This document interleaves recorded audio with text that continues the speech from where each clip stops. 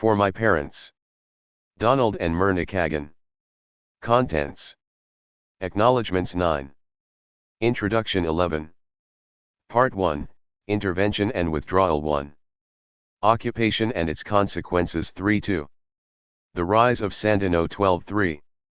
The Good Neighbor and the Rise of Somoza 20 Part 2, The Last Somoza and the Triumph of Revolution 4. Human Rights and Dissociation 27-5. Shaking the Foundations 32-6. The Death of Chamorro 43-7. The Carter Doctrine 51-8. 55-9. The Return of Stimson 66-10. It was more important for Somoza to fall than to keep out the Cubans 78-11. Damage Limitation and the Second Pillar 89-12. Those plans have a way of not working out 102-13. New Terms for the Alliance 112-14. The Mask of Democracy 123-6 Contents 1-5. Passing the Aid and Averting Crisis 134-16. The Origins of the Counter-Revolution 148-17. It is the duty of every revolutionary to make the revolution 155 Part 3, The Reagan Revolution 18. Ideologues vs. Pragmatists 167-19. Alien Cotters, Alien Models, and Alien Ideas 178-20. The Ender's Mission 190-21. The Lowball Option 222. 208-23. Nicaraguan Explosions 221-24. Diplomacy Round 2 231-25. The Boland Amendment 238-26. With a Gun at Our Heads 248-27. A Violation of the Law 262-28. An Amendment to the Amendment, as amended 274-29. The Correlation of Forces 294-30. 306-31. The Nicaraguan Elections of 1984 318-32. The Boland Amendment and Beyond 337 Part 4, The Reagan Doctrine 33. The Nonlethal War 345-34. The Freedom Fighters 355-35. The Humanitarian War 367-36. The administration would be well advised not to push the law too far 386-37. I think we're surrounded 392-38. The $100 million aid vote round 1 414-39. It's not easy selling McCurdy 431-40. The phony treaty 439-41. Contra-reform 448-42. The $100 million aid vote round 2 457 Contents 7 Part 5, The Iran-Contra Scandal and its Consequences 43. The Enterprise, a Tainted Operation 465-44. 482-45. I am not a politician 490-46. The Arias Plan 497-47. The Iran-Contra Scandal, in Washington and Central America 516-48. The Wright-Reagan Agreement and Escapulas 2 531-49. We will win this war in Washington 544-50. I represent the American people, 2 556-51. Soviet policy in Nicaragua 567-52. I did not come to Washington to preside over the communization of Central America 577-53. SAPOA 587-54. Are you selling us out? 597-55. Crackdown at Nandame 612-56. The Revolution Stays and Reagan Leaves 620 Part 6, Downfall of the Sandinistas 57. We need compromise, we've had dissension 633-58. New Thinking 641-59. The elections will show the world what we all want the Nicaraguan Sandinist revolution to show 650-60. A policy that is anachronistic 666-61. Old thinking 678-62. Everything will be better. 691-63. February 25, 1990 711 Conclusion 64. Power, Diplomacy, Democracy 721-65. 727 Note 733 Selected Bibliography 873 Index 877 Introduction From 1977 to 1990 the United States and Nicaragua were locked in a bloody and conflict-ridden embrace. The Nicaraguan people lurched from dictatorship to revolution and then from dictatorship to free elections, their course determined at every step by the interaction of their own political culture with powerful outside forces. In the United States, 3 presidents tried to influence Nicaragua's course with a minimum of effort and expense, but their policies were plagued by controversy and scandal. The American intervention raised fundamental issues of national interest and ideals, and in so doing it cast in sharp relief the jagged fault lines in America's own political and ideological landscape. It exposed the American people's profound ambivalence about their country's great power and about the morality of exercising it in world affairs. For more than 2 centuries the United States has steadily expanded its power and influence in the world, and that expansion began in the Western Hemisphere. In the 19th century, the United States established itself as hegemon over the weaker, poorer, and smaller nations to its south. The great and growing disparity of power between the United States and its southern neighbors made some degree of hegemony inescapable, but Americans actively pursued a position as the region's dominant people. And like powerful peoples throughout history, they tried to shape the world around them to suit their material needs and their ideals.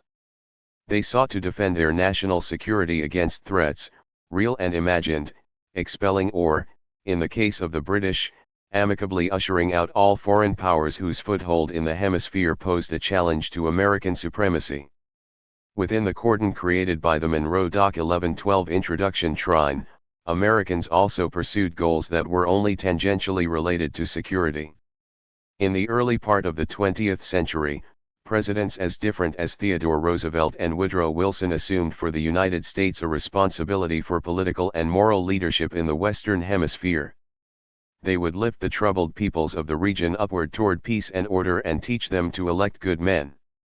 For the rest of the century, the United States sought to impose in the hemisphere, in a sporadic and distracted manner, its view of a decent international order.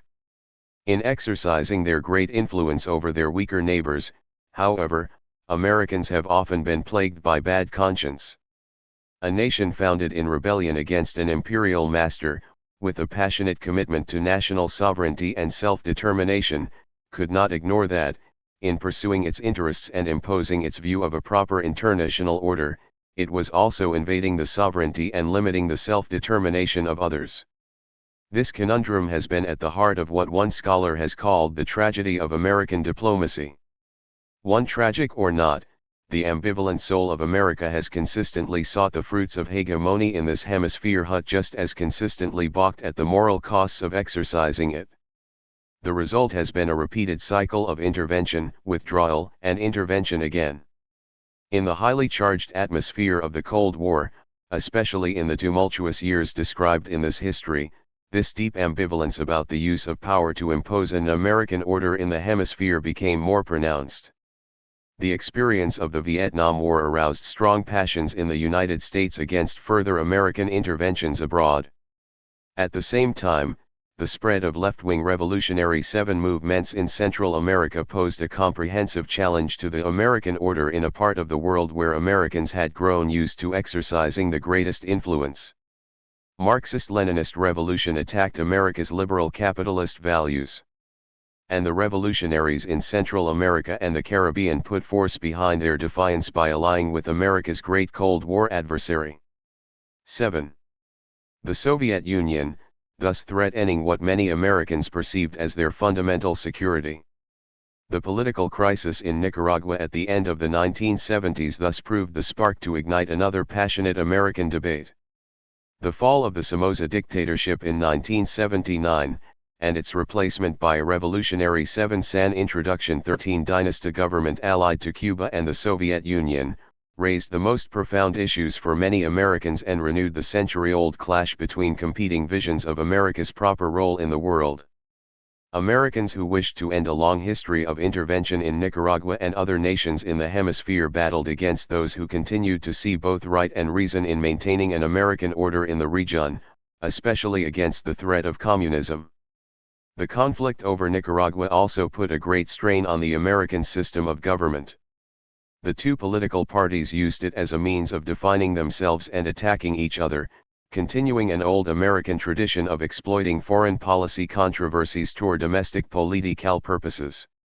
The legislative and executive branches swept the Nicaraguan dispute into their 200-year struggle toward supremacy in the conduct of foreign policy, as a resurgent post-Watergate Congress battled against the modern, imperial presidency. Much of the prolonged fight in the United States was not about Nicaragua at all. It was a battle to define America at home and abroad. The stakes were high for all the politicians and policymakers who took part in the shaping of U.S. policy in Nicaragua in the last decade of the Cold War. Jimmy Carter suffered in the 1980 election from Republican accusations that he had lost Nicaragua to communism. Ronald Reagan entangled himself in the Iran-Contra affair, a political scandal so severe that his top aides feared impeachment, and senior Reagan officials went to trial or pleaded guilty to a variety of crimes and misdemeanors. The Nicaraguan controversy also helped drive from office the powerful Democratic Speaker of the House, Jim Wright, whose freelance diplomacy in Nicaragua aroused Republican resentment. Small wonder that when George Bush became president, he made escaping Nicaragua his first foreign policy goal. The clash of interests, institutions, and ideologies forged an American policy toward Nicaragua that was chaotic, lurching, changeable, and often inherently contradictory. Although participants and observers spoke of a Carter policy or a Reagan policy toward Nicaragua, the more complex truth was that no administration pursued the course it would have preferred.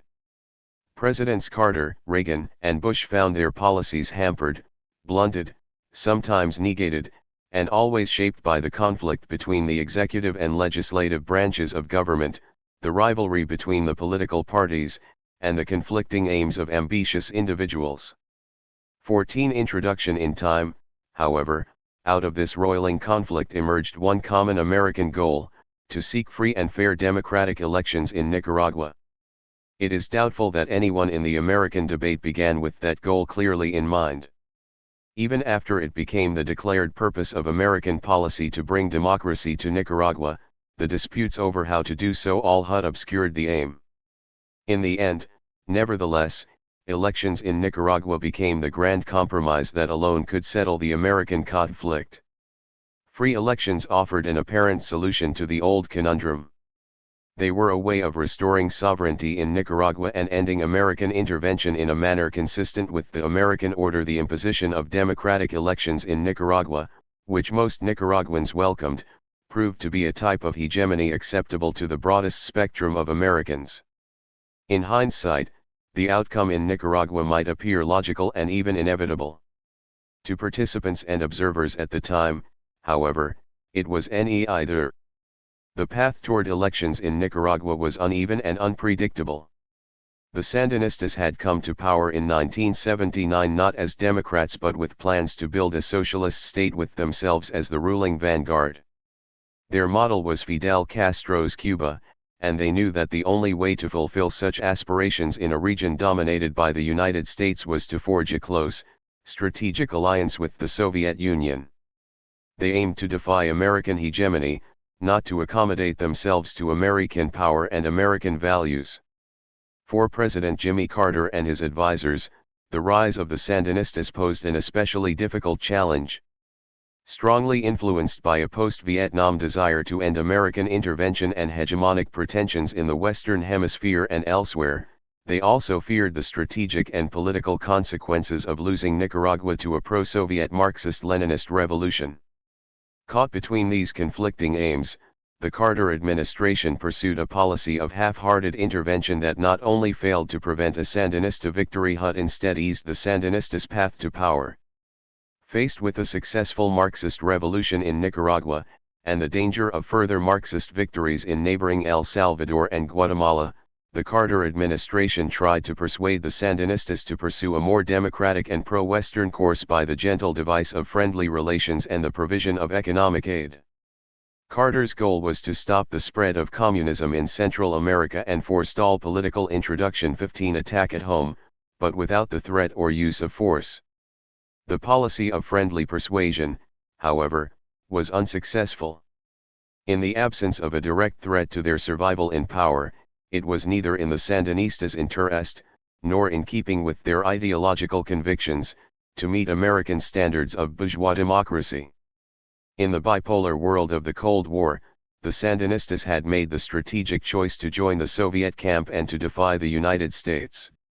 When Ronald Reagan took office in 1981, the new president and his conservative Republican advisors took a very different view of the proper course for American policy.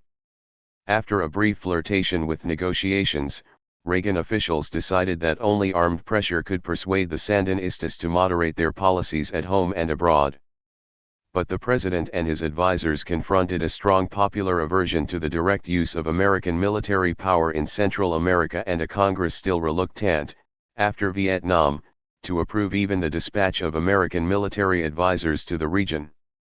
The Reagan administration, therefore, chose what one official called the lowball option, covered support for a small army of rebels who became known to the world as the Contras fighting to overthrow the Sandinista government.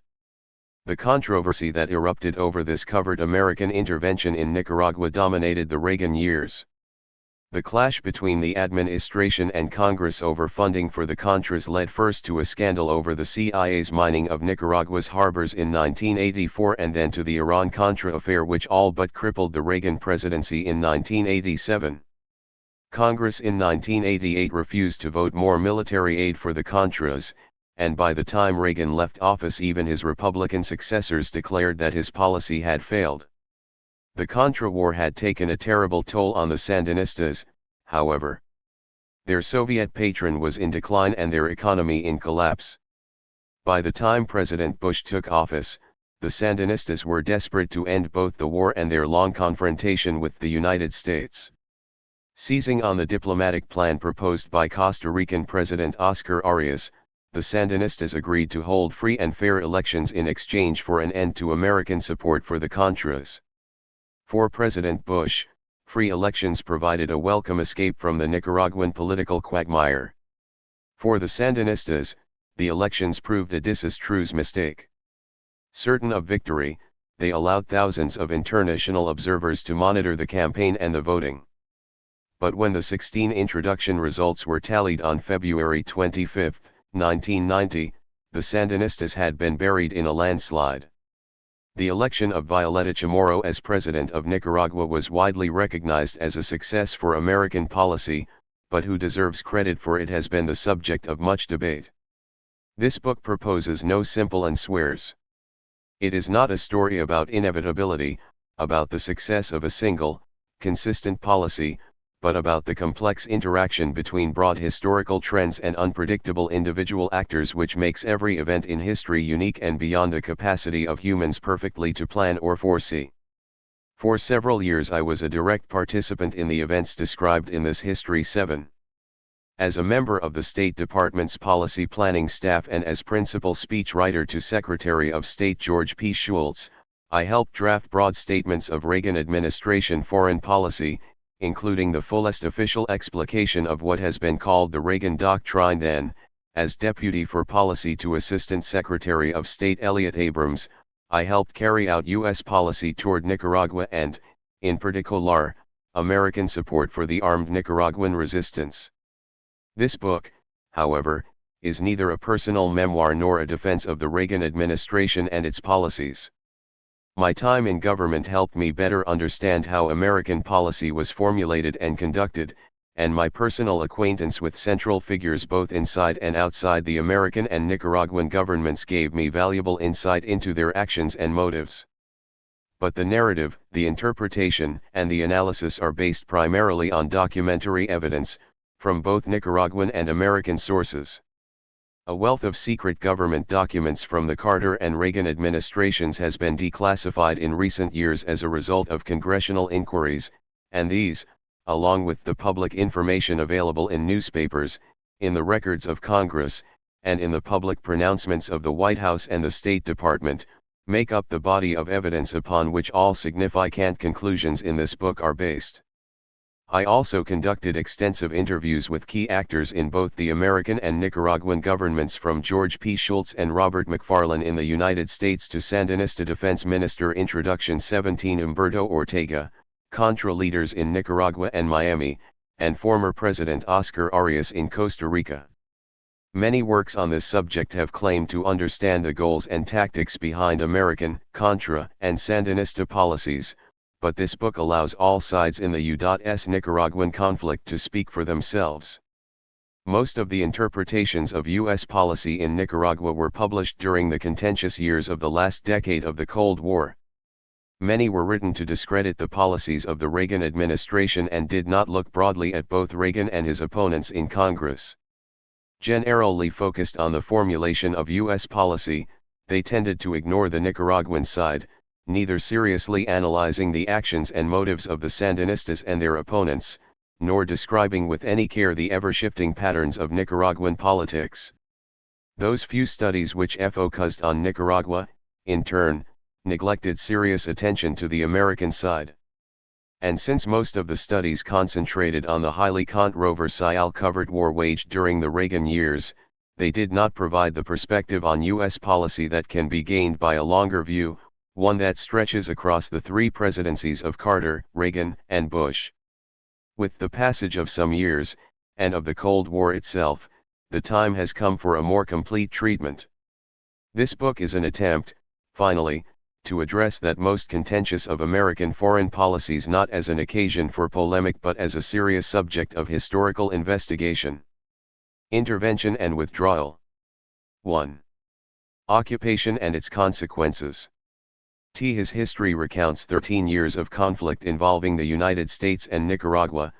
The events of these 13 years had roots in a longer history of relations between the world's great democratic PXWER and its small, turbulent neighbor. In the mid-19th century, Nicaragua was ruled briefly by the infamous American filibuster, William Walker. Later in the century it became a favored location for a U.S.-built Isthmian canal. The United States intervened with troops in 1912 and occupied Nicaragua for most of the next 21 years, assisted in a war against the rebel Augusto Cesar Sandino from 1927 to 1933, and was involved in the birth of the Somoza dynasty in 1936 and its perpetuation for another 43 years. Most informed Americans were not proud of that history, and vague memories of these events and the myths surrounding them influenced the course of American policy in the 1970s and 1980s. Those myths resonated especially powerfully in an America racked by doubts about its role in the Vietnam War. The Marines' campaign against Sandino was portrayed by critics in the post-Vietnam era as an exertion of imperial power in the service of American big business against the leader of an anti-imperialist, revolutionary class struggle, Sandino, as a prototype of Ho Chi Minh. The Somoza dynasty was portrayed as the servant of successive American administrations looking for a reliable protector of corporate interests and a bulwark against the spread of communism in 3. 4. Intervention and withdrawal. Central America. These caricatures were not all invented in the 1970s. Contemporary critics of the Coolidge and Hoover administrations had also assailed their imperialist policies and lionized Sandino as a revolutionary patriot.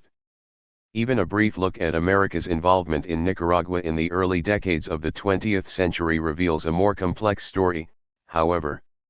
For one thing, it is a story not only of constant American intervention, but also of constant withdrawal. As early as the 1920s, American presidents were eagerly searching for a way out of the entanglement that had begun in 1909. Even the Somoza dynasty was as much a product of hasty American withdrawal as it was of American intervention. At the beginning of the 20th century, in the wake of the Spanish-American War, President Theodore Roosevelt sought to place the United States in the first rank of the world's great powers as befitted its new economic and military might. The prerequisite to playing a great power's role in the world, Roosevelt believed, was to assume a great power's responsibilities in its own sphere. Because of America's preponderant power in the hemisphere, the United States had to assume an attitude of protection and regulation in regard to all these little states. Because America was a democratic country, Roosevelt also declared as part of this responsibility the need to help Central Americans acquire the capacity for self-government, to assist their progress up out of the discord and turmoil of continual revolution into a general public sense of justice and determination to maintain order. Just at the moment when the United States was beginning to assume responsibility for the little states of the Caribbean, however, the Nicaraguan dictator, José Santos Zelaya, was creating turmoil. A general who had seized power in 1893, President Zelaya thought a higher manifest destiny his own commanded that he and Nicaragua control all of Central America. In 1907 Zelaya invaded Honduras to install a provisional government under his control. In an effort to bring stability to the region, the United States joined Mexico in sponsoring a Central American peace conference, where all the parties agreed to denounce unconstitutional seizures of power. But within months of the conference Zelaya returned to supporting rebellions against his neighbors. By the time President William Howard Taft took office in 1909, American patience with Zelaya was exhausted. In 1909 rebels led by Juan Occupation and its consequences 5 Estrada, a dissident from Zelaya's Liberal Party, and by Emiliano Chamorro, a Conservative Party leader, began an uprising on the Atlantic coast of Nicaragua. Although Secretary of State Philander Knox professed neutrality, American officials were known to favor the rebels. American businessmen allegedly donated several $100,000, and American citizens helped the rebels directly in their struggle. When 2 Americans were caught laying mines in the San Juan River, President Zelaya ordered them executed. This was the last straw for the Taft administration. In a public letter Knox called Zelaya a blot on the history of his country and threw America's moral support behind the conservative rebels who represented the ideals and the will of a majority of the Nicaraguan people more faithfully than does the government of President Zelaya. Faced with this thundering pronouncement from the northern power, Zelaya resigned and fled the country. In 1910 the Conservative Party, led by Estrada and Chamorro, regained power for the first time in 17 years. The Knox letter would long be remembered by Nicaraguans as the first great intrusion of American power into Nicaragua's affairs in the 20th century. Zelaya's forced resignation and the conservative victory left the United States with responsibilities in Nicaragua. The country was in a state of near anarchy, the conservatives found the treasury empty, and the liberals waited for an opportunity to reverse their recent defeat. Through a policy that the Taft administration itself dubbed dollar diplomacy, the United States in effect put Nicaragua in receivership. It placed an American in charge of the Nicaraguan Customs House, with instructions to divide the receipts between the government and foreign creditors. The Taft administration then forced the new Nicaraguan government to begin paying off its debts to British and other foreign lenders and to borrow exclusively from American banks. The result was that the new Nicaraguan government was stripped of much of its control of the nation's economy. As security for the new loans, the American banks took controlling interests in Nicaragua's national bank and railroads. Control of these assets did not return to Nicaraguan hands until the early 1920s. In the words of one historian, a supposedly sovereign republic had become the virtual ward of New York bankers, acting informally for the American government. Dollar diplomacy soon proved inadequate to its purpose, however. In 1912 the Conservatives placed Adolfo Diaz in the presidency through an election which the Liberals had no chance of winning and in which they intervention and withdrawal did not participate. Under the leadership of a dissident conservative general, the Liberals revolted. Their slogan was, "Down with Yankee imperialists," and the resulting disorders threatened to tear the country apart once more. Americans and other foreigners clamored for protection amid the violent anarchy. The Taft administration promptly sent more than 2,500 Marines to Nicaragua to put down the rebellion and keep Diaz in office. claiming a moral mandate to exert its influence for the preservation of the general peace of Central America, which is seriously menaced by the present uprising. The Taft administration crossed the threshold to armed intervention and occupation. The liberal rebellion was quickly put down. A 100-man legation of Marines remained, ostensibly to continue protecting American citizens. The Marines also became the effective guardians of a conservative party dynasty that was to rule unchallenged until 1924. For the years of conservative rule and American occupation were relatively calm and prosperous for Nicaraguans. In the early 1920s, the government was able to buy back control of both the National Bank and the railroad. Woodrow Wilson made few changes in the policies of his Republican predecessor, even though the Democrats had denounced dollar diplomacy during the 1912 campaign. The Wilson administration obtained a $4 million loan for Nicaragua from American banks and found no cause to withdraw the Marine legation. On the contrary, Wilson undertook similar interventions and occupations in Haiti and the Dominican Republic.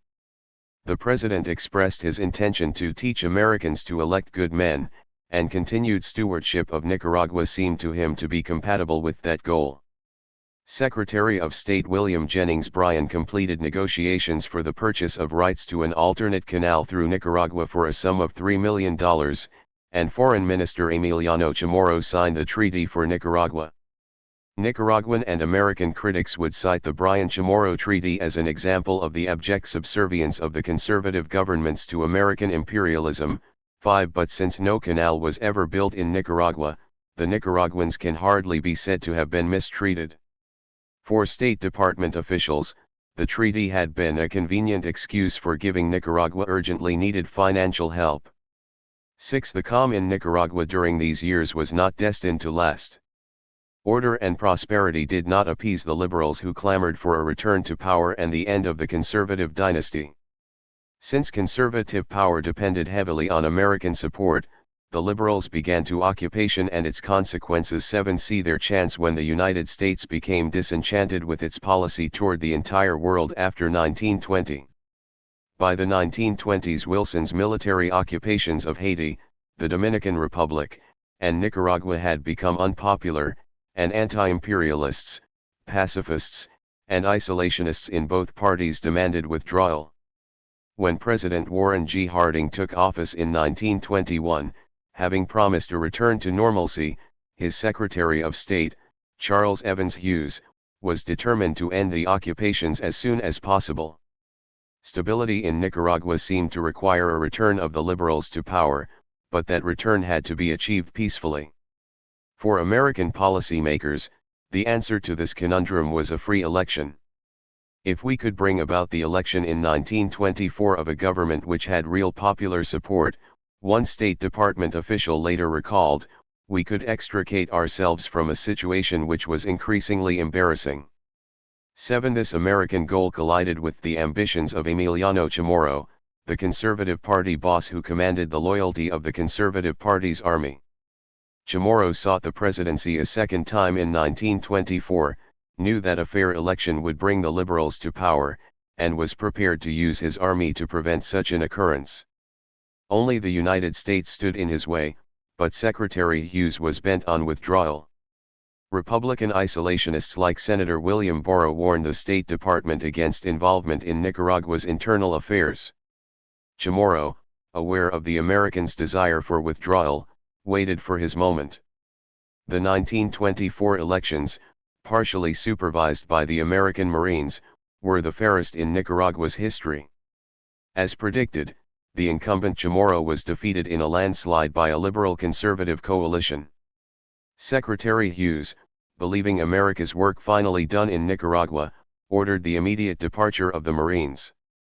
Despite pleas from the new government for protection against Chamorro's army, the Marines withdrew in August 1925.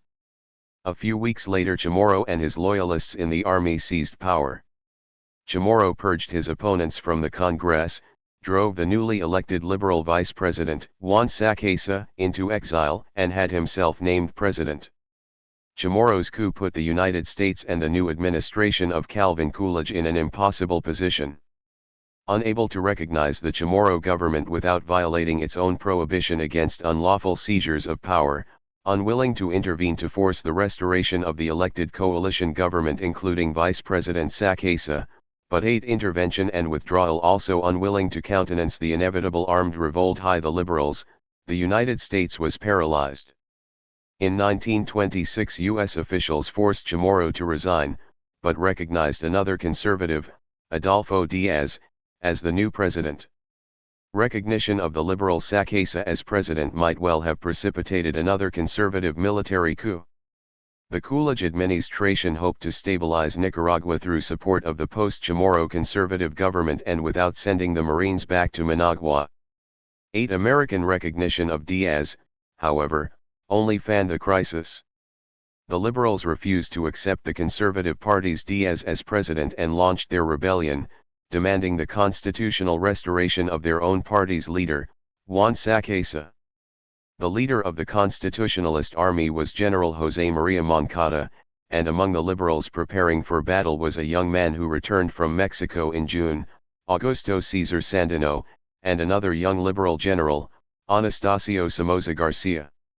As fighting erupted along the Atlantic coast, the newly installed President Diaz asked for support against the liberal rebels, but Coolidge's Secretary of State, Frank Kellogg, refused. On December 8 Kellogg expressed his regret that there appears to be a tendency on the part of the Diaz administration to rely upon the government of the United States to protect it against the activities of the revolutionists by physical means. 9 And although Diaz pleaded for military support from the United States, Kellogg refused to intervene in the conflict. 10 The Coolidge administration did send warships to Nicaragua's Atlantic coast and landed some Marines to protect American citizens, but these measures were not meant to stem the liberal rebellion.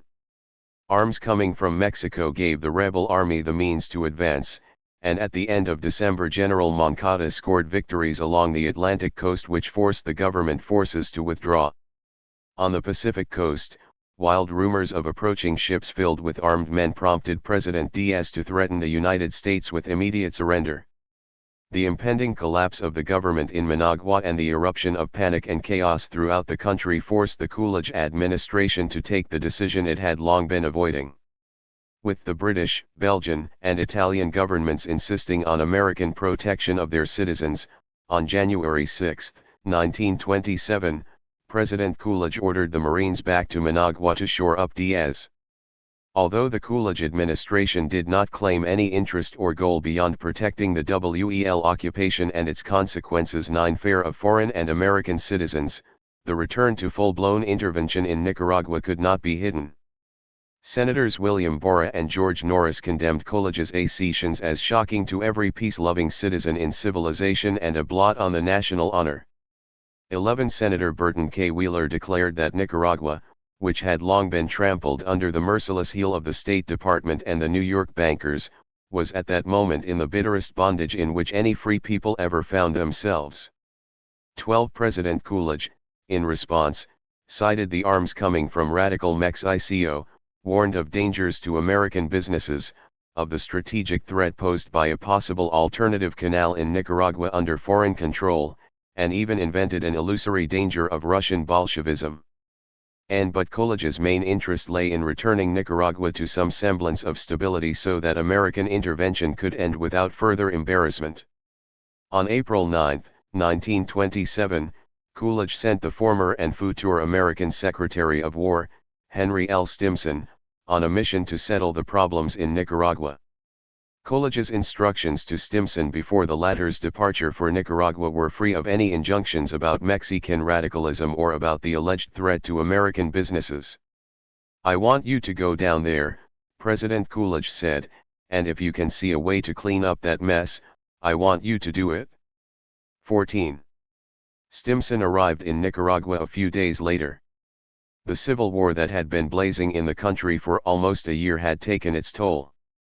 Had been founded by Carlos Fonseca, Tomás Borga, and Silvio Mayorga in 1961. The small movement was born out of frustration with the Moscow-line Nicaraguan Socialist Party which had shunned violent revolution as a means to power. Its founders chose Augusto César Sandino to evoke the memory of his defiant stand against the invading Marines, but the movement's real inspiration was Fidel Castro, whose dramatic revolutionary triumph in Cuba in 1959 had sent shockwaves through Latin America. The victory of armed struggle in Cuba, Tomás Borga recalled, was a spark which brought light to the midst of naive and boring dogmas of the time. We left the country and we began to organize forces abroad. According to the FSLN program of 1969, the front was to be a political military organization whose objective is the seizure of political power through the destruction of the bureaucratic and military apparatus of the 36th, the last Somoza, and the triumph of revolution dictatorship. That destruction, Fonseca and Borga believed, would only come about as a consequence of the development of a hard and prolonged people's war. For although differences often arose among the Sandinista leaders over how to achieve their goal, there was full agreement on the problems facing Nicaragua. The early Sandinistas, who read Marx, Engels, and Lenin, argued that the forces of imperial capitalism had seized control of the country, forcing its people to serve the interests of the monopolies based in the United States.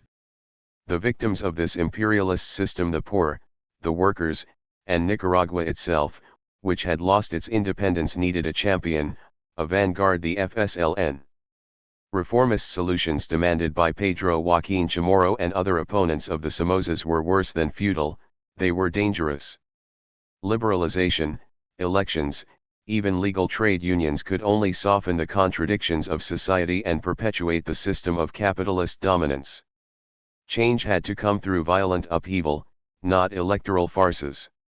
Armed revolution, the creation of the new, just society that Marx envisioned, and of a new Nicaraguan man, were the only answer. Fonseca had traveled to Moscow in 1957 and wrote admiringly of the post-Stalin order there. The 1969 program called for the establishment of a revolutionary government based on a worker-peasant alliance and the support of all the anti-imperialist patriotic forces of the country. While the bourgeois opponents of Somoza over the years swung between hostility and accommodation to the dynasty, the Sandinistas passed through several stages of revolutionary work, never wavering in their goals but adjusting their tactics frequently in response to repeated failure. In the early days of the movement, the Sandinista founders had planned to carry on their revolutionary struggle in accord with the FOCO strategy of guerrilla warfare, which they believed had made possible Castro's victory in Cuba. The idea of the FOCO was that an isolated band of guerrillas, fighting the government's troops in the hills and jungles, in Castro's case, the Sierra Maestra, could spark a popular rebellion and topple the dictatorship.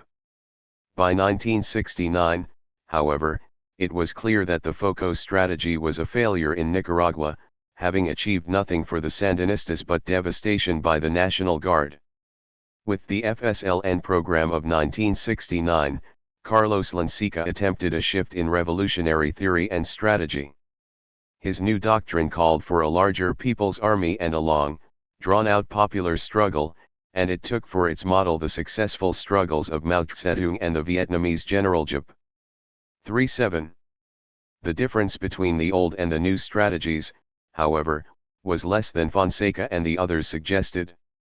After 1969, bands of Sandinista fighters still operated mostly in the hills. The universities and high schools, swept up in the worldwide student movement and suffused by radical politics, became rich reservoirs for developing Sandinista cadres. But political activity in the main centers of population, Managua, Leon, Granada, and Estelf, was insignificant. It was still a jungle war, and the prospects for mass insurrection seemed remote. By 1976 the Sandinistas, few in number and periodically mauled in clashes with the Guard, remained no more than an annoyance to the Somoza government. In the mid-70s some of the young Sandinista cadres at the universities, mostly from the upper and upper-middle classes, did not follow their elders into the jungle to fight the prolonged war, but went abroad for study. Like Pedro Joaquin Chamorro, they were inspired by progressive and leftist thought sweeping through Latin American universities. And like Chamorro, they were drawn after 1970 to Allende's Chile.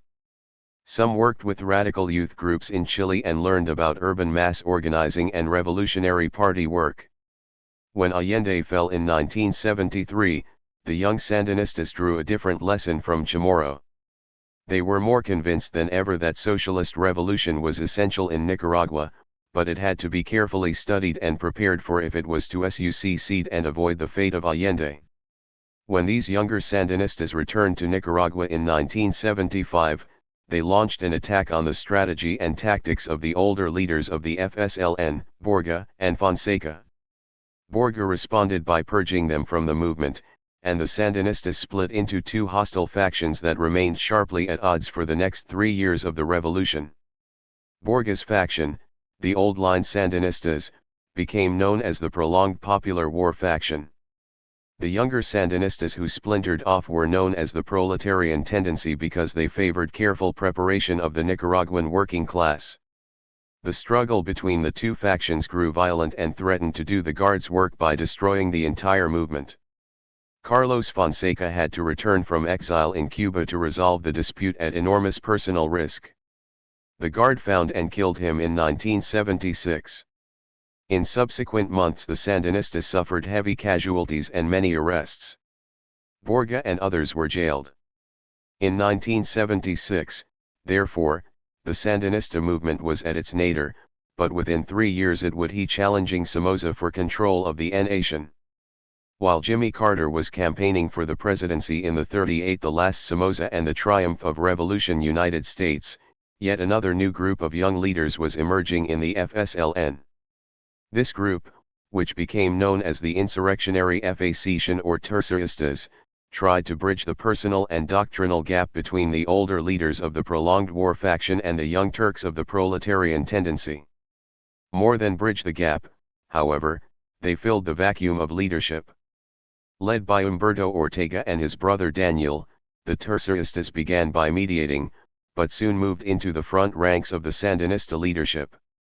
In 1977 the shift in American policy heralded by the election of Jimmy Carter and the resulting rise of a broader opposition to the dynasty convinced Tercerista theorists that a decisive opportunity was at hand. As Tercerista leader Humberto Ortega recalled, in mid-1977, there was great political activity among the bourgeois opposition resulting from the shift given to U.S. foreign policy by the Carter administration. 5. Humberto Ortega and Carlos Coronel laid out the Terceristas' new strategy in a general political military platform. The Tercerista plan attacked the passivity of the other Sandinistas and their inability to see the opportune ties before them. It quoted Lenin, "Today the misfortune is in our routine, in our doctrinism, in intellectualism's immobility, in the senile fear of all initiative." 6. The Tercerista strategy called on the movement to adopt a new military doctrine of uninterrupted offensive, which would constantly harass the forces of Somoza, spur the rest of the country to insurrection, and place the FSLN in the vanguard of that struggle. The Tercerista platform also broke from orthodox Sandinista doctrine by calling for tactical and temporary alliances with bourgeois progressives to form a broad anti-Somoza front along with the peasants and workers. This triple bloc made up of the proletariat, the peasantry, and the petite bourgeoisie would comprise the moving force of the revolution. In order to achieve this alliance, the plan stated, the Sandinistas would have to submerge the rhetoric of Marxism-Leninism and speak only of the anti-Somoza struggle and the goal of democracy in terms that would not frighten off the bourgeoisie. Inherent in this strategy, as well, was a recognition that the new American administration was amenable to a change of government and could be induced to undermine Somoza but only so long as the alternative did not appear to be communism. The Tercerista platform made clear that the bourgeoisie would play a decidedly secondary part in the revolution, its role was to be as a shield and a mask for the real revolution. Within the broad opposition coalition, the platform made clear, the FSLN was to be hegemonic. 7. 39. Both prongs of the Tercerista strategy clashed with the more orthodox Marxist strategies of the other Sandinista factions, who argued that objective conditions had to be ripe before the insurrection could begin, and that even tactical alliances with the bourgeoisie were a dangerous betrayal of the workers and peasants. Nevertheless, the seven Acaristas went ahead with their plans, and the other factions, weakened by the imprisonment of their leaders and their isolation in the Nicaraguan hills, were dragged into the fighting. The occasion for the Sandinistas' first attacks came in September 1977 when Somoza bowed to U.S. demands to lift the state of siege. Somoza's retreat, which cheered Pedro Joaquin Chamorro's followers, caused nervousness among the Sandinistas. The enemy had taken a step forward by lifting the state of siege, Humberto Ortega recalls, and was considering an amnesty. The Sandinistas saw that if this happened, we would be in a difficult position. So we decided to speed up the offensive. In October 1977 the seven Acaristas launched several small but well-publicized attacks on National Guard posts near Nicaragua's southern border with Costa Rica. The assaults took the Guard by surprise, and Sandinista fighters killed or wounded more than a dozen government soldiers. The Sandinistas, outmanned and outgunned, suffered proportionally much heavier casualties, but the political impact of the October attacks more than compensated for the military failure. When the fighting subsided, the Terceristas unveiled their new political strategy. A group of 12 Nicaraguan businessmen, academics, and priests publicly announced their support for the Sandinista front, shocking much of Nicaraguan elite society.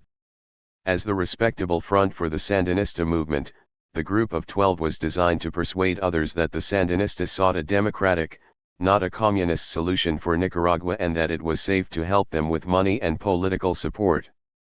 One of the 12 was Sergio Ramirez, a clandestine member of the FSLN who had helped conceive and carry out the strategy with Coronel and the Ortega brothers. Ramirez had contacted Joaquin Cuadra Chamorro, a prominent and prosperous lawyer, whose son was a Sandinista fighter, but who, according to Ramirez, was a man the bourgeoisie would find trustworthy beyond reproach. Another figure beyond reproach was Arturo Cruz, an official with the Inter-American Development Bank in Washington. In the wake of the Sandinista attacks, the 12 called for a national dialogue to bring about democracy in Nicaragua. They praised the Sandinistas' political maturity and insisted that for the last Somoza and the triumph of revolution the Sandinistas had to be part of any national solution. This was the first time prominent Nicaraguans had said a kind word about the guerrilla movement. The Sandinistas were fortunate that the Times' Alan Riding decided to make himself the tribune of their new approach. In articles on October 20 and 26, Riding wrote of a new major drive by the Sandinistas to topple Somoza. And he reported that the FSLN's goals had become ideologically more modest, that committed Marxists had been forced to break away from the movement, and that the new objective of the Sandinistas was to overthrow General Somoza through a popular insurrection and to call free elections. 9. The Terceristas' political strategy appeared to be working. While purists in the other factions complained that the Terceristas had grotesquely sought the Carter administration's approval by presenting themselves to the bourgeois press as the standard-bearers of a democracy, the Terceristas could take satisfaction from having raised their movement from moribund obscurity to the pages of the New York Times. 10. Chamorro and the Sandinistas, meanwhile, eyed each other warily. The aristocrat had a disdain for the guerrillas which he did not try to conceal. Chamorro spoke warmly of these young people are looking for an end to Somoza, but in the next breath assigned them no role in the future of Nicaragua. As soon as Somoza is finished, Chamorro said, the Frente Sandinista will have no reason to exist. I don't believe they would be very successful if there were free elections. They are very courageous young people. But as an army, they are not trained to govern. 11. Chamorro may have hoped that the violence might help force Somoza out and bring in a democratic government in which he, the rightful heir to power in Nicaragua, would play the leading role. And in some ways the Terceristas' October attacks did play into Chamorro's hands. The Sandinistas were far too weak to take on the Guard, but their attacks caused alarm in Nicaragua and possibly in the United States, as well. Chamorro and other opposition leaders expected the United States to move even more swiftly against Somoza now that a communist threat had appeared. Chamorro told American reporters that without Somoza there would never be a just as without Batista there would never be a Fidel Castro in Cuba. He said the majority of Sandinistas were not Marxist, just anti-Somoza, but he also warned that the longer Somoza 1 is in power, the longer there will be a Marxist tendency in the Sandinistas. Chamorro undoubtedly envisioned an American policy that aimed to remove Somoza and replace him with a moderate, democratic government led by Pedro Joaquin Chamorro. 12 President Somoza, in the meantime, was still trying to quell the storm at home and appease officials in Washington. He seized on the Group of 12's proposal for a dialogue and stalled for time. Nicaragua's Archbishop, Obando y Bravo, formed a committee, with Alfonso Rabello as the representative for private enterprise, to coordinate plans for holding the discussions. Somoza met with this committee once at the end of November and insisted that the dialogue be deferred until after municipal elections scheduled for February 1978. Publicly, he argued that the will of the people, as expressed in those elections, could guide the negotiators and give meaning to the dialogue. Privately, Somoza believed his party would win another landslide over the weak conservatives, thus discrediting his opposition and undermining their strength in a dialogue. He also hoped to gain time, to let the Sandinista attacks fade into the past and allow the opposition's ardor to cool. As for the Carter administration, Somoza intended to crawl into his shell like an armadillo and wait for the wind to pass. 13 On New Year's Day 1978, Somoza announced that the National Dialogue, which he now scheduled for March 1, would lay the foundations for national harmony. 5 days later, Chamorro issued a list of minimum demands that had to be met before a dialogue could begin. One demand was that the dialogue begin in early January, before the municipal elections. Now it was Somoza and the Sandinistas who joined forces, to denounce the moderates' proposal. Somoza's newspaper called the opposition demands absurd. 14 The Sandinistas declared that the whole idea of a dialogue was a lie against the people, with obvious implications for any opposition leaders who engaged in it. The Sandinistas did not have to worry about angering Chamorro and the other moderates with such statements. The unarmed opposition was already consumed with anger at Somoza's haughty rejection of its demands. Nicaraguan politics had undergone an important transformation during President Carter's first year in office. The officials in Washington who helped spark these changes, however, saw no special reason to change the course of American policy in response to them.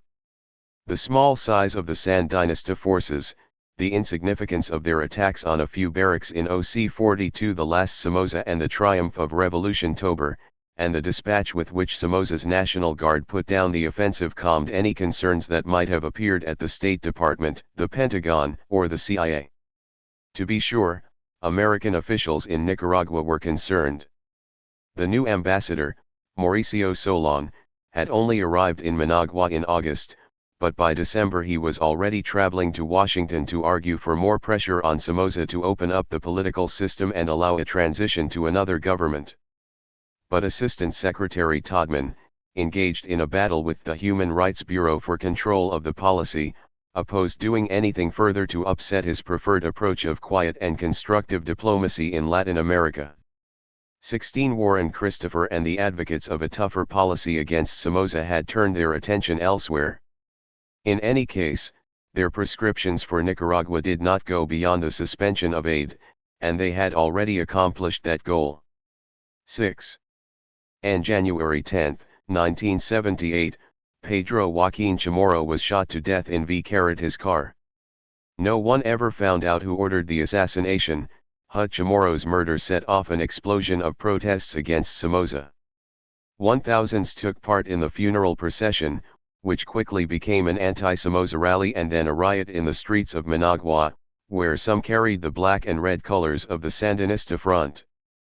Like the assassination of Benigno Aquino in the Philippines 2 years later, the murder of Chamorro revolutionized Nicaragua. Chamorro's assassination at once deprived the opposition of its most important leader and gave it a cause célèbre around which to rally national support. The murder, whether Somoza's responsibility or not, stirred fear as well as indignation throughout Nicaragua's privileged class. Like Somoza's encroachment into the private economy altered the 1972 earthquake, The murder of the dictator's leading opponent was a dramatic abrogation of the silent compact between the ruler and the upper classes.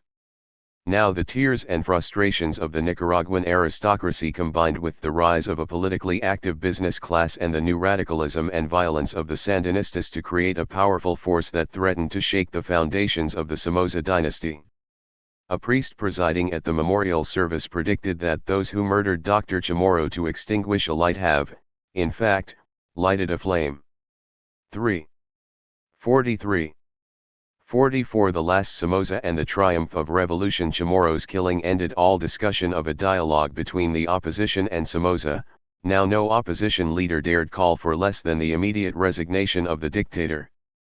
Reform was out of the question. Chamorro's successor as president of UDEL declared that one cannot ask the devil to reform hell.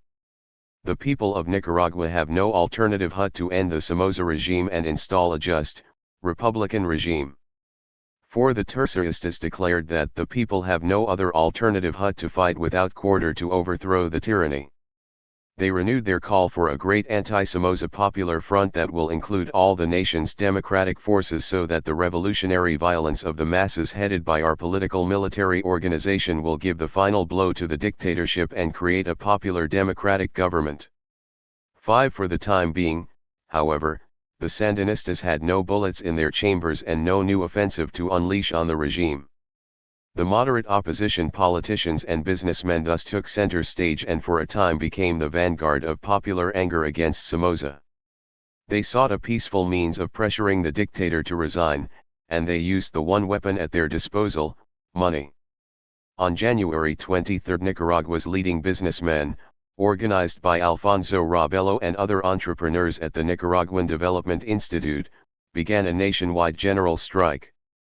In an effort to avoid greater sorrow and anxiety among the Nicaraguan people, the private sector leaders declared on January 24, "We demand justice and state that through peaceful means we shall continue to struggle for the establishment of an order that will guarantee freedom and respect for the citizens' rights."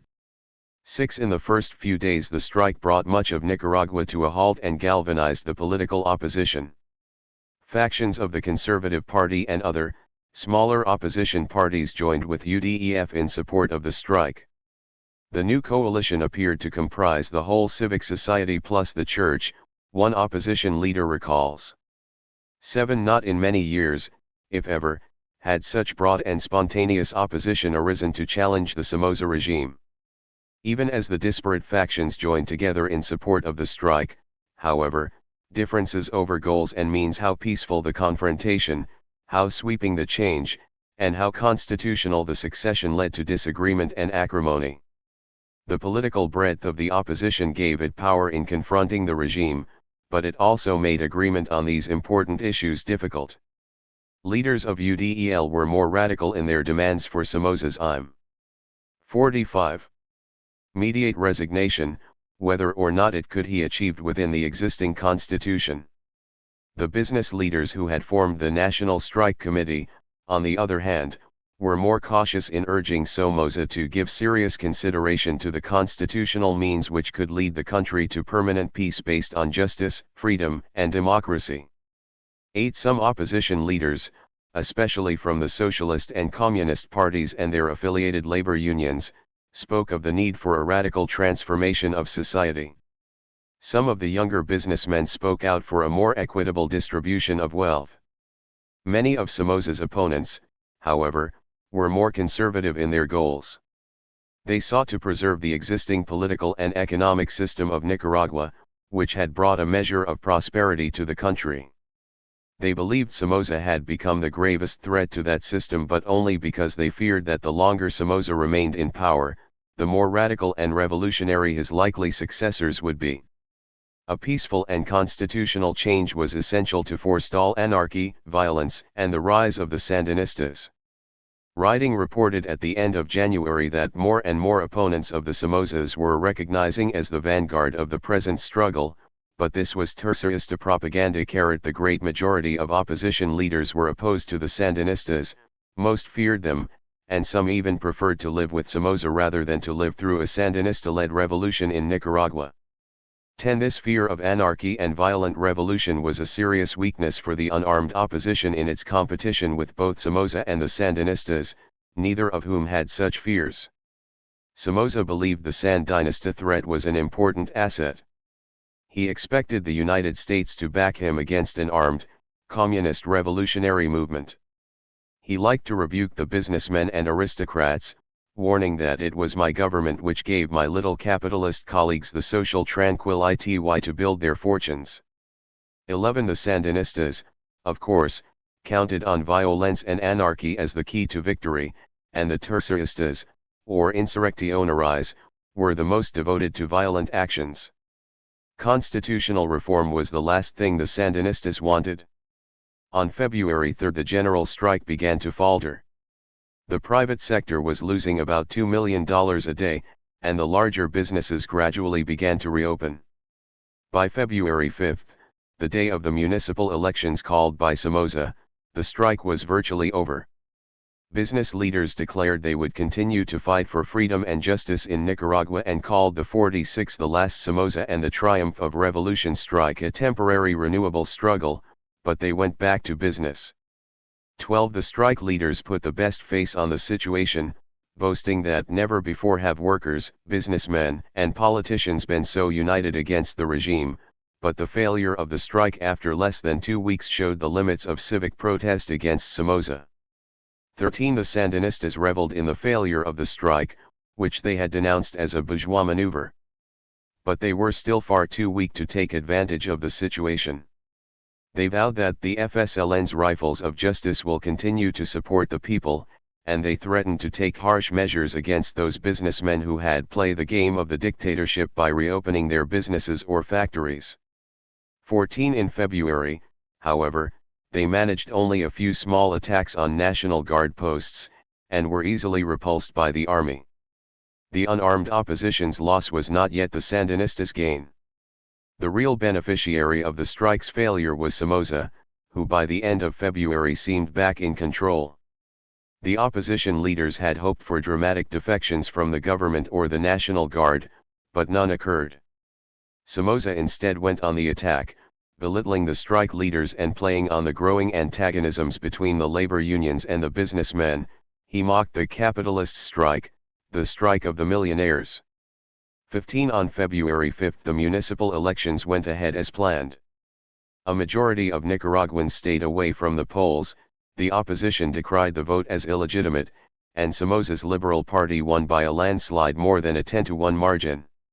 Somoza proclaimed that the opposition had no support among the people. From this position of strength, Somoza resumed efforts to appease Washington and demonstrate his own popularity among the Nicaraguan masses. He renewed his call for a dialogue, introduced legal reforms to grant official status to a greater number of opposition parties, and promised to pass legislation that would favor the workers a 1 month's pay bonus at the end of the year and an expansion of the Social Security program. Somoza dismissed all talk of his resignation. This has been a definite countdown, he announced publicly, to see if the Somozas are in or out. Well, in my view, the answer is that we're very much in. 16. With the failure of their strike, Nicaraguan opposition leaders turned for help to the United States and the Carter administration. Throughout the strike, opposition politicians and businessmen had met frequently with officials at the American embassy and believed that Ambassador Solon 47 sympathized with their struggle.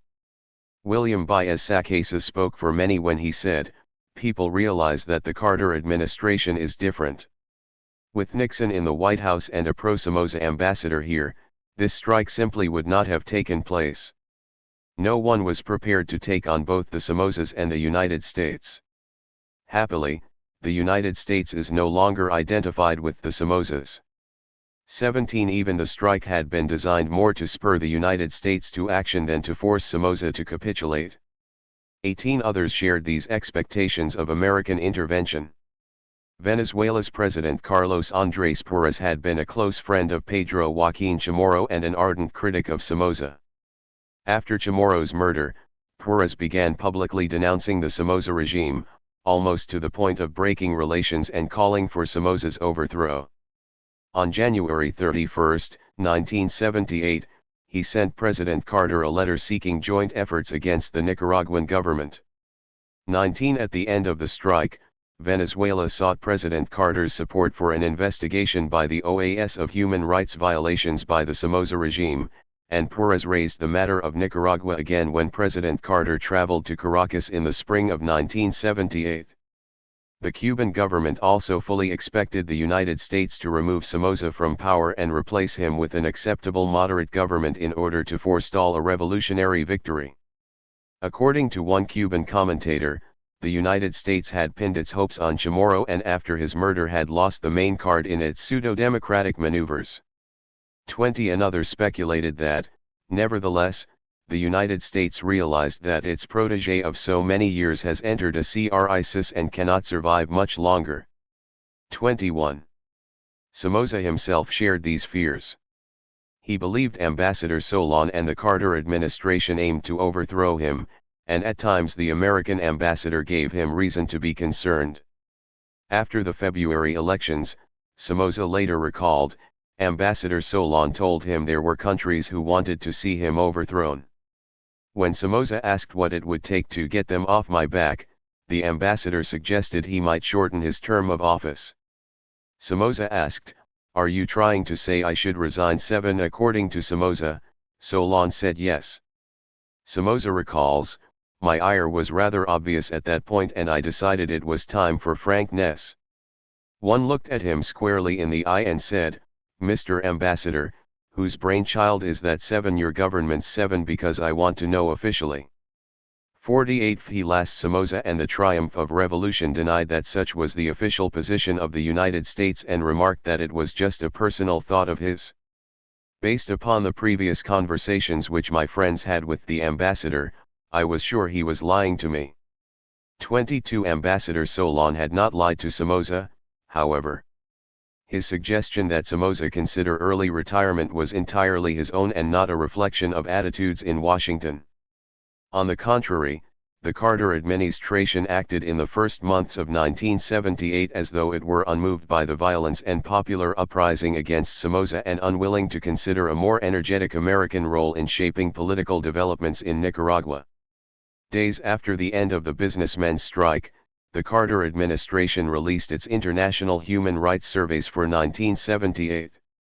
The report on Nicaragua exposed a large gap between American and Nicaraguan perceptions of the nature of the problem. It praised Somoza for lifting the state of siege in September 1977 and for his elimination of press censorship.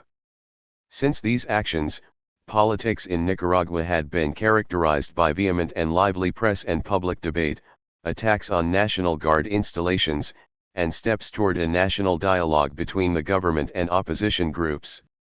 23 Although the Somoza government remained an authoritarian political regime, the State Department's report noted that stability has been maintained, the economy has expanded, the legally recognized opposition Conservative Party has been allowed to contest elections and participate in governmental bodies, and other nonviolent opposition groups have been allowed to function. The report made no mention of the broad, moderate opposition that had arisen in 1977 and been further inflamed by the murder of Chamorro. Indeed, the report barely mentioned Chamorro's assassination, the event that had catapulted the moderate opposition into open confrontation with Somoza. The State Department's account merely noted that planning for the dialogue had been interrupted by the assassination of opposition leader Pedro Joaquin Chamorro in early January 7, 1978. The Human Rights Report reflected the State Department's considered judgment as well as its preferred policy. 24 Assistant Secretary Todman and his aides were pursuing a policy that could be called constructive engagement with the Somoza government. At a February 16 congressional hearing, Todman's deputy, Sally Shelton, testified that although problems 49 remain, it is our opinion that marked progress has been manifested since early 1977. By all appropriate means, Shelton stated, we will continue to impress on the government of Nicaragua our concern regarding human rights violations and the effects such violations have on the totality of our relations, not just our bilateral assistance programs.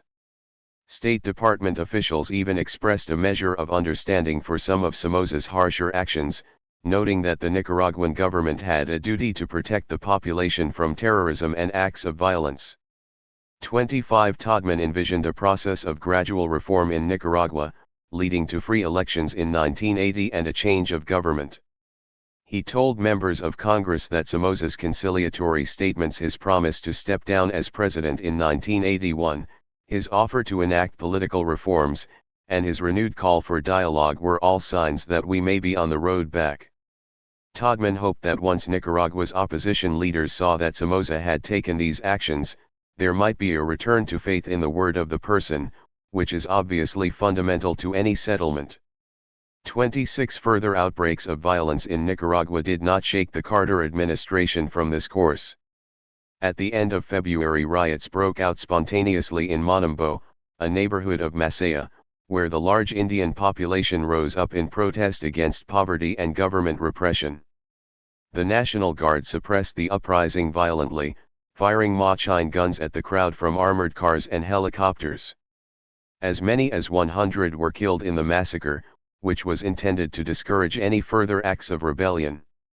The Monumbo uprising, although neither led nor planned by the Sandinistas, became part of the lore of the Sandinista revolution, a symbol of the hatred the common people of Nicaragua had developed for Somoza. The Guard's brutality outraged all Nicaraguans and increased the sense of crisis in Nicaragua. The Carter administration, however, responded in measured tones. Official spokesmen called for an end to all violence in Nicaragua and did not single out the Guard's actions for special condemnation. One American official testified at a congressional hearing that the National Guard had acted with considerable constraint during the disorders. 27 On March 9, Terrence Todman expressed hope that the violence will stop and that there will be a peaceful solution to help Nicaragua toward its democratic development.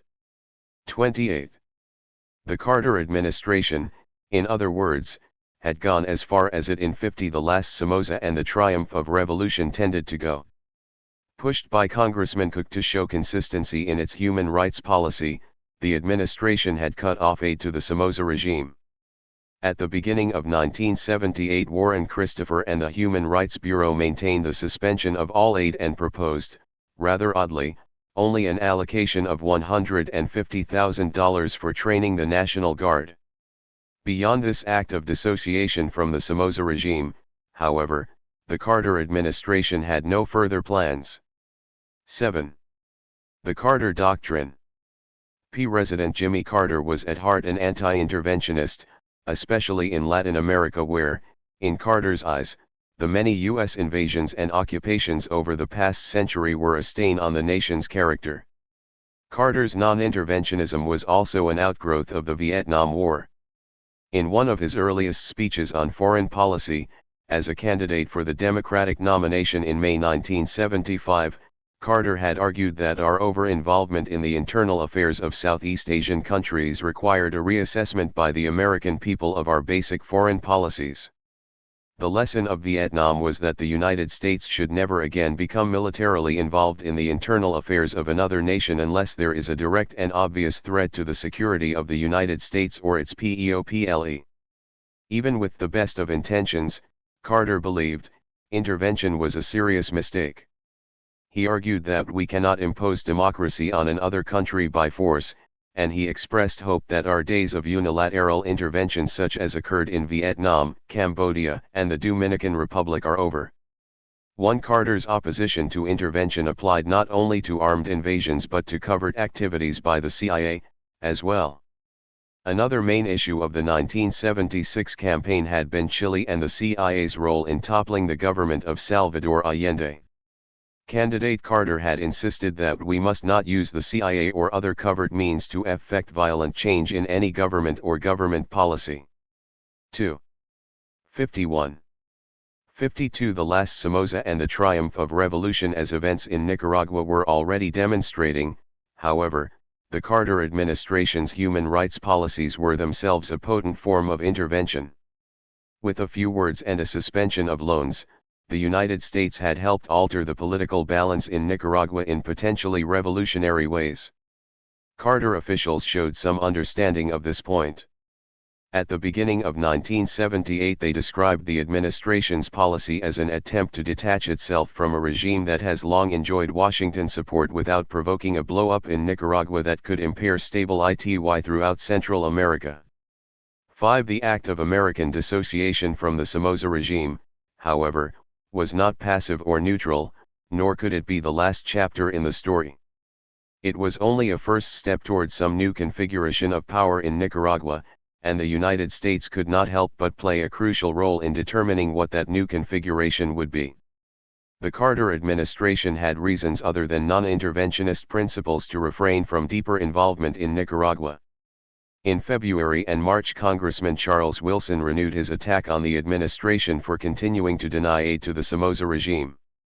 Wilson ominously predicted that Nicaragua will be in great focus in the Congress this year. I expect many confrontations. For he complained that the continued suspension of aid to Nicaragua was extremely unfair. The current mayor of New York chose Nicaragua for his demonstration of human rights effectiveness. Nicaragua had been made a test case by the Christopher Committee and the Human Rights Bureau in the State Department. 6. And now the Carter administration had gone even further in denying aid to Nicaragua than Cook had originally demanded. Wilson insisted that the administration immediately release the 2 development loans approved by Congress for Nicaragua. 7. Congressman Wilson accompanied his demands with some explicit threats.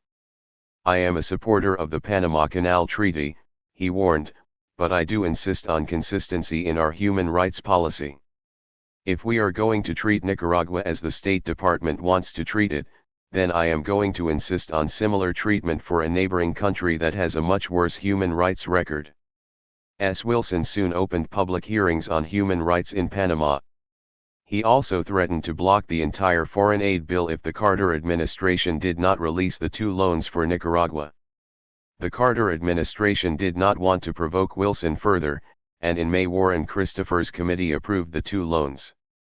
In announcing the decision, the Carter administration reiterated its policy of strict non-intervention in the internal political affairs of Nicaragua and the Carter Doctrine. 53. Our continuing desire for a steady nonviolent transition to genuine democratic rule. Q. The Carter administration's apparent reversal shook the Nicaraguan political system once more. The approval of the loans angered Nicaraguan opposition leaders. Somoza declared victory and thumbed his nose at his dismayed opponents. Even before the loans had been approved, he had warned them to forget about turning the United States against him. There are people who had hoped that with President Carter's arrival in office the U.S. government was going to come here to overthrow the Nicaraguan liberal government. They now realize that things are not that way, that the United States cannot intervene in the domestic affairs of another country and that we are a responsible government.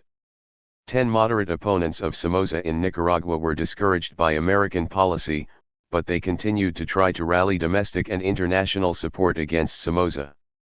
In the summer of 1978 the Broad Opposition Front, known by its Spanish acronym FAO, was born. The FAO consisted of 15 opposition organizations. These included the MDN led by Alfonso Rabello and other young businessmen, UDEL led by Rafael Cordova Rivas, 3 factions of the splintered Conservative Party, and the Group of 12, represented by Sergio Ramirez, who was known to speak also for the Terceristas. Other opposition parties joined, including the Social Christians, Social Democrats, and the Liberal Independent Party. 7. An anti-Somoza group formed in the 1940s. The Nicaraguan Communist Party 7, and the Nicaraguan Socialist Party were also represented, along with several business organizations and 2 trade unions, 1 Marxist and 1 non-Marxist. The FAO represented almost every political strand in Nicaraguan society, but its strength was also a weakness. For such a broad alliance of disparate forces, unity of action and purpose was elusive. Opposition leaders jostled one another for political prominence, as if the competition to succeed Somoza had already begun. Ambassador Solon reportedly complained that the Nicaraguan opposition was hysterical, conceited, and full of complexes. 11. Efforts at unity were hampered even more by the growing radicalism of some important opposition leaders and by the presence within the opposition front of the Tercerista spokesman, Sergio Ramirez. The radicalization of the FAO was the Tercerista's main goal. And in the effort to capture the opposition front and drive it toward acceptance of violent solutions, Alfonso Rabello soon became their most important ally. The more conservative 54 the last Somoza and the triumph of Revolution 5 opposition leaders like Xavier Zavala and Adolfo Calero watched in dismay as Rabello moved ever closer to Ramirez and the Tercerista position. Rabello, who at heart was no radical, probably hoped to exploit the Sandinistas to achieve power for himself and his moderate colleagues just as the Sandinistas hoped to exploit him. According to one Sandinista official responsible for forging ties with the moderates, Rabello and the other businessmen thought they would outmaneuver the Sandinistas because they were smarter. But, in fact, did not have the cohesiveness of the FSLN. 12 As Rabello increasingly hewed to the radical line of his new Sandinista allies, as he began publicly to support a final massive offensive by the guerrillas, the more conservative opposition leaders saw the FAO slipping out of their grasp. 13 As the opposition to Somoza grew more radical, the Carter administration continued to take no sides in Nicaragua. From the early spring to the late summer of 1978 the State Department was without an assistant secretary for Latin American, Terence Todman having resigned in frustration over his constant battles with the Human Rights Bureau. President Carter's only noteworthy action in the summer of 1978 was to send a personal letter to Somoza praising him for the progress he had made in improving the human rights situation in Nicaragua and urging him to continue to keep his promises. When the letter became public in early August it caused an uproar both in Nicaragua and in the United States. State Department officials let it be known that they had opposed sending the letter but had been overruled by Zbigniew Brzezinski at the National Security Council. Actually, the letter was President Carter's own idea, part of his new effort to show that the human rights policy included constructive praise as well as criticism. 14 Carter was especially pleased that Somoza had agreed to allow political opponents, like the Group of 12, to return from exile and that he had invited the Inter-American Human Rights Commission to investigate allegations of human rights abuse in Nicaragua. Somoza was delighted. The letter from President Carter came at a time when I needed encouragement, and particularly from the United States. He thrust it in the face of Venezuelan President Porras as proof that at least some of the things I was doing in Nicaragua were pleasing to President Carter. Porras said he didn't care what Carter says. Our position is firm and you have to go. 15 But Somoza, with Carter's letter in his pocket, boasted confidently to reporters, I don't think the United States would have the nerve to ask me to resign. No, I don't think so. 16 At the beginning of August 1978, the Washington Post criticized the Carter administration's policy toward Nicaragua in a remarkably prescient editorial. American policy toward that small and dependent country has come to be taken as symbolic of whether the administration is serious about human rights. But what the United States is really dealing with, or so we increasingly suspect, is a revolution. It is comforting to think that the aging dictator Somoza will somehow fade away and be replaced in the scheduled 1981 elections by moderate Democrats friendly to the United States.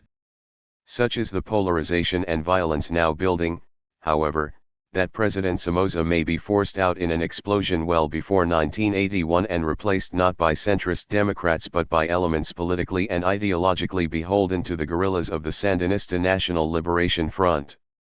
A second Cuba in Central America. 7 It is not out of the question.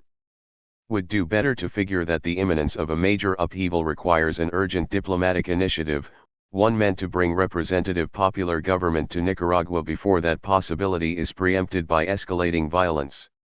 1. 55. 56 The last Somoza and the triumph of revolution on August 22 2 dozen Sandinista commandos led by Eden Pastora of the Tercerista faction attacked and seized control of Nicaragua's National Palace, where the Congress was in full session.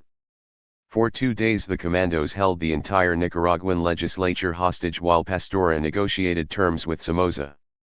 Somoza, fearing great loss of life and the murder of several of his relatives, finally gave in to Pastora's demands. He promised the Sandinistas money, allowed the publication and radio broadcast of a long Sandinista communique in his own media, and released Tomas Borga and other Sandinista prisoners from jail. Somoza guaranteed Pastora, his fighters, and the released prisoners safe conduct out of the country. While most went quietly to Cuba, others took well-publicized refuge in Panama and Venezuela to demonstrate that the Sandinistas had the support of Latin leaders other than Fidel Castro. After his stunning success, Pastora declared from Panama that the Somoza regime would now certainly fall. "What I cannot tell you is whether that will happen tomorrow or next year. But he will fall. This will hasten the process."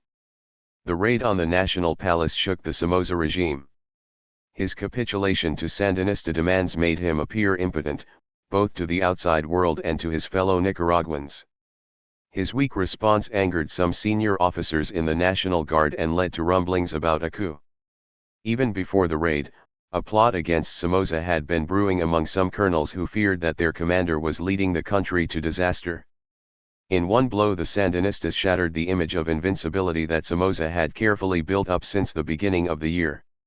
The Terroristas' bold and spectacular stroke was part of their strategy to spark a general insurrection through violent attacks on the government in full view of the urban population.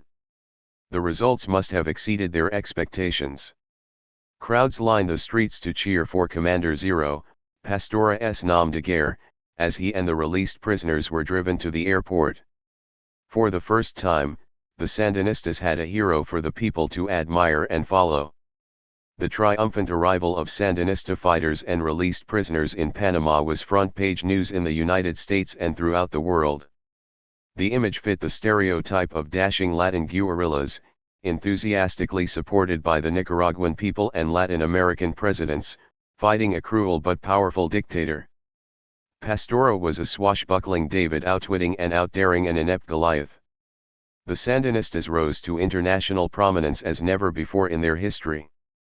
57 The sensation of the palace raid easily eclipsed the more ordinary efforts of the opposition that had coalesced in the broad opposition front. The opposition called for a second nationwide strike, which it claimed would last until Somoza resigned. Writing reported that the leaders of the strike considered it a last opportunity for a relatively nonviolent and non-extremist solution to the country's year-old political crisis. 3 The shutdown got off to a slow start, however, and the world paid little attention.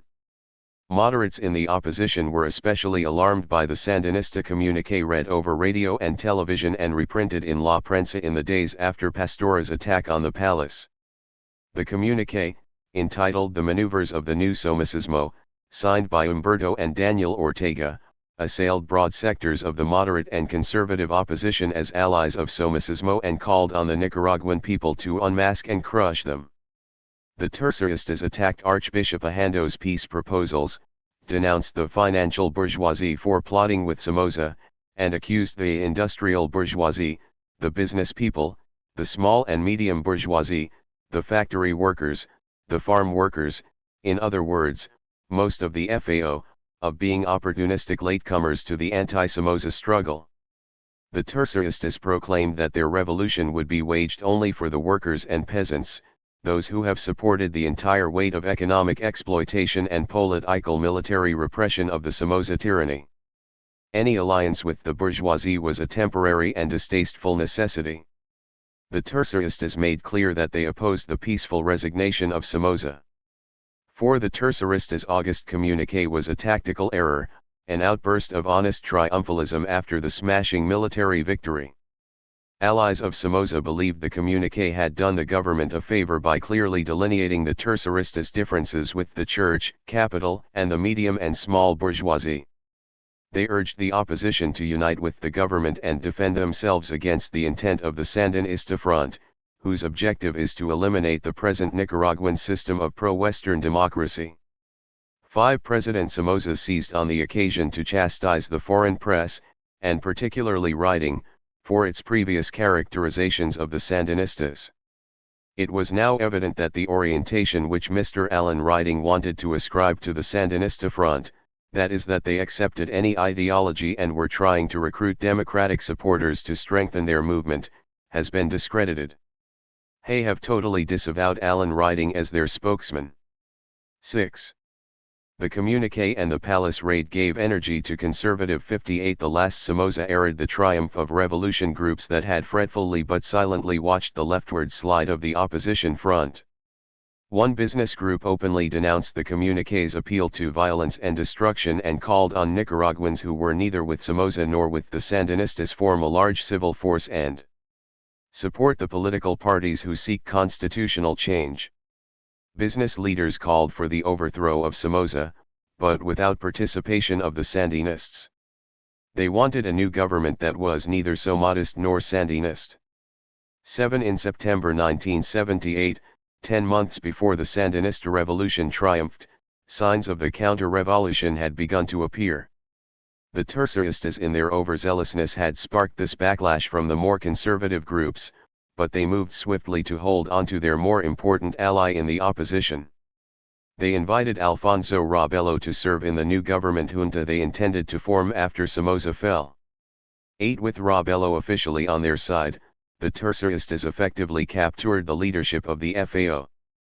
On September 1, 5 the FAO elected to a three-man political committee Rabello, Rafael Cordova Rivas and Sergio Ramirez. A week later the terceristas publicly named the same three men to lead a revolutionary provisional government after Somoza's fall. The terceristas were also saved from their error by Somoza, who in the days after the palace raid began arresting leaders of the opposition, including such well-known moderates as Adolfo Calero. Somoza also arrested 85 members of the National Guard for plotting against him. So long as the only alternative to him was violent revolution, Somoza believed he stood a better chance of gaining the support of most Nicaraguans and of the United States. After the palace raid, Somoza's message was "You après moi le deluge." To resign would be to open this country to chaos and anarchy. Will not stop campaign of terror it I step down. They have pledged to continue the bloodletting until they establish in this country a Marxist state or die trying. 9. In the first days of September the most intense violence in years broke out across the country. The rioting erupted spontaneously, and the Sandinistas were initially caught off guard without the strength to mount an offensive.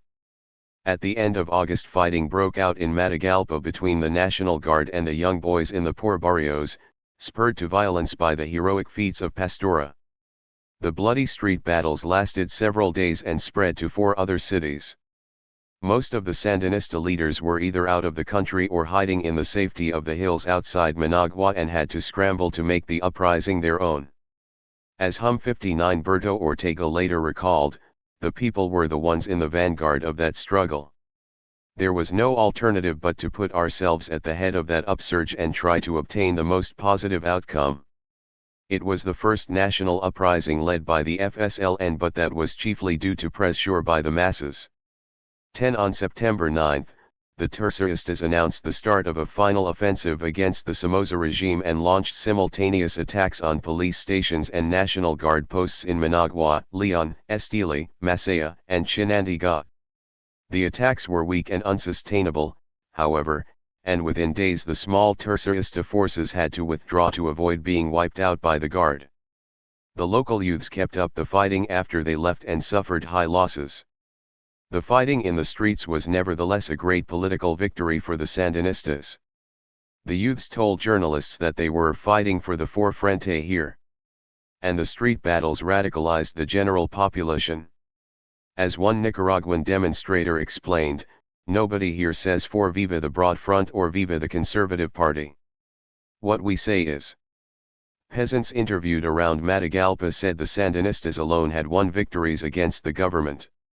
11. The September uprising did Somoza inestimable damage at home and abroad. After his weak response to the palace raid, Somoza unleashed the full fury of the National Guard against the barrios. Under the command of Somoza's son, elite troops of the National Guard used tanks and trucks to shell and overrun the poorly armed youths in the streets. The small Nicaragua Air Force bombed and strafed barricaded blocks in Matagalpa, killing civilians and damaging homes in poor neighborhoods. As the Guard retook control of the 5 embattled cities, Troops executed young men they found in the streets, firing submachine guns at point-blank range. For the National Guard, one American journalist reported, which ostensibly believes it is saving the country from an imminent guerrilla-led communist threat, every Nicaraguan youth has become a potential terrorist, and every closed door a potential hideout. 12 The dead youths became martyrs of the Sandinista revolution. The Guard's brutal behavior won the Sandinistas hundreds if not thousands of new, young recruits, spoiling for revenge. International attention was riveted on the carnage. The National Guard's furious assault was the most visible act of bloodletting in recent Nicaraguan history. A sensational front-page headline in the Washington Post read, "He was crying, 'Don't kill me, don't kill me.'" One Venezuela's President Perez called on the Organization of American States to inter 60 the last Somoza and the triumph of Revolution Vene in Nicaragua to seek a process of democratization and avert further bloodshed. He declared no one has the right, no matter how powerful he is or how many weapons he has, to sacrifice the life of his nation. A situation that should awaken the conscience of America. 14 Within a month after the uprising, Perez and the Panamanian president, General Omar Torrijos, began shipping weapons to the Sandinistas in Costa Rica, with the assistance of Costa Rica's President Rodrigo Carrizo. In the fall of 1978 the political struggle in Nicaragua had become an international affair. The Sandinistas' palace raid and the ensuing bloody confrontation between the Nicaraguan government and the urban youth startled the Carter administration into a hurried reassessment of its policy. Despite its declared intention to stay aloof from what it had called a purely Nicaraguan problem, the Carter administration was soon drawn into the more traditional American role as arbiter of a brewing Central American crisis. Horror at the bloodshed was one motive, fear of a Sandinista revolutionary victory was another. After the Sandinistas' final offensive in early September, Carter officials said they had gained a greater appreciation of the guerrilla's strength. The Sandinistas were a more serious contender for power than they had thought. 15 The new Assistant Secretary of State for Latin American Affairs, Viren Vaki, came to Washington from his post as ambassador to Venezuela. There he had watched events unfold in Nicaragua along with President Perez and had come to similar conclusions. Somoza could not last, Vaki believed, and the only serious question was whether he would be replaced by pro-American moderates or pro-Cuban revolutionaries. Vaki believed the United States had to step in and ensure the victory of the moderates through a peaceful transfer of power. In meetings with other senior officials at the end of August, Vaki argued that the administration had only three options: to disassociate, to stay neutral and let nature take its course, as the administration had been doing so far, to support Somoza, to shore him up, or to try to promote some constructive alternative to a continuation of the Somoza regime. Vaki argued vigorously for the third course. The Carter administration's neutral, hands-off policy in recent months had allowed the moderate, responsible opposition to get chewed up. Somoza's actions were destroying this opposition and making depiction of 61 the situation a self-fulfilling prophecy.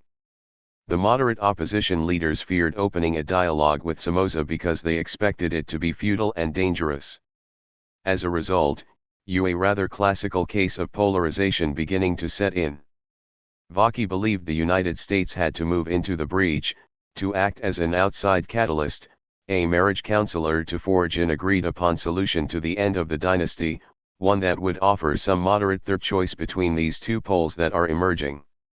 Vaki believed, further, that only the United States, given its weight down there and its acceptability on all sides, could play this role.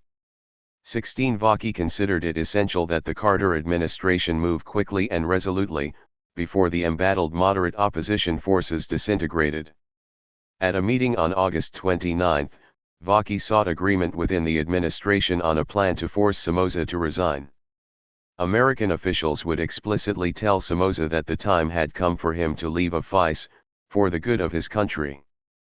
Officials in Managua would begin talks with the National Guard and the ruling Liberal Nationalist Party to undermine him, spreading word that the general had lost American support.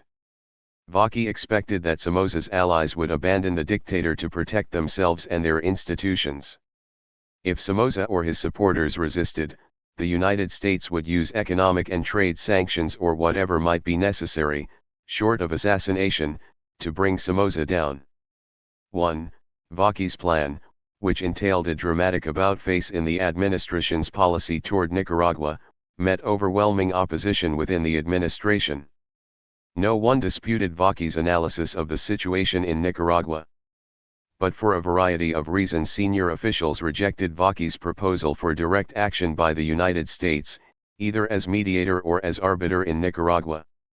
Anthony Lake, the State Department's Director of Policy Planning, and Robert Pastor, Zbigniew Brzezinski's assistant on the National Security Council staff, opposed Vaki on philosophical grounds. To abandon the policy of non-intervention required President Carter to undermine what was to be his own unique contribution to a new, more respectful American policy in Latin America. Pastor argued that our current problems stemmed in part from the history of U.S. interventionism, which, although almost always undertaken with good intentions, frequently had adverse effects on U.S. interests that outweighed any shorter-term benefits.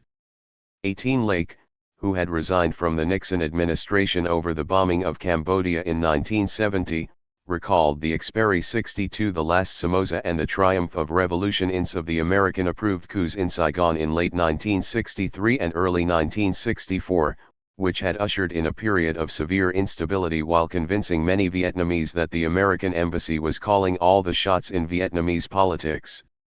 The United States had been blamed for the ensuing political chaos, and Vietnamese hostility to the American-backed government had proved a fatal disability in a war for hearts and minds.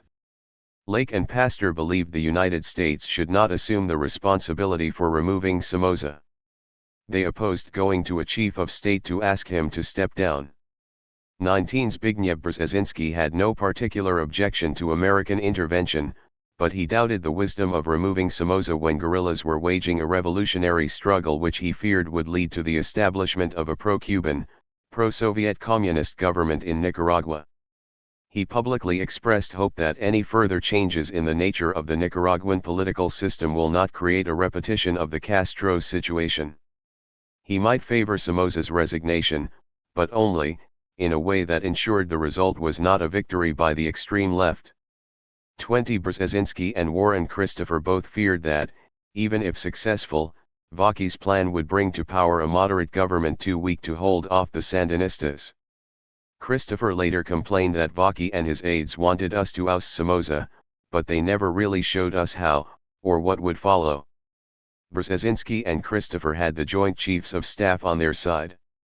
The chief's representative reduced the issue to a simple question: who was worse, Somoza or the Sandinistas? 21 Over these discussions hung an unspoken but pervasive fear of the political repercussions of any action against Somoza. On September 22, more than 70 congressmen, led by powerful Democrats Charles Wilson, Jack Murphy, and the House Majority Leader, James Wright, wrote Carter to demand that he do your utmost to demonstrate the support of the United States government for the government of Nicaragua and President Anastasio Somoza, a long and consistent ally of the United States.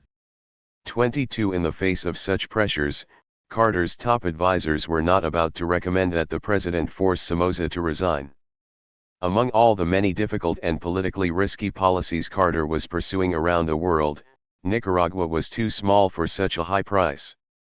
If the option of forcing Somoza from power was unacceptable, however, so too was the option of supporting him. On the same day that Carter received the letter from Wilson, Murphy, and Wright, the Senate voted to cut off most of the remaining aid for Nicaragua. 23 Liberal Senator 63 Frank Church, chairman of the Foreign Relations Committee, declared that Somoza faced a national mutiny in which almost every sector of the country has united against. The question is not whether Somoza falls, but when. 24 Were President Carter to seek to shore up Somoza against the Sandinistas, he would face an outcry from liberal Democrats no less deafening than the conservatives' outcry if he acted to overthrow Somoza. Of the three options open to the administration, therefore, Carter officials found none acceptable. Their frustrating and futile deliberations soon became well known in Washington, and in Managua. The Washington Post described the administration as immobilized by its internal contradictions and warned that Somoza, who could see this for himself, quite possibly believes he can hang on. But the Carter administration was desperate for a solution to the Nicaraguan crisis that required none but the most minimal American action. 26. When Costa Rica's President Carrizo proposed a mediation in Nicaragua by Central American governments, therefore, the Carter administration seized on the proposal. As Robert Pastor recalls, the United States did not decide to mediate, but rather decided to support an initiative that had been proposed by Costa Rica. Vaki was skeptical that any mediation without the United States could succeed, but Christopher strongly favored the idea of a Central American mediation in which the United States played only a distant, supporting role. On September 12, the State Department spokesman called on all sides in Nicaragua to engage in discussions toward creating a national consensus for a peaceful, democratic solution, and he urged that all sides make appropriate concessions and sacrifices to avoid further bloodshed. The spokesman insisted that the statement was not meant as an American call for Somoza's resignation. 28 anonymous Carter officials nevertheless told reporters that they hoped Somoza would resign voluntarily. That same day the administration dispatched an emissary, Ambassador William Jordan, on a tour of Latin American nations to build support for the Costa Rican-led mediation. Vaki hoped Jordan might also visit Somoza and make American views of his situation plain, but Christopher rejected the idea as entailing too direct an American role. President Carrizo's mediation, however, collapsed before it began. Somoza had little difficulty persuading the other three Central American governments, all under some form of military rule, that the mediation was a bad idea.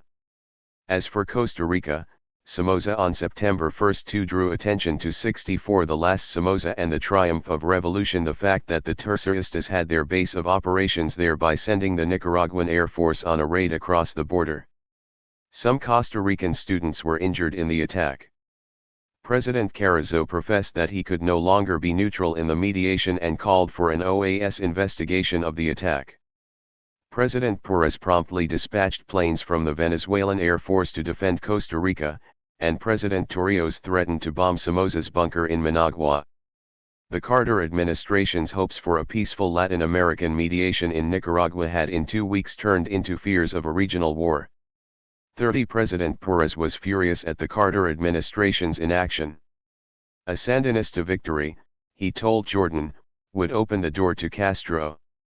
This will end in Cuban hands. The shame is this could be avoided, but the United States has not been decisive enough. Perez declared he did not trust the United States anymore.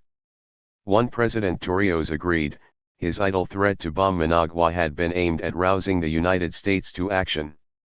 Despite the growing crisis, the Carter administration stepped forward with the utmost reluctance. On September 22 the president stated at a press conference that he was trying through peaceful means to put an end to the suffering. We don't want to intervene in the affairs of a sovereign country. We are trying to work with our friends and well-meaning neighbors of Nicaragua to perhaps mediate the disputes, using the OAS as a vehicle whenever possible. Brzezinski added that the administration's policy was neither a hands-off policy nor engaging in interventionism. Some mediation was necessary to end a polarization in Nicaragua that could only lead to extremism.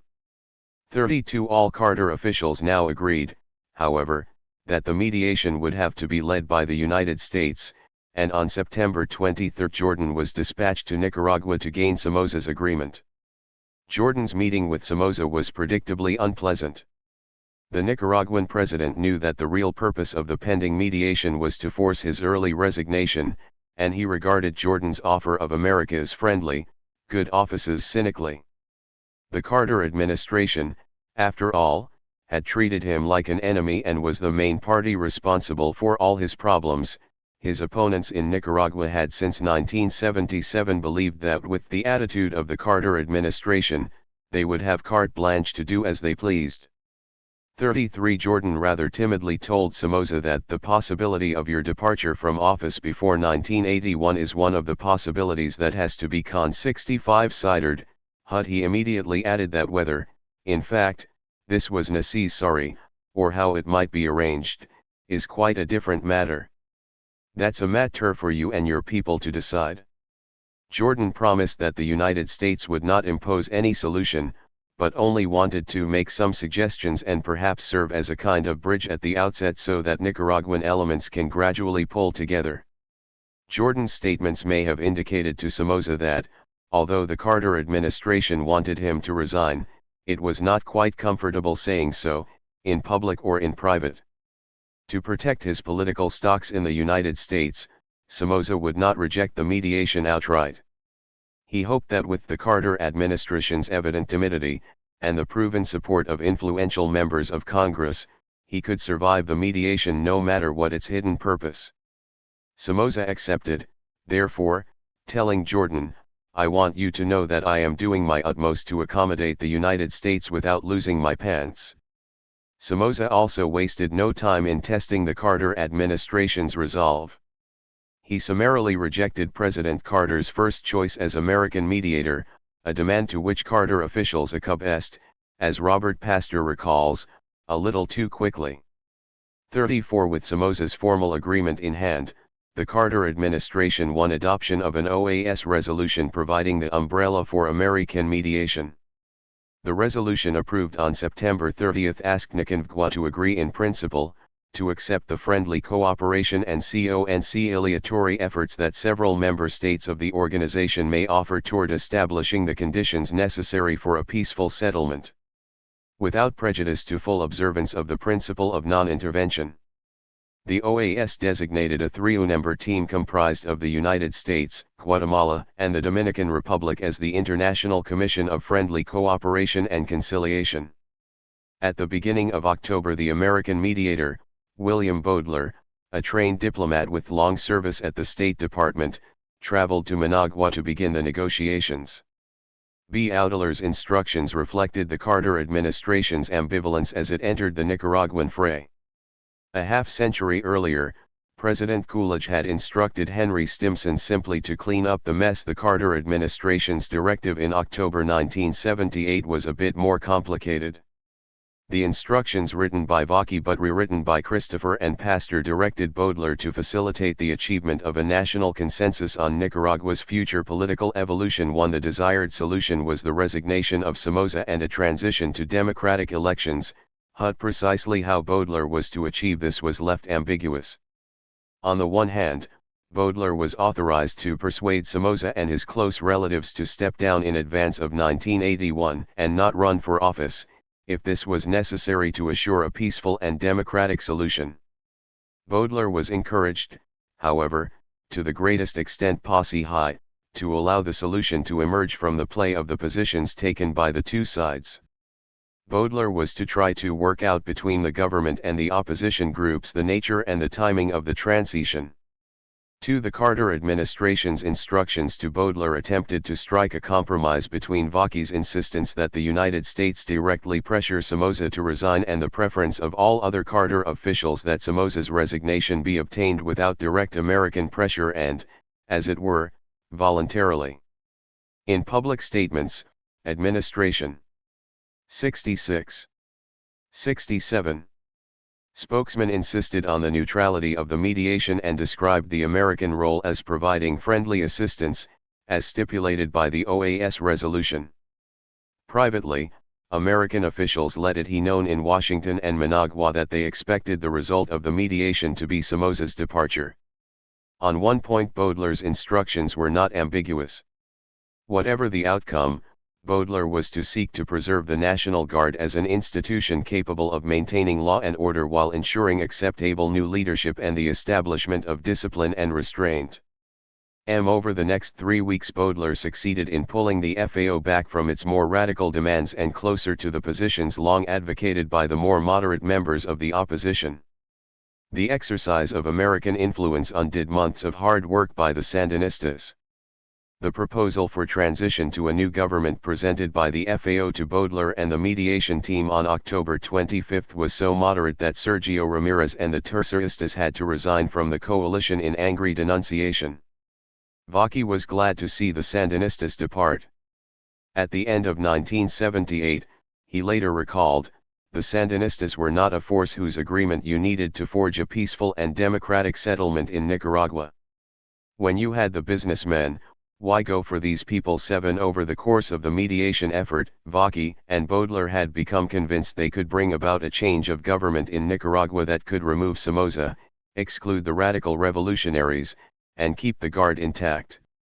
For Baudelaire's efforts seemed about to accomplish that goal. The Sandinistas agreed. Ramirez later recalled that during Baudelaire's mediation the State Department decided to bring down Somoza but conserve the fundamental structures of Somocismo, in alliance with some of the traditional forces that were at that moment in the civic opposition. Ramirez believed that if the Carter administration had managed to remove Somoza, it provided the opportunity, the last one, for imperialism to bring down Somoza and try to preserve Somocismo. 1. The fact that Alfonso Rabello remained with the FAO when the Terceristas broke away was perhaps the clearest sign that Baudelaire's mediation was succeeding for the United States. The main demand of the Nicaraguan opposition had not changed since the Chamorro assassination. However, Somoza had to resign from the presidency and from his role as Supreme Commander of the National 68. The last Somoza and the triumph of Revolution Guard, he and his family then had to leave Nicaragua. The FAO no longer insisted that he leave immediately, but it was understood that a peaceful and democratic solution required his departure, and the sooner the better. Much to the displeasure of the Sandinistas, the opposition had accepted American dictation on the subject of the National Guard. The FAO's October 25 proposal gave the new junta responsibility for professionally reorganizing the Guard to make it the armed force of the whole republic, charged with guaranteeing the sovereignty, independence, and territorial integrity of the nation. Reorganization was a code word for removing the most brutal and corrupt officers, and it would be carried out with the advice of a technical council made up of National Guard officers. 6. Baudelaire's labors had produced an opposition plan that required Somoza's resignation. Now the opposition leaders waited for the United States to fulfill its part of the bargain. But Somoza was not behaving like a man who intended to give up power. At a press conference on October 19, Somoza declared that he could not, even if he wanted to, negotiate or compromise with the mandate that the people gave me in the 1974 elections when they elected me for this term. The opposition, he declared, did not have the strength to make me resign. I would never allow that to happen, because it is my duty to defend the country's constitution. I cannot be thrown out by mere words, it must be done through a vote. Asked what he would do if the United States tried to overthrow him, Somoza was defiant. Well, let them come here and throw me out. 7. Vaki believed Somoza needed a stern message from the United States, and he proposed that the Carter administration immediately impose an array of economic sanctions against Nicaragua to convince Somoza to accept the FAO's plan and resign. Somoza knew we were divided, Vaki recalled, and he believed President Carter was some kind of mystic who was out of touch with reality. 8. If the administration hesitated, Vaki feared, Somoza would interpret it as a sign of weakness. As Pastor wrote to Brzezinski, Vaki also worried that unless we move now, there will be further polarization, and the mediation effort may collapse. 9. Pastor led the opposition to Vaki's plan for quick action against Somoza. In a memorandum to Brzezinski he argued that the timing was bad for an ultimatum to Somoza. By far the most important of Pastor's concerns was that the U.S. congressional elections were less than a week. 69. Away, and there was a strong conservative current flowing through the American electorate. If the Carter administration delivered an ultimatum before the elections, Somoza would unquestionably convey our message to the right in the U.S., and we cannot exclude the possibility that the Nicaragua issue will be injected into the campaign in a way which will hurt the president. Carter could be criticized for destabilizing Somoza. and for making it easier for the communists to come to power in Nicaragua. 1. Brzezinski followed Pastor's advice, and on October 31 he rejected Vaki's proposal for immediate sanctions. 11. Carter officials instead compromised among themselves again. At the end of October, the United States asked the International Monetary Fund to delay its decision on a $20 million loan for Nicaragua, and on November 1 the IMF announced a postponement of 2 or 3 weeks, which in fact lasted until May. Somoza recalled in his memoirs that the IMF's decision was a strong signal from the United States with serious financial repercussions. Our much-needed financing was dead. 12. Somoza was shaken by the decision, not only because of its immediate financial impact but as stark evidence of the extraordinary power of the United States to make matters impossible for a small country. By itself, however, the IMF's decision was not enough to scare Somoza into capitulation. Somoza aimed to drag out the negotiations and test the Carter administration's resolve. Bodler reported to Washington that Somoza appeared committed to resisting outside pressure and hanging on to power at all costs. Bodler shared Vaki's concern that delay would be dangerous for the moderates in the opposition front. 11. With the mediation faltering, Robelo was back to praising the Sandinistas. 14. One FAO leader told the New York Times, "We can't play along with Somoza's delaying tactics indefinitely if we are to retain any credibility among the PEOPLE." 15. Another opposition leader laid the problem on the doorstep of the Americans. "The issue is whether the United States has enough power in the short term to force Somoza to resign. This is the only way that a bloodbath can be avoided." 16. To shore up the moderate opposition, Bodler on November 7 went a bit beyond his instructions and presented Somoza with a thinly veiled ultimatum. The mediators asked Somoza, in writing, if he was disposed to consider constitutional separation from the presidency before 1981. "The departure of Your Excellency from the presidency of the Republic," the mediators stated, "reflects a broad sentiment of the Nicaraguan people. His situation in Nicaragua is truly grave and alarming, and 70. The last Somoza and the triumph of revolution. A new bloodbath can only be avoided by conducting negotiations on a realistic basis." 1. This was the bluntest request yet from the United States government, and Vaki believed Somoza was shaken by its directness. With the IMF's recent announcement, Somoza later recalled, "Bodler's demand had maneuvered the situation to the extent that I was almost in that proverbial corner." 18. Most observers in Washington and Managua believed the Carter administration was on the verge of forcing Somoza from power. President Carter himself declared on November 9 that "We are negotiating actively now to reach an agreement in Nicaragua to control bloodshed, to minimize disputes, and to set up a government there that will have the full support of the Nicaraguan people." 19. The next day La Prensa reported in banner headlines, "Carter, I support a new government." 20. The Washington Post praised this apparent shift in the president's approach to Nicaragua.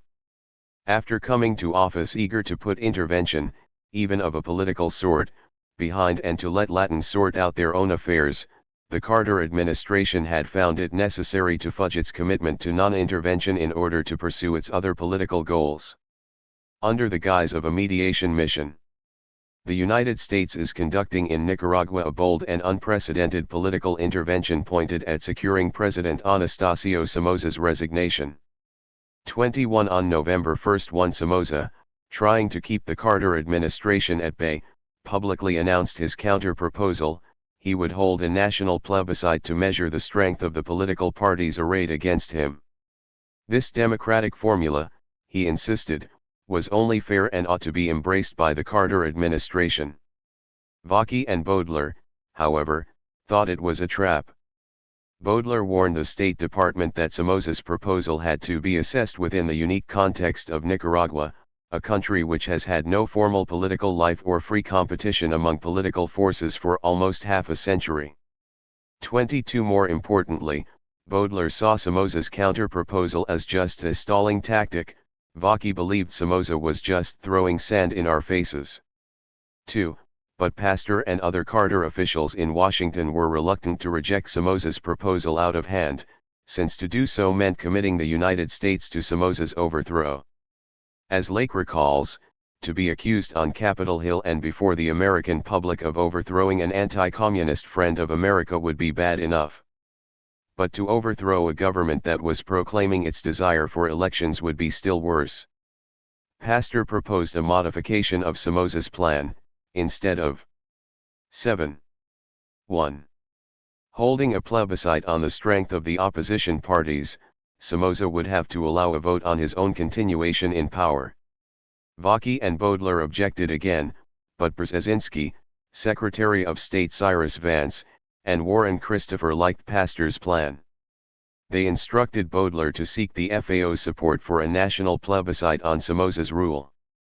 24 Somoza and his opponents recognized immediately that the Carter administration had reached a moment of decision and had decided against forcing Somoza from power. The idea of a plebiscite on Somoza's rule was quickly dubbed the Washington Plan because no Nicaraguan opposition leader wanted to be associated with it.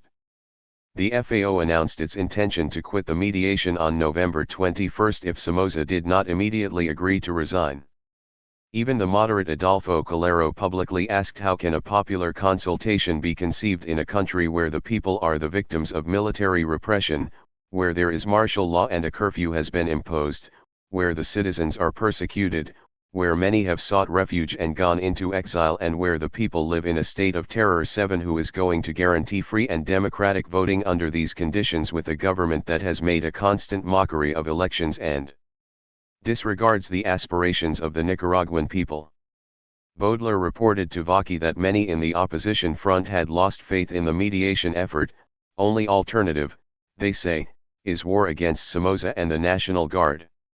25 Even Archbishop Abando y Bravo, usually a cheerleader for the mediating commission, expressed pessimism. I note, he said, that the international mediators have not obtained what we wanted, although we must admit they have worked hard.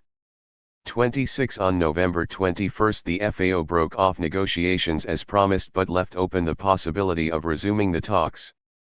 Bodler and the mediators formally presented the Washington Plan for a popular consultation on whether Somoza should stay in power or resign. If the vote favored Somoza, then the government would be restructured. If Somoza lost, a new government of national unity would be established according to the FAO's October 25 proposal. On November 24, both the FAO and Somoza formally rejected the Washington Plan. Somoza's negotiators declared the plan unconstitutional because it called for Somoza to resign if he lost the plebiscite. The FAO dismissed the plan on the grounds that the presence of Somoza and his family makes a national democratic process impossible. 2 On November 27, however, the International Mediation Commission 72, the last Somoza and the Triumph of Revolution, resubmitted its plan to both sides, threatening to leave Nicaragua in 24 hours if it did not receive a favorable response. The mediators criticized both sides, declaring Somoza intransigent and accusing the FAO of demanding a U.S.-assisted coup d'état. 2's Bodler hoped that both sides, seeking to avoid blame for the collapse of the talks, would find some way to agree to the plan. On November 29, after much urging by the mediators, the FAO did finally agree to the American plebiscite proposal, in principle. The next day, November 30, Somoza's negotiators also agreed, in principle. Neither side was sincere, and both were only trying to appease Washington.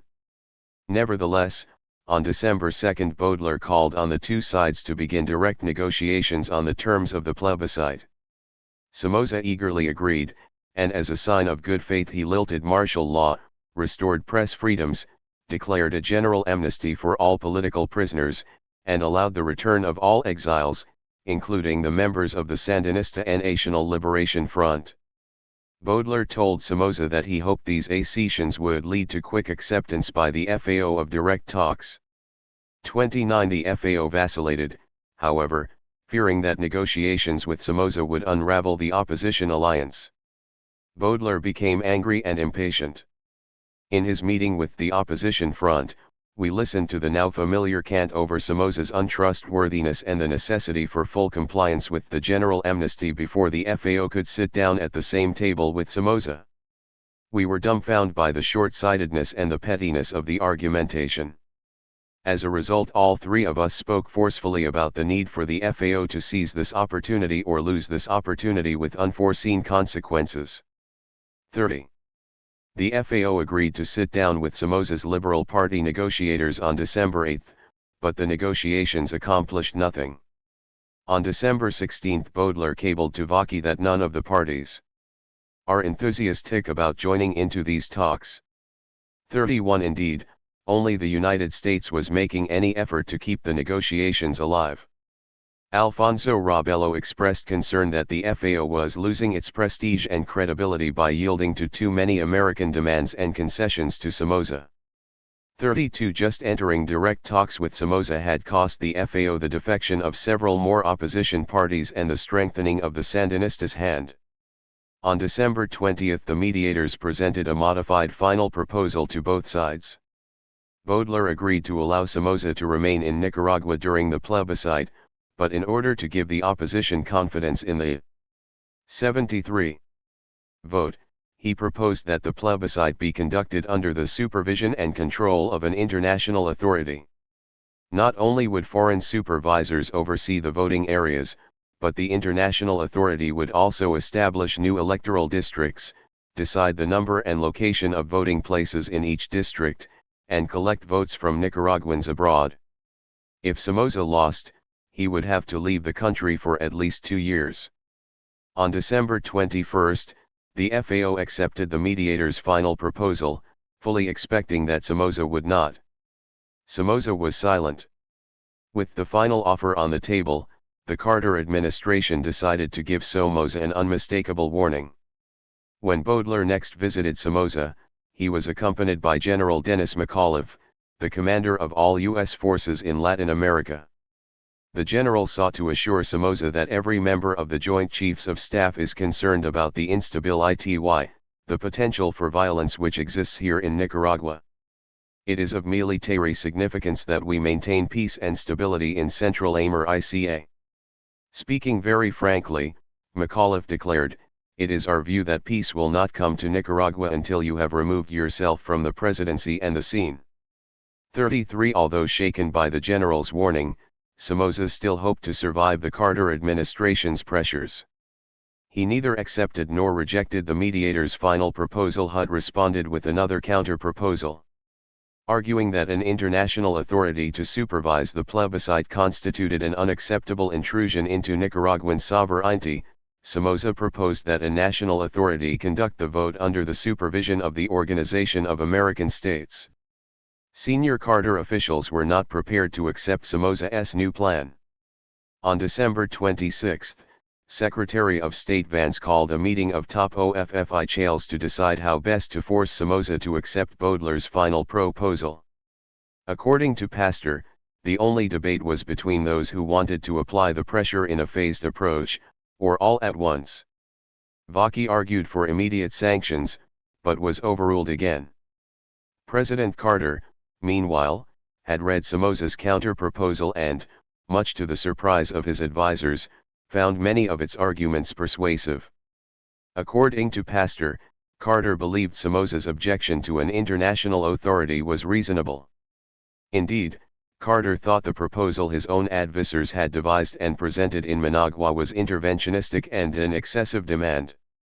34. On January 5, President Carter approved a new proposal which accepted Somoza's demand that a national authority conduct the plebiscite monitored by an international authority. 74. The last Somoza and the triumph of revolution. Baudelaire was sent back to Managua to convince the FAO to accept the Carter administration's new version of its final proposal, modified to include Somoza's suggestions. But Somoza himself demanded further changes to the modified plan. He opposed allowing the international authority to arbitrate disputes. This time, Somoza's refusal to accept the final proposal brought an end to the mediation. Baudelaire left Nicaragua, telling Somoza he would not return until Somoza agreed to the plan. On January 19, the FAO publicly denounced the brutal intransigence of the dictator and declared the mediation ended. Carter officials prepared to enact the first phase of sanctions. President Carter came under immediate pressure from Congressmen Murphy and Wilson, however. Throughout the mediation, these two congressmen had worked openly to thwart any attempt by the administration to undermine Somoza. On November 1, they had stood at Somoza's side at a press conference in Managua, urging the opposition to accept Somoza's original plebiscite proposal. In the first week of December, Wilson renewed his threat to torpedo legislation on the Panama Canal treaties if the administration did not disperse the $12 million in economic assistance loans, as he claimed he had been promised. He charged that the State Department was being run by a bunch of adolescent anarchists and was encouraging communism in the Caribbean. 35 On January 19, Congressman Murphy met with President Carter to discuss the Panama Canal Treaty legislation, and he took the opportunity to raise the matter of Nicaragua. Carter told Murphy that Somoza could not go on as he was, and he rejected any suggestion that the Nicaragua issue should be linked to the canal legislation. 36 Murphy reported hack to Somoza that he had made no progress with the president. A week later, however, the administration did not respond so firmly when Congressman Wilson threatened to retaliate if economic aid to Somoza were cut further. Wilson called Vice President Mondale and another influential member of the administration, Henry Owen. Owen reported Wilson's threat, which he deemed genuine, to other senior officials. He can single-handedly eliminate Latin America from the aid program this year. When senior Carter officials met on January 26 to discuss the imposition of sanctions against Somoza, Brzezinski decided that cutting off all economic aid at this time was not necessary or appropriate. Some room should be left for the next stage.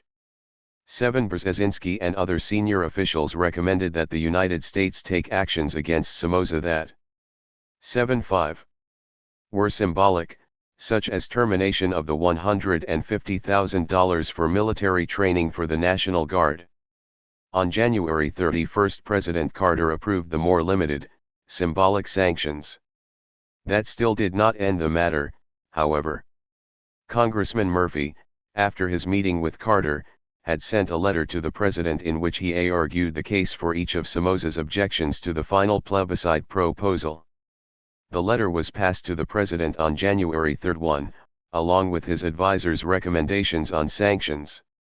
Once again, the president expressed sympathy for Somoza's complaints. As Pastor recalls, Carter read through Murphy's point-by-point rebuttal of the mediation team proposal and jotted in his neat script those points, for example, on prior registration of voters, that struck Carter as sensible. Indeed, on many of the differences, Carter's notes suggest he found the Somoza/Murphy position better than the mediator's proposal. 58 Carter's famous attention to such details led him, once again, to reopen matters his administration had already settled and to modify the proposal his envoy had already presented in Managua. When Pastor called to tell Vaki of the president's sympathetic response to Murphy's letter, he heard silence and then a thud, the sound of a forehead hitting a desk. Pastor deftly solved the problem by ignoring the president's notes. He sent a memorandum to Carter informing him that the mediation had ended and the United States was going ahead with the limited sanctions he had approved. If the president wanted to change course, he would stop us. As it turned out, it was the same day that the Ayatollah flew to Tehran on a chartered 747, signaling the collapse of the administration's Iran policy. The memorandum was returned the next day without comments. 5G More than 6 weeks after Baudelaire had presented the Carter administration's first final proposal to Somoza, the United States imposed its first phase of sanctions against Somoza. On February 8 the State Department spokesman, Harding Carter III, announced the withdrawal of 47 officials from the American Embassy in Managua, including the 4-man military assistance group and 2 Peace Corps volunteers. The administration formally ended the military assistance program that had been suspended the previous year and prohibited all new economic aid projects. Assistance programs already underway were to continue.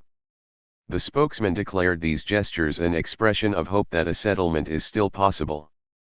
When a journalist asked whether the Carter administration's actions did not call into question the legitimacy of the Somoza government, Harding Carter responded, I hope you read my statement very 76 the last Somoza and the triumph of revolution carefully before you run out of here and write a lead that in any way reflects what you just said.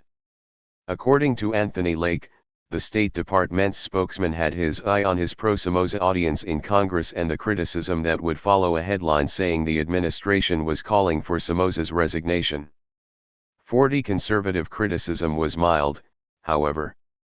Congressman Wilson kept up his threats to sabotage various hills, but mostly to prevent any further moves against Somoza.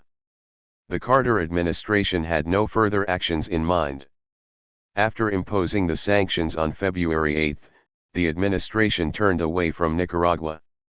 As Pastor recalls, with the passing of the atmosphere of crisis, and no new ideas or options, the administration turned its attention to other areas that had been neglected.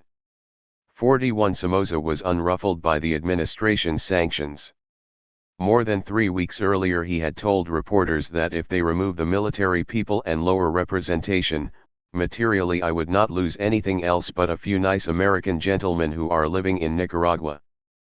42 Although he accused President Carter, Secretary Vance, and the liberal wing of the Democratic Party of finagling to bring him down, Somoza said he would keep his foot in the door in Washington and continue playing politics with Jimmy Carter.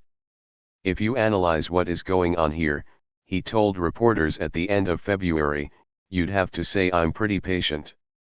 Angry, but I keep my cool. 43 The moderate opposition in Nicaragua was devastated and embittered by the failure of the mediation. So was Viren Vaki.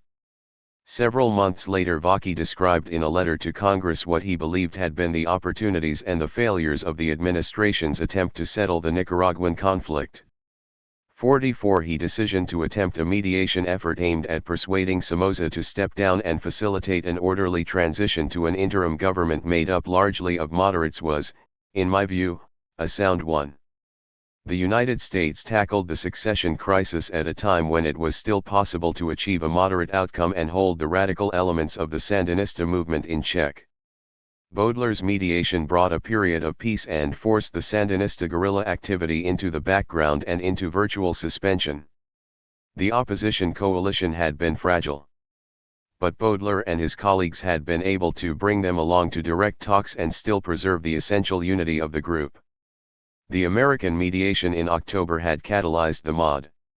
77. Aerate opposition elements into a relatively cohesive group capable of functioning. What was not foreseen, Vaki argued, was the obduracy of Somoza in negotiating his resignation and departure. Somoza used the mediation to gain time in the belief that he could strengthen the National Guard and simply hold on. Somoza's fundamental rigidity shattered any possibility for compromise and a peaceful end to the Somoza dynasty.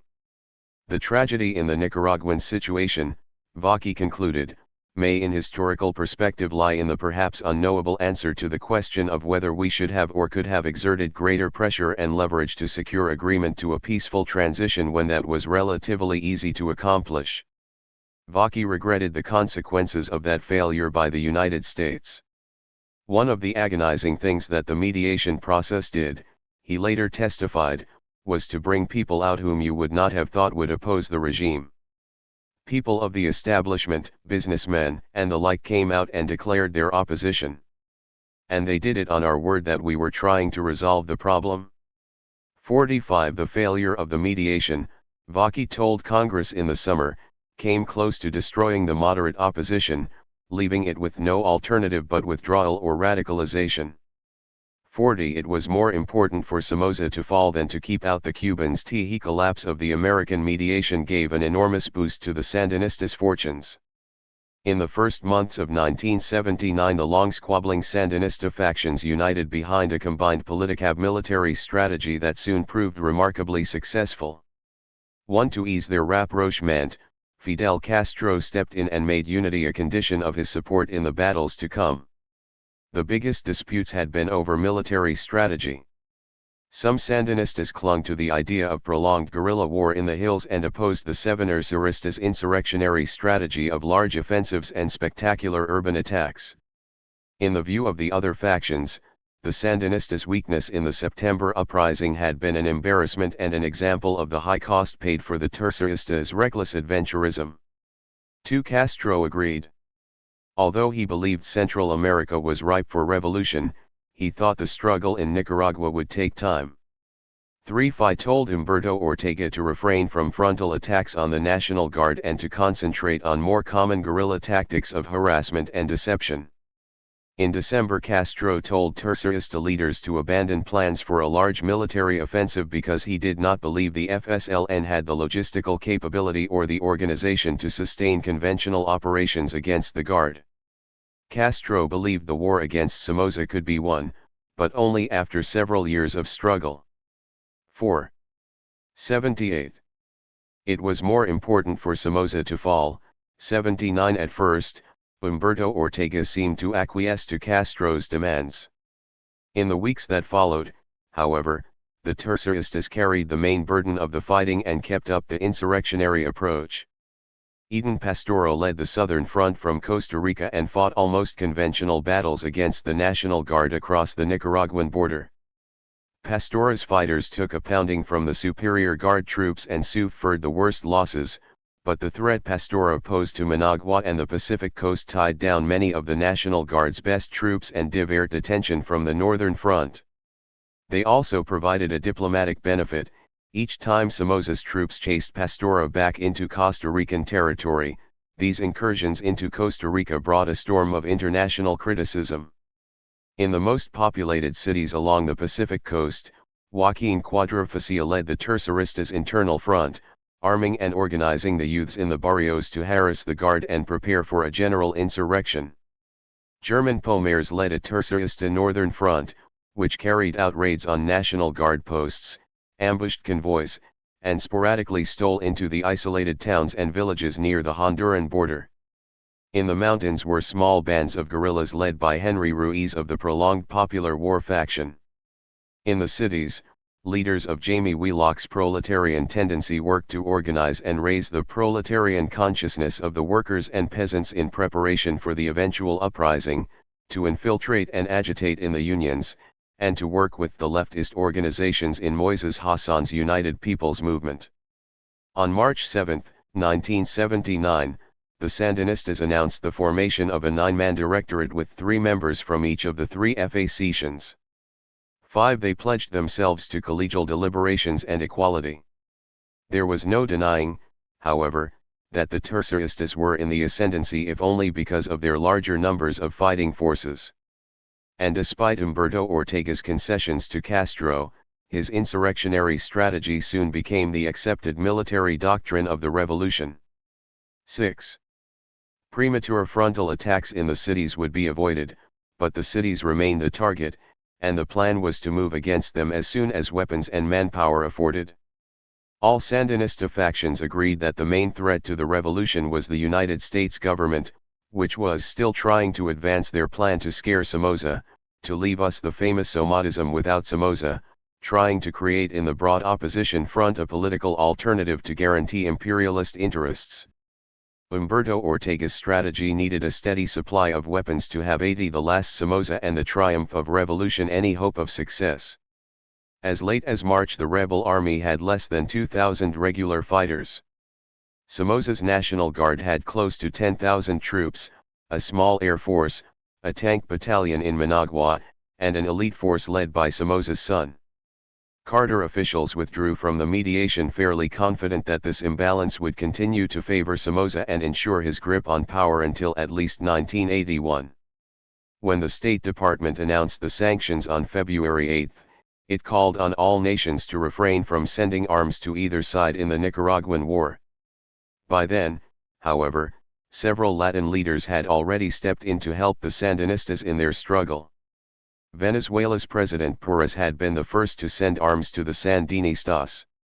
Using a special group of officers and a National Security Council that reported only to him, Porras had secretly shipped rifles and ammunition to Pastora and the Terceristas in Costa Rica beginning in early 1978. He delivered one final shipment of arms in February 1979, the last month of his presidency. According to Humberto Ortega, As Perez neared the end of his term, he turned to Castro and asked him to take over the supply of arms to the Sandinistas. 8. Panama's General Torrijos had also begun arming the Sandinistas in late 1978. He sent his top intelligence officer, Colonel Manuel Noriega, to Havana to talk to Fidel Castro about setting up an arms supply system for the Sandinistas through Panama and Costa Rica. 9. In September, the Cuban government shipped 8 crates of arms, including .50 caliber machine guns to be used as anti-aircraft weapons, to Panama for later delivery to Sandinista troops in Costa Rica. 10. In November, 3 Panamanian Air Force planes carried crates of AK-47 rifles, .50 caliber machine guns, and handheld mortars from Cuba to Panama. Beginning in December, as the American mediation faltered, the triangular route from Havana to Panama to Costa Rica carried an increasingly heavy flow of arms. Cuban officials established a command center in Costa Rica to oversee the distribution of weapons and advise the Sandinistas on military operations. One of these Cubans, Julian López, later became his country's ambassador to Sandinista Nicaragua. Although President Perez's successor, Luis Herrera Campins, ended Venezuela's participation in the arms supply in March, the combined efforts of Cuba, Panama, and Costa Rica by that time more than made up for the loss. Between February and July 1979, millions of pounds of arms and ammunition reached Sandinista forces in Costa Rica. The intervention of Panama, Venezuela, Costa Rica, Cuba, and other nations on the side of the Sandinistas had significance beyond the purely military, however. It established a new Latin solidarity with the anti-so it was more important for Somova to fall, 81 Moza forces, Sandinista and non-Sandinista alike, that eventually played a decisive part in bringing down the dictatorship. Each of the principal Latin leaders, Perez, Carrizo, Torrijos, Castro, and the Mexican government of José López Portillo had their own reasons for wanting to force Somoza from power. Costa Ricans remembered that the Somoza dictatorship in 1955 had supported, and Nicaragua had served as a launching point for, an armed insurrection against the government of the hero of Costa Rican democracy, José Pepe Figueres. Nicaraguan opponents of the Somozas had, over the years, found refuge in Costa Rica, where they became friends and business partners of the Costa Rican elite.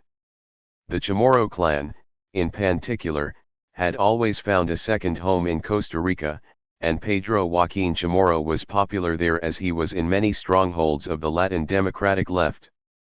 The National Guard's attacks on Costa Rican territory, as well as Somoza's repeated threats of retaliation against Costa Rica for supporting the Sandinistas had the effect of further angering and scaring President Carrizo and the Costa Rican people. 11. The gun-running business, moreover, was extremely rewarding, and Costa Rican officials made a great deal of money helping the Sandinistas. 12. Carlos Andrés Pérez's opposition to the Somoza dynasty was long-standing, but he took an active role in internal Nicaraguan affairs only after the murder of his good friend, Pedro Joaquín Chamorro. Pérez became offended and annoyed when Somoza did not simply take his advice and resign in 1978, and this, combined with his frustrations with the Carter administration, led him to redouble his efforts, while still president, to help the Sandinistas overthrow Somoza. Pérez had developed an affection for the flamboyant Eden Pastore who, though a Sandinista, proclaimed himself a social democrat and no Marxist. General Torrijos also personally disliked Somoza and in a memorable statement once declared that the crisis in Nicaragua can be described as a simple problem: a mentally deranged man with an army of criminals is attacking a defenseless population. This is not a problem for the OAS, what we need is a psychiatrist. 13. Torrijos and his top deputy, Manuel Noriega, liked to keep a foot in both camps in the hemisphere, playing along with Castro and the Americans simultaneously. Gun running was also a good business in Panama. The Latin-wide assault on Somoza, moreover, followed a long tradition of inter-American intervention. Nicaragua was only the latest battleground in a decades-long war between the Latin American democratic left and the authoritarian right.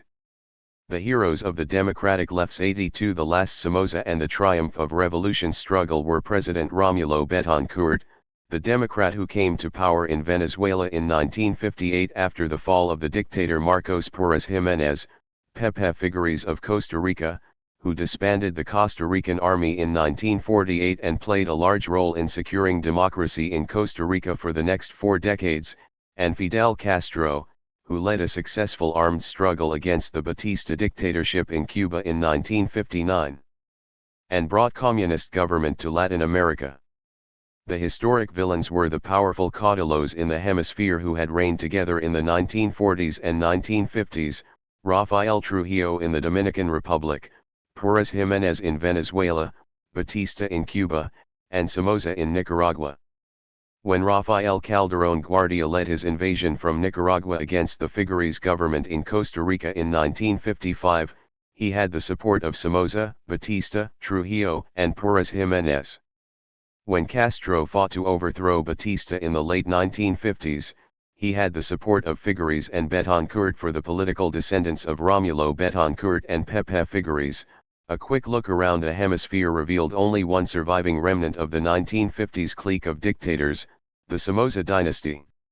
When the possibility began to emerge that Somoza could be toppled in no small part because the United States seemed willing to help remove him, the Latin democratic left jumped into the fray. There was a difference between Castro and the others. The Cuban communist leader wanted a revolutionary victory and the establishment of a socialist ally in Nicaragua. The others expressed hope for something more like a social democracy, a new ally of the democratic, not the communist, left. Pérez, Carrizo, and Torrijos all insisted, then and later, that their support for the Sandinistas was meant to prevent the revolution from becoming too radical. President Pérez, according to Vaki, did not want the FSLN to be left entirely to Castro's influence. 14 General Torrijos had decided, for similar reasons, to buy a share of Sandinista stock and believed the Americans would have been wise to do the same. 15 The actions of these Latin presidents were not always consistent with their stated intentions, however. In the end, all 3 presidents helped Castro deliver weapons to the Sandinistas and made it possible for the Cubans to play a critical role in the Nicaraguan revolution. As President Carrizo later admitted, it was more important for Somoza to fall than to keep out the Cubans. 16 It was more important for Somoza to fall. 83 After the failure of the American mediation, the Sandinistas reaped the full military and diplomatic benefits of Latin solidarity. The arms that flowed into Nicaragua in increasing amounts enabled the Sandinistas to expand their attacks on the National Guard. The increasing international isolation of Somoza, and the growing legitimacy of the armed struggle against him, strengthened the Sandinistas' position in Nicaragua and in the world. The growth in the Sandinistas' military capabilities was dramatic. In February and March, Sandinista military actions were light and sporadic. 17 By the end of March, however, the quality and quantity of arms supplied to the Sandinistas began to have an effect in the war. At the beginning of April, the Sandinistas launched a new offensive, attacking cities, small towns, and National Guard patrols in the north and northwest regions of the country. The largest attack in the offensive began on April 7 when several hundred Sandinistas led by the Terceristas Northern Front commander, German Pomers, attacked the city of Estili. The Sandinista forces occupied much of the town, while about 100 National Guardsmen remained near their command headquarters, waiting for reinforcements. There was some heavy fighting inside the city, but the National Guard did not attempt to uproot the Sandinistas from their positions, even after the reinforcements arrived. Somoza, who was at the time on vacation in the United States, did not want a repetition of the September bloodshed. The National Guard commanders were under orders not to bombard the town from the air or to launch a large ground attack. At the end of 1 week, the Sandinistas escaped in the night through a gap in the Guards' positions. After the Sandinistas escaped, the Guardsmen reportedly dragged about 40 young men out of their hospital beds, some of them unconscious, and executed them in the street along with one of the hospital's physicians. 19. Somoza belittled the guerrilla attacks across the country as a mimicry of an offensive. 20 But the fighting resumed at the end of April with the Sandinista attack on the city of Leon. This time Somoza's air force did bomb the city. Once again the Sandinistas withdrew. At the beginning of May, the guerrillas announced the beginning of another final offensive against the regime. On May 29 about 300 guerrillas of the Southern Front launched an attack from Costa Rica against the Nicaraguan town of Rivas. The Sandinistas announced that the hour for the overthrow of Somoza had arrived. In Mexico City, a Sandinista spokesman told RE84 the last Somoza and the triumph of revolution porters, "This is what we've been preparing for. We're throwing everything we have into the final offensive. Somoza's days are numbered." 21 Rivas, however, did not fall. By the beginning of June the Sandinistas had changed the nature of the war. Although still too weak to defeat the National Guard anywhere, the Sandinistas had picked up the pace of the conflict. They had developed the capacity to attack significant targets in the north and south simultaneously. They could not capture and hold towns, but they were beginning to spread the National Guard thin and to force its commanders to make decisions about what to defend. The increase in arms had allowed the Sandinistas to increase the numbers of fighters in the field and to regroup quickly after each offensive. By May the Sandinistas had reportedly increased their strength to over 2,000. The New York Times estimated 5,000 from less than 1,000 in 1978. The Sandinistas' new capabilities began to attract attention in Washington. Analysts at the CIA and the Pentagon, however, discounted the Sandinistas' offensives because they failed to take and hold their objectives. At the beginning of June, the CIA undertook a rapid assessment of the conflict and concluded that the fighting could conceivably develop into a second insurrection on the level of the September crisis, but it would not be adequate to displace Somoza. 22 Although the Sandinistas took control of Leon on June 6, General McAuliffe told the Panama Canal Subcommittee that the FSLN very recently mounted a series of hit-and-run type attacks. The Nicaraguan forces of President Somoza are, in my judgment, entirely capable of dealing with this threat. Are reacting, in my judgment, adequately to the situation and are able to regain control in the contested areas fairly quickly. 23 The American Embassy reported that while the Sandinistas appeared to have larger numbers with substantially better equipment and better training than during the fighting in September 1978, the National Guard remained better armed, better trained and larger in numbers. The Guard had soundly defeated Pastora's troops near Rivas and, despite current difficulties in maintaining control of cities such as Leon, Matagalpa, and Masaya, we have no evidence of any loss of morale, above normal desertions, or serious doubt in their eventual ability to regain control of those cities. In the White House, Robert Pastor believed that both Somoza and the National Guard would emerge battered, hopefully shaken, and intact in a few weeks. 24 Other observers in Nicaragua told a more alarming story. The Times said it was more important for Somoza to fall. 85 Alan Riding reported on June 8 that the guerrillas had seized all or most of Matagalpa, Ocotal, and Xixigalpa in the north, Masaya near the capital and Diriamba and Granada in the south. Riding quoted one observer saying, "It looks like the whole country is slowly catching fire. The firemen are running around desperately, but new blazes keep erupting." 25 The real battlefield situation lay somewhere between Riding's excited reports and the low-key judgments of Carter officials. The Sandinistas were creating havoc around the country in part because Somoza had adopted a patient, defensive strategy. The key to Nicaragua was Managua and the central Pacific coast, and Somoza kept most of his forces in and around the capital.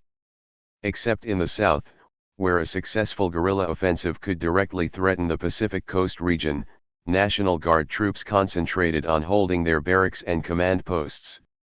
The Sandinista strategy, one Guard officer told a reporter, is to draw our troops to the provinces, but we're not falling for that. The Carter administration's analysts may have accurately portrayed the military balance as it stood on June 8, but they underestimated the potential strength of the Sandinistas. The momentum in the war had shifted, the Sandinistas were on an upward course and the Guard on a downward course. The main reason was the disparity in the flows of weapons to the two sides. Although the only clearly articulated goal of American policy since January had been to stop the flow of arms to both sides in Nicaragua, the Carter administration had succeeded only in cutting off supplies to the Somoza regime. A decision on June 1 to issue clear, forceful private and public warnings to cease the arms flow to both sides resulted in a tough statement to Israel to stop delivering arms to Somoza, 26, and on June 14 an Israeli ship with arms approaching the Atlantic coast of Nicaragua turned around and went home too. Throughout the spring and early summer, however, arms flowed in steadily increasing amounts to the Sandinistas. According to Robert Pastor, the Carter administration received some information about arms smuggling, but until late June it never suspected that the arms flow was very large or that both the Cuban and Costa Rican governments were directly involved. 28 This understates the level of the Carter administration's suspicions, however. Torrijos, Carrizo, and Perez tried to conceal their arms shipments from Americanos, and they repeatedly lied about their role when asked by Carter officials, but it was impossible to keep such a large flow of weapons secret. As early as May 2 the CIA produced a report on Cuban support for Gen 86, the last Somoza and the triumph of revolutionary American guerrilla groups, that described in some detail the direct roles played by both the Cuban and Panamanian governments in shipping arms to the Sandinistas, as well as the role of Costa Rica as the main staging area for this network of support for the Sandinistas. The report specifically stated that the Cuban government had limited its own direct involvement by relying on the Panamanian government to transport the arms, and it described the recent reactivation of the Panama-Costa Rica resupply route to the FSLN. The CIA report also described the use on 2 occasions of the Panamanian Air Force to ship weapons from Cuba, as well as an agreement reached at the beginning of January between Castro and Torrijos to transport FSLN fighters to Cuba for training and to use Panama as a bridge between Nicaragua and Cuba. 29 The CIA's report was based, in part, on a very reliable source. Colonel Noriega, who was on the CIA's payroll, had handed American intelligence officers documents describing the arms supply effort, including the names of pilots, airplane tail numbers, and Cuban companies involved. 30. The Carter administration had been suspicious about Panama and Costa Rica even before the CIA's May 2 report. In March the National Guard had seized weapons coming by truck from Costa Rica and showed American journalists 49 Belgian-made FAL automatic rifles, 99 U.S.-made ML rifles, and 6 Soviet-made RPG-2 rockets. 31 The American ambassadors in Costa Rica and Panama repeatedly asked government officials if reports of their country's involvement in gun running were true. 32 Ambassador Moss, in Panama, recalls that he was given instructions at least a dozen times to go in and make remarks to Torrijos in the sense that Washington certainly hopes that nobody in this area is fueling this war and we wouldn't want to see guns going through Panama, and there are rumors that guns are going through Panama. Torrijos with an absolutely straight face denied that any guns were passing through Panama. He even wrote in a note for President Carter that if anybody is caught running guns, I'll have him put in jail. 33 The Carter administration reached a point where it simply did not want to know precisely what Torrijos was up to. According to one official, intelligence agents in Panama were asked by their CIA superiors to stop paying so much attention to documenting all the arms shipments the Panamanian government was involved in. 34 When a State Department intelligence analyst did try to present incomplete but suggestive evidence of the growing flow of supplies to the Sandinistas, he found considerable resistance to his proposal of a Cuban connection. 35 One defense: it was more important for Somoza to fall. 87 Department official testified in June 1979 that the Carter administration had long had extensive information indicating Cuban, Panamanian, Costa Rican, and, at times, Venezuelan support for the Sandinistas. Yet the administration has been strangely quiet regarding this aspect of the problem. 36 The reason for the Carter administration's silence about Panamanian gun running was the Panama Canal treaties.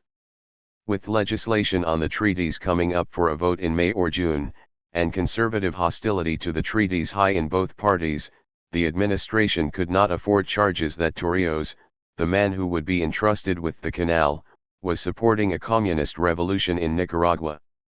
Allegations of Torrijos's support for the Sandinistas were so widespread, however, that opponents of the treaties called hearings in June to examine them. On June 4, 2 days before the hearings were to begin, Robert Pastor flew to Panama on a secret mission to try to persuade Torrijos to stop sending arms to the Sandinistas. 3. At a meeting on Contadora Island off the coast of Panama, Pastor sternly informed Torrijos that his continued playing with the Sandinistas could make passage of the Canal treaties impossible.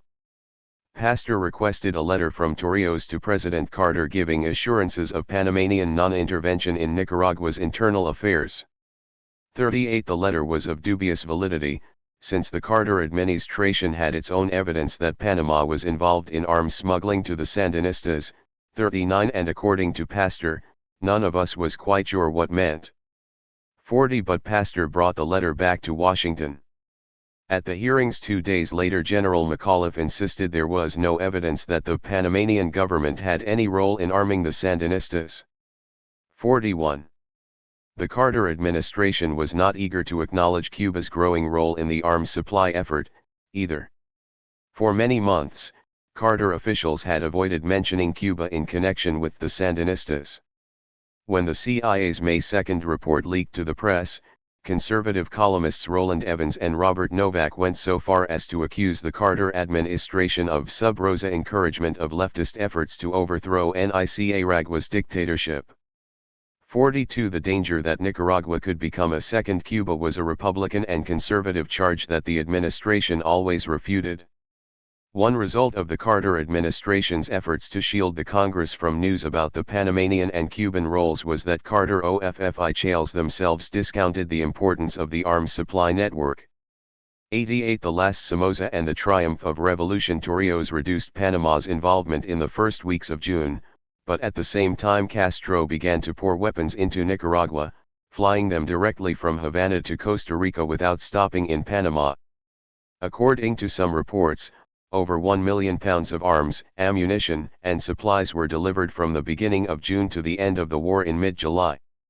The shipments included not only rifles and ammunition, but larger weaponry, including rocket launchers, bazookas, and anti-aircraft guns.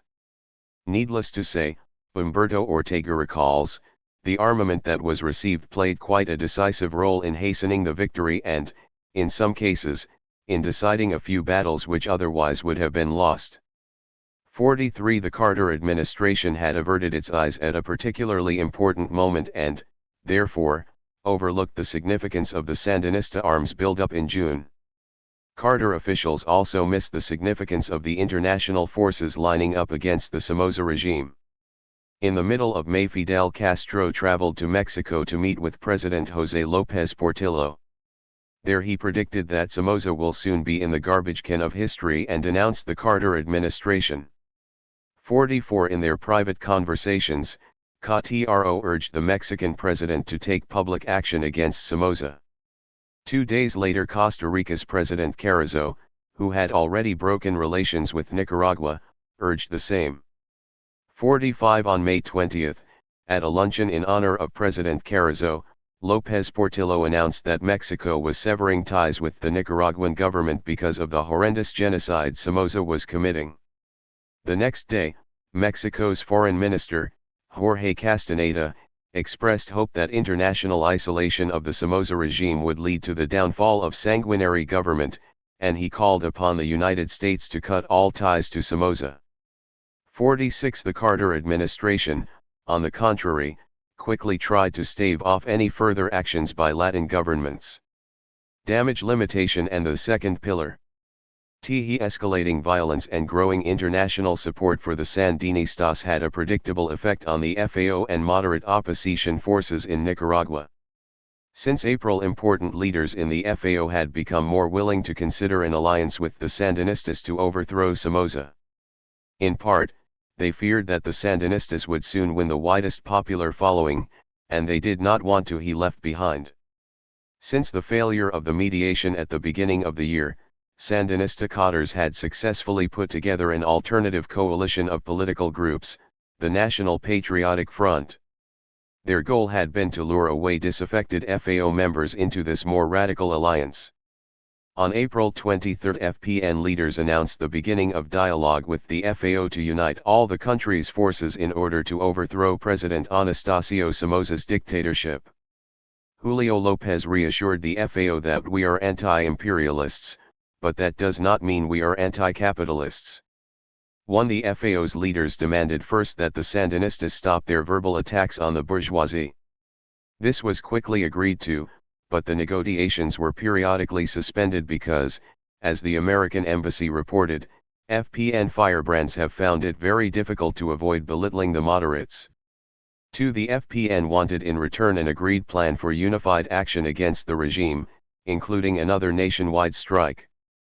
The negotiations dragged on without result for some time, but at the end of April Somoza 89-90 the last Somoza and the triumph of revolution all but threw the moderates into the FPN's arms. He had Regilo and Cor Rivas arrested on charges of involvement with gun running. After forceful protests the American government Warren Christopher summoned the Nicaraguan ambassador to his office and demanded the release of the opposition leaders. Somoza let Regilo and Cordova Rivas go, but when Regilo emerged from prison on May 14, he traveled to Costa Rica to seal his alliance with the Tercerista leaders. For the remaining moderates and conservatives in the FAO, Rabelo's defection was a severe blow. Another blow fell at the beginning of June when the Nicaraguan Episcopal Conference released a statement apparently endorsing armed struggle against the dictatorship. Perhaps the result of a temporary victory by the more left-wing Nicaraguan clergy over the more conservative hierarchy led by Archbishop Obando, the statement declared that the extremist actions of the revolutionary insurrection affect us all, but it is not possible to deny their moral legitimacy in the face of a blatant and prolonged tyranny which violates the basic rights of individuals. As the FAO's center dissolved, moderate and conservative leaders reached out in desperation to the United States. On June 1 the American embassy reported receiving 2 separate appeals for help from moderates who were looking for an international intervention approved by the OAS or a restarting of the mediation, as well as for money to compete with the better financed political forces of the left and the regime.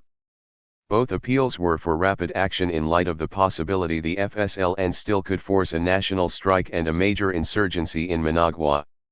The Sandinistas sought to capitalize quickly on their victories and issued the call for a nationwide strike on June 4. Fully aware that the unions and business groups in the FAO opposed another strike, the Sandinistas explicitly threatened those who refused to honor their call. When the strike began on June 4, there were mixed reports as to whether the private sector and FAO unions were complying.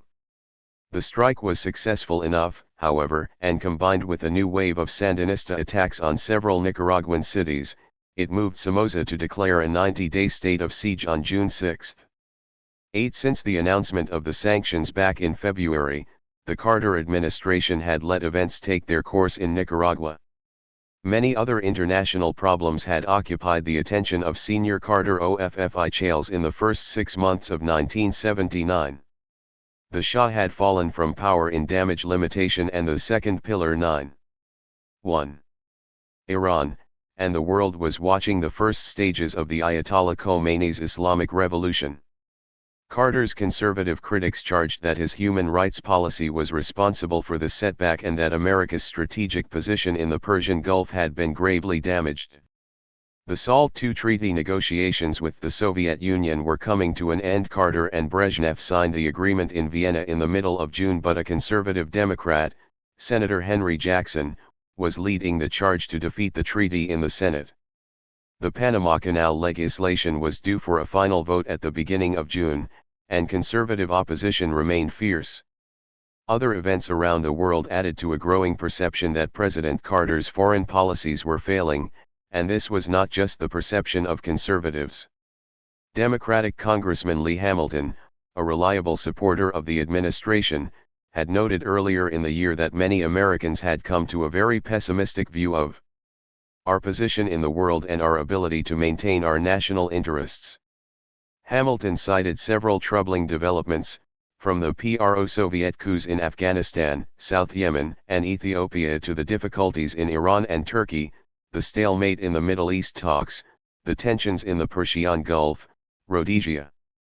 President Carter faced political problems at home, as well. In the spring of 1979, growing gas lines helped damage Carter's popularity, as measured in opinion polls. On May 25, the frustrated president worried that the American people were disturbed, doubtful, uncertain about the future. It was understandable that in such difficult times, the Carter administration did not seek out additional difficult and controversial policies to pursue. The veiled intervention in Nicaragua of the last months of 1978 had not fared well, and an attitude of deliberate non-intervention in Nicaraguan affairs had seemed appropriate once again, this time more out of a sense of futility than ideological commitment. Vaki described the months between February and June 1979 as a time when we didn't know where we were going. There was no point in talking any more about getting Somoza out because there was no center, were already gone, the other half didn't trust us anymore.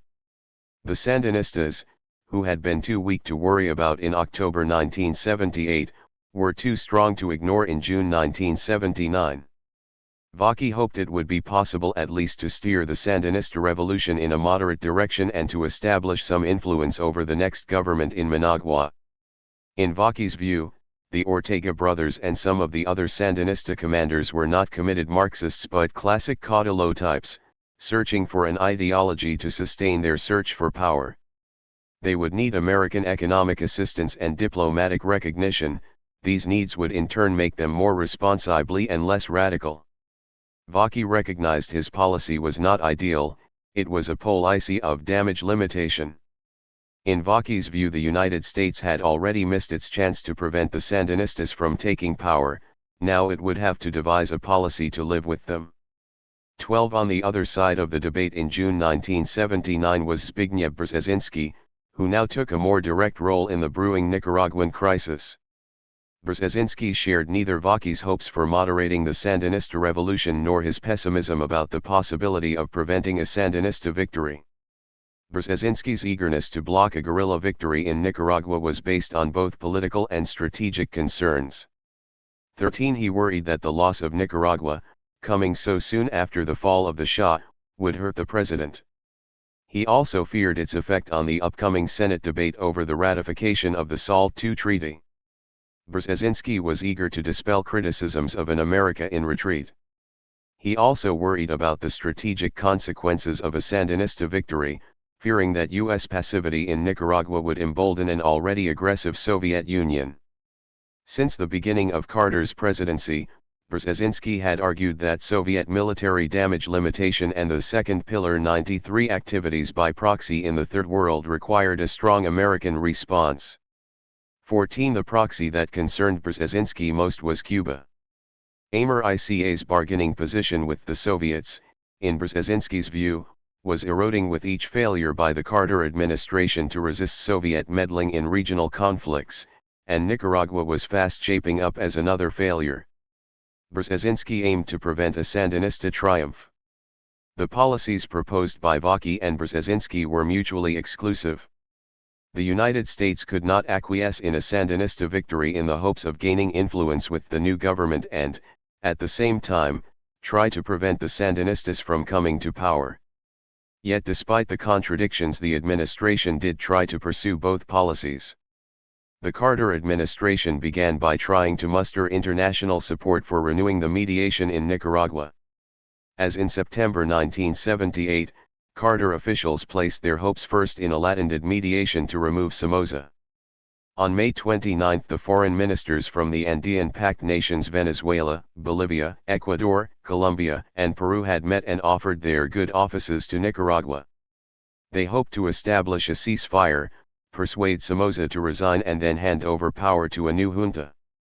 15 The State Department endorsed the Andean Pact mission, and on June 1 Juan Baudler met with the foreign ministers of Ecuador and Venezuela to offer the quiet cooperation of the United States. 16 On June 13 Secretary Vance asked the OAS to authorize the new mediation in Nicaragua. But the Andean Pact mission collapsed immediately. Somoza bluntly rejected the foreign minister's offer of good offices, and the ministers left Managua furious at the rebuff. Then on June 16, much to the Carter administration's surprise and dismay, the Andean Pact formally recognized the Sandinistas as a legitimate army eligible for treatment and prerogatives as a belligerent under international law. The Carter administration had tried to prevent the announcement, but the Latin governments, according to Pastor, still thought that the United States was looking to save its longtime client, Anastasio Somoza. 1. As Carter administration officials hurriedly debated the proper response to events in Nicaragua in the middle of June, the ground was shifting under them. Deliberations had barely started in Washington when events began to preclude any policy except acquiescence to a Sandinista victory. As the Carter administration set off to promote diplomatic efforts by Latin American nations, to look for a moderate alternative among the opposition forces in Nicaragua, to choke off the flow of arms to the San 94 the last Sornosa and the triumph of Revolution Dinistas, to preserve the National Guard, it found each path all but blocked. On all three fronts, diplomatic, political, and military, the Carter administration had arrived late and discovered that the Sandinistas had already taken the high ground and prepared fortifications. The Andean Pact's announcement on June 16 was accompanied by other dramatic news that day. The Sandinistas announced from Costa Rica the establishment of a provisional government with a 5-member junta of Alfonso Rabello, Violeta Chamorro, Moises Hassan, Sergio Ramirez, and Daniel Ortega. 18. The surprising presence of Rabello and Chamorro on the junta was a stunning victory for the Sandinistas. Since Rabello was still officially the representative of the FAO and Chamorro was the publisher of La Prensa, the moderate credentials of the new Sandinista junta were impressive. The Sandinista front suddenly appeared to many in Nicaragua and abroad as the undisputed leader of all anti-Somoza forces. 19. Although events were rushing toward the outcome Vaki had already predicted, Brzezinski remained determined to prevent it. His strength within the administration ensured that his strategy would be tried, for a time. On June 18, the State Department proposed reconvening the OAS foreign ministers in the hope of renewing the international mediation, obtaining Somoza's resignation, and getting agreement to a ceasefire in Nicaragua. Vaki and his colleagues were primarily concerned with stopping the bloodshed in Nicaragua and sought the OAS involvement for that purpose. 20. Brzezinski, however, had more ambitious goals in mind. Brzezinski aimed to establish an alternative to the Sandinista junta, a second pillar of power in Nicaragua with the strength to prevent an outright Sandinista victory. This American-backed government of national reconciliation would replace Sornosa, with the support of the National Guard, and then negotiate the terms of a final political settlement with the Sandinista junta. To ensure the peaceful transfer of power from Sornosa to this national reconciliation government, Brzezinski also proposed the creation of an inter-American peacekeeping force that would enter Nicaragua when Sornosa agreed to resign and would guarantee the U.S. brokered settlement against Sandinista attacks. 21. Vaki and other State Department officials opposed both aspects of Brzezinski's plan. Vaki, Baudelaire, and the new American ambassador to Nicaragua, Lawrence Petzulo, believed it was too late to pull together a moderate alternative to the Sandinista junta. In Vaki's view, a second nucleus of opposition leadership was simply not available. Ambassador Damage Limitation and the Second Pillar 95 Petzulo reported on June 27, his first day in Managua, that it was already apparent that we have little if any chance of putting together a new moderate coalition.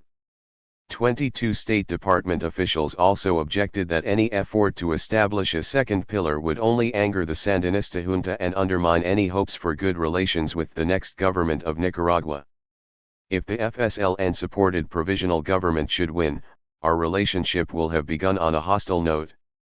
He would have structured the situation so that the government would view us as hostile, and would therefore be most receptive to Cuban support. 23 Vaki and Christopher also opposed Brzezinski's proposal for a peacekeeping force, believing the OAS would never approve such a plan, especially if it appeared to be an American attempt to impose its own junta in Nicaragua. 24 Brzezinski had President Carter's support, however, and for a time the National Security Advisor's geostrategic and political arguments were more persuasive to the president than the State Department's case for a policy of relative passivity. In the middle of June, the president was more concerned than usual about Soviet and Cuban behavior in Central America, and the effect of their actions on the arms control process and domestic politics. He had just returned from the Vienna summit, where he and Soviet Secretary General Brezhnev had signed the SALT II agreement. Passage of that agreement in the Senate, already a difficult battle, could be made more difficult by a Sandinista victory in Nicaragua. The president's concerns were not just political. The more aggressive behavior of the Soviets in the Third World, even as they negotiated an arms agreement with the United States, supported arguments by Brzezinski that the Soviets sought only what they needed from the United States without moderating their behavior on issues the United States cared about. Carter wanted Brezhnev to understand that the United States took Soviet actions in these regional conflicts seriously and that the Soviets' geopolitical behavior was as important as arms control treaties. At the summit meeting in Vienna in the middle of June, he told Brezhnev we should avoid further confrontation by refraining from intrusions into troubled areas, either directly or indirectly through proxies. Carter said he considered Cuba a proxy or surrogate of yours, supported and financed by you. Brezhnev was unmoved. The Soviet Union was dedicated to support the struggle for emancipation and solidarity, he declared, although these revolutions, which the Soviets do support, emerge only within other nations. The instigation for them never originates with us. Carter, dissatisfied with Brezhnev's response, afterwards told Re-96 the last Somoza and Die Triumph of Revolution porters that he had warned Brezhnev that growing Cuban involvement in the problems of Central America and the Caribbean can only have a negative impact on US-Soviet relations. 26 With these geostrategic and political considerations in the background, Brzezinski could insist that Vance do more than ask for Somoza's resignation at the OAS meeting on June 21. He wanted the Secretary of State to call for the establishment of the Inter-American Peacekeeping Force and to make explicit reference to Cuban involvement in Nicaragua. With President Carter's backing, the State Department's objections were overruled. The Carter administration now paid a price for pursuing two different policies at once. The OAS was no place to look for help in blocking the Sandinistas. The most influential Latin leaders were pursuing only one goal in June: the removal of Somoza. Some governments, like Mexico, were actively providing a political shield for the Sandinistas to prevent any U.S. attempts to keep them from power. Pastor blamed State Department officials for seeking support in the OAS.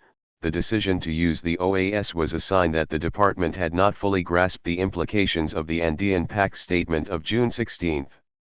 27 But Vaki and other State Department officials had not planned to ask the OAS for anything beyond a resolution calling for a ceasefire and Somoza's resignation.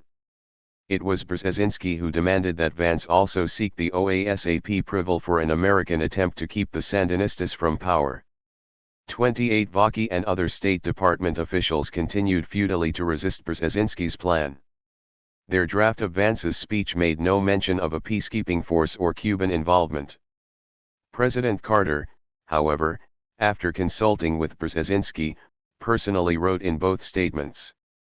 The only matter on which all Carter administration officials agreed was that Somoza should be asked to resign.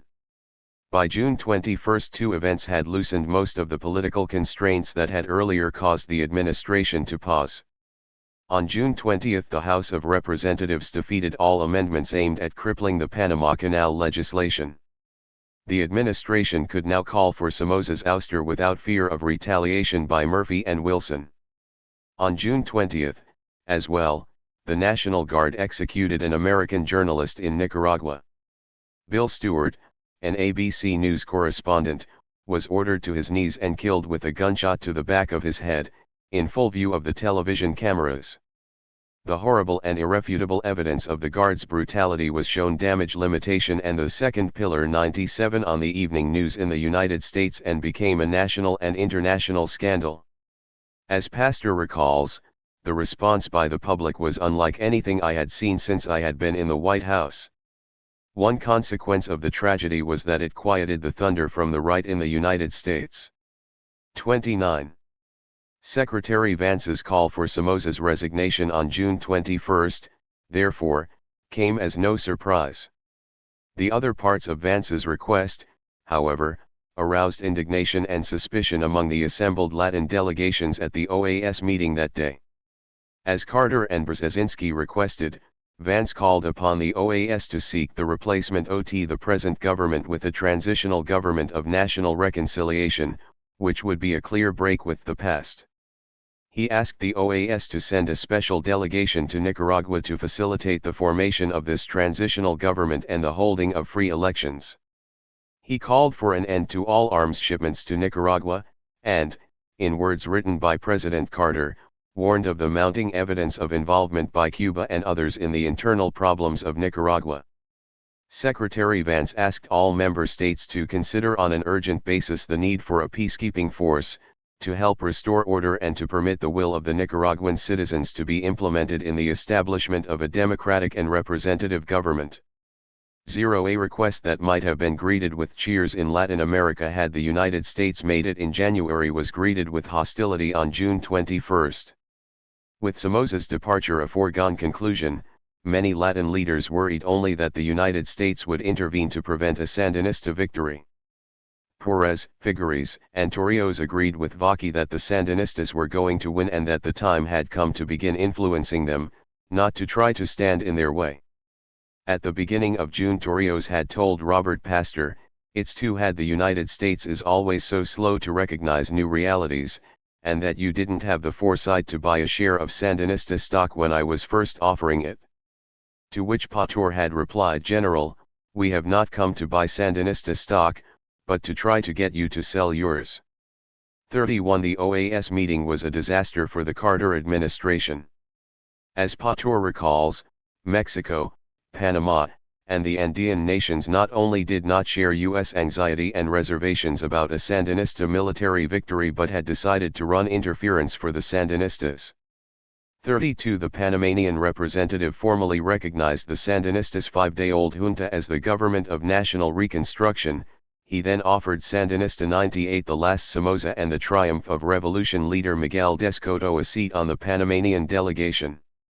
Mexico's foreign minister, Jorge Castaneda, insisted it was not up to the OAS or anyone else to tell them how they should constitute their government once they knocked down the dictator. Even before Vance spoke, the Cuban Foreign Ministry circulated a statement accusing the United States of seeking a military presence in Nicaragua, using the OAS as a cover.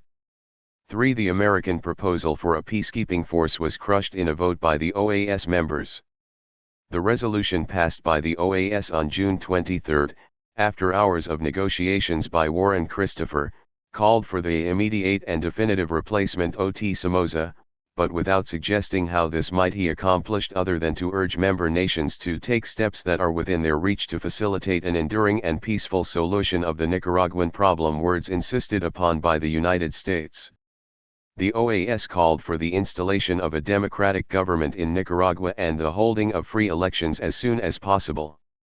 It also called on all nations to respect scrupulously the principle of non-intervention. Christopher told reporters afterwards that there was no precedent for the broadly based and far-reaching resolution adopted today. The OAS resolution, however, was designed to open a clear path for the Sandinistas. It opened only a small crack through which the United States could try, once again, to shape the next government of Nicaragua. Brzezinski was unhappy with the course of events. At a meeting with the president and other senior officials on June 22 he argued for direct American intervention in Nicaragua, reminding the president that there were major domestic and international implications a Castroite takeover in Nicaragua would he considered as being incapable of dealing with problems in our own backyard and impotent in the face of Cuban intervention. This will have devastating domestic implications, including for SALT. 34 President Carter, however, rejected any consideration of unilateral American intervention. He placed his hope in further mediation. Brzezinski continued to look for a solution in the second pillar. On June 25 he again proposed creating an alternative governing structure, an executive committee with the support of the National Guard, that could negotiate with the Sandinista junta. 35 Vaki proposed working instead with the Sandinista junta, seeking perhaps to strengthen Rabello and Chamorro by broadening the junta to include other moderates. The Carter administration decided, again, to pursue both plans, in the hope that one might succeed and that in any case pursuing both tracks could damage limitation and the second pillar 99 only enhance American influence over the final outcome. The plan for a second pillar was presented to Somoza on June 25, and 2 days later Baudelaire traveled to Panama to present the plan for broadening the junta to the Sandinista junta members. Events in Nicaragua, however, had just about foreclosed both options. The Carter administration's plans to broaden the junta or set up a second pillar aroused heated opposition from the two moderates on the Sandinista junta. On June 18, Violeta Chamorro had insisted that the junta was the true government of national unity which already represented all ideological, social, political, insurgent, and intellectual sectors. 36 On June 20 Chamorro, Rabello, and the rest of the junta publicly rejected any American plan to establish an alternative government of national reconciliation. 37 Even moderates outside the junta were finding it prudent to seize their last remaining opportunity to play some role in the next government and to protect their political and economic interests. The Sandinistas worked quickly to convince moderates that the moment to get on board was passing by. In the third week of June the Sandinista junta announced its program of government. The fruit of Rabello's bargaining with the Sandinistas over several weeks, the program of government was a compromise between the Terceristas' minimum program, the basic points that could be agreed upon with the bourgeoisie without blocking the socialist aims of the revolution, and Rabello's effort to ensure that his own position in the new government would be as strong as possible. The plan called for the creation of a Council of State, which would be made up of 30 members representing the FSLN, FPN, FAO, and even COSEP, a powerful, and rather conservative, alliance of Nicaraguan business leaders. Many moderates took the plan seriously. The American embassy in Costa Rica reported that major jockeying for position was already underway for participation in the Council of State. 3 years after Rabello struck his deal, the FAO leaders decided they could not afford to be left out of the grand plan the Sandinistas were orchestrating.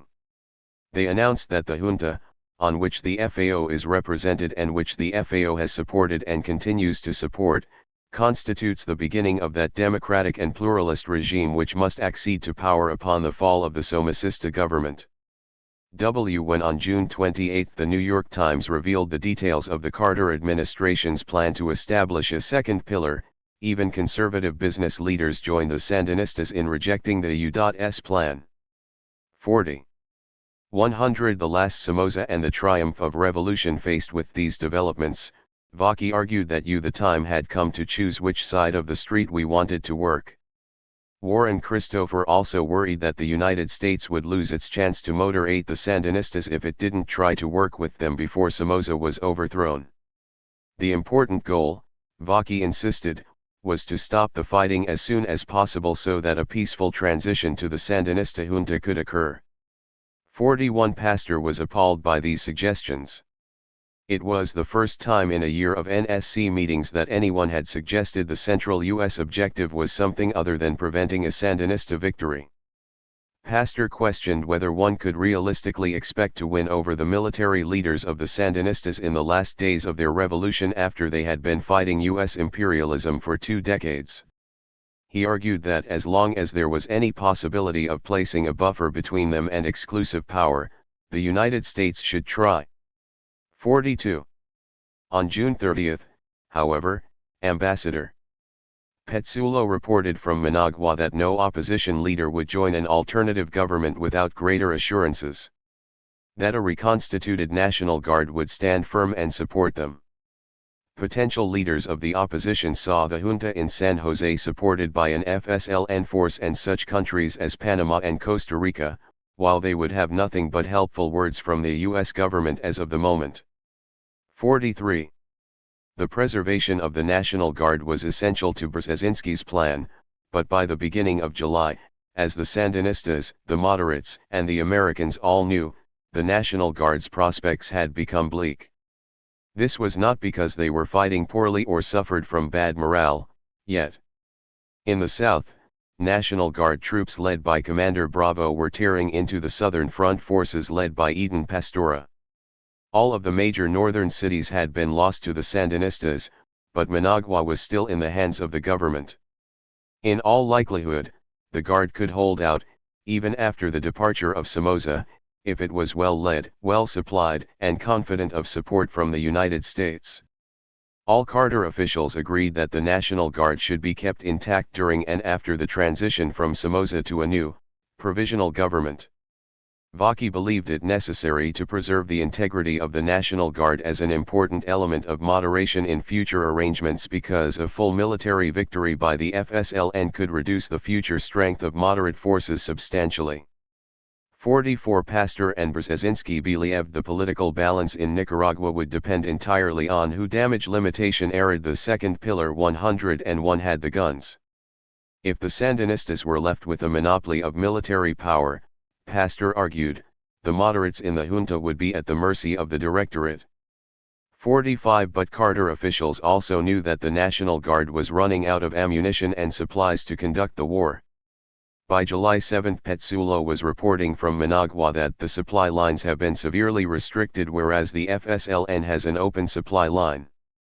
He guessed that the Guard would run out of ammunition in less than 2 weeks. 46 But apparently none of the senior policymakers in the Carter administration ever suggested that the United States should resume, or even promise to resume, arms shipments to the Guard. 4. Vaki opposed the idea because he was resigned to dealing with the Sandinista government. But Pastor and Brzezinski, who were not so resigned, also made no effort to arm the Guard. Pastor acknowledged that as the war in Nicaragua became more ferocious, the idea of permitting the survival of any part of the Guard became increasingly problematic. 48 After the murder of Bill Stewart, the idea of renewing military assistance to the Guard was politically difficult and maybe even morally repugnant to President Carter. While refusing to provide arms, senior American officials nevertheless devoted great efforts to finding the right person to take charge of the Guard and hold it together during the transition. They tried to have a former National Guard officer, Bernardino Larios, named to an expanded Sandinista junta to assure the officers who will survive after Somoza that the is not being forgotten or abandoned. 40 Vaki instructed the American ambassador in Guatemala to tell another prospective Guard chief that Lai may wish to keep in mind the importance of providing with hope for the future. 50 The Carter administration, however, would not provide what the Guard really needed to have hope for the future. At their meeting on June 27, Petsulo asked Somoza directly, "How do we preserve the Guard?" 7 Somoza answered, "By giving them the logistics they need to make themselves felt in the country, that's all." Petsulo responded that the Carter administration was willing to do what we can to preserve the Guard, but it was not going to come in here with the wherewithal to do it now. I don't think we could get that through our Congress. We are talking about the impossible. We do want to preserve the Guard. We would like to see a force emerge here that can stabilize the country. We might never see that happen. 51 By July 10 Vaki was telling Pastor that the Guard would not hold together, and that we should discard the illusion that it would. 7 Those plans have a way of not working out. At the beginning of July the Carter administration finally abandoned Brzezinski's plan to establish a moderate alternative government to act as a second pillar of power alongside the Sandinistas. At a meeting with the president on July 2, Brzezinski made one final attempt, proposing to replace the Sandinista junta with a new one that would include the National Guard commander and only one leftist, Sergio Ramirez. President Carter took the State Department's side and rejected Brzezinski's suggestion as impractical. He accepted Vaki's plan to add moderates to the junta. According to Pastor, Carter understood the importance of having a moderate on the junta, which would have effective control of the army. "We don't want Ortega to be Minister of Defense," the president said. 1 The administration spent the next 2 weeks trying to broaden the junta with the addition of more moderates and to select a new commander for the National Guard who could hold the force together after Somoza's departure and negotiate a ceasefire with the Sandinistas. On July 3 Vaki flew to Venezuela to discuss with the Andean-pact foreign ministers ways of expanding the junta and moderating the next government. That same day, President Carter met with Torrijos in Washington and presented him with a 7-step plan for replacing Somoza with a broad 102. Those plans have a way of not working out. 103 End junta and a new guard commander. On July 4, Baudelaire met with Carrizo in Costa Rica and suggested adding moderates like Adolfo Calero to the junta. Carrizo presumably conveyed the message to the Sandinistas. The idea of expanding the junta to include more moderates certainly had the support of Latin leaders. Carrizo, Torrijos, Perez, and Figueres had all grown nervous at the last minute about the possibility that a Sandinista government might be thoroughly Marxist and beholden to Castro, a concern that was amply shared by President Luis Herrera Campos in Venezuela. In the second week of July, Figueres said publicly that he feared Somoza would be replaced by a Marxist government, which would lead eventually to a U.S. intervention. Figueres told reporters he was trying to find out from the Marxist members of the FSLN how far they wanted to go in carrying out reforms in Nicaragua. He singled out Eden Pastora as a moderate and democratic element within the Sandinista front. 2 At the beginning of July, then, at the prompting of the United States, Panama, Costa Rica, and the Andean Pact began separate discussions with the Sandinista junta to broaden its membership and to seek understandings that could form the basis for a ceasefire and the formation of a transition government. 3 Senior Carter officials now believed that one of their last remaining weapons for influencing the transition in Nicaragua was the ability, which the United States alone possessed, to choose the moment of Somoza's departure. The main card the U.S. had to play, Pastor writes, was Somoza's resignation. For the irony of the American mediation in July of 1979 was that, while it could no longer accomplish what Baudelaire had a half-year earlier, the strengthening and consolidation of a moderate alternative to both Somoza and the Sandinistas, it could with little difficulty achieve the goal that had eluded Baudelaire and Vaki in 1978, obtaining Somoza's departure from power.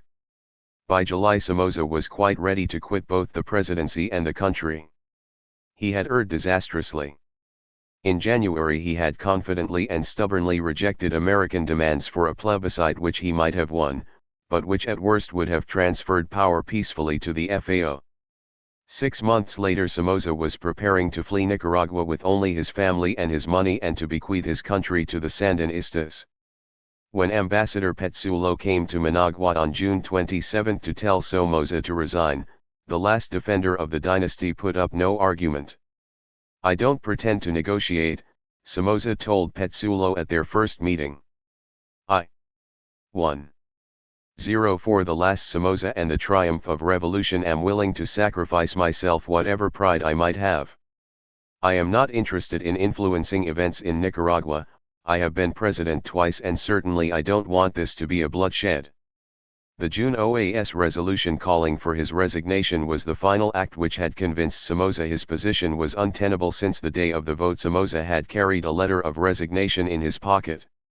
His supporters in the American Congress were no longer of any use. When Petsulo arrived to meet with Somoza for the first time, he found Congressman Murphy at Somoza's side, but Murphy was only there as a witness to ensure that the Carter administration kept whatever deal it struck with Somoza. 6 Ambassador Petsulo asked not only that Somoza resign, but that he do so in a way least likely to cause the Carter administration political difficulties. "If you left with a certain amount of dignity and you left with class, I think that's the touch," Petsulo suggested. "If, on the other hand, you walk out of here and went after the Carter administration, talk to Reagan and coup up to the Reagan campaign, it might make you feel better but it wouldn't help you."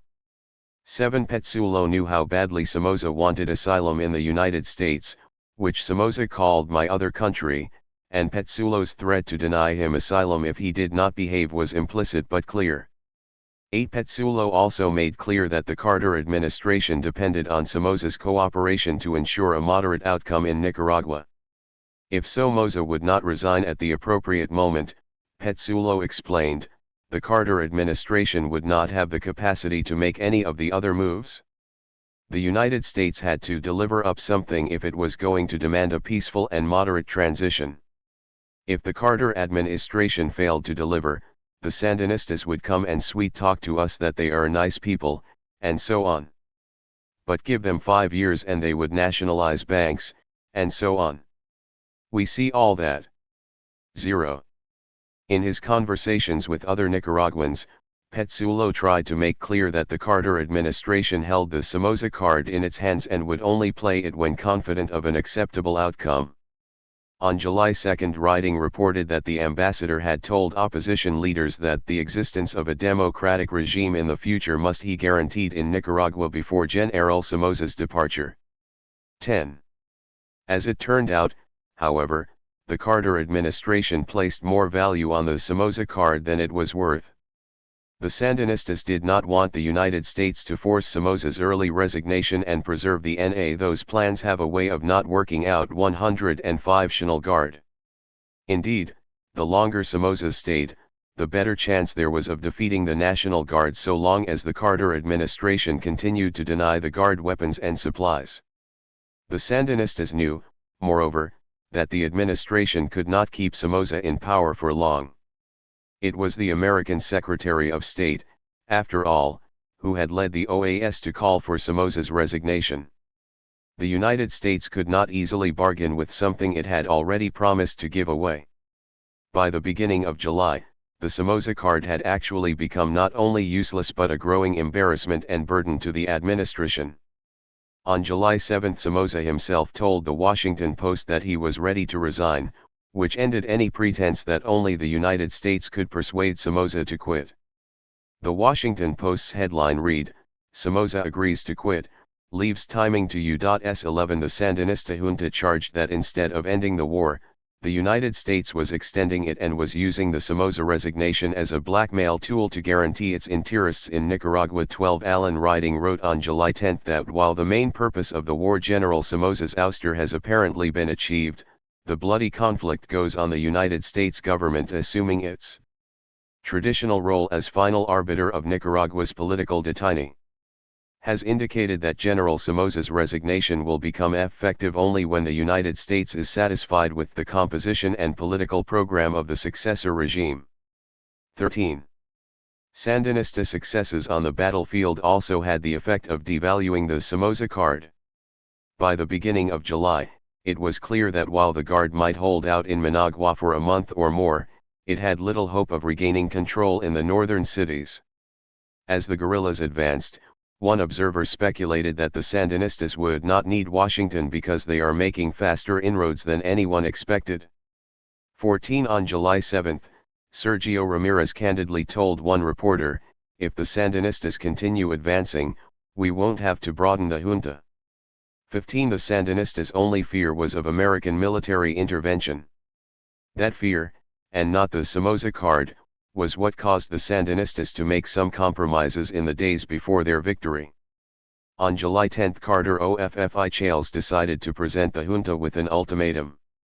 The junta would have to accept additional moderate members, call for a ceasefire, and organize elections, or the U.S. would seek alternative approaches. Pastor recalls that the administration had no idea what alternatives were available, but threats made in desperation are not generally inhibited by the absence. 106 The last Somoza and the triumph of revolution of rational alternatives. The Sandinistas, however, could well imagine what the alternative approaches might be. As late as July 18, Tomas Borges stood at a rally in Leon warning his countrymen against an imminent intervention by the United States with the Marines or through the forces of the Central American Defense Council. 1. To prevent an American intervention, the Sandinistas needed to maintain the support of important Latin leaders. Those leaders, however, were growing more and more nervous about the Marxists in the Sandinista front and about the possibility that the Nicaraguan revolution would become Castro's triumph. On July 8 the Sandinista junta's foreign minister, Miguel Descoto, complained that Latin governments were threatening to cut off their support for the Sandinistas unless the junta was expanded and the structure of the National Guard preserved. 1. The Terroristas believed they had no choice but to try to appease Carrizo, Perez, Torrijos, Figueres, and even Baudelaire, as best they could without compromising on strategically vital points. Torrijos, Perez, and even Castro advised the Sandinistas to accept an expansion of the junta. Castro, at least, considered it a minor concession since he, like Pasteur and Brzezinski, did not expect the junta to have any real power in the next government. 19 Much to the surprise and chagrin of the Carter administration, however, it was Violeta Chamorro and Alfonso Rabello, not the Sandinistas, who rejected any plan to put more motor eights like themselves on the junta. They may have feared the dilution of their own power. Perez, a close friend and protector of Violeta and her late husband for many years, tried to persuade her, but she broke down in tears and said she preferred to resign rather than accept the expansion. 20. Rabello rejected the plan publicly. He saw no reason why the United States should lay down conditions on how we should run Nicaragua. 21 While Rabello and Chamorro took a hard line, however, the Sandinistas tried to accommodate the concerns of Latin leaders and the Carter administration. On July 14 the Sandinista junta announced their government's cabinet, and the selections were notable for their moderate coloration. The 12 figures named included Joaquin Cuadra Chamorro, Arturo Cruz, and Roberto Mayorga, all members of the Group of 12, but also members of the Nicaraguan bourgeois elite. To meet another American demand, the Sandinistas offered the post of defense minister to the former National Guard colonel, Bernardino Larios. This answered President Carter's stated concern that an Ortega not have that post. The only troubling appointment was Tomas Borga as Interior Minister. Those plans have a way of not working out. 107 but Borga was the only Sandinista named, and both the Times and the Post reported that his appointment was, in fact, good news for the United States. 22 In keeping with their politicab-military strategy, the Terceristas were willing to compromise extensively in stating the political goals of the revolution. On July 12 Ramirez, Ortega, Borga, Pastora, Rabello, and Chamorro met in Costa Rica on President Carrizo's ranch at Punta Arenas with Carrizo, Figueres, Perez and Torrijos. Determined to win the unequivocal support of these Latin notables, and with it the international legitimacy necessary to forestall any last-minute American intervention, the Sandinistas agreed to modify the junta's political program. The new program they announced on July 12 was strikingly moderate. The junta pledged itself to install a government of democracy, justice, and social progress, with full guarantees for all Nicaraguans to participate in the political system, not just those who had proven themselves in the struggle against Somoza. The junta promised not to persecute members of the National Guard who had not committed crimes against the people and to permit those who so wished to join the new National Army. The junta also specifically pledged for the first time that it would preserve a mixed economy in Nicaragua and that, although there would be an agrarian reform and a transformation of key sectors of the economy, including the financial system and the trade sector, nevertheless there would also be guarantees and full respect for the properties and activities of the private sector not otherwise affected by the government program. Although it was the junta's commitment to elections and human rights that received the most international attention both at the time and later, the junta's promise to respect private property and economic activities may have been the most important and decisive for Nicaraguan motorists and businessmen. At the most basic level, it gave them some assurance that they might at least survive economically in Sandinista Nicaragua, and perhaps economic survival would also mean political survival. Even the announcement of this revised political program did not satisfy the Latin leaders assembled at Punta Arenas. Perez and the others also asked the Sandinista junta to send a letter to the OAS officially committing the junta to hold free elections.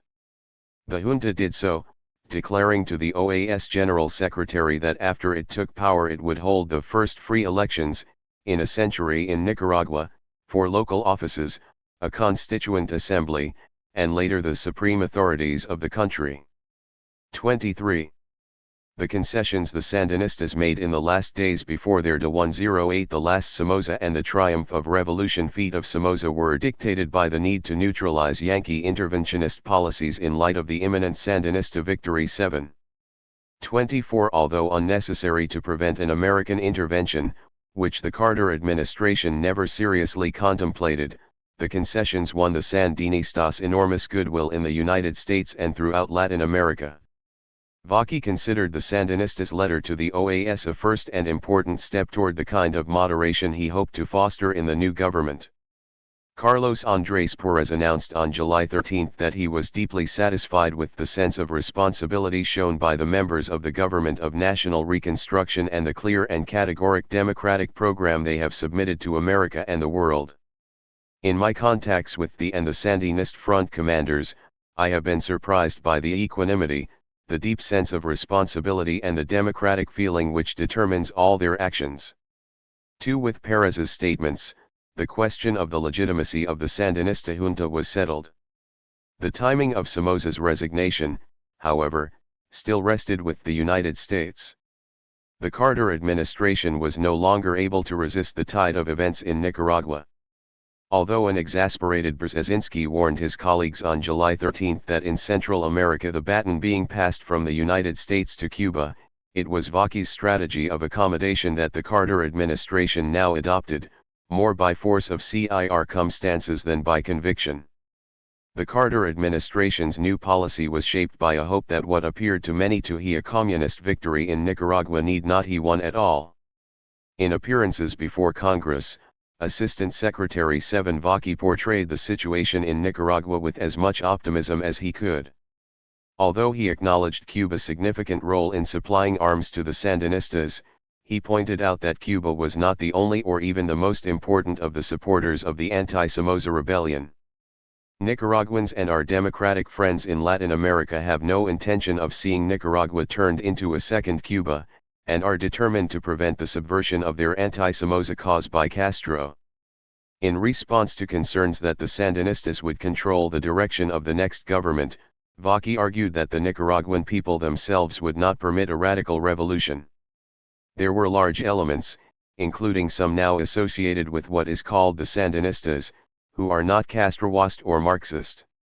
There are elements ranging from the Conservative Party, which has been the longtime opposition party 7 to business. Those plans have a way of not working out. 109 groups, bankers, political parties like the Christian Democrats, all of them engaged in relating to this particular fight. 26 Vaki said that even most Sandinista fighters were not ideological and argued that the 7 Acuyistas were not Marxist ideologues. 27 Since Vaki wanted the United States to provide economic aid quickly to the new regime, he may have understated the prospects for a radicalization of the revolution. Vaki sincerely believed, however, that a pluralist, democratic government with a mixed economy and a neutral foreign policy could emerge from the Nicaraguan revolution, if the United States conducted itself wisely and prudently, and if it greeted the new Nicaraguan leaders with friendship and assistance rather than suspicion and hostility. You would hope, as he later put it, that they would behave realistically. 28. Vaki was by no means alone in his hope that circumstances would constrain whatever radical desires some Sandinistas might harbor.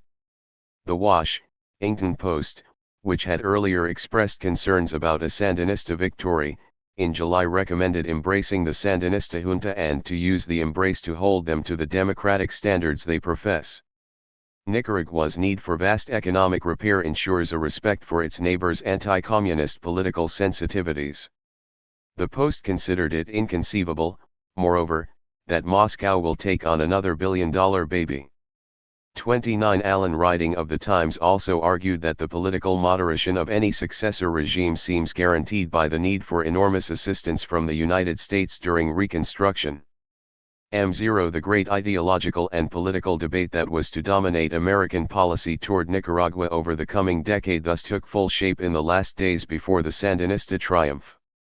Opposed to Vaki's hopeful, accommodationist approach was Brzezinski's conviction that the Sandinistas' impending victory was a defeat for the United States and a victory for the Soviet Union and Castro. Warren Christopher, who shared Vaki's view, skeptically asked Brzezinski what he meant by a Castroite government in Nicaragua. Brzezinski responded that a Castroite government would be one that supported Cuban and Soviet foreign policy and insurgencies abroad, for example, in El Salvador. One conservative critics of the Carter administration soon began arguing that the president was losing Nicaragua to the communists and was doing so deliberately. 32 Such perceptions were encouraged by off-the-record statements that emanated from the American embassy in Managua, possibly from Ambassador Petsulo himself.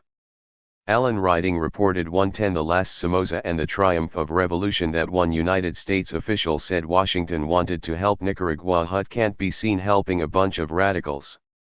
He said the junta had to look moderate for us to be able to sell the package back home. 33. Conservative Democrats were just as troubled by the course of events as Republicans. At the last minute, Congressman Murphy even persuaded Majority Leader Jim Wright to intercede on Somoza's behalf. Wright asked Secretary Vance to allow Somoza to speak directly with President Carter by phone. The House Majority Leader believed it was extreme to ask a head of state to step down. 34. Despite these pressures, the Carter administration now sought as rapid a conclusion to the conflict as possible, in part so that the Guard might not be completely destroyed. In the end, the American plan was not very different from what the Sandinista junta had already proposed. Somoza would resign and turn power over to an elected member of the Nicaraguan Congress, who, in turn, would call for a ceasefire, begin negotiations between the new Guard commander and the leaders of the Sandinista forces, and then transfer power to the junta. It would be an unconditional and immediate transfer of power. According to the American plan, Somoza would resign at 1 in the morning on July 17 and hand over power to Francisco Urquijo, a physician in his 60s chosen by the Nicaraguan Congress at the Americans' behest. The Guard would be put under the control of Lieutenant Colonel Federico Mejia, who had been chosen by American officials and approved by the junta. The final 2 days, however, were tragicomic, as almost nothing worked out as planned. Somoza did resign and flew to Miami on July 17. Before leaving, he retired 100 senior officers in the Guard and Mejia was named as the new commander. Urquijo became interim president, and then the plan broke down. Urquijo announced to the nation that a time for healing had come and made clear that he had no intention of immediately passing power to the junta. He told Ambassador Petsulo that he would not transfer power to a communist junta, but only to a democratic one. He told reporters he might have to stay in power 1, 2, or 3 months, and he denied landing rights to the plane that was supposed to bring the junta from Costa Rica to Managua.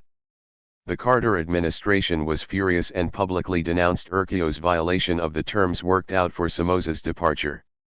The State Department threatened Somoza with expulsion from Miami if he did not convince Urquijo to relinquish the presidency, and the expresi those plans have a way of not working out. 1 Dent pleaded with Urquijo by telephone. "You are ruining me," Somoza told Urquijo. "They will deny me political asylum here if you don't do this." Urquijo responded, "I'll never give it to the Cornmunists." 35 In the meantime, before Urquijo had made his surprise announcement, rumors spread in Managua that Sandinista forces were advancing from all directions to take the city. After Urquijo's statements, the Sandinistas announced that the United States had reneged on its deal and, therefore, they refused to negotiate a ceasefire with the Guard. Now they demanded the Guard's unconditional surrender. With Somoza gone, the National Guard was without a leader. It was also without ammunition as the Sandinistas advanced on Managua. The Guard's new leader asked Petsulo if the United States was going to resupply his troops. Petsulo said it would not. In the early morning hours of July 18, the National Guard disintegrated. As Baudelaire prepared to leave Nicaragua he, quite uncharacteristically, spoke to an American journalist. "I think it would have been better if things had gone according," he said. "But those plans have a way of not working out." 36 That day the new Nicaraguan government junta made its first pronouncement, albeit from Costa Rica. Read by a Sandinista spokesman, it instructed the people of Nicaragua to remain calm and wait for instructions from their new leaders. The statement, though issued by the junta, left no doubt about who had achieved the great victory. The Sandinist National Liberation Front has proclaimed that it is implacable in combat and generous in victory. Long live the Sandinista National Liberation Front! 37 On July 19 the Sandinista junta entered Managua and took control of the government. It was not a transition or a succession, it was the triumph of the revolution. New terms for the alliance. On July 18 interim President Francisco Urquijo fled Nicaragua on a plane to Guatemala, and the National Guard had disintegrated after futile attempts to arrange a ceasefire in place with the Sandinista forces. Hundreds of officers of the Guard commandeered planes and flew to Honduras. Thousands of other soldiers made for the Honduran border on foot, while still others took to boats and went across the Gulf of Fonseca to El Salvador. Several thousand more were trapped inside Nicaragua and either surrendered or were captured. The 40-year-old edifice of the Somoza dynasty collapsed in a day. On July 17, two armed factions struggled for power in Nicaragua. By July 19, only one remained. The collapse of the National Guard had immediate and profound consequences for the arrangements of power in the new government. The Sandinistas had not expected to find themselves without an armed opponent. 1. The dissolution of the Guard removed the most important rationale for the Terceristas-Bourgeois alliance. Assistant Secretary of State Viren Vaki had worried that a full military victory by the FSLN could reduce the strength of moderate forces substantially, and in the first week after Somoza's fall the leaders of the Sandinista front made clear that they considered their earlier arrangements with Rebelo obsolete. 2. 112. New terms for the alliance 1-1. 3. In theory, at least, the government that took power on July 19 gave the moderates a significant if minority role. The new junta included Rebelo and Chamorro and three Sandinistas, Daniel Ortega, Sergio Ramirez, and Moises Hassan. Three moderate groups were represented in all the provisional governing institutions except the army and the police. In the proposed 33-member Council of State, the business groups of COSAG, the six political parties and trade unions formerly of the FAO, and the Nicaraguan clergy were promised 14 seats, while the Sandinistas and affiliated groups were to have 19 seats. The government cabinet announced on July 19 also contained many businessmen and financial technocrats.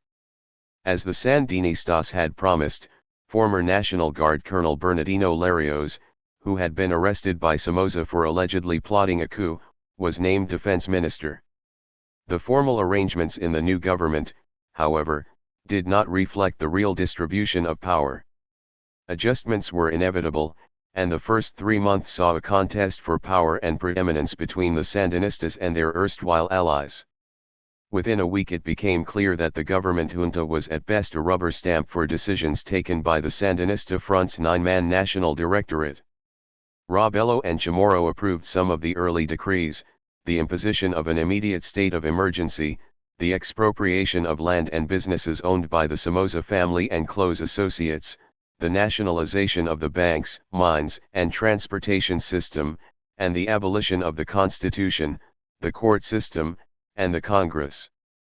With their approval the government decreed the establishment of new special public order courts, charged with handing down 3 to 10-year sentences for a variety of crimes, including stiff sentences for those found to have aided Somoza's motif. Many other important actions, however, were taken by the Sandinistas without approval by or even consultation with the junta's two moderates. The most dramatic sign of the government junta's near irrelevance came on July 28, when the Sandinista Directorate held its own press conference to announce the reorganization of the Sandinista army. Neither the government's defense minister, Bernardino Larios, nor the two moderate junta members were present when Humberto Ortega named the new general command of Tomas Borga, Fuiscarian Cruz, and himself. Joaquin Cuadra, leader of the Terceristas' internal front during the war, was named chief of staff.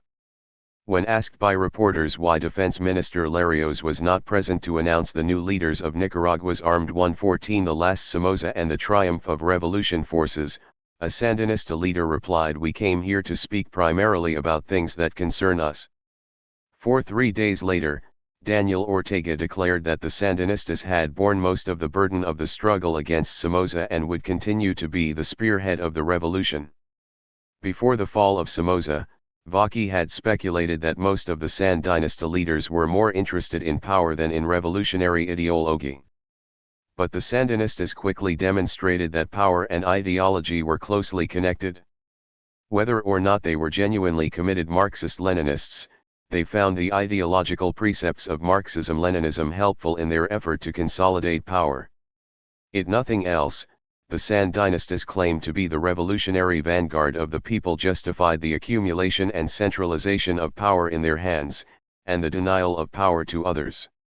The alliance between the Sandinistas and the moderates before the victory had proclaimed a single, democratic revolution. But the Sandinistas now argued, in effect, that there had really been two revolutionary victories on July 19, 1979. One was the bourgeois revolution of moderates like Robelo, Chamorro, and the FAO, which aimed at replacing the Somoza dictatorship with a version of free market capitalist democracy. The other was the Sandinista revolution, which aimed at a far more radical transformation of Nicaraguan society. With the new balance of power after July 19, the Sandinistas acted to ensure the victory of their revolution over Robelos. In their struggle with the moderates, ideology was a potent and necessary weapon. What justified the Sandinista leaders' demand for the greatest share of power in post-Somoza Nicaragua, after all, if not their unique commitment to a complete transformation of Nicaraguan society? After their triumph, therefore, they returned to the language of class war, in which the erstwhile bourgeois allies became enemies, no less odious or dangerous than the Somoza dictatorship itself. The bourgeoisie believed it had won a share of power in the revolution, but in fact the war had been won by Sandinismo, and the people recognized above all the total victory of Sandinismo. 6. It followed, according to this logic, that the bourgeoisie would soon try to recapture what they had lost.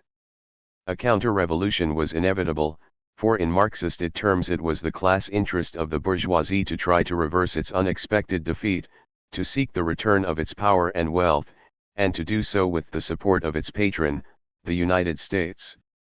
The bourgeoisie's control of national financial institutions and most Nicaraguan businesses gave it the ability to pursue its class interest to the detriment new terms for the alliance 1-1. 5.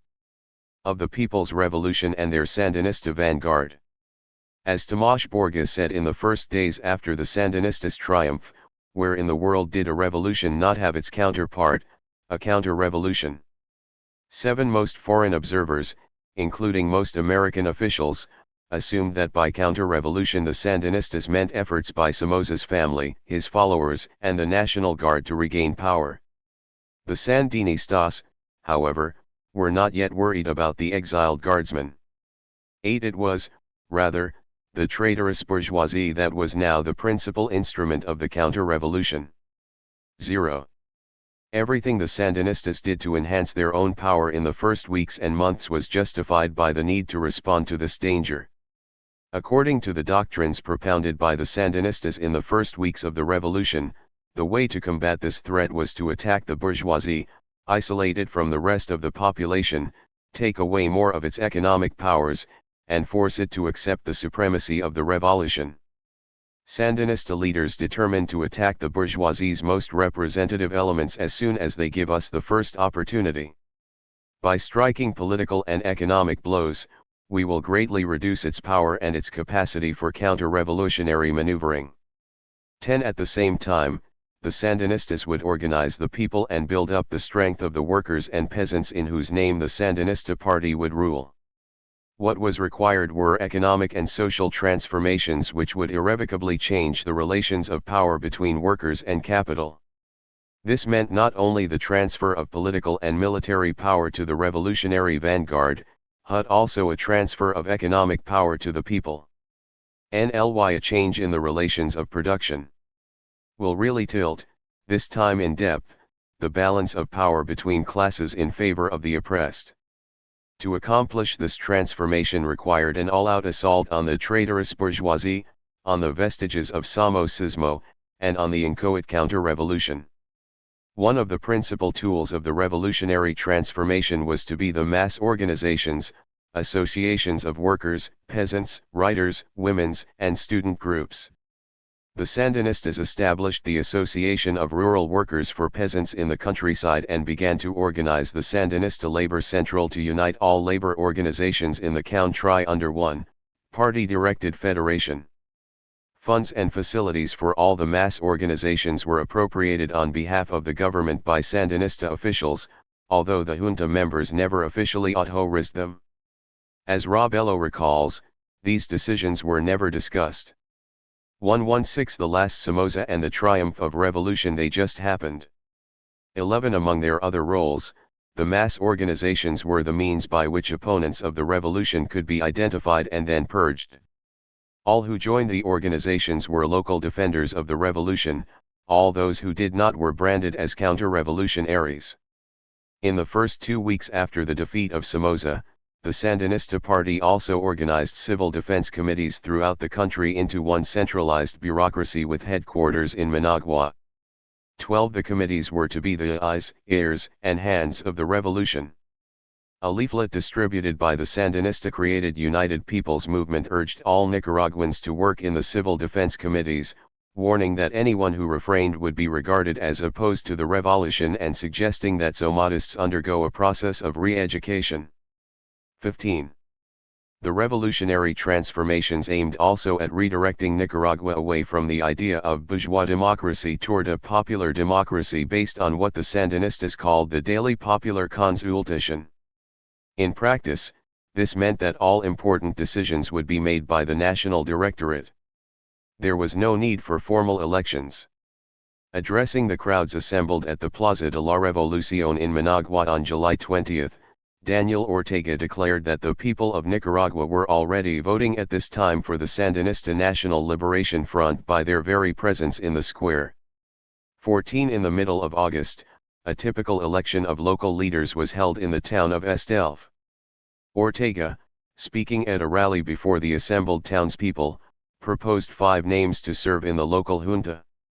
As one journalist reported, all proposed members were elected by a show of hands. 15 One of the best publicized endeavors of the Sandinista Revolution was the National Literacy Crusade, a huge, year-long effort to teach poorer Nicaraguans in the barrios and in the countryside to read and write.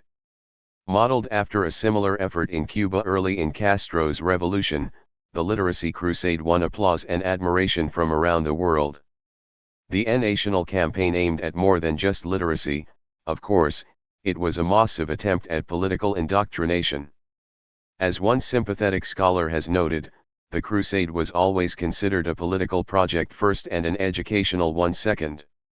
16 For decades the Nicaraguan people had received the kind of education that favored the Somoza dynasty. Now they needed an education that would aid in the socialist transformation of Nicaragua. The Sandinista struggle for revolutionary transformation and predominance did not go unanswered by the moderates. From the first day, new terms for the alliance won. 7. Robello worried about the course of the revolution and his own decline in power, although in public he showed his differences with his Sandinista allies in subtle ways. At rallies he shouted "Long live the Sandinista front," and he wore a revolutionary bandana around his neck. But unlike the other leaders he also shouted "Long live Pedro Joaquin Chamorro." 1. He told reporters there was no need to be afraid.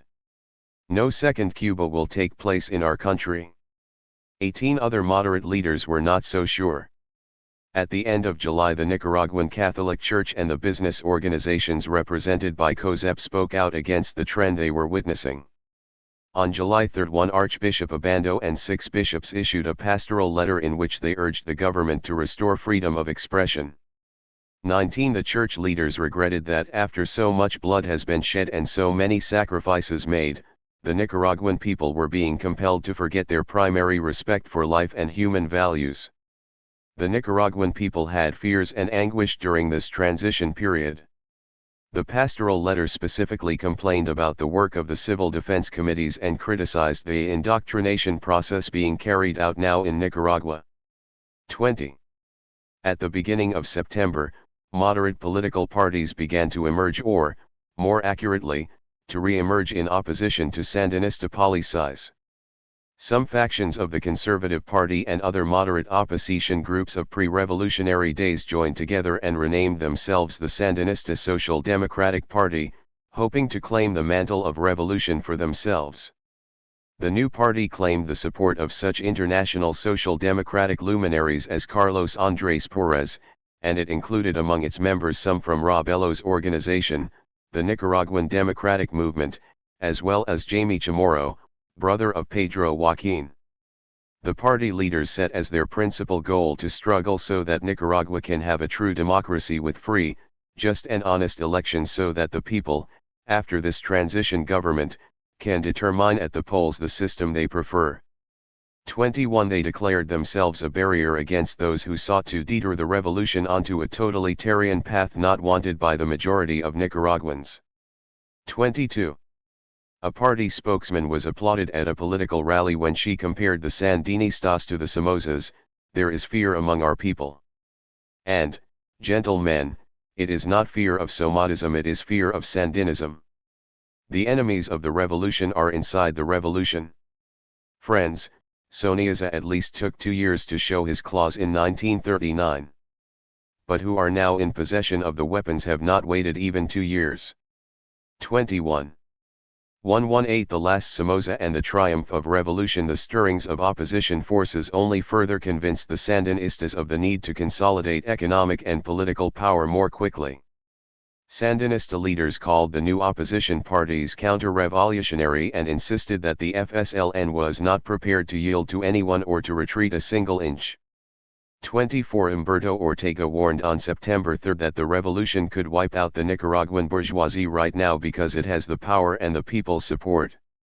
At the end of September, the Sandinista newspapers and radio stations announced that one of the revolutionary slogans, implacable in combat, generous in victory, had been changed to implacable in combat, implacable in victory.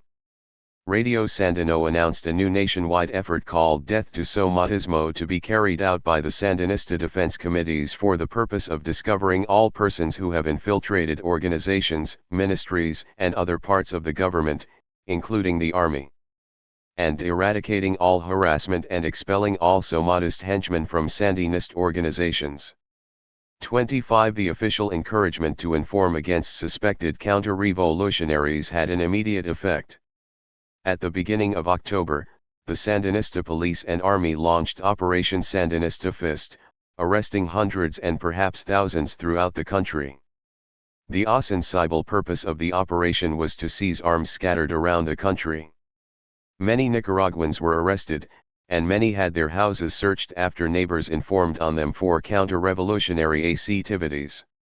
26 Humberto Ortega declared that strong measures should be adopted against the Somatist lackeys still at large, against the treacherous bourgeois reaction, against the mercenaries who obey the orders of American imperialism, and against the so-called Social Democrats, who are nothing but servants of the treacherous bourgeois reaction and the foreign bourgeois reaction of imperialism.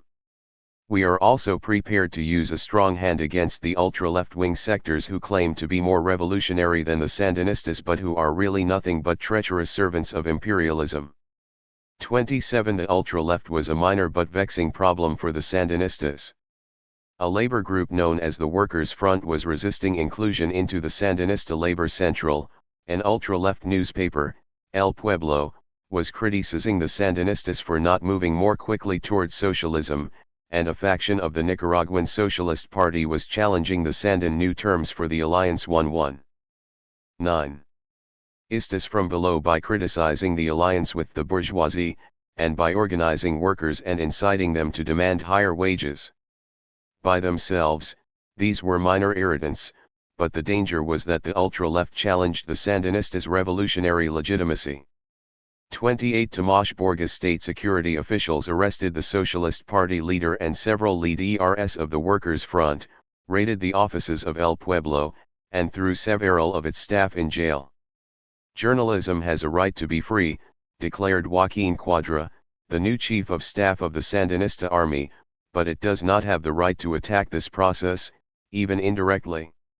2Q In the crackdown against the ultra-left and the treacherous bourgeoisie, the Sandinista mass organizations played a central part. In the countryside, the peasantry was exhorted to pursue its class interest against landowners. Members of the new Sandinista Rural Workers Association were encouraged to report on landowners who left their fields fallow, on excessive slaughtering of livestock, and on reductions in the amount of land under cultivation. According to government decrees, failure to cultivate fields and produce at certain levels constituted economic sabotage and could justify state expropriation of unused lands. Many times, the ATC's members did not wait for the government to act against the landowner, but occupied the land themselves and then demanded that the government intervene and confiscate the property. A communiqué from the Conservative Democratic Party on October 19 charged the Agrarian Reform Ministry 7 with having tolerated, permitted, and promoted the occupation of land owned by Nicaraguans which is not provided for by decrees. Carried out on the basis of unsubstantiated denunciations, which is a violation of the rights of the legitimate owners. 0. In the Sandinistas' eyes, however, these complaints only confirmed the dangers posed by the bourgeois counter-revolution. 31 The same pattern was repeated in the cities, where store owners and factory owners suffered constant work stoppages and strikes by Sandinista labor union members and also by the ultra-left. Workers accused ONERS of economic sabotage and demanded state intervention. They demanded 100% wage increases. Sometimes, the Sandinista authorities brokered a deal acceptable to both sides. Sometimes, as in the case of strikes by ultra-left unions, they cracked down on the union. Other times, they allowed the workers to seize a factory and then expropriated it on some legal pretext. Labor troubles and state interventions happened frequently enough to owners who had in some way resisted Sandinista de 120 the last Somoza and the triumph of revolution mans to convince many in the private sector that the Sandinistas used them as a political weapon. Sandinista leaders responded that only Somadists should feel anxiety or uneasiness. 52 In the middle of October the government declared that the state of emergency instituted in July would continue for an indefinite period and announced that the long-delayed inauguration of the Council of State would not occur until May 4, 1980. The Sandinistas also declared that the composition of the council would have to be changed to conform to the new realities of the revolution. The reorganization had to be based on the reality of the nation's true political forces. Counter-revolution parties were out.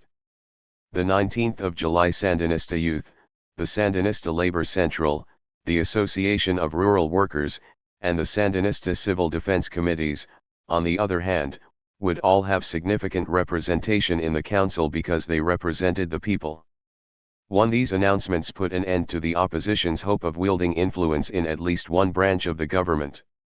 That blow was compounded on October 28 when Alfonso Rabello, responding to demands by businessmen and politicians for some reassurances regarding the real intentions of the government, declared that the Sandinist government is headed toward a Nicaraguan socialism within the scheme of Sandinist ideology. 11 Production assets in Nicaragua will gradually pass from private property to collective social property. Rabello told his private sector colleagues that he could not give them, as they had requested, an absolute guarantee that Nicaragua was not heading toward communism. He could only guarantee, he said, that I shall strive within the Sandinist government for a socialization process in which justice, freedom, and order are respected. 34 Rabello had reached the conclusion, he said, that the old Nicaraguan structure, where only the capitalists obtained benefits in a disproportionate manner, was immoral. Just 3 months earlier, Rabello had assured the private sector that the nationalizations and expropriations would end after the initial decrees. Rabello's statements at the end of October were taken by many moderates as a sign that he had completely abandoned his old allies in the private sector and thrown in his lot with the Sandinistas. Perhaps, however, Rabello was simply reporting what had become obvious to him after 3 months in the junta. The day after Rabello's comments, 2 of Nicaragua's most prominent businessmen were arrested after accusations by labor leaders that they were engaged in dubious new tents for the Alliance 1-2. 1. Business practices. The government transferred management of their firm to the Sandinista Labor Union. In less than 3 months since the revolutionary victory, the Sandinistas had given their bourgeois opponents a lesson in what Tomasz Borga liked to call the new rules of the game. The Sandinistas did not intend to wipe the bourgeoisie out as a class.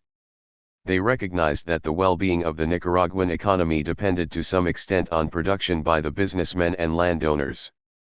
But precisely because of this economic reality, the Sandinistas were determined to wrest all power from the bourgeoisie and to make Nicaragua's private sector as much as possible a willing servant of the new revolution. The Sandinistas' somewhat contradictory attitude toward the bourgeoisie was neatly expressed by the slogan introduced in October, "Let us increase production, let us crush counter-revolution." M5 But while depending on the bourgeoisie to produce for the revolution for the time being, the Sandinistas made clear that their ultimate goal was to do away with the bourgeoisie altogether. "We are getting ready for the people to control the nation's wealth," Jamie Wheelock declared. The goal was to improve our work capacity so the workers can start replacing the bourgeoisie and little by little can take actual control of production. 36. If Tercerista leaders Humberto and Daniel Ortega dissented from the prevailing tendencies of the young revolution, they gave no outward sign. While Borga, Wheelock, and other Sandinista leaders sundered the tactical alliances with the bourgeoisie, Humberto Ortega concerned himself chiefly with building the new Sandinista army into a powerful and disciplined force, and Daniel worked to consolidate his own position within the leadership. In the competition for position and power within the Sandinista hierarchy there was, for the moment, no virtue in moderation. Once again the Sandinistas' ideological posture, whether real or feigned, favored radicalism. Individual Sandinista leaders, even the Terceristas, were not about to make common cause with what Humberto Ortega called the treacherous bourgeoisie. Humberto himself rather conspicuously cast off close allies and advisers, like Carlos Coronel, who had helped him devise and carry out the Tercerista strategy of bourgeois alliance. 37 As he later recalled, during the revolutionary struggle there had been unity around the thesis of Tercerismo, but after we took over, Tercerismo weakened. In fact, the Terceristas themselves became more radical. The trend toward radicalism was part of the jostling for power 122, the last Somoza, and the triumph of revolution among the competing individuals and tendencies in the Directorate. Fidel Castro lay at the center of this power struggle. The one who wanted to gain hegemony within the FSLN, Humberto Ortega later explained, had to get closer to Fidel. 38 One of the first victims of the post-revolutionary competition for power was Eden Pastora. The only man with his own army on July 19, Pastora had immediately, in an act of faith or foolishness, turned command of his fighters over to Humberto Ortega. The Ortegas had acted quickly to ensure that he did not take it back.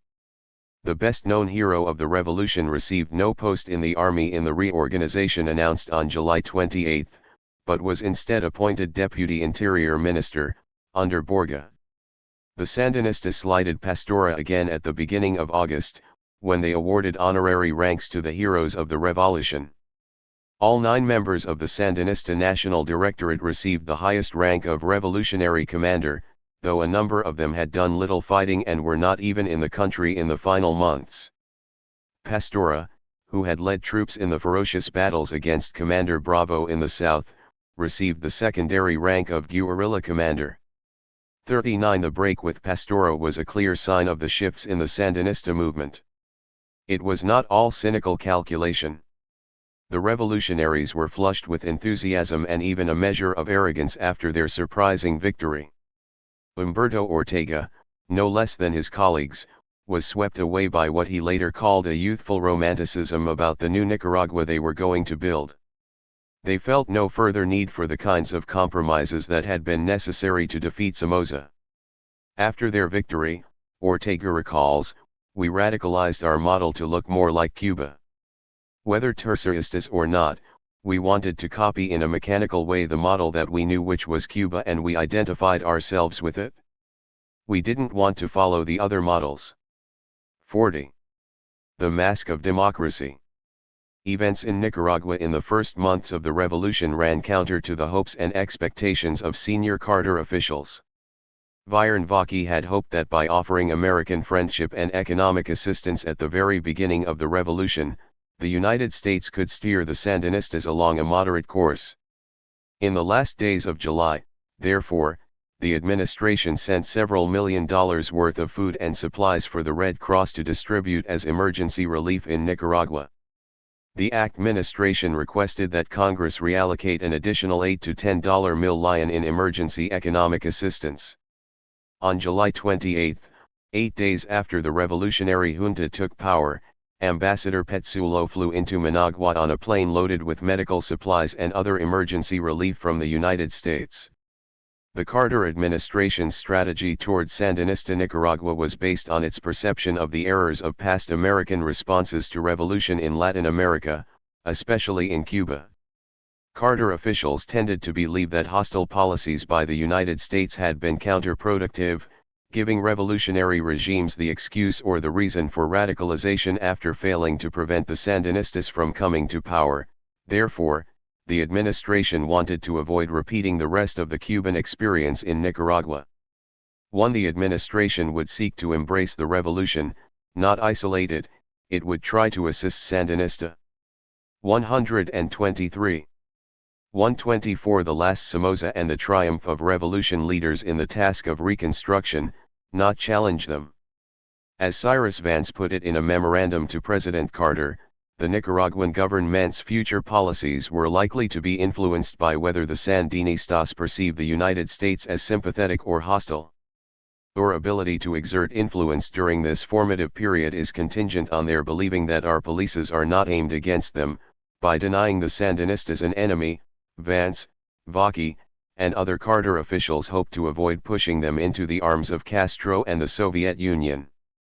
The central assumptions underlying Vaki's policy were that the Nicaraguan revolution had not yet embarked on an irrevocably radical course and that the United States could still influence it along a more moderate path.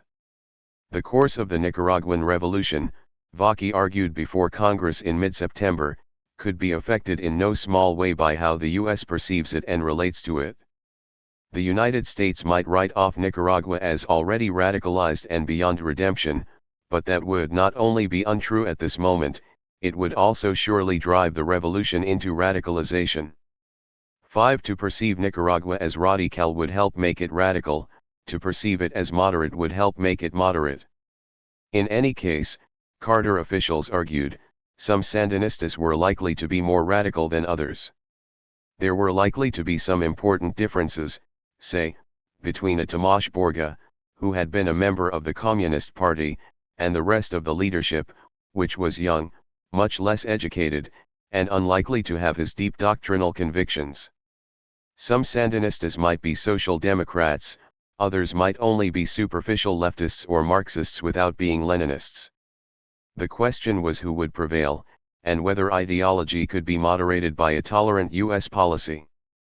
For the notion that there were important differences between members of the Sandinista Directorate was an elusive hope of officials in the State Department, whose desire to find these moderates led them through an endlessly shifting maze. As one official at the American Embassy in Managua later recalled, Ambassador Larry Petsulo and I were hoping that there was a moderate element that we could identify, and at various times we identified different people. Occasionally even Tomás Borga sounded like a moderate. The Sandinistas were well aware of the Americans' hopeful search, and they seemed to take turns throughout the 1980s adopting the role of Sandinista moderate as circumstances dictated. The Mask of Democracy 125. Carter officials later admitted that they were never really able to identify the moderate, or to use a better term, the pragmatic factions. Frankly, we never really understood the dynamics of the leadership. 5. Even if the Sandinistas were communists, Carter officials argued, perhaps it would be better to treat them like Democrats, and maybe even the Sandinistas or rather some of the key leaders might even begin to behave like Democrats. Carter officials believed that instead of trying to lift the mask of democracy from the faces of the Sandinistas to show they were really communists, it would be better to take the mask seriously. And by doing so, try to graft the masks to their faces. 6. Thus Deputy Secretary 7 of State Warren Christopher testified before Congress in September that the Nicaraguan government's orientation was generally moderate and pluralistic, even though events of the previous 2 months suggested otherwise. 1. Denying that the Sandinistas were communists put off the day when President Carter could be accused of having lost Nicaragua. Under criticism from conservatives who accused him of actually having supported a communist takeover in Nicaragua, Carter took pains to insist that the revolution was not a victory for Castro and did not presage a Kagan-style government in Nicaragua. It was a mistake, he argued, to assume or to claim that every time an evolutionary change takes place in the hemisphere that somehow it's a result of secret, massive Cuban intervention. Vaqui's insistence that the course of the Nicaraguan revolution had yet to be determined, despite the apparently radical direction of the first days and weeks, was helpful to Carter.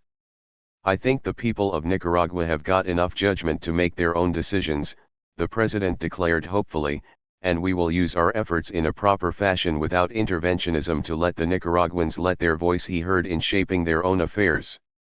8. In fact, although Christopher publicly declared the Nicaraguan government not Marxist or Cuban in its orientation, most Carter officials had no illusions about the Sandinista Directorate's preferences for Cuba and Marxism, and its visceral hatred of the United States. 0. Nor were Carter officials unaware that the Sandinistas had already embarked on a radical course immediately upon Somoza's overthrow.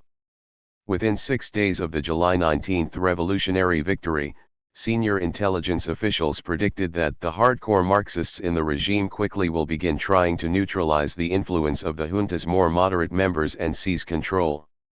One anonymous official told reporters that Borges' appointment 126, the last Somoza and the triumph of revolution as interior minister, could be the first step in a textbook example of gaining power a slice at a time by progressively maneuvering into control of key posts.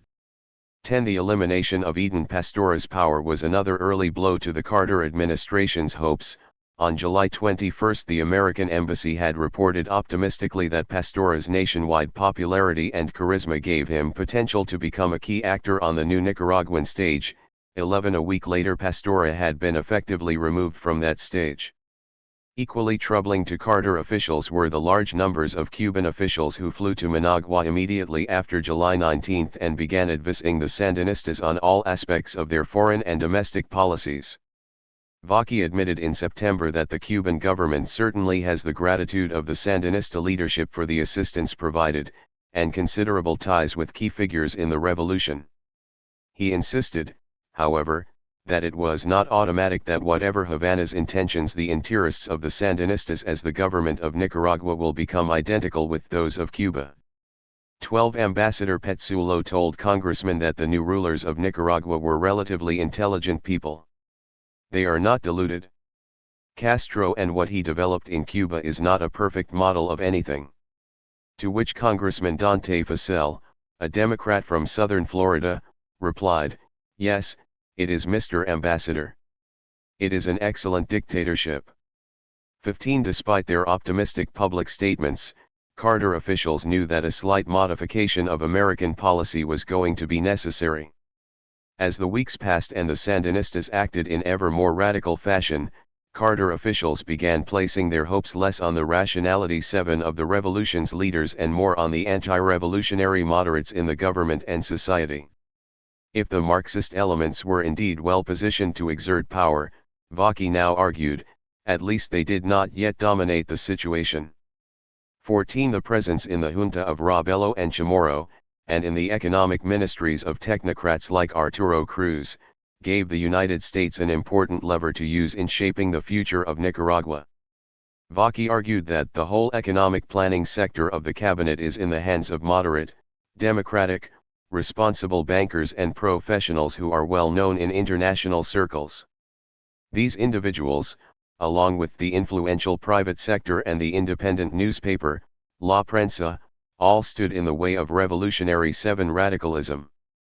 Nicaragua's future internal policies and relationships with the outside world, Vaqui argued, would be determined by those Nicaraguans who best define and 127. Meet the country's needs during the Reconstruction period. The best policy for the United States, then, was to ensure that the moderates in the government and in Nicaraguan society had the resources to help the nation rebuild, which in turn would help them gain influence and even a measure of control of the government. Vaki hoped that the Sandinistas would find themselves so hemmed in that their game plan does not quite work.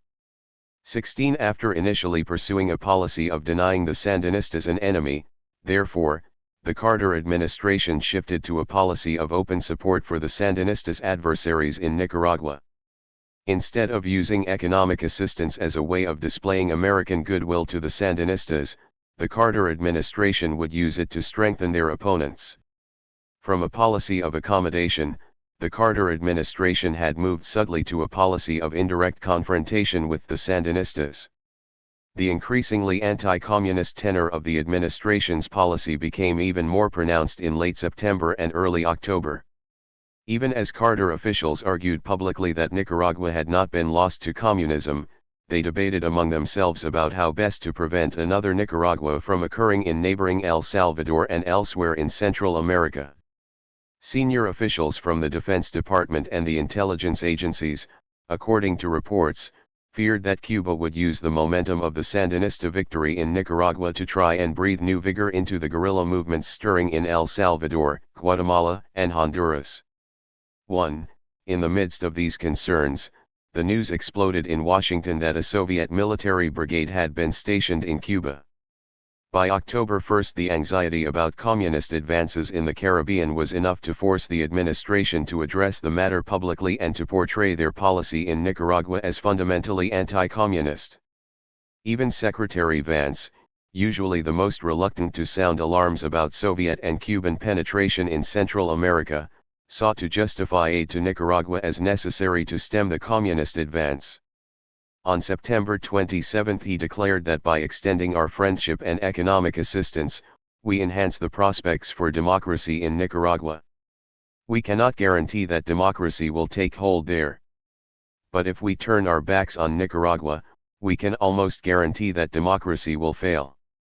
Vance expressed concern over Cuba's efforts to exploit for its own advantage social and political change within its neighbors, and he explicitly pointed out that Cuba's actions were reinforced by its close military ties 128 the last Somoza and the triumph of revolution with the Soviet Union. The recent confirmation of the presence of a Soviet combat unit in Cuba has further heightened this concern. LS President Carter was even more direct in his October 1 address.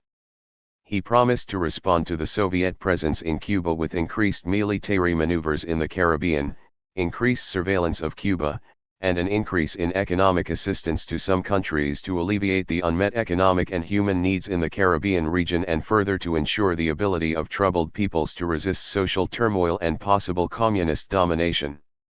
The President announced a series of steps designed to reassure countries in Central America and the Caribbean which, the President said, were becoming fearful that they may come under Soviet or Cuban pressure.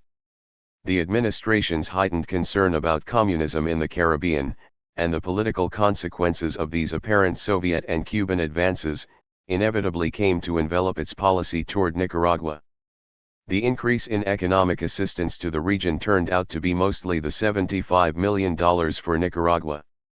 Of the $75 million in proposed loans and grants, 40% was to be provided to the Nicaraguan government, chiefly through the moderate-controlled central bank. 60% would be provided directly to the private sector for economic reconstruction. The Sandinistas could not be expected to welcome the Carter administration's new, openly declared goal of hemming in their revolution. The Carter administration's plans to provide aid only fulfilled their expectations of American policy. As Humberto Ortega put it, we truly believed the United States would not accept the revolution as we had designed it. 20. The aid hill, according to Sandinista theorists, was financial pressure organized by imperialism to destabilize the social and economic foundation of the Sandinista revolution. The support the United States planned to give to free enterprise and the traitorous bourgeoisie were meant to strengthen the bourgeoisie at the expense of the revolution. In a more general sense, the Sandinistas viewed the Carter administration's goal, correctly, as one of trying to lock our country to the international capitalist system. shackling our economy to all the extortionist policies of imperialism in matters of control of investments, employment, wages, exchange rate, taxation, etc., which, of course, are at odds with revolutionary policy. 21 The Sandinistas were not oblivious to what Vaki called practical real the mask of democracy. 129 Itas. The Nicaraguan economy did need assistance from the United States and the capitalist world. At the very least they needed to renegotiate the nation's debt with international lenders. They also needed the Nicaraguan bourgeoisie, at least for the time being, to attract this outside support and to produce for the revolution. Sandinista leaders acknowledged that a period of cautious pragmatism might be necessary in the expectation of financial aid from the Western Bloc and that, for the moment, a slower pace of revolutionary transformation might be desirable in order to eliminate any legitimacy from imperialism's tactics of undermining our position. 22 Fidel Castro himself advised Sandinista leaders to go slowly in the revolutionary process in order not to close off the possibility of Western assistance. 23 The Sandinistas understood that Nicaragua's private sector was the bait for getting foreign capital and would have to be mollified for a time. As for the country's political future, Tomás Borges said, "We will see." 24 At several moments in the first year of the revolution, therefore, the Sandinista leaders made concessions toward the private sector and moderate opposition parties. These moments of tactical flexibility frequently coincided with the rhythm of the American congressional calendar. When President Carter sent the aid legislation to Congress on November 9, the two-month crackdown by the Sandinistas was replaced by a temporary effort at compromise. On November 9, Robelo announced the creation of an economic planning commission, with private sector representatives, to devise the reconstruction plan for 1980 and to define the role of private enterprise in the revolution. 2 On November 10, the government released the ultra-left prisoners, the El Pueblo newsmen and the members of the Workers' Front, who had been arrested a month earlier in Operation Sandinista Fist. That same day, the government, led by Borga, met with the leaders of the Catholic Church, the first meeting between the government and the Church since late July. The revolution, Borga declared, belongs to all of us. 26 On November 14, Borga rebuked Nicaraguans who had made false accusations of counter-revolutionary behavior during the mass arrests in October. 2 On November 15, Borga called on all bourgeois experts to join the revolution. 28 On November 21, the government temporarily suspended the decree which since July had given the government legal grounds for seizures of private property. Through deft compromise, therefore, the Sandinistas prevented in November what might have become an open rift with the moderate groups in the country, just at the time when the United States was beginning to 130 the last Somoza and the triumph of revolution debate the aid package. The promise of American economic assistance was enough to achieve a rescheduling of Nicaragua's foreign debt. It was the key that unlocked the banks of the world. By December 18 the Reconstruction Minister, Alfredo Caesar, was able to announce that the major American and European banks had agreed to a 2-year moratorium on debt repayment. The period of conciliation did not last long, however. There were limits to the Sandinistas' flexibility. As much as they needed Western economic assistance, they also feared its corrosive effect on their power in Nicaragua. Ultimately, the national economy had to be made independent of the system of extortion and subordination imposed by imperialism worldwide. This meant rejecting the notion of reconstruction based on massive infusions of foreign capital, controlling the banking and financial systems both by government decrees and through politically trustworthy cadres, and forbidding foreign banks from making loans to the private sector.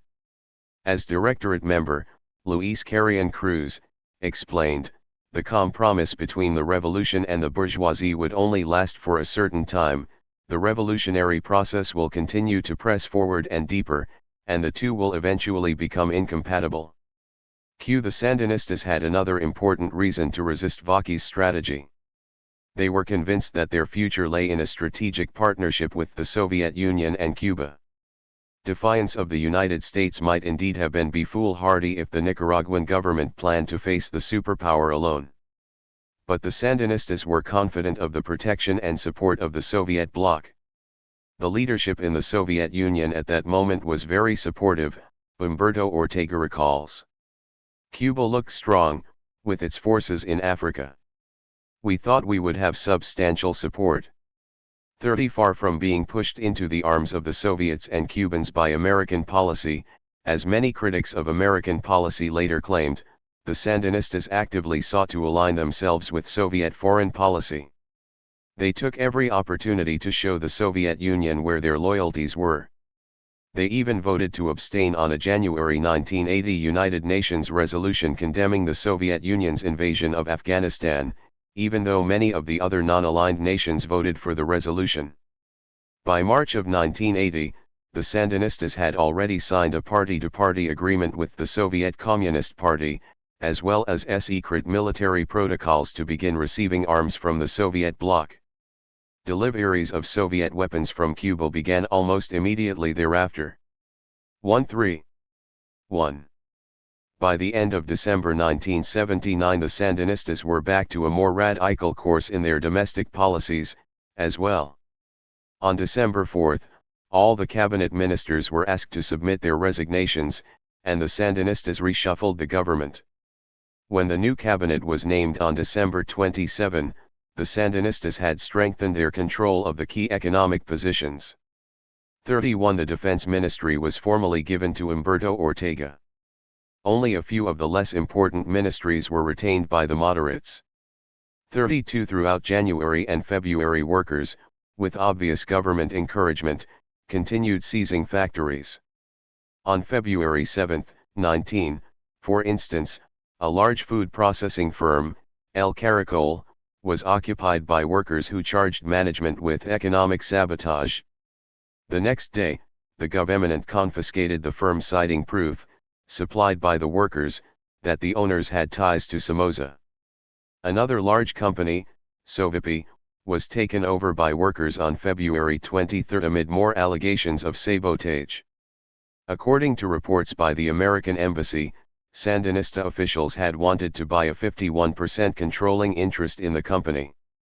They began harassing the firm by calling in all outstanding loans and taking away all government contracts. When the workers occupied the corn penny, Sandinista officials told the managers that their financial and labor problems would not be resolved until they sold the majority share. In at least some of the cases, the embassy reported, the government appears to be using labor disputes to extend its control over selected private businesses. 33 In mid-February, junta member Alfonso Robelo broke his silence and made the beginning of an open political challenge to the Sandinistas.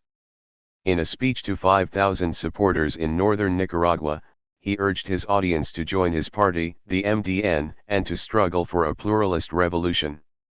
If you have any complaint, make it known, and if you want to belong to a political organization, you have the right to do so because we live in a free Nicaragua.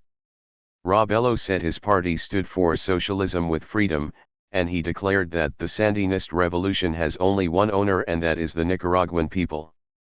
34. Faced with the Sandinistas' determined refusal to conform to American expectations, the Carter administration chose to continue putting the best face on the situation. When Sandinista leaders denounced American 132, the last Somoza, and the triumph of revolution policy, Carter officials turned the other cheek.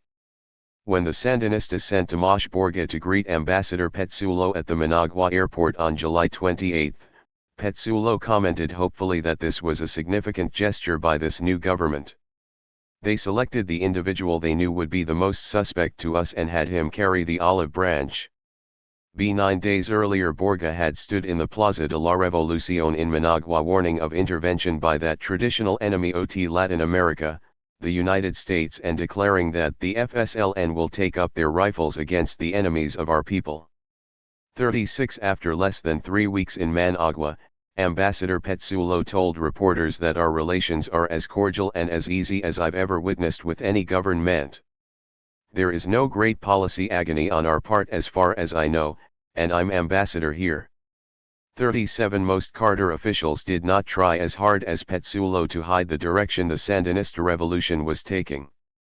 In February, administration officials in Washington acknowledged that the revolution in Nicaragua could move toward an authoritarian, Cuban-style system, seeking to cope with scarcity and hardship by imposing sacrifices on the Nicaraguan people in the name of economic autarky. This would probably mean alignment with the Cubans and Soviets, and would be likely to lead to support for radical revolutionary movements elsewhere in Central America. 38 The Sandinistas, who were the dominant influence in Nicaragua, clearly wanted to lead the country toward a Marxist model, drawing heavily on the Cuban example, and on Cuban advice and support. Carter officials attributed this inclination to fear of the private sector and of Somoza plots for a counter-revolution, and to lingering uncertainties about the true intentions of the United States. Under the circumstances, the Sandinistas could well decide that an authoritarian, Marxist state offers a simplistic but attractive solution. Vaki and other Carter officials insisted, nevertheless, that Nicaragua's future was not yet decided. Many outcomes or scenarios were still possible within the framework of the Sandinista revolution. 40 The revolution could yet move towards an open, pluralistic society with a mixed economy. This would imply a pragmatic international policy of normal relations with the West, to gain assistance and release the energies of the Nicaraguan people to rebuild their economy. Vaki insisted that the Nicaraguan moderates still had a strong influence, even among the Sandinistas. Despite some contrary trends, Nicaragua remained surprise the mask of democracy 133ingly open to moderation and pragmatic considerations. Vaki admitted it was conceivable, if you did everything right, it might still go sour. 41. But he insisted that if the United States was not in the ball game, if we do not try, we will almost surely see adverse developments. 42 Vaki's mild optimism was somewhat contradicted by his own actions, however, for in December 1979 Vaki resigned as Assistant Secretary of State. Passing the aid and averting crisis. The Congress proceeded to debate the Carter administration's Nicaraguan aid bill at the beginning of 1980. The most compelling argument in its favor was that there was nothing to lose by trying. Opponents of the aid offered no promising alternative.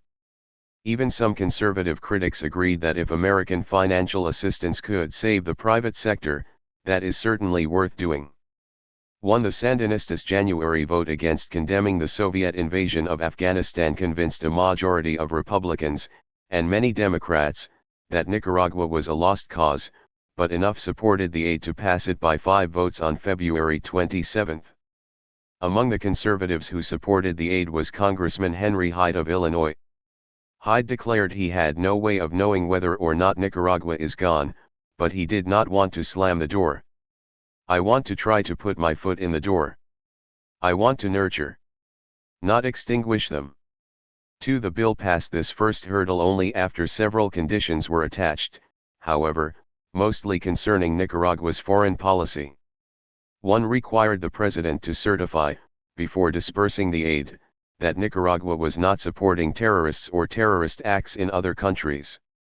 This amendment, sponsored by Republican Congressman C.W. Bill Young of the House Intelligence Committee, passed by an overwhelming vote of 392 to 3 and soon became a great problem to Carter officials. Another Pro. 134. Passing the Aid and Averting Crisis 135 vision called for the termination of aid if Nicaragua allowed foreign combat troops on its soil. In the end, the Carter administration also agreed to language in the final legislation encouraging the Sandinistas to hold early elections and to respect the political rights of their opponents, but the president did not have to certify that such steps had been taken before releasing the aid.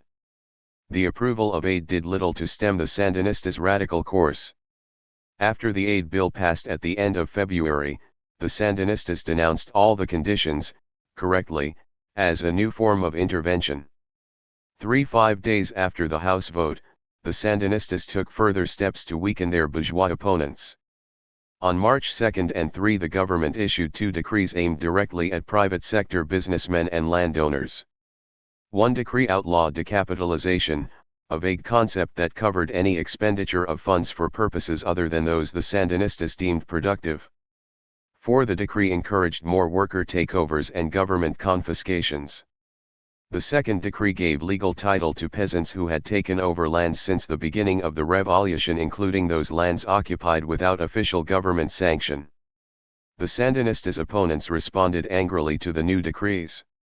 On March 16, Alfonso Rabello finally came out in open opposition to Sandinista policies.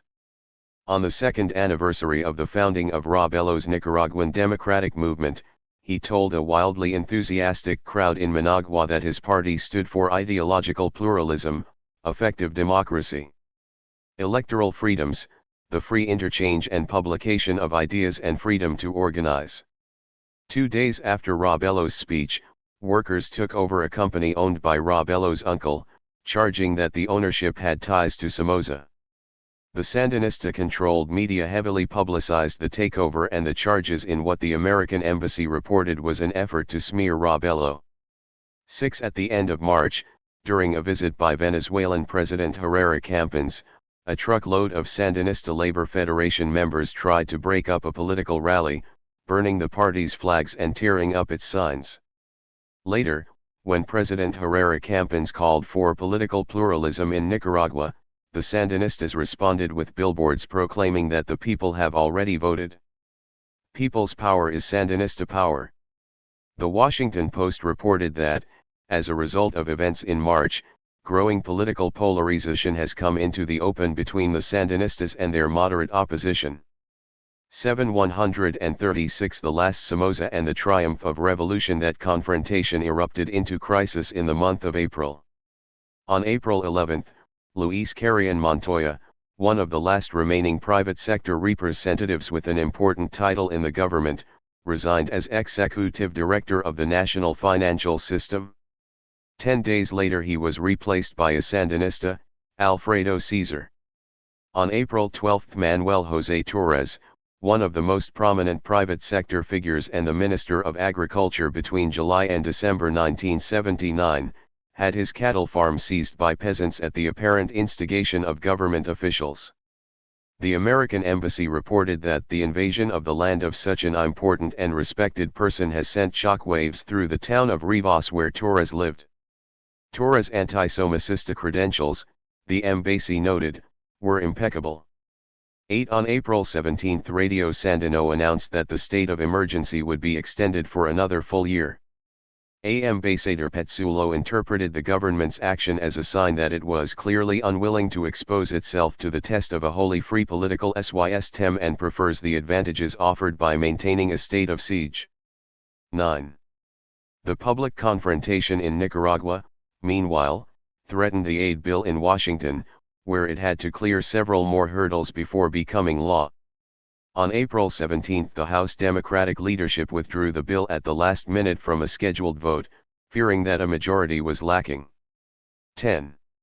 The conflict between the Sandinistas and the moderates finally exploded over the composition of the Council of State. The original plan for the council, agreed upon before the ouster of Somoza, was to give all PA participants in the anti-Somoza revolution a relatively equal share of seats. Since December, however, the Sandinistas had insisted that the council reflect the strength of their mass organizations. On April 1, in a meeting of the government junta at Violeta Chamorro's house, the Sandinista representatives presented a draft plan in which they proposed that the number of council seats be raised from 33 to 47, of which the Sandinistas would hold a guaranteed majority. 11 Sergio Ramirez candidly explained the Sandinistas' purpose to foreign journalists. Originally, before the revolutionary victory, the Sandinist Front, which was trying to create a broad spectrum of alliances, proposed that it hold 1/3 of the seats on this council. But now that it is in power, it has been trying to guarantee itself a parliamentary majority. Ramirez assured his listeners that the increase in the number of seats held by Sandinist organizations is not totalitarianism but purely a matter of parliamentary practice. It needs a majority to passing the Aid and Averting Crisis 137 carry out its political plan. This is why the Sandinist Front will now hold 53% of the seats. 12 On April 16 the government junta met again and voted on the Sandinista plan. With Daniel Ortega out of the country and Robelo and Chamorro voting against the plan, the vote was a tie. However, several Sandinista commandants present at the meeting cast Daniel Ortega's vote to break the tie. 3 days later Violeta Chamorro resigned from the junta, claiming poor health. 14 The next day La Prensa was shut down and occupied by its employees at the order of the Sandinista Directorate. 1 On April 21 Robelo asked Sergio Ramirez to reverse the vote to expand the Council of State, but Ramirez insisted the Directorate's decision was final. The decree giving the Sandinistas a guaranteed majority in the expanded council was published that day. Robelo promptly resigned. He told reporters it was becoming a situation where I was not doing anything. To continue there would just have been to lend my presence to the appearance of a pluralism that was not listening to our point of view. 16 Robelo hoped his resignation would provoke a crisis that would make the FSLN reflect on what it is doing. We hope they will reconsider. 1. His resignation did spur others. Arturo Cruz, who had been head of the Central Bank, also resigned, though he claimed his resignation had nothing to do with Robelo's. 17 members of Robelo's political party quit their positions in the government. 16 The leaders of the opposition Business Alliance, COSER also joined the attack on the government, publicly expressing indignation at the alarming and constant deviations the nation's fundamental statute and the program of the Government of National Reconstruction. 19 The American Embassy reported that opposition leaders had become convinced that the Sandinistas would change the rules of the game here as it suits their purposes and that cooperation with the puts in a no-win situation. 20. Robelo and other opposition leaders hoped the Sandinistas would be forced to make concessions or risk losing international support. The success or failure of Robelo's strategy, therefore, depended heavily on the American reaction to the crisis. With the next vote on aid approaching, the Sandinistas were eager to satisfy the concerns of the Carter administration and the Congress. Ambassador Petsulo warned the Sandinistas that the aid bill would be defeated unless they replaced Robelo and Chamorro with 2 other reputable moderates. 21 At the end of April the Sandinistas announced that they would lift the recently renewed state of 138 the last Somoza and the triumph of revolution emergency, and they promised to enact a law of rights and guarantees to protect businessmen against further seizures. Sandinista leaders freely admit that they were pressed by the need to renegotiate the foreign debt and wanted to avoid economic reprisals by the Carter administration or international agencies. 22 They asked COSEP leaders to present their complaints and to discuss a compromise that would allow the businessmen to take their seats in the new council on May 4. The COSEP leaders responded with a written set of demands that aimed at returning to the original plan of government to which the Sandinistas had agreed before the victory over Somoza. The Sandinistas would have to lift the state of emergency, set a date for presidential elections, decree a formal separation of the Sandinista party from the army and the government, pass laws against arbitrary confiscations of property, guarantee freedom of the press, return control of La Prensa to Violeta Chamorro and her board of directors, and provide access to television and radio for all opposition groups. 23. The Sandinistas declared these demands unacceptable. Directorate member Bayardo Arce vowed the Sandinistas would never give up their power, even if it meant that Nicaraguans had to eat grass. 24. The most the Sandinistas would offer was to suggest that COSEP's demands be taken up in the Council of State, after it was convened. COSEP responded that if some of their demands were not met immediately, including the restoration of the original Council of State, they would boycott the Council's inauguration. The Carter administration's priority was passing the aid bill in Washington. In Managua, therefore, Ambassador Petsulo's priority was ensuring that the opposition did not boycott the Council of State's first meeting on May 4. Since COSEP's hard line was an obstacle to compromise, Petsulo urged the business leaders to soften their demands. Petsulo also sought other ways around the obstacle. He advised the Sandinistas to open negotiations on more than one front, with other opposition groups and private sector leaders who were not closely associated with COSEP too. As talks with COSEP proceeded, the Sandinistas contacted Arturo Cruz, whom Petsulo favored to replace Robelo or Chamorro on the junta. Petsulo's mediation turned the tide. When Sandinista and COSEP leaders met on May 2, the Sandinistas demanded prior assurances that the businessmen would take their seats in the council on May 4. At first, the three COSEP representatives Enrique Dreyfus, Reynaldo Hernandez, and Jorge Salazar were defiant. They insisted that the council had passing the Aid and Averting Crisis 139 to be restored to its original form and that a date for elections had to be set before they would agree to participate. At one point Jorge Salazar, a powerful and popular landowner, jumped to his feet shouting, "We're tired of threats. If you're going to confiscate, do it. We're not afraid." 26 But the COSEP leaders were isolated. Before the meeting Petsulo had urged them to abandon their plans to boycott, and in the end COSEP leaders bent to the combined pressures of the Sandinistas and the American ambassador. They agreed to take part in the Council of State's inauguration on May 4 and dropped most of their demands. In return, they won only the Sandinistas' promise to announce a date for elections sometime before July 19, the first anniversary of the revolution. As part of the deal, La Prensa was returned to Violeta Chamorro. 27 The deal with the Sandinistas opened a wide rift within COSEP's ranks. José Francisco Cardenal, the president of the Chamber of Construction, was furious at what he considered the COSEP representatives' betrayal. He denounced COSEP's accommodation to the evident, irreversible tendency of the current Nicaraguan regime toward a rigid and abusive Marxist-Leninist system. 28 His anger grew when the Sandinistas named him vice president of the new Council of State without consulting him. On May 11 Cardenal left Nicaragua for Costa Rica. 2 days later he flew with his family to Miami, where he became one of the first leaders of an incipient armed counter-revolution. Petsulo commented that Cardenal's action represents the first major split in the organization.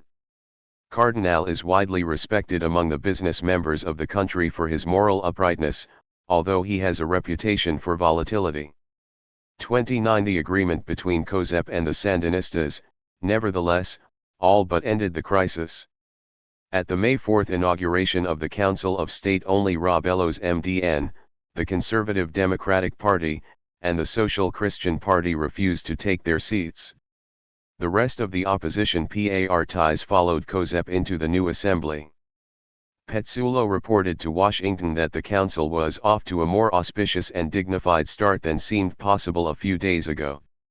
It remained only for the Sandinistas to name two moderates to the junta to replace Robelo and Chamorro. On May 13 the Speaker of the House, Tip O'Neill, told reporters that the House Democratic leadership would delay further action on the Nicaraguan aid bill until the two vacancies on the junta were filled by non-Sandinista moderates. 36 days later the Sandinistas named the two new junta members. Once again following Petsulo's recommendation, they selected Arturo Cruz, who accepted despite his earlier resignation 140 the last Somoza and the triumph of revolution from the central bank. The Sandinistas also named Rafael Cordova Rivas, who had taken over UDEL after Pedro Joachim Chamorro's assassination in 1978. The American Embassy reported that the FSLN's naming of Cruz and Cordova pulled the rug out from under COSEP's feet. 31 The business leaders sensed that Larry Petsulo's candidates, not theirs, had been selected for the junta. 32 And if COSEP felt like a jilted lover, as the American Embassy put it, Alfonso Robelo became an outcast. He denounced the totalitarian drift of the Sandinista government and the growing Cuban influence in Nicaragua, but with the naming of Cruz and Cordova Rivas, and with COSEP's participation in the Council of State, Robelo and his party grew irrelevant. He was a nuisance to the government but no longer a threat. 33 The Sandinistas emerged from their worst crisis without any diminution of their political, economic, and military control of the country. The settlement of the May crisis eased the way for passage of the Carter administration's aid proposals in Washington. Although conservatives like Senator Jesse Helms complained that the Sandinistas had dropped this little mask they were wearing, 34 Senate Democrats, led by Nebraska's Edward Zorensky, argued that the aid would put the United States government in a strong position to compete in Nicaragua. Against the Cubans, the Soviets, the Somoza types and anybody else who would attempt to influence the new government and direct its national character. 35 The Senate passed the bill easily, and on May 31 President Carter signed it into law. This legislation, the President declared, will signal to the Cubans and others who might wish to interfere in Central America that the United States intends to resist their efforts throughout the region in order to support the forces of democracy. 36 In the House, the battle to approve more aid to Nicaragua was led by Democratic Majority Leader Jim Wright. 3. In a rare, personal plea, Wright implored his colleagues to lock horns with socialism and communism in Latin America by passing the administration's request. Wright acknowledged that he had had more friendship for President Somoza than most of the people in our State Department, but that was now in the past. What we have to do now is look to the present and to the future. There is a chance, maybe an outside chance, but a chance that we can win in Nicaragua. 38 Wright and other Democrats based their optimism largely on the presence of Arturo Cruz in the new junta. The soft-spoken, gentlemanly passing the aid and averting crisis 1-4. 1. Banker traveled to Washington on June 4, at Petsulo's suggestion, and lobbied hard and successfully with congressmen across the political spectrum. Wright was buoyed by Cruz's assurances that an overwhelming majority of the people of Nicaragua wanted to live in freedom and did not want to be dominated by Cuba and the Soviet Union. With Cruz in the junta, Democrats argued, no one faction controls the government, nor does the FSLN Directorate, nor the FSLN military forces, nor the junta, nor the cabinet. Speaker O'Neill, in an unprecedented intervention in the debate, declared that by passing the aid the House would be supporting Dr. Cruz and those like him who are working to promote democracy in Nicaragua. 0 On June 6, the aid passed by a large margin, 243 to 144. Majority Leader Wright hoped that as the leading supporter of aid, he would be able to exercise some influence with the Sandinistas. On June 7 he flew to Nicaragua with 3 other Southern Democrats to secure pledges from the government. 40 At the airport he jokingly asked Nicaraguans not to say, "Yankee, go home.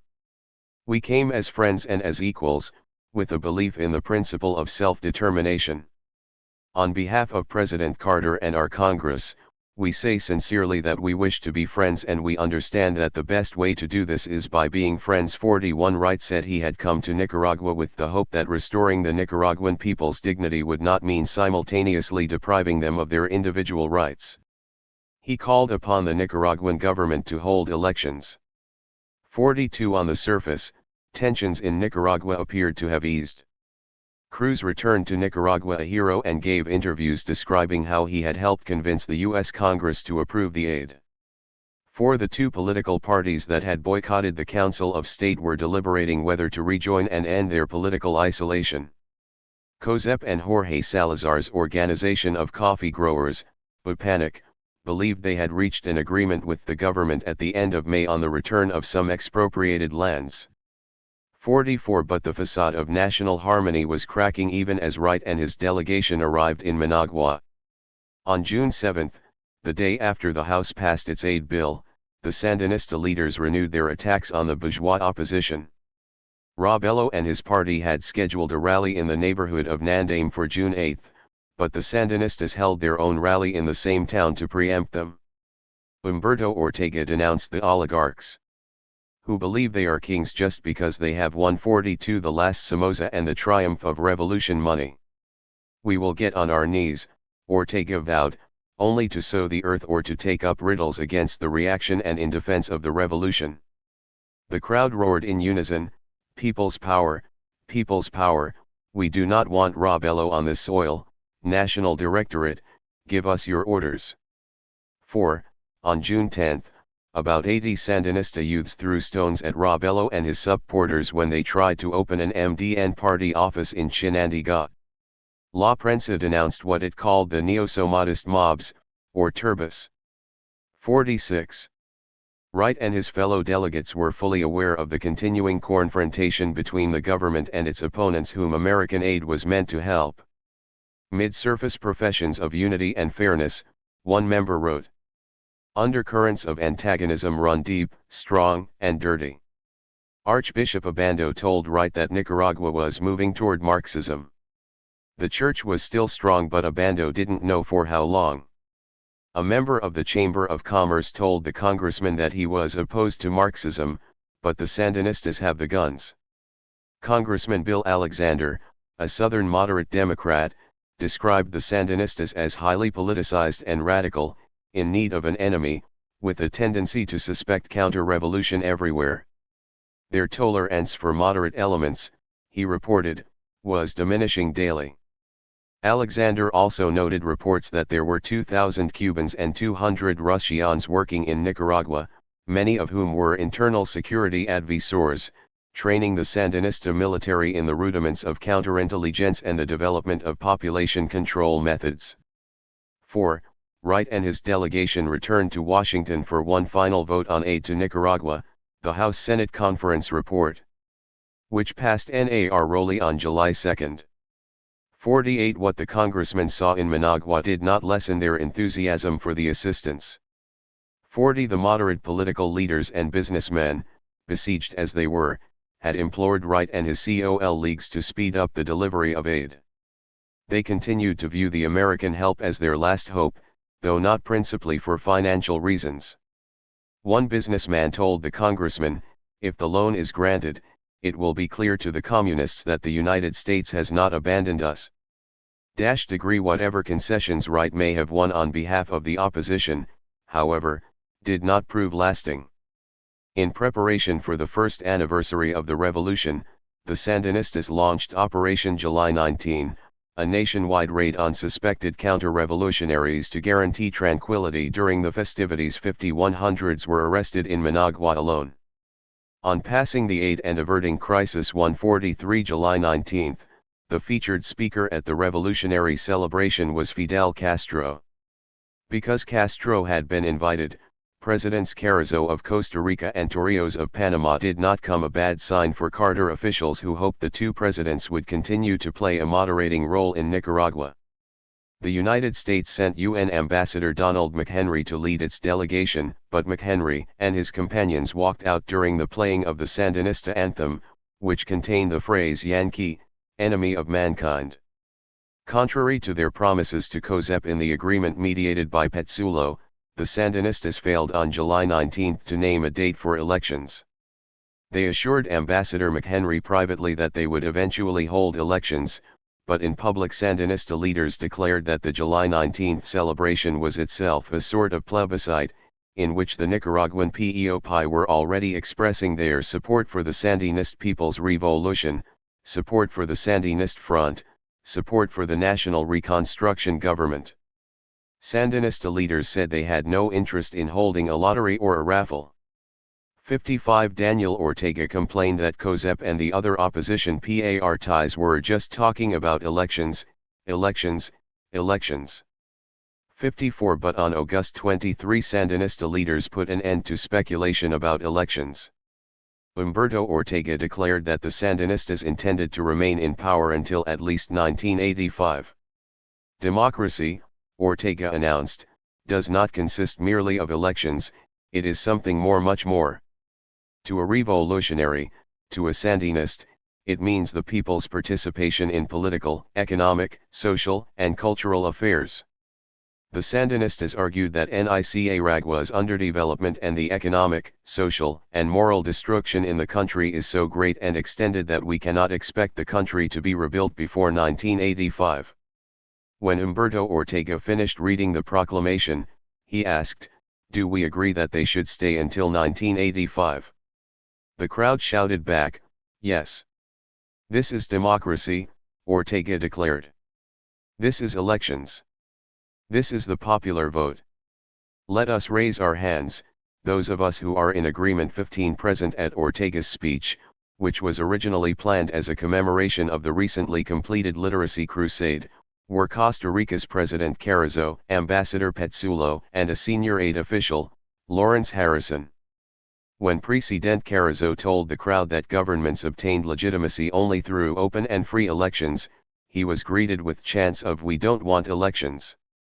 56 When Ortega launched into a particularly vital 144 the last Somoza and the Triumph of Revolution parade attack on Republican presidential nominee Ronald Reagan, the so-called Reagan, who promotes imperialism, armaments, and fascism, and on the American aid bill, the famous $75 million that the Yankees have used to pressure us, the U.S. officials walked out. Harrison, writes Shirley Christian, watching the young people in uniforms as they responded to Ortega's words, was reminded of films he had seen of Nuremberg during the 1930s.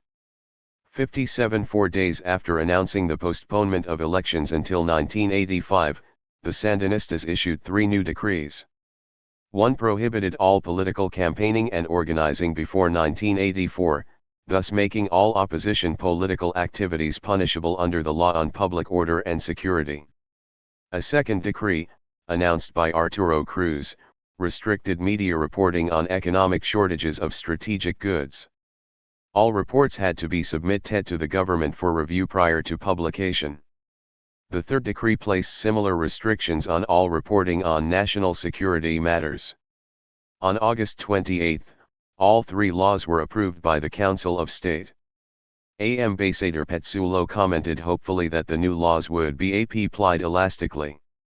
Petsulo wanted to wait to see if the atmosphere of intimidation softens, or if the FSLN leadership will use the mechanism set in place to muzzle La Prensa and other critics. 58. A strong reaction from the United States might have forced the Sandinistas to soften their intimidation, but the announcements and decrees at the end of August provoked no response from either the Carter administration or from Congressman Wright. American press coverage of the Sandinistas' new decrees was scant. Although the prohibition on political activities until 1984 and the limiting of press freedoms contradicted assurances Wright had received in Managua in June, Deputy Secretary Warren Christopher recommended dispersing the aid to Nicaragua on schedule. Although the law that passed Congress included hortatory language concerning free elections, a free press, and other guarantees of individual rights, the words expressed only the concerns of Congress and did not bind the President. The flow of aid, therefore, did not depend on the Sandinistas holding an election sooner than 1985 or on their eliminating censorship. On September 12, President Carter officially certified that the Nicaraguan government was abiding by the terms of the legislation and released the remaining aid. In the first week of September, with the Carter administration's quiet support, the Nicaraguan government completed negotiations with international banks to reschedule the national debt on extremely favorable terms. Passing the aid and averting crisis 145. With the aid issue settled in Washington, the Sandinistas did not feel the same urgency to compromise as they had in April and May. Instead, the Sandinistas became more defiant and implacable in the face of opposition complaints. On September 16 the government junta dropped all pretense and officially declared its subordination to the Sandinista National Directorate. In a communique signed by all 5 junta members, including Arturo Cruz, the government formally recognized the Sandinista Party as the vanguard of the revolution. 0. The Sandinistas thereafter announced that all discussion of political matters was to cease. Victor Tirado, one of 3 Tercerista members on the Directorate, declared that the top priority in this country is economic reactivation. The Sandinistas were not willing to waste time on sterile talk about elections. At a meeting of party leaders and cadres, the Sandinistas declared that the recently completed debt renegotiation had smashed a plan by the most reactionary imperialist sectors to dominate the revolution through financial strangulation. Now the task was to continue the reconstruction of the economy, to channel investment toward productive areas, to create labor discipline in state-controlled sectors of the economy, that is, to discourage workers' demands for higher wages, and to institute a program of austerity, restricting the import of luxury items, decreasing the numbers of government employees, and freezing the 1981 budget at the 1980 level. Tirado also declared that the area of people's property was to expand in the coming year, which meant more confiscations. The Sandinistas would stimulate the private sector, but only for the patriotic businessmen who are not seeking large profits. 60. Alfonso Rabello complained that while the Sandinista government was heading toward a completely totalitarian position, the world was paying no attention. This second stage of the revolution was not being watched as carefully as the struggle against Somoza. 61 Indeed, on October 17, despite the acrimony in Nicaragua, American officials held a public signing ceremony with the Sandinista government to make the aid agreement official. The senior American official, Lawrence Harrison, noted that the United States had provided post-Somoza Nicaragua with $63 million in addition to the $55 million agreement signed that day. In an attempt to spark another crisis and draw international attention, Rabello again called for a large protest rally in Nandaime, just outside Managua, to be held on November 9. As the day approached, the Sandinistas tried to dissuade Rabello, claiming that his rally violated the new 146 The Last Somoza and the Triumph of Revolution prohibition on political campaigning, and citing reasons of national security. Tomasz Borga would not authorize the rally because armed activities planned against our revolution and our country had been timed to coincide with the rally. According to Borga, I told Rabello, you would have a hard time explaining why you were carrying out this activity in Nandaime while our country was being attacked. We even did them the favor of telling them this. We not only banned but gave them an explanation. 62 When Rabello refused to yield, the Sandinistas abandoned explanations. On November 8 and 9 members of the Sandinista youth movement gathered outside MDN headquarters. The Sandinista group chanted "People's Power" and "Down with the Bourgeoisie." The MDN's members shouted back insults of their own. The confrontation ended with the sacking of the MDN's offices by the Sandinista youths under the tolerant eyes of the police. 63 Throughout the confrontation, the Nicaraguan press, under strict instructions from the government, kept silent about the rally and the political events surrounding its cancellation. On November 10, Rabello declared that Nicaragua had emerged from one dictatorship and entered another. 64. This time Rabello won the support of most of the opposition. COSEP issued a statement on November 1 declaring that the government of national reconstruction is no longer pluralist or a government of national unity.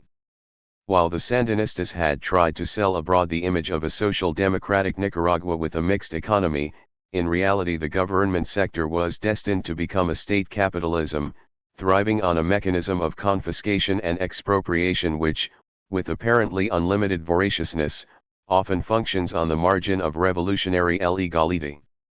65 The Sandinistas had become both the executive and legislative branch and had subordinated the judicial branch as well.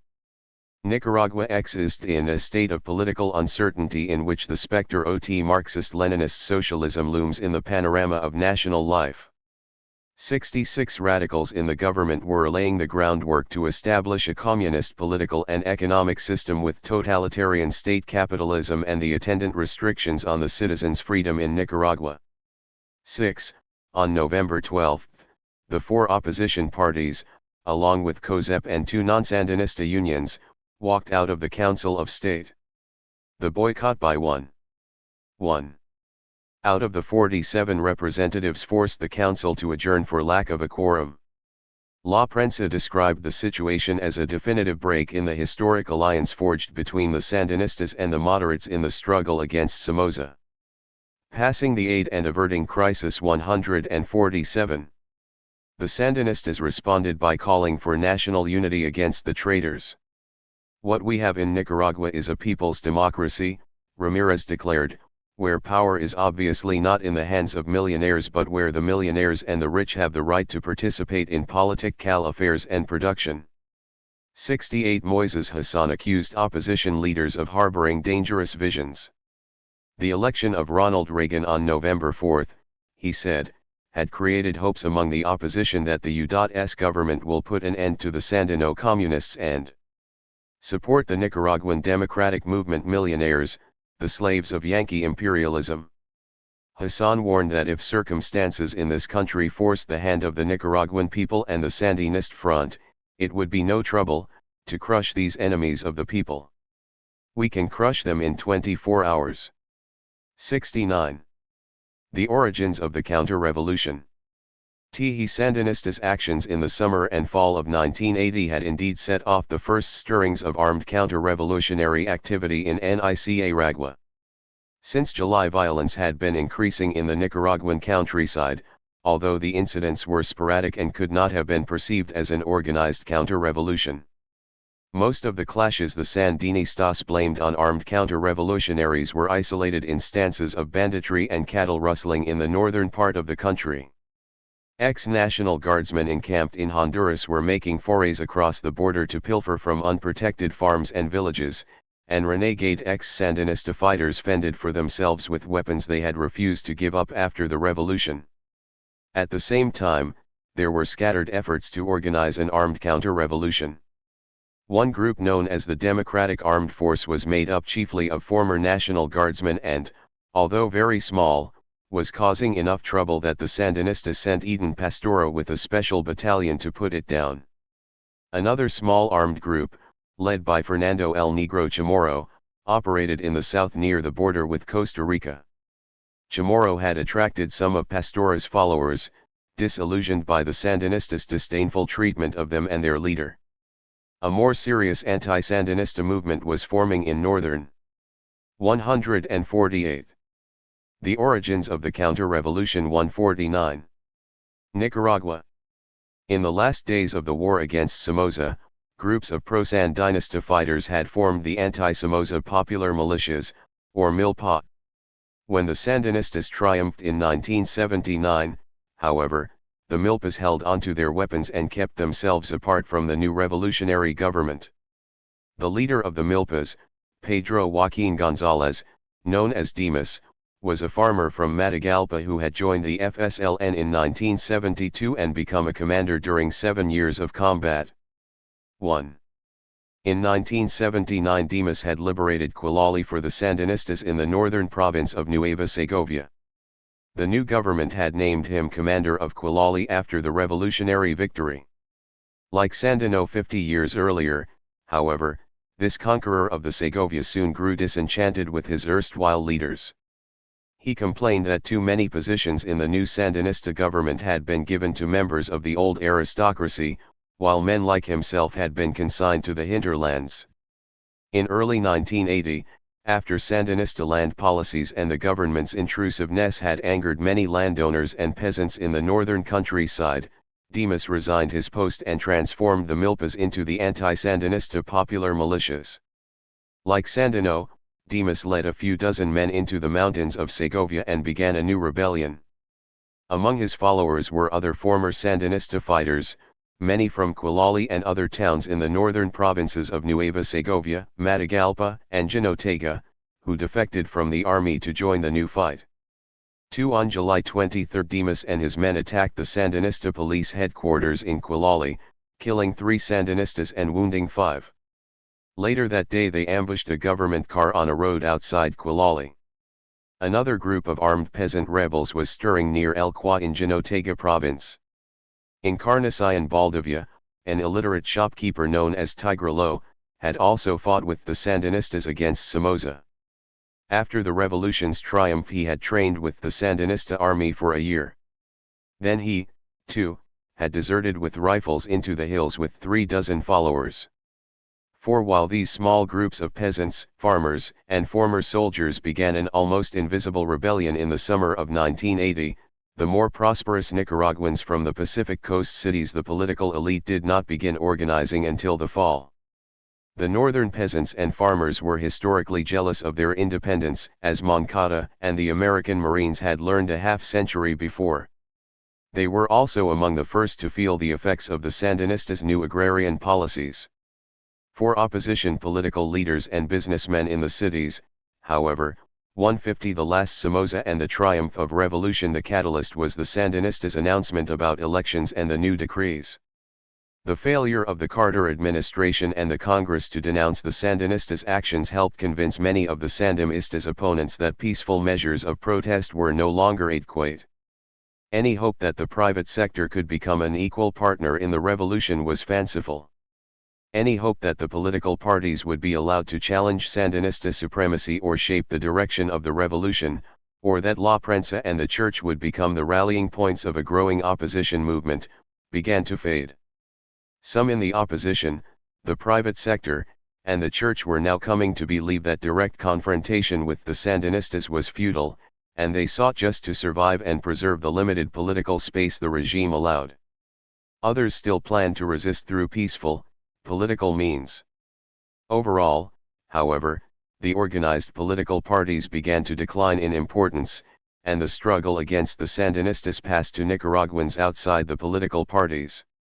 Delegates to the Federation of Cattlemen's Associations, for instance, announced that they would resist the invasions of their properties and the new dictatorship even at the cost of our own lives, if necessary. 5. Already by the summer of 1980, a few of these Nicaraguans, both inside and outside the opposition parties, had begun to set their hopes on the nebulous forces of armed men who were gathering in exile. At the end of August, Francisco Urquijo, the man who had succeeded Somoza as interim president for 2 days, announced the formation of a government in exile in Guatemala and promised to raise support for a struggle against the Sandinistas. Other plots were known to be afoot. On September 9, Lenin Serna, the chief of the State Security Office, announced the arrest of the former defense minister, Bernardino Larios. 2 days later the Sandinistas declared that they had uncovered a plot by Larios and others to assassinate all 9 directorate members. The plot allegedly involved a network of former guardsmen, some based in Miami, including Colonel Enrique Bermudez. 6. According to Borges aides, Larios had been making contact with Bermudez's group, the 15th of September Legion, in Miami and Honduras. The Sandinistas even intimated that Larios had been meeting with officials in the American embassy, and according to Lenin Serna, we do have serious suspicions that CIA elements are behind this plot by Bernardino Larios and the National Guardsmen who are in this country. 7. And in fact the CIA was involved in supporting some opposition lead the origins of the counter-revolution 151 ERS and parties. At the beginning of 1980 President Carter had signed an intelligence finding that authorized the CIA to support democratic elements in Nicaragua. In practice, this support took the form of money for opposition leaders and parties to pay for organization and propaganda. The Carter administration did not approve money for armed actions, but one of the recipients of CIA funds was José Francisco Cardenal, who had begun to organize political and military groups in Miami after he resigned from the Council of State in May 1980. 8. Whether or not there had been a plot by Larios, the links between some members of the civic opposition in Nicaragua and the remnants of the National Guard in Honduras, Guatemala, El Salvador, and Miami had been growing since the summer. 0.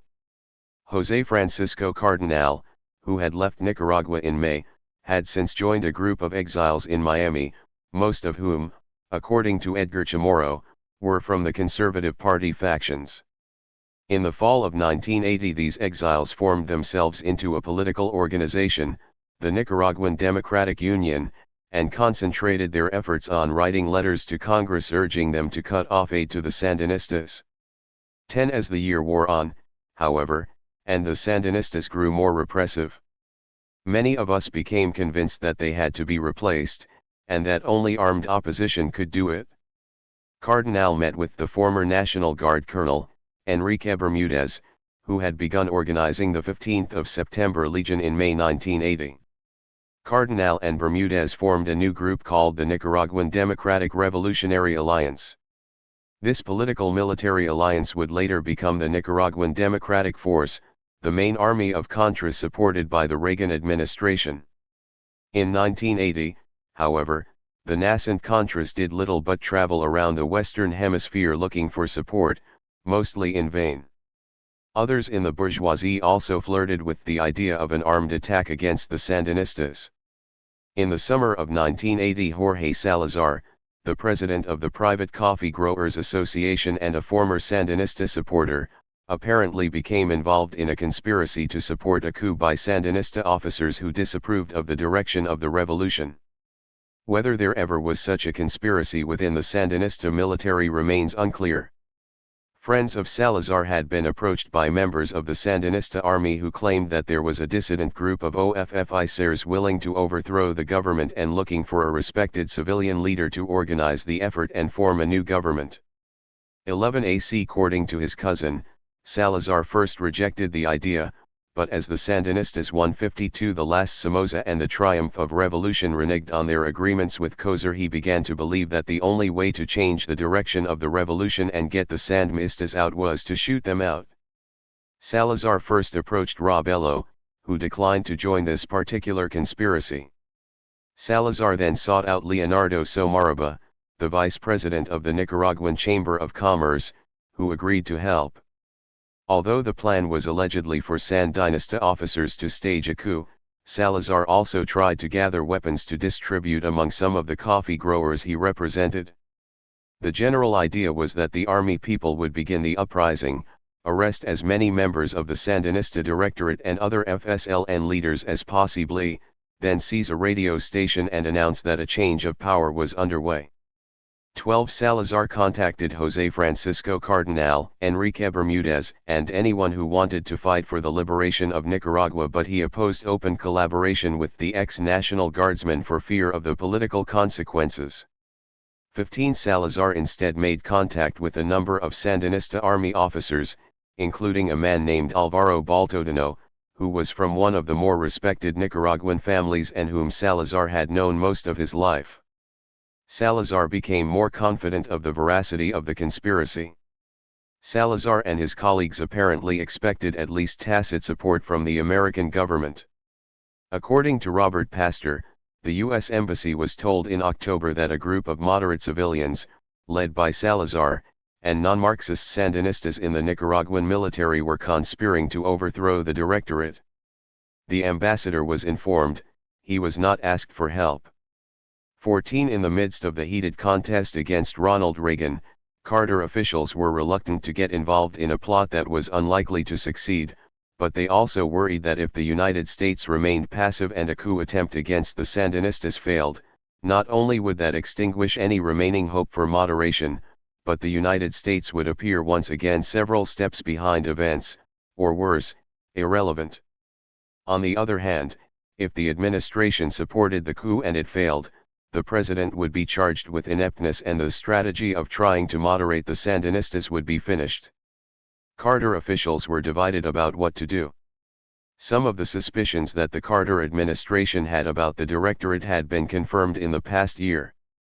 Those who were most pessimistic and suspicious of the Sandinistas tended to be in favor of supporting a coup, and those who were the origins of the counter-revolution 153 less pessimistic both about what had happened in Nicaragua and what could be expected in the future were more inclined to resist the temptation. One ambassador Petsulo opposed aiding the coup in part because he believed it was a trap set by the Sandinistas. Petsulo warned Salazar to stay away from it, and the United States took no action. Petsulo was right, the conspiracy was a trap, orchestrated by Borges State Security Office, probably with advice from the Cubans. Castro in the early years of the revolution had created mock conspiracies against himself to lure oppositionists, as well as disloyal aides and officers, into revealing their hostility and unreliability. On November 17, Leonardo Somarriba, Mario Hanan, the president of the National Association of Rice Growers, and several others involved in the conspiracy were suddenly arrested by state security officers. Borga had decided on a different fate for Salazar, however. While getting out of his car at a gas station, Salazar was ambushed by state security agents and shot to death. The agents then planted several M16 rifles in the trunk of Salazar's car, to prove he had been assembling an arsenal. In fact, Salazar had not yet gotten that far in his conspiracy. 16. Salazar's assassination stunned the moderate opposition, much as Pedro Joaquin Chamorro's murder had stunned the country almost 3 years before. As Shirley Christian recounts the concerns of the opposition, the killing seemed to change the rules of the game. Did it mean that in a country without the death penalty opposition was to be dealt with by assassination? 7. Why, it was asked, had he not been arrested and tried? 717 There could be little doubt that Salazar, who was arguably the most popular of Nicaragua's business leaders, had been chosen for assassination as a message to others like him. It was a calculated killing for calculated political purposes. As Edgar Chamorro put it, the assassination of Jorge Salazar made it clear that the Sandinistas would not tolerate any serious political opposition. 16 associate of Salazar's told Washington Post reporter Christopher Dickey that whether Jorge was involved in a plot or not, you don't kill a guy who was unarmed. And if Jorge Salazar was involved, it shows the desperation of people like him. 10 At Salazar's funeral, the crowds chanted, "Who killed Jorge?" 7 Tomas Borga. 20 While the murder of Pedro Joaquin Chamorro had shaken the Somoza regime and begun the unraveling of the dictator's power, however, the killing of Salazar had quite the opposite effect. It helped the Sandinistas consolidate their power. The killing of Salazar not only frightened other opposition leaders, but in proving the Sandinistas' claims about the Con 154, the last Somoza, and the triumph of revolution nection between the civic and armed opposition, it tarred the bourgeois groups with the stain of Somocista revanchism and the exiled menace of the National Guard. The opposition and business groups pressed Arturo Cruz, whom they still considered a loyal representative of their interests, to resign in protest. But Cruz resisted the pressure, saying, "I have the obligation to continue to offer my contribution as member of the government of the junta, because my conscience is totally clear." 21 The killing of Salazar also did the Sandinistas little obvious damage abroad. The Washington Post did not even run a story on the Salazar assassination until a week after the killing, when the Sandinistas held a press conference at which Somaraba and 2 others made a public confession of their conspiracy. 22 The New York Times noted that Nicaragua's politics have become rougher and nastier. The Times did not know whether Salazar had strayed from the path of legitimate dissent, but suggested that Mr. Salazar's alleged conduct would certainly be understandable. 23 The Carter administration did not publicly denounce the Sandinista government for the killing of Salazar. On November 18, the State Department spokesman said only that the United States deeply regrets the killing of Salazar, who had played an active and courageous role against the Somoza regime, and was working, as a prominent leader of the private business community, for a democratic political future in Nicaragua. 24 The next day, in his fifth and final speech before the OAS, President Carter mentioned Nicaragua only briefly, saying, "In Nicaragua many of us have been working together to help that country heal its wounds. It's in the interest of all who care about freedom to help the Nicaraguan people chart a pluralistic course that ends bloodshed, respects human rights, and furthers democracy." 25 It is the duty of every revolutionary to make the revolution in Washington. The assassination of Salazar was not the only, or even the most important event shaping U.S.-Nicaraguan relations in the last 3 months of the Carter administration. In the United States, the issue had become less the threat of communism within Nicaragua, or the well-being of the bourgeoisie, than the export of revolution from Nicaragua to El Salvador.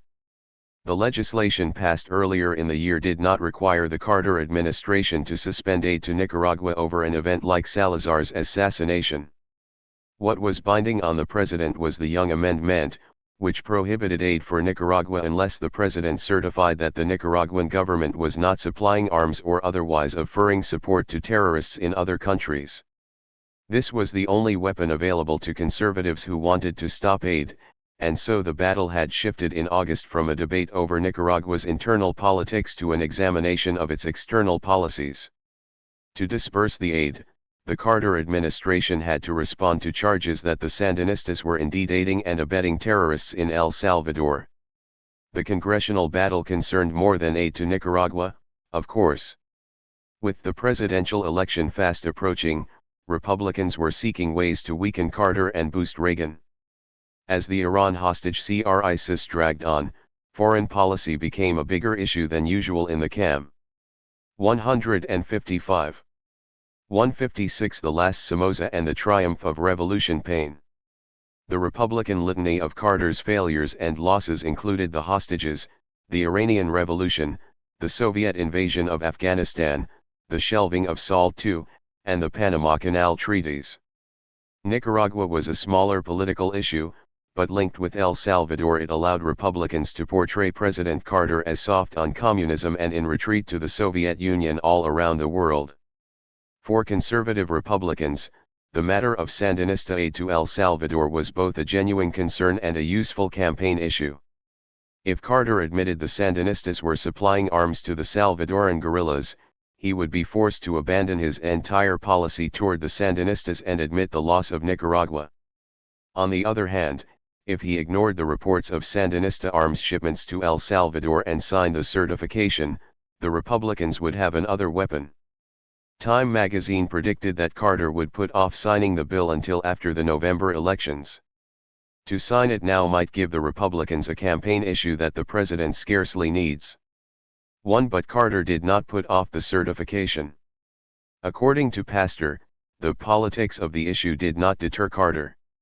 In the summer of 1980, reports of Sandinista support for guerrillas in El Salvador had become widespread.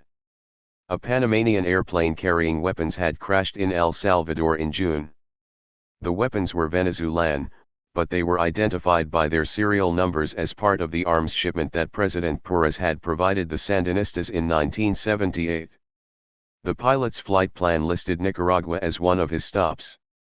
The Sandinistas vigorously denied any involvement, but on June 22 La Prensa had printed a story from El Salvador of a guerrilla who declared that the Sandinistas were, indeed, supplying arms to the Salvadoran Revolution. The Sandinista leaders denounced La Prensa, called it counter-revolutionary, accused it of sowing distrust, and gave orders to the People's Militia to burn copies of the newspaper throughout the country. Nevertheless, the reports of the Sandinista support for the guerrillas were accurate. For at the beginning of June, the FSLN National Directorate told the Salvadorans they were willing to take on the guerrillas' cause as their own and to contribute in material terms. They offered the guerrillas a headquarters in Managua, and the visit of the Salvadoran guerrilla delegation had ended with dinner at the home of Humberto Ortega P. The Sandinistas were concerned lest their role be discovered by the Carter administration. The Salvadorans sometimes complained that the Sandinista front was very conservative and had a tendency to look down on the situation in and to protect the Nicaraguan revolution. But it is the duty of every revolutionary, 157 in the summer of 1980 and throughout the next 10 years, arms flowed freely from Nicaragua to El Salvador. Carter officials may not have been aware of the first meetings and the agreement reached between the Sandinistas and their Salvadoran cousins in June and early July. By the end of July, however, intelligence officials in Washington had become convinced that the Nicaraguan government was directly involved in arms shipments to the guerrillas. After reviewing several months' worth of intelligence reports, CIA analysts reported to the White House that the Sandinista Directorate had officially adopted a policy of providing assistance to Salvadoran insurgents in the form of training, transit, material, and arms. Even State Department officials, who were more reluctant to reach such conclusions about Sandinista activities, conceded that there was a persuasive case of involvement by individual Sandinistas, including some members of the government. 6. The intelligence community's conclusions quickly leaked to the public. On August 1 the columnists Evans and Novak reported that according to U.S. officials 2 convoys of ships carrying Soviet arms from Cuba had been unloaded in Nicaragua. The weapons were part of a growing arms cache to be used in the coming battle for El Salvador. Conservatives in Congress charged that for the administration to provide aid after such revelations constituted a willful violation of the law. Carter officials faced a difficult decision. Robert Pastor argued that the administration must deliver on the $75 million if we are going to get in the game in Nicaragua and provide businessmen and pluralists with the wherewithal to counter the Cubans. It was necessary, therefore, for the president to make a certification to Congress. If the CIA would not change its evaluation, 9. The Carter administration would have to interpret the demands of the legislation to meet its needs. The State Department thus took the position that although there was a persuasive case of involvement by individual Sandinistas, including some members of the government in supporting violence or terrorism abroad, Nevertheless, there was no conclusive evidence of direct involvement by the Sandinista Directorate or the Nicaraguan government. 10. Brzezinski recommended to President Carter that he accept this interpretation and go ahead with the certification, although the National Security Advisor warned that this was a controversial decision, which the Republicans may attack. Brzezinski argued, however, that we are already committed to the $75 million and to the policy. 11. On September 12, President Carter certified that on the basis of an 158 the last Somoza and the triumph of revolution evaluation of the available evidence, the government of Nicaragua has not cooperated with or harbors any international terrorist organization or is aiding, abetting, or supporting acts of violence or terrorism in other countries. 12. The certification made no mention of the fact that the CIA had come to a contrary conclusion and that only by insisting on conclusive evidence did the State Department justify the certification. Conservatives were outraged and declared the president might well be purposefully and willfully violating the law. Congressman Bill Young, sponsor of the restrictive legislation, declared that he had personally examined the information made available to the president by our intelligence agencies, and no reasonable man, after examining that evidence, could reach the same conclusion contained in the president's certification.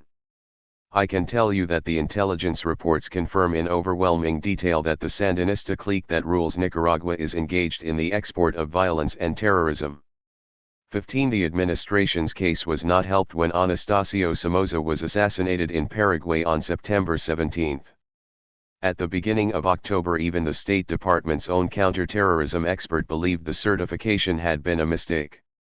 While he understood the political importance of assisting Nicaragua, he had no doubt that the Nicaraguan government is deeply and directly involved in supporting violence and terrorism. 14. Senior Carter officials were intensely worried that between the time of the certification and election day the Sandinistas would present a smoking gun which would leave the president in an untenable position. 15. On September 27, therefore, the State Department sent Deputy Assistant Secretary James Cheek to Managua to warn the Sandinistas against providing arms to the Salvadoran guerrillas. In Managua, Cheek and Ambassador Petzulo implicitly reminded the Sandinistas that President Carter had exposed himself to acute embarrassment by certifying the Sandinistas' non-involvement, even though the evidence raised serious questions about Nicaragua's role in El Salvador. 16. The Sandinistas got the message and promptly suspended the arms deliveries. On September 30, a Salvadoran guerrilla commander wrote his colleagues that, regarding the next shipments, there are problems. 17. The Sandinista front had decided to suspend shipments during a period of approximately 1 month, from the beginning of October to the beginning of November. The Sandinistas explained that the suspension was due to the visit from Cheek on September 27. They say that manifested knowledge about shipments via land through Nicaragua, in it is the duty of every revolutionary, 159 small vehicles, and that we carried out attempts by sea. The Sandinistas, annoyed at the discovery of their arms supply routes, blamed the Salvadorans for bad management and began an investigation into the matter. The Salvadorans, for their part, were puzzled by the Sandinistas' report of their meeting with Cheek. It seems very strange to us that a gringo off each jail would come to them to practically warn about a case such as this. If it were true that have detected something concrete, it is logical that they would hit us and they would arm the great propaganda machine, and not that they would warn us. The SAB veteran guerrillas interpreted the Carter administration's warning to the Sandinistas as related to the American presidential elections. They speculated that the administration and the Sandinistas had come to a possible understanding in order not to cause problems to Carter before November. Perhaps a breather in the fighting must be considered in order to see how the Carter-Reagan problem is resolved. The Sandinistas certainly hoped Carter would be re-elected. In a July 19 speech, Daniel Ortega referred to Reagan as Somoza's brother, much to the chagrin of Carter officials who believed such attacks by Ortega and Castro could only help Reagan in the election. After more than a year of criticizing the Carter administration's imperialist policies, Sandinista OB officials had begun praising Carter's efforts to change the traditional policy toward our people. 18. Even hardliner Bayardo Arce said, we believe that one must learn to recognize the differences among imperialism. We cannot deny that following the revolutionary triumph there has been an official policy of the United States and especially from Carter to try to prevent. If Carter intends to follow a policy involving certain changes in our relations, we believe that we can consider the differences, although this does not mean that we are abandoning our anti-imperialist attitude. In their effort to ease Carter's political difficulties, the Sandinistas not only suspended the arms shipments in October, but they also cancelled a meeting of Central American communist groups that they had planned to host. 10. The Sandinistas often had mixed feelings about aiding the Salvadoran guerrillas, in part because they did not want to risk American retaliation, but also because they did not believe before the middle of 1980 that the guerrillas had much chance of success. The guerrillas reported that the front did not have confidence in the maturity of the Salvadoran left and in the degree of true unity among the guerrilla factions. As Castro had pressured the Sandinistas to unite and develop a coherent strategy before 160 the last Somoza and the triumph of revolution, he would provide them with a large supply of arms. The Sandinistas presumed to make the same argument to the Salvadoran guerrillas. And just as Castro had doubted, as late as January 1979, that the Sandinistas could defeat Somoza without a protracted struggle of at least 2 years, so the Sandinistas often doubted that the Salvadoran guerrillas had much chance of victory in their struggle any time soon. The Sandinistas were willing to be helpful, but they asked themselves how much they should risk, at a perilous time in their own revolution, to support a rebel force in El Salvador. They could reasonably argue that as long as the revolution was strong in Nicaragua, there was always hope for El Salvador. But if the Nicaraguan revolution failed, the chances for success in El Salvador would greatly diminish. Nevertheless, the Sandinistas did not waver in their fundamental commitment to the Salvadoran guerrillas in the last half of 1980. There were 3 important reasons why the Sandinistas decided the risk was worth taking. First, they honored their commitment because Cuba, the Soviet Union, and much of the socialist world, from Bulgaria to Vietnam, had by the fall of 1980 pledged some form of support to the Salvadoran guerrillas. Hundreds of tons of arms were arriving in Cuba, from where they were to be shipped to Nicaragua and then on to El Salvador. Any hesitation by the Sandinistas in shipping the arms in the last 3 months of 1980 for the Salvadoran guerrillas' final offensive would have blocked the entire arms supply effort. With the whole socialist world watching, the Sandinistas, who had twice traveled through that world looking for economic and military assistance for their own revolution, must have felt constrained to carry out their assigned role in El Salvador. It is the duty of every revolutionary to make the revolution, Castro had proclaimed in 1962. In America and in the world, it is known that the revolution will be victorious, but it is improper revolutionary behavior to sit at one's doorstep waiting for the corpse of imperialism to pass by.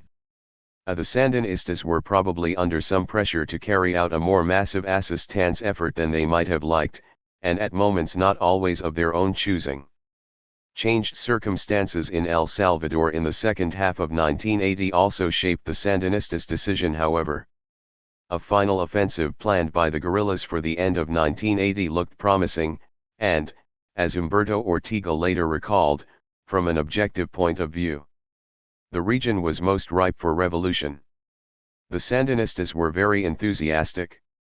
We thought the FMLN would. It is the duty of every revolutionary, 161 win very quickly. They were pursuing our same insurrectional strategy, and we were confident it would work.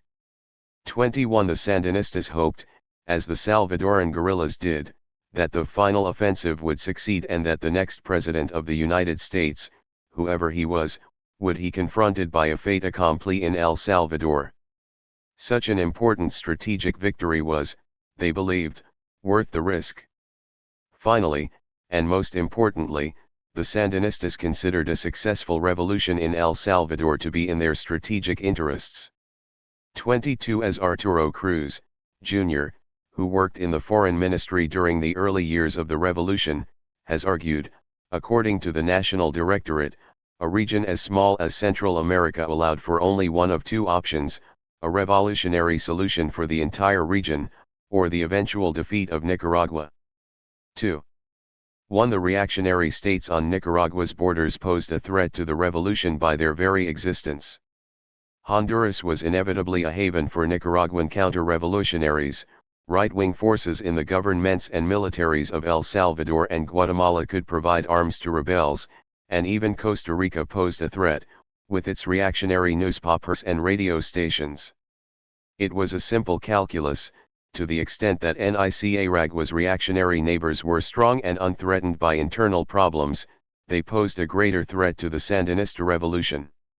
If they were preoccupied by civil conflict, or in the best case, were overthrown by Sandinista-supported leftist movements, the revolution was safer.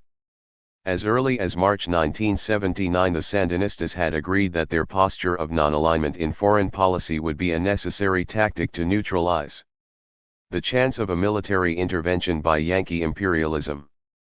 Strategically, we will strengthen an alliance with the revolutionary forces of the region and the governments of the socialist camp.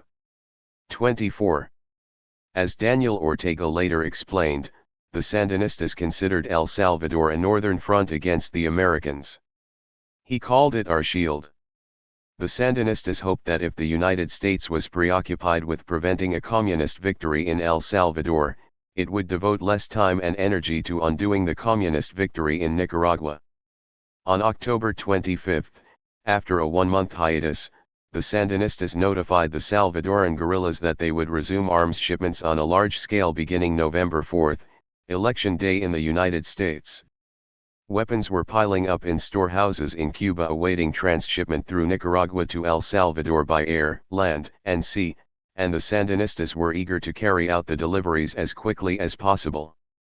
As the Salvadoran guerrillas stationed in Managua noted, the Sandinistas were in a hurry. 162 The last Somoza and the triumph of revolution and determined have stepped things up. It is such a hot potato for them. 25. Some analysts of this period have argued that the Sandinistas finally decided to ship the arms to the Guam only when they saw that Ronald Reagan had been elected President of the United States. 20. The Sandinistas, however, had established their plans for resuming arms shipments at least 2 weeks before the American election, at a time when the contest was judged too close to call, by pollsters and by Carter officials themselves. Leading American pollsters on election eve had declared the contest a dead heat, and weapons from Nicaragua began pouring into El Salvador before any returns had been announced on November 4. The Sandinistas certainly preferred to see Carter elected, and that was why they had held up the shipments for 1 month. Nevertheless, their decision to resume shipping the weapons was unrelated to the American election results. As the Salvadoran guerrillas noted at the beginning of November, the U.S. elections no longer pose any problems. The comrades in the front are ready to take a firm step in an irreversible manner.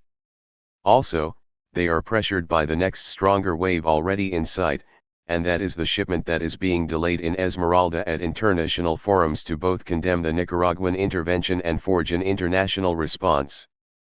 The State Department was instructed to compile all the evidence on outside support to the Salvadoran guerrillas.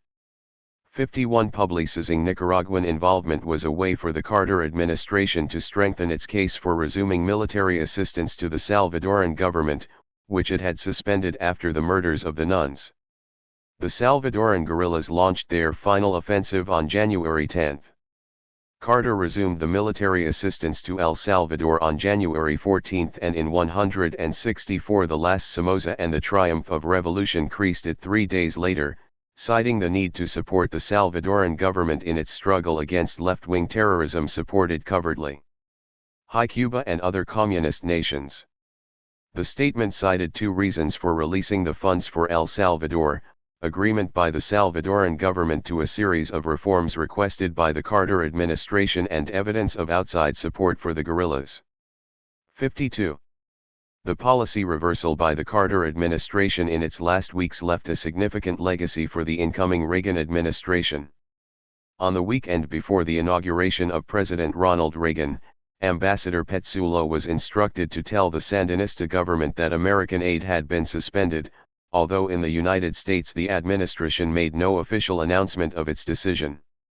The night before Reagan's inauguration, Pastor writes, as I was cleaning out my desk, I received a draft memo from the State Department for Carter to give to Reagan the next day on whether to terminate aid to Nicaragua. 55. The incoming administration's anti-communist zeal was well established, its likely attitude toward Sandinista Nicaragua easy enough to predict. Nevertheless, as would become clear in the first months of the new administration, its policy toward Nicaragua was not set. One can only wonder what that policy might have been had the Sandinistas been willing or able to refrain from supporting the Salvadoran guerrillas in November and December. That they did not refrain was an act of enormous importance. If the Carter administration could not countenance the Sandinistas' involvement in El Salvador, there was little hope that the Reagan administration would be any more tolerant. Years later, Humberto Ortega recalled that the decision to arm the Salvadoran guerrillas at the end of 1980 was a critical error. We paid a heavy price for our internationalist romanticism. 54. Part 3. The Reagan Revolution Ideologues vs. Pragmatists. The transition from Carter to Reagan was the most dramatic changing of the guard of the Cold War era. The contrast between the man who had warned against an inordinate fear of communism and the old Republican anti-communist who warned against insufficient vigilance against the Soviet threat had been sharply etched in the 1980 campaign. Not since the middle years of the Truman administration had a group of men and women come to power in the United States so suspicious of Soviet intentions, so alarmed at the possibility of a shift in the world's strategic balance, and so unsure of the will of the American people to meet the challenge. If Carter officials were guided by the lessons of Vietnam and Cuba, the new Republican administration, like Truman's decades before, believed the most important lessons were learned at Munich in 1938. Reagan and his advisers saw themselves as Churchill to the Carter administration's Chamberlain. For the new administration, the struggle against the Soviet Union and world communism required more than an arms buildup and a more assertive foreign policy, although these were essential. There was also an important battle to be fought at home. Conservatives were convinced that the corruption of America's political and intellectual elite was a deadly weakness in the global struggle. Gene Kirkpatrick, a leading conservative commentator and President Reagan's choice for ambassador to 167. 168 The Reagan Revolution. The United Nations wrote in January 1981 that nothing was as important as understanding the relationship between the recent failures of American policy in Latin America and elsewhere and the philosophy of foreign affairs that inspired and informed that policy. The philosophy of liberal Democrats was to blame for the conviction of many Americans that the United States was on the wrong side of history. Its Council of Defeat declared that, in Kirkpatrick's words, we must try to make amends for our deeply flawed national character by modesty and restraint in the arenas of power and the councils of the world. 1. The Reagan administration and its supporters drew strength and confidence, however, from the 1980 elections. For conservatives, Reagan's overwhelming victory represented an emphatic popular rejection of the liberal wing of the Democratic Party. This conviction was supported by leading pollsters who wrote in 1980 that the American people felt bull-lied and humiliated by the Iranian Ayatollah and outgunned by the Russians. Fearing that America was losing control over its foreign affairs, the pollsters argued, voters were more than ready to exorcise the ghost of Vietnam and replace it with a new posture of American assertiveness. 2. On January 27, at a White House ceremony for the 52 hostages released by Iran minutes after Carter left office, President Reagan appealed to this new mood in simple terms. We hear it said that we live in an era of limits to our power. Well, let it also be understood, there are limits to our patience. 3. Yet the confidence the new administration derived from the president's popularity was tempered by a sense of being surrounded by hostile forces, at home as well as abroad. In the conservatives' view, against the tide of popular support for President Reagan and the philosophy he represented stood the liberal elite which, despite the shift in national mood, held bastions of power in the Congress and in the national media. Conservatives who came to Washington to put their own philosophy in place thus felt at once supremely confident and desperately embattled. This mixture was to play a significant part in shaping both the Reagan administration's policies and its rhetorical style. The 1980 elections affected the Democratic Party in equally paradoxical and contradictory ways. The party was badly shaken by the 1980 election results, and its center was moving swiftly rightward. The party's liberal wing fared poorly in the elections. Prominent spokesmen for the new foreign policy lost their seats in the Senate, and the Republicans won control of the Senate for the first time in 25 years. Among the defeated ideologues vs. pragmatists, 169 Democratic senators was George McGovern, the symbol of post-Vietnam liberalism, and lower conservatives, of the party's descent into appeasement for the liberal senator from Massachusetts, Paul Tsongas, lamented after a few weeks of the new administration that the last election changed things. Not only did we lose Democrats and liberals, but those who are left are so weary. Everyone is running for cover from Reagan and the conservative trend. 5. The vast majority of the young Democrats elected in 1974 survived the Reagan landslide, however. They expected to play an important role, especially on the issue of Central America, and in the early weeks of the year, liberal Democrats managed to capture control of the Foreign Affairs Subcommittee on Latin America. 6. With a conservative Republican in the White House, liberals found greater freedom to attack administration policies than they had under a president from their own party. A clash of philosophies was inevitable, and especially in those areas where the Reagan administration was most determined to reverse course and the American public least inclined to support him. Opponents of the new conservative philosophy would not take their stand against tax cuts, but they would stake out a position against a more aggressive, anti-communist policy in Central America. Central America was an especially divisive issue in the Reagan years because it brought together two issues on which liberals and conservatives strongly differed.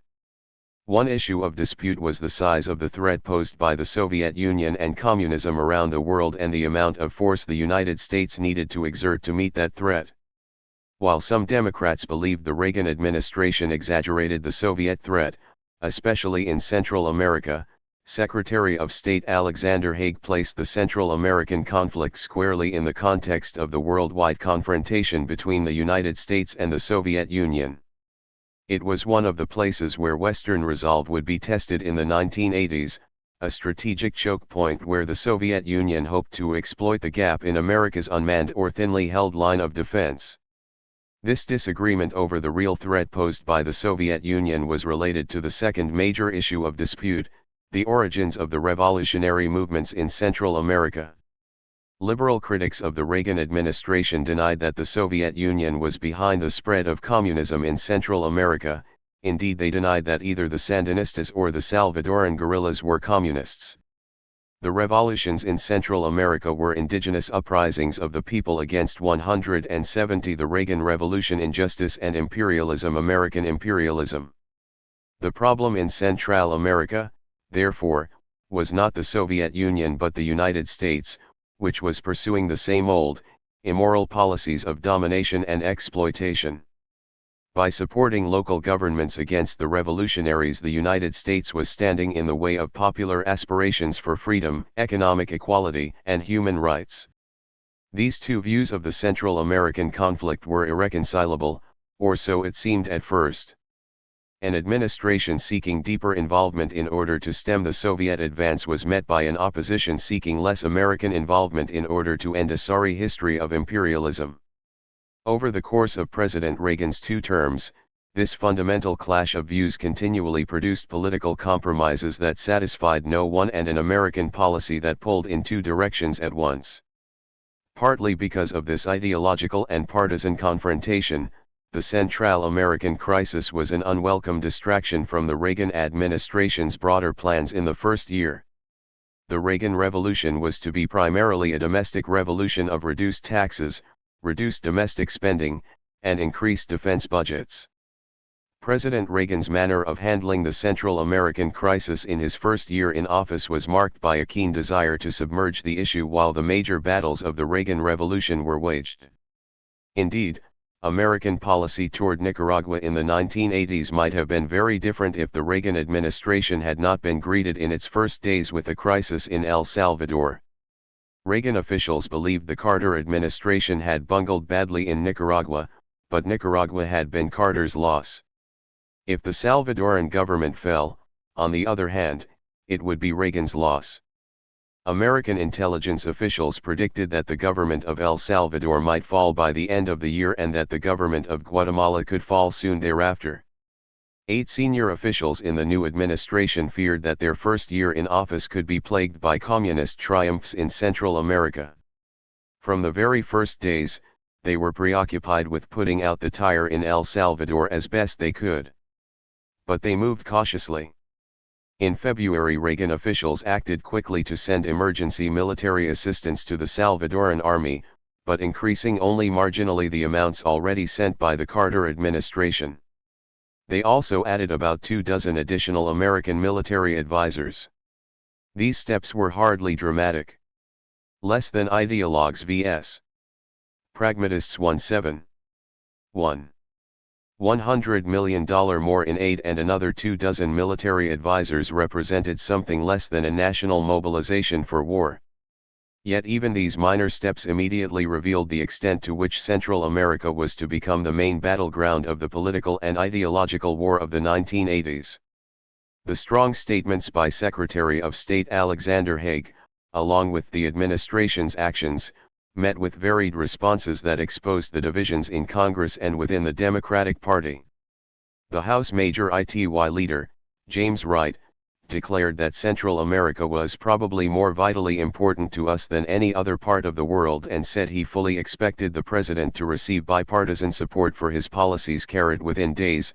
However, House Appropriations Subcommittee Chairman, Clarence Long, asked whether the Reagan administration's policies were not creating a situation in which we may be doing what we did in Vietnam, saying, "Move over, boys. We're going to fight this war." 7. Walter Cronkite began his first interview with the president by asking, "Do you see any parallel in our committing advisors and military assistance to El Salvador and the early stages of our involvement in Vietnam?" At his first news conference, the first question Reagan had to answer was, how do you intend to avoid having El Salvador turn into a Vietnam for this country? Reagan, who had eluded Democratic efforts to paint him as a war candidate in the campaign, now had to do so again in the very first weeks of his presidency.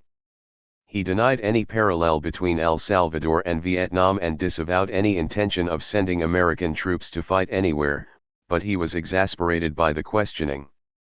After all, he complained to reporters, "One didn't start the El Salvador thing. I inherited it. And the previous administration, which probably was as vociferous as anyone in talking about my threat to peace, they were doing what we're doing, sending aid to El Salvador." As for charges that he was leading the nation to war in Central America, Reagan joked, "I've been here more than 6 weeks now and haven't fired a shot." White House polls showed, however, that the discussion of El Salvador was making many Americans nervous about the prospects for war. Reagan's closest political advisors, eager to make the most of the president's honeymoon to enact the important legislation concerning the economy, urged the president and his foreign policy advisors to avoid these heated exchanges with their ideological adversaries. The early clash over El Salvador thus quickly revealed a schism in the Reagan administration to match that in the Democratic Party. 172 The Reagan Revolution, what later became known as the battle between the ideologues and the pragmatists in the administration, did not, as in the Democratic Party, derive from fundamental differences over the goals of foreign policy. The two factions consisted, on the one hand, of senior White House officials James Baker and Michael Deaver, and the president's wife, Nancy Reagan, and on the other hand, the president's senior foreign policy advisors, CIA Director William Casey, Secretary of Defense Caspar Weinberger, Deputy Secretary of State and then National Security Advisor, William Clark, United Nations Ambassador Jeane Kirkpatrick, and, on issues like Central America, Secretary Haig. The principal difference between the factions was over the question of how, when, and on what issues to use President Reagan's political power. The latter group favored ideological confrontation with the Liberal Democrats, in which the personal appeal of the president could be summoned to winning the Dome's Tick battle for the American soul as well as the strategic battle against the Soviet Union. They tended to oppose compromise with the Democrats in Congress and sought mainly to exploit the acute Democratic vulnerability on the issue of communism. Baker, Deaver, and other White House political advisers, on the contrary, feared the erosion of the president's political strength that could result from this constant confrontation. They did not disagree with the general conservative view of the Soviet Union and communism. As a matter of political tactics, however, they favored compromise and bargaining with House Democrats, limiting the areas of confrontation to those few important, and chiefly domestic, issues that usually made the difference between successful and unsuccessful presidencies. The president himself acted from the beginning of his term as the embodiment of compromise between these two often incompatible views. At times confronting his political adversaries in the most aggressive manner, at times submerging the differences between himself and his ideological opponents, Reagan was both pragmatic politician and hidebound ideologue. Nowhere did this compromise seem more impossible to achieve than in Central America. While Reagan's political advisers did not want to engage in a debilitating public controversy, Haig and most conservatives believed it was precisely the place to draw the line, against the Soviet Union and its proxy, against the post-Vietnam liberalism that sapped the nation's strength, and against the Democrats in Congress. Reagan went back and forth between the two. Although the immediate crisis the administration had to confront in 173 Central America was in El Salvador, officials in the State Department and other agencies believed the origins of this crisis lay in Nicaragua and Cuba. While both politics and practical necessity forced the administration to address El Salvador first, privately the administration debated what to do next about Castro and the Sandinistas. Here, too, the inner discussions of the Reagan administration were heavily influenced by the larger ideological conflicts some wanted to wage and others wished to avoid. Previous administrations, from Eisenhower and Kennedy to Johnson and Nixon, facing less troublesome situations and less defiant governments in Latin America, had consistently responded by using American power in a variety of forms. Rather than allow victories by radical forces, each of these presidents supported coups, insurgencies, invasions, and covert political programs. The first decision the Reagan administration faced was trivial by comparison, whether or not to resume economic aid to Nicaragua that had been suspended by the Carter administration. On January 23 the New York Times reported the suspension of economic aid, which the Carter administration had never made public. The State Department declared that the new administration would conduct its own review of the evidence of Sandinista misbehavior before making any decision and claimed to have reached no conclusion yet about the evidence that we have. 10. The idea of a review by the new administration was ludicrous. On January 29 the outgoing Secretary of State of the Carter administration, Edmund Muskie, told the Washington Post that there was no question that Nicaragua had shipped arms from Cuba to El Salvador and that this had happened with the knowledge and to some extent the help of officials in the Nicaraguan government. 11. In Managua, Ambassador Petsulo told Sandinista leaders, "You people are just irresponsible. We've got you red-handed." 12. The State Department's review was only a means of gaining time while Secretary Haig and other officials decided what to do in Central America. At the beginning of February, Ambassador Petsulo returned to Washington to consult with the new Secretary of State. Petsulo was one of the few senior officials to survive the transition from Carter to Reagan, but he had not changed his views of the correct policy in Nicaragua. He advised Haig to delay any decision on aid to Nicaragua and to give the Sandinistas another chance to end their support for the Salvadoran guerrillas. Cutting off American economic assistance, 174. The Reagan Revolution, Petsulo argued, could only hurt the chances of reaching some agreement with the Sandinistas. Haig surprised everyone by agreeing. When Ambassador Petsulo repeated his recommendation to Reagan, the president also agreed. Reagan even recalled what he said a Mexican friend had told him: "Don't make the mistake of Americanizing the Central American problem." 13. Haig's agreement to let Petsulo talk to the Sandinistas again did not reflect any optimism about the results of such discussions, however, much less any intention to renew economic aid to Nicaragua. The Secretary of State considered Nicaragua a distraction from the real problem in the Western Hemisphere. Haig wanted to go to the source of the problem, which was Castro's Cuba. Cuba, not Nicaragua, was at once the source of supply and the catechist of the Salvadoran insurgency. Nicaragua was just a transshipment point, a cog in the machine run by Havana and Moscow. The way to prevent further aid to guerrillas in Central America was not to harass Nicaragua, but to carry the consequences of this relationship directly to Moscow and Havana, and through the application of a full range of economic, political, and security measures, convince them to put an end to Havana's bloody activities in the hemisphere. What Haig feared most was a policy of incrementalism. Trying to approach the problems of El Salvador and Nicaragua without addressing the role of Cuba was folly. Haig had learned lessons of his own in Vietnam.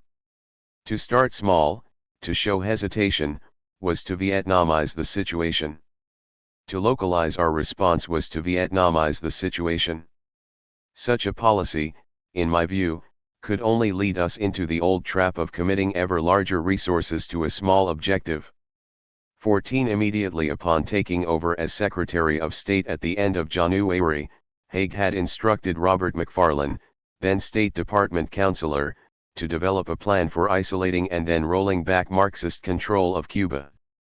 One Haig's view, according to McFarlane, was that during the president's political honeymoon, he should use his great popularity to push forward a tough policy in the Western Hemisphere, where the most immediate problems required the most difficult and most politically unpopular actions. McFarlane had assembled a group of officials from the Pentagon, the CIA, and the State Department to make a set of recommendations that Haig could bring to the president for approval. After several meetings, however, the group decided, without dissent, that Haig's plans were unwise. Isolating, rolling back, or overthrowing Castro, the group decided, would require substantial military efforts that ideologues vs. Pragmatists 175 the American people would not support. In addition, military officials feared the use of so many ships and troops to accomplish this mission in the Caribbean would detract from American forces elsewhere, opening up areas of weakness that the Soviet Union could exploit. What if Brezhnev takes Berlin? McFarlane recalls one official asking. 16. Instead of focusing on Castro and Cuba, McFarlane's group recommended the United States build its strategy on two pillars: isolating Nicaragua and stimulating the economic development of the surrounding countries in Central America. Haig was unhappy with McFarlane's recommendations. He wanted to propose to the president a plan for noticeably higher levels of U.S. aid, the introduction of reasonable numbers of military advisors, and most important, an augmented U.S. military presence in the region, a carrier group, or two, maneuvering between Cuba and the Central American mainland that would serve as a useful reminder of the revival of keen U.S. interest in these waters and coasts and of our ability to blockade Cuba if that became necessary. Direct military action was neither required nor justified, Haig writes in his memoirs, and I never contemplated it. He believed that stationing American warships in the Caribbean would alone cow Castro into ending his support for revolutions in Central America, since it was obvious that Cuba simply could not stand up to the geostrategic assets available to the larger country. One McFarlane drew up the plans as Haig requested, and they called, among other things, for the stationing of American vessels in a position to cut off Cuban supplies of oil and block both the import and export of weapons. 18. When Haig brought these plans to the White House in March, however, he met a wall of disapproval. Haig recalls that very nearly the first words spoken on this subject in the councils of the Reagan administration made reference to the danger of another Vietnam. For the White House political advisors, another Vietnam meant engaging in an unpopular military action that would soon make for an unpopular and ineffective president. 1Q The Secretary of Defense also raised objections. Haig recalls that Weinberger genuinely feared the creation of another unmanageable tropical war into which American troops and American money would be poured with no result different from Vietnam. In the end, in private meetings with me over breakfast, Cap Weinberger insistently raised the specter of Vietnam and worried over the possibility that the president would be drawn into involuntary escalation. 20 The Joint Chiefs of Staff expressed their concern that the Soviet Union might re-176 the Reagan Revolution spawn to any blockade of Cuba by attacking an American ally somewhere else in the world. The United States would not be able to respond adequately, they argued, if its forces were engaged in the Caribbean. 21 Secretary Haig's influence on the subject of Central America waned rapidly after March. The attempted assassination of the president on April 1 not only delayed any further consideration of Central America and other matters, but it provided the occasion for one of Secretary Haig's more notable political calamities. 22 After April, Haig turned his attentions elsewhere. 2 Later in the year, Haig again set forth his plan to go to the source, and once again it languished without support from the president or the rest of the cabinet. With the rejection of Haig's policy, however, the administration found itself with no policy at all. McFarlane later lamented that in its first 2 years, the administration never collected itself to form a comprehensive strategy for Nicaragua and the region, but simply approached it crisis by crisis. The Reagan administration's failure to settle on a policy, however, was understandable. The extended debates over Haig's proposals revealed just how limited the administration's capacities were in confronting the problems in Central America. All the choices were politically and, in the view of some, even strategically unattractive. Meanwhile, Ambassador Petsulo was trying to convince the Sandinistas to stop arming the Salvadoran guerrillas. When Petsulo returned to Managua in the second week of February, he told the Sandinista leaders the United States had evidence that they were continuing to supply the Salvadoran guerrillas, despite their past promises to stop. He revealed that the United States knew about the airstrip in the north of Nicaragua that was being used for arms shipments to El Salvador. Petsulo explained that promises were no longer enough. The Sandinistas had to prove their good intentions by taking visible steps, like ending the use of the airstrip and Sandino Airport for shipments to El Salvador and by closing down the Salvadoran guerrilla headquarters in Managua. In return, he said, the United States would offer Nicaragua a way out of the impending confrontation and would consider establishing normal ties, including eventually the resumption of aid. 24 The Sandinistas received the same advice from Democrats in Congress. On March 13, Congressman David Bonnier traveled to Nicaragua and implored Sergio Ramirez to do what he could to stop the arms flow to El Salvador through the Honduras borders and through Nicaragua. 25 Ideologues vs. Pragmatists 177 Without quite admitting to their past involvement, the Sandinistas told Petsulo they did not want to risk our revolution for an uncertain victory in El Salvador, and Daniel Ortega said he understood that the credibility of the Nicaraguan government was at stake. 26 Sandinista lead ERS admitted they had been very permissive in allowing the FMLN to use Nicaragua as a base of operations, but insisted they had now made a firm decision to prevent the transfer of arms to El Salvador through Nicaraguan territory. They told reporters that Washington's message has been received loud and clear, and they understood the very high cost to Nicaragua of involvement in El Salvador. 27 Despite their assurances to Petsulo, however, the Sandinistas did not end all aid to the guerrillas. In the spring of 1981 the Cubans and Sandinistas shared the view of American intelligence officials that a guerrilla victory in El Salvador might be close at hand. The Sandinistas stopped using the airport at Papelonal but diverted the arms shipments overland by truck and across the Gulf of Fonseca by boat. 28 American intelligence officials were also aware that large stocks of weapons were still in Cuba awaiting shipment to Nicaragua and then El Salvador. The military headquarters of the Salvadoran guerrillas remained on Nicaraguan soil.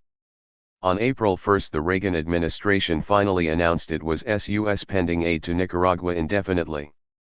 The decision was made by Thomas Enders, just then taking over as the new Assistant Secretary of State for Latin America, and it represented less a careful judgment of the costs and benefits of providing aid to Sandinista Nicaragua than the first effort by the new Assistant Secretary to take control of a policy that had had no direction for 3 months. Assistant Secretary Enders asserted that intelligence reports showed unmistakably that the Sandinistas had resumed arms shipments after a brief halt in February. Ambassador Petsulo believed, on the contrary, that his diplomatic efforts had succeeded in reducing the arms flow to a trickle, and he was furious at the decision. 2Q but Enders's assessment proved more accurate. The decline in arms shipments to the guerrillas was temporary and reflected no shift in policy by the Sandinistas. The reduced flow of weapons lasted only until July, when the next large shipment of arms from overseas replenished the Sandinista stocks. Petsulo's arguments were, in any case, irrelevant to the Reagan administration's calculations. As Haig declared in his memoirs, from the very beginning he had little intention of renewing aid to a government that was working so assiduously against American interests v. 19. Alien cotters, alien models, and alien ideas. He Sandinistas roundly denounced the April 1 decision, calling it an act of aggression and a human rights violation, and in the years that followed, critics of the Reagan administration would argue that the suspension of aid ended hopes of a diplomatic rapprochement and drove the Sandinistas to take more radical actions at home and abroad. The Sandinistas, however, had chosen their course before President Reagan was even inaugurated. Starting weeks before Ronald Reagan took the oath of office, the Sandinistas had begun warning of an imminent American invasion, a counter-revolutionary uprising, or an economic blockade, or all three at once. The suspension of aid by the Reagan administration in April was not a turning point but a way station on a journey already underway. The Sandinistas' alarmist warnings in 1981 had their roots in domestic rather than foreign concerns. As Ambassador Petsulo reported at the end of January in a cable entitled FSLN Stirs War Psychosis, the Sandinistas had launched a major propaganda barrage which had hit new, shrill tones long before Reagan officials had made any decisions about aiding Nicaragua. Petsulo attributed the campaign primarily to fears of domestic unrest and opposition, to concern about the difficult economic conditions ahead and the FSLN's urgent need to lay blame for failures to some non-Sandinista force. 178. Alien cotters, alien models, and alien ideas. 179. With the excuse of preparing for imminent invasion, the Sandinistas hoped to consolidate their power and weaken their increasingly numerous enemies. The central part of the propaganda barrage was a call to all Nicaraguans to join the Sandinista popular militias. The main purpose of the militias was to incorporate more and more Nicaraguans into a Sandinista-controlled organization, to give them a stake and a means of participation in the revolution, and to isolate the revolution's opponents. If we had gained power having won elections, Sergio Ramirez explained, perhaps we would not have had to concern ourselves so much with defense. But we are experiencing a revolutionary process which stemmed from armed struggle, and we are altering the face of the country. There are enemies of this process both at home and abroad. In order to advance the revolution, it is necessary to defend it. Well, the foundation of our defense is the people's militia. 2. In their search for justifications for this massive recruitment of citizens into the militia, the Sandinistas could not yet claim that armed counter-revolutionary activities on the Honduran border posed a threat. As late as February 1981, Alan Riding wrote that there had been surprisingly little armed activity anywhere in Nicaragua. The Sandinista Army Chief of Staff Joaquin Cuadra called the small bands of fighters in the North Mosquitos. Ambassador Petsulo speculated that as popular discontent continued to grow, the Sandinistas would have a difficult time whipping up genuine war hysteria in the absence of concrete threats to the country. For the Sandinistas had to justify the mass recruitment into the militias by the threat of an American invasion, even though the militias would be ineffective in preventing or repelling such an attack if it ever came. The militias were but one response to the growing political difficulties the Sandinistas faced in 1981. After the Sandinistas' postponement of elections until 1985 and then the assassination of Jorge Salazar, the Sandinistas and their increasingly outspoken opposition stood in angry confrontation.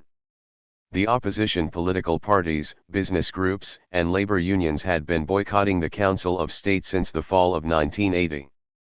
The Sandinistas permitted some open dissent, and protests rang on the pages of La Prensa and on opposition radio stations.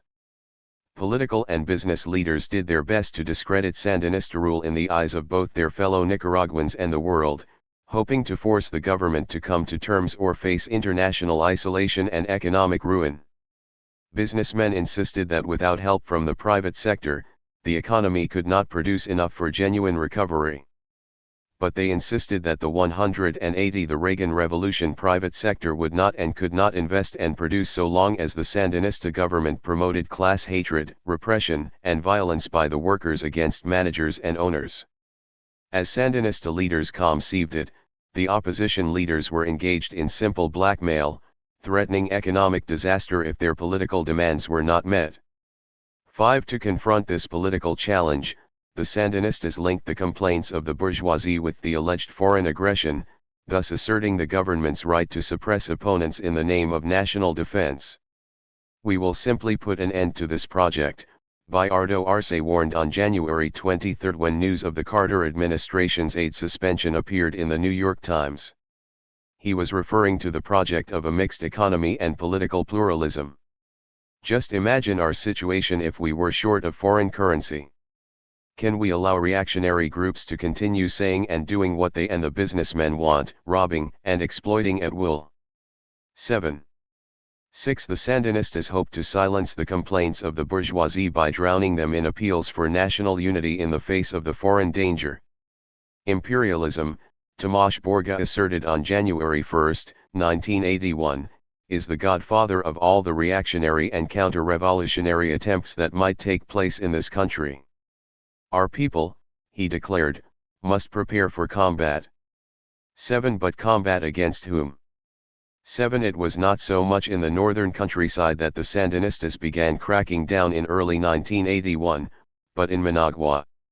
In February, for instance, the head of an independent human rights group was arrested after accusing the government of engaging in the systematic torture of political prisoners, as well as other repressive actions.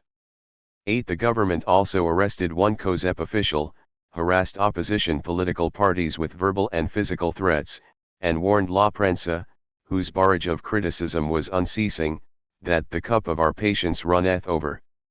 Clashes with opponents took violent form only on the Atlantic coast, where traditionally independent Indian, Black, and Creole populations resented and resisted encroachment by the Managua government. On February 19 the Sandinistas arrested the Mosquito delegate to the Council of State, Stedman Fagath, on charges of having collaborated with Somoza security forces before the revolution. 9. An American embassy officer who toured the Atlantic coast at the end of February reported a very high level of tension and animosity among the Black and Indian population against the 16 other reports described the burning of MDN headquarters in Chinandega, the burning OT cars in front of an opposition union headquarters, and the kidnapping by armed civilians of an MDN official. 17. The American embassy reported that Sandinista militiamen out of uniform led and filled out the crowds. Observers of the demonstrations, according to the embassy, could not believe that the violence and blocking of Nandame spontaneous. Sandinista leaders were openly euphoric at the popular repudiation of the MDN, which they interpret in their media as a Sandinista victory. 18. Robello called March 15 the night of terror. 19. Fearing for the safety of his party members, he cancelled the Nandame rally. He warned that we Nicaraguans are increasingly losing hope of a civic struggle. La Prensa did not circulate that day or the next because Borga warned the publishers that he could not guarantee the newspaper's safety against the mobs. 20. At the end of March, the Reagan administration announced its decision to suspend economic assistance to Nicaragua. Oddly enough, the Reagan administration gave little sign that its decision had anything to do with events in Nicaragua. 21. The State Department spokesman did not remark on the violence of March 15, nor on the reorganization of the junta which dropped Arturo Cruz, the last remaining moderate representative. Asked by reporters on March 19 whether any developments in previous weeks indicated that the Marxists might be extending their control further in Nicaragua, the State Department spokesman said nothing had occurred to change the situation, so far as he knew. 22 If Nicaraguans understood anything about what the United States was up to, therefore, they had reason to believe the Reagan administration cared more about Sandinista support for the guerrilla war in El Salvador than about the well-being of political opponents in Nicaragua.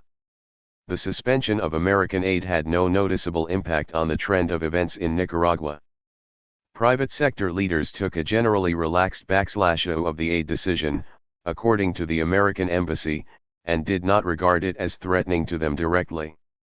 21 The Sandinistas continued along their previous path. On May 2 they decreed another reorganization of the Council of State, expanding its membership to 51 and giving Sandinista-affiliated parties and organizations an even larger majority: alien cadres, alien models, and alien ideas. 183. Of more than 40. 2-4 On May 22, the main opposition radio station, Radio Corporación, was shut down for 48 hours by the government for reporting on new confrontations between the Sandinistas and Mosquito Indians on the Atlantic coast. 2. When Archbishop Obando, after a meeting with the Pope in Rome, publicly accused the regime of moving toward Marxism, Nicaraguan state television promptly pulled the Archbishop's Sunday Mass off the air for the first time in 8 years and replaced it with a mass led by a priest sympathetic to the revolution. 26 On July 10 the government shut down La Prensa for 2 days for failing to tell the truth about Sandinista relations with the Catholic Church. On July 19 Daniel Ortega announced a new set of decrees aimed at further weakening the private sector's remaining economic power and punishing capital flight.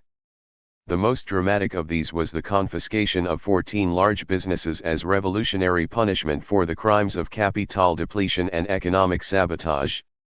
In at least 2 of the cases, the decision to confiscate shocked the private sector because the companies had been showing large profits.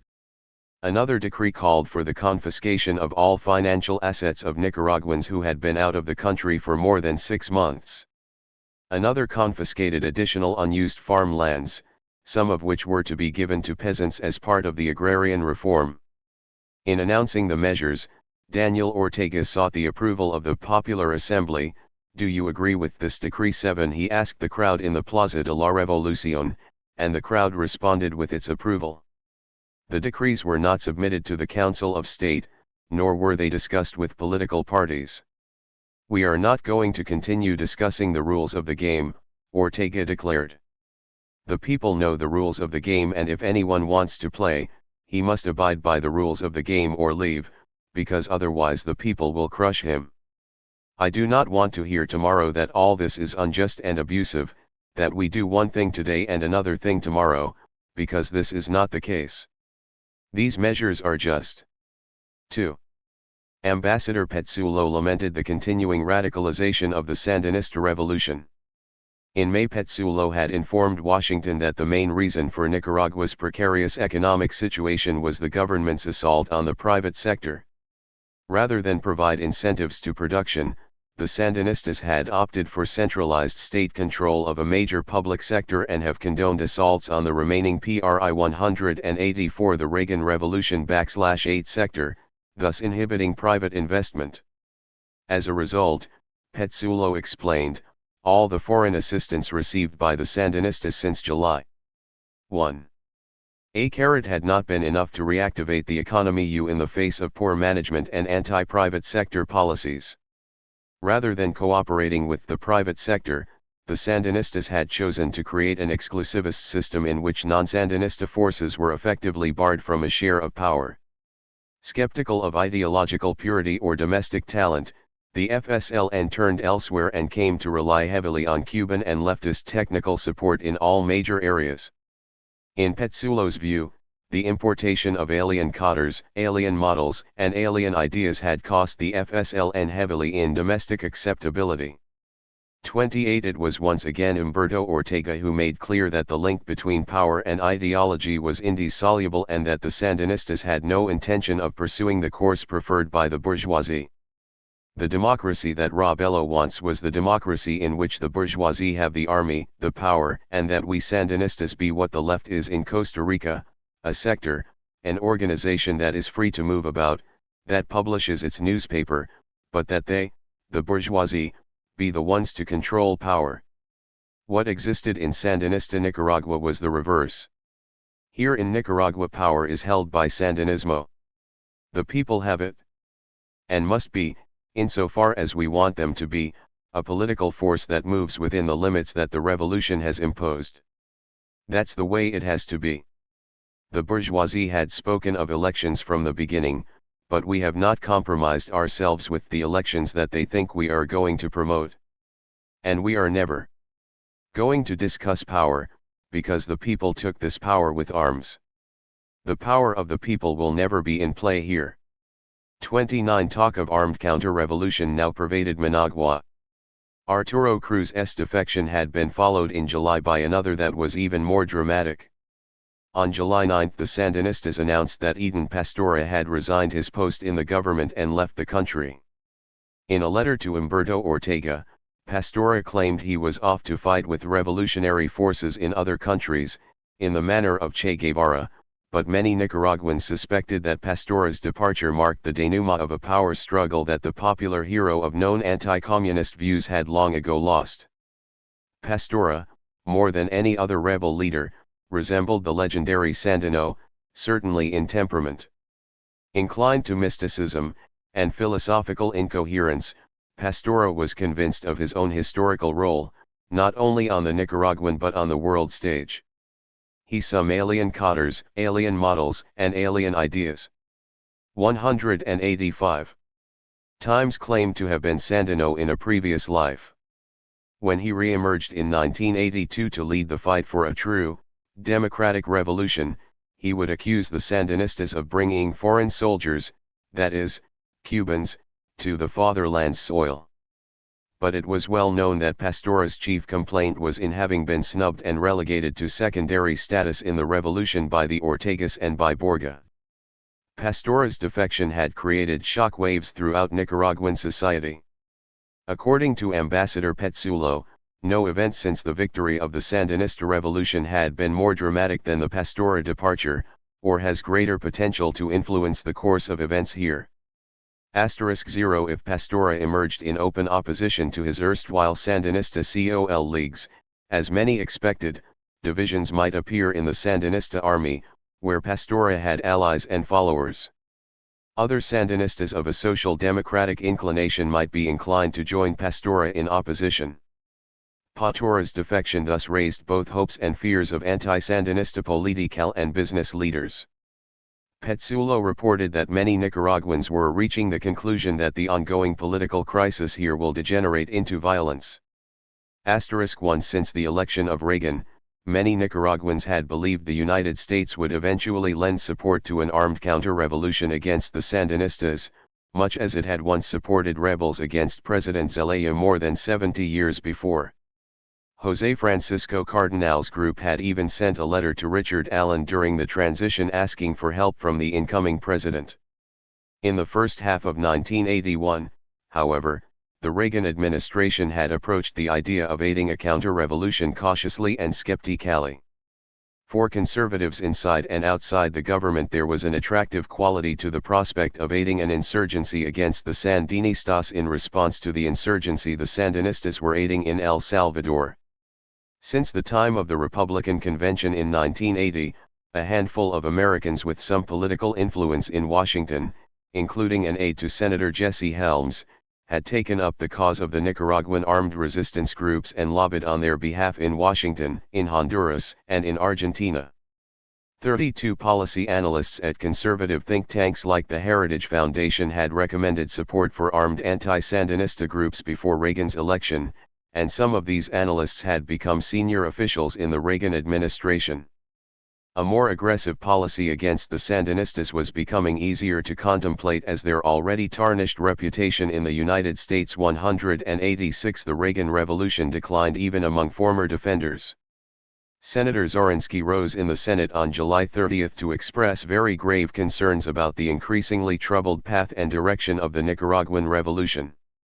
Citing the closing of La Prensa and Radio Corporación, the unprincipled attack on freedom of religion, reports that the Sandinista government was not really serious about elections, the announcement of new economic laws and confiscations on July 19, and the large buildup of Soviet-supplied weapons. Zorinski said he had concluded that the Sandinistas were hacking off from their original commitments to political pluralism and a mixed economy. Unless and until the Nicaraguan government rededicates itself to the principles for which the revolution was fought, the Democratic senator warned, neither the majority of the Nicaraguan people, nor their friends in the United States will continue to lend their support.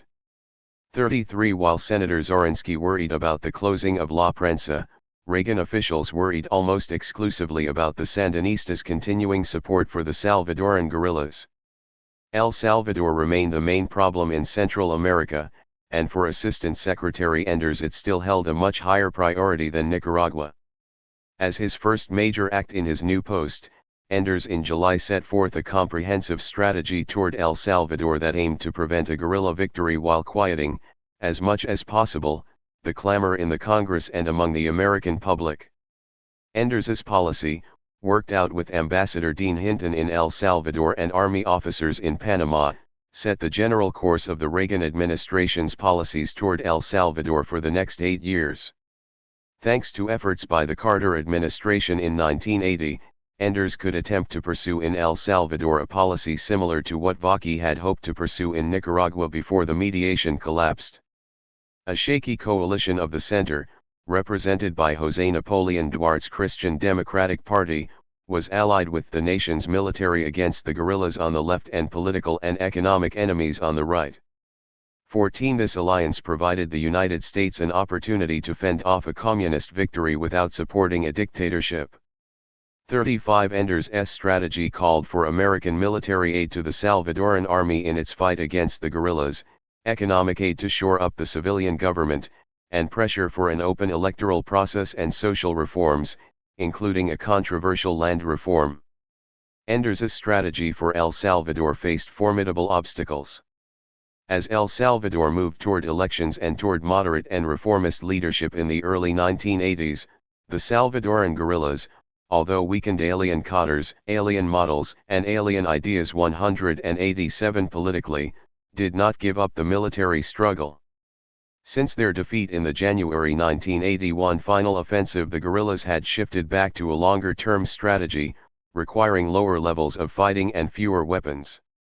In the view of Enders, Ambassador Hinton, former Carter officials, and senior Foreign Service officers at the State Department, the war in El Salvador could drag on for years if the guerrillas received a steady supply of arms.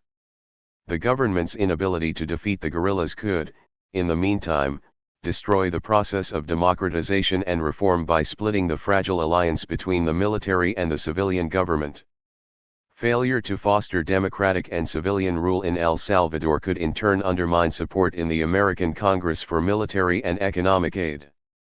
A key element of Enders' strategy was winning the war against the guerrillas quickly, and that required closing off the guerrillas' outside sources of supply. Since suspending aid on April 1, however, administration officials had been at a loss to find a way to achieve even this limited goal in Nicaragua. On June 3, Enders declared that efforts to supply from Nicaragua arms, headquarters, and training to guerrillas in neighboring countries was continuing, although at a lower rate than before the January final offensive. In the middle of July he told Congress that an ominous upswing in arms shipments had risen to levels that enable the guerrillas to sustain military operations despite their inability to generate fresh support.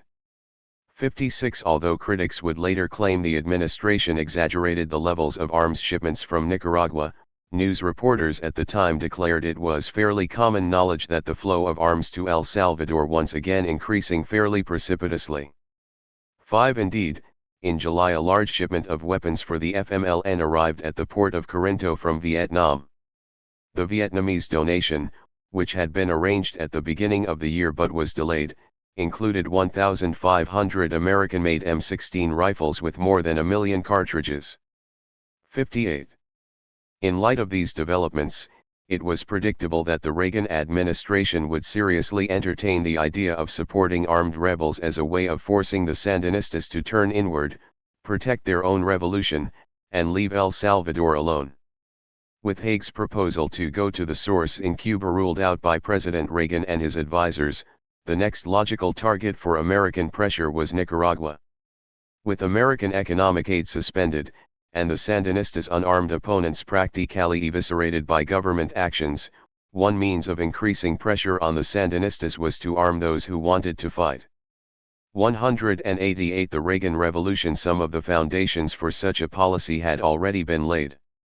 CIA officials had already begun to make preliminary contacts with Nicaraguans to discuss the possibility of an armed effort against the Sandinistas. Some of these Nicaraguans had already received money from the CIA in 1980 under the intelligence findings signed by President Carter, and on March 9 President Reagan had signed a new finding authorizing covert activities in Central America to help interdict the flow of arms to El Salvador. This gave the CIA the presidential authority to meet not only with Nicaraguan but also with Honduran military officials who had been giving occasional support to some of the bands attacking parts of northern Nicaragua. Neither Carter's finding nor Reagan's March 9 finding gave the CIA authority to begin arming groups directly or indirectly, however. For all its attractions, the idea of arming anti-Sandinista fighters sparked little enthusiasm among senior administration officials. Ambassador Petsulo argued that it would only strengthen the Sandinistas. 41 In Secretary Haig's view, arming guerrilla bands to fight communism in Central America was entirely inadequate, the worst kind of incrementalism. Since Nicaragua was not even Haig's main target, Enders recalls, the Secretary of State did not want to be involved in an effort that centered on the Sandinistas. He also did not want to create and arm something only to abandon it in the jungles. 42 Secretary of Defense Weinberger also doubted the effectiveness of such a policy and worried that the United States would be dragged into war in Central America.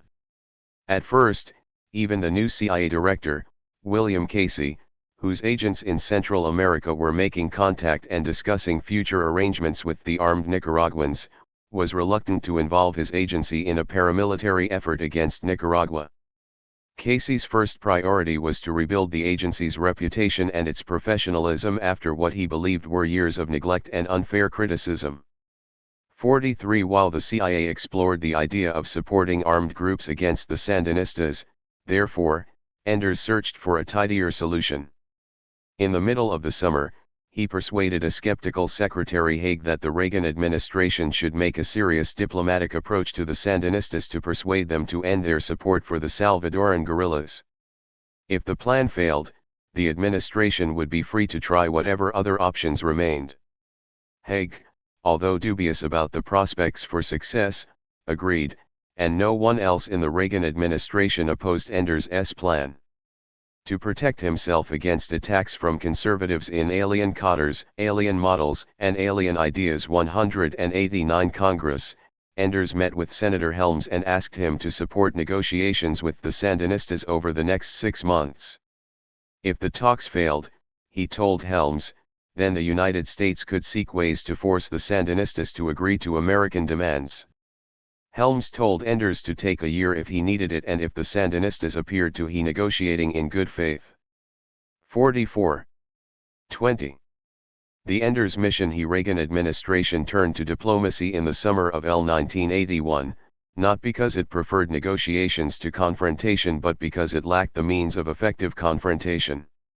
Assistant Secretary Enders wanted to see if he could use the threat of confrontation rather than confrontation itself to make the Sandinistas stop what they were doing in Central America. Although few perceived it, and Enders did his best to conceal a rather weak hand, the United States approached the Sandinistas in the summer of 1981 not to dictate terms but to get help with a problem it could not easily solve in any other way. Enders traveled to Managua on August 1 and, in 2 days of meetings with Daniel Ortega and other Sandinista officials, proposed a full discussion of possible solutions to the problems between the two countries. The talks were often blunt, and Enders rather imperiously pointed out to the Sandinistas their obvious weaknesses against the northern superpower. Amid the threats, Enders proposed a deal. "You see your revolution as irreversible, and so do we," he told Ortega. "We do not share many political and social ideas, but acknowledge that the defeat of Somoza is an accomplished fact, and we consider it as such and, moreover, a necessary fact." 2. Enders said the United States preferred to see Nicaragua more free and democratic, but what most concerned American officials was the content. 190. The Enders Mission 191 would flow of arms, munitions, and other forms of military aid to El Salvador, the rapid expansion of military power in Nicaragua. 3. Enders speculated that the Sandinistas' most feared efforts by the Reagan administration to destabilize and attack the revolution. He suggested that these mutual concerns could provide the foundation for an agreement. If the Sandinistas would commit themselves to ending support for guerrillas in neighboring countries, the United States would commit itself not to threaten or use force either bilaterally or by other means. Enders proposed to look more closely at the problem of Nicaraguan political exiles in the United States, and he suggested that economic assistance to Nicaragua could be resumed if Nicaragua halted the arms flow to El Salvador. The United States was prepared to consider the question of food and development aid, as well as assistance from the Peace Corps, almost immediately. Enders declared that the United States and Nicaragua had reached a fork in the road. Their future relationship could either be one of accommodation or one of confrontation. To avoid confrontation, the Sandinistas could take the necessary steps to ensure that the flow of arms to El Salvador is again halted as in March of this year. The United States would monitor the results, but it would not make up imaginary shipments. The Reagan administration, Enders insisted, was not setting impossible conditions or playing some diabolical game which you cannot win. 4. Enders proposed that over the next weeks both sides should take steps to reduce polemical attacks. During that time he hoped that steps would be taken to halt the arms flow to El Salvador. Enders proposed to make another trip to Nicaragua at the end of September to review the program which has been drawn up and see if conditions are ripe to go on to the next stage. He concluded by emphasizing that failure to reach agreement in the present negotiations would bode ill for the future of U.S.-Nicaraguan relations.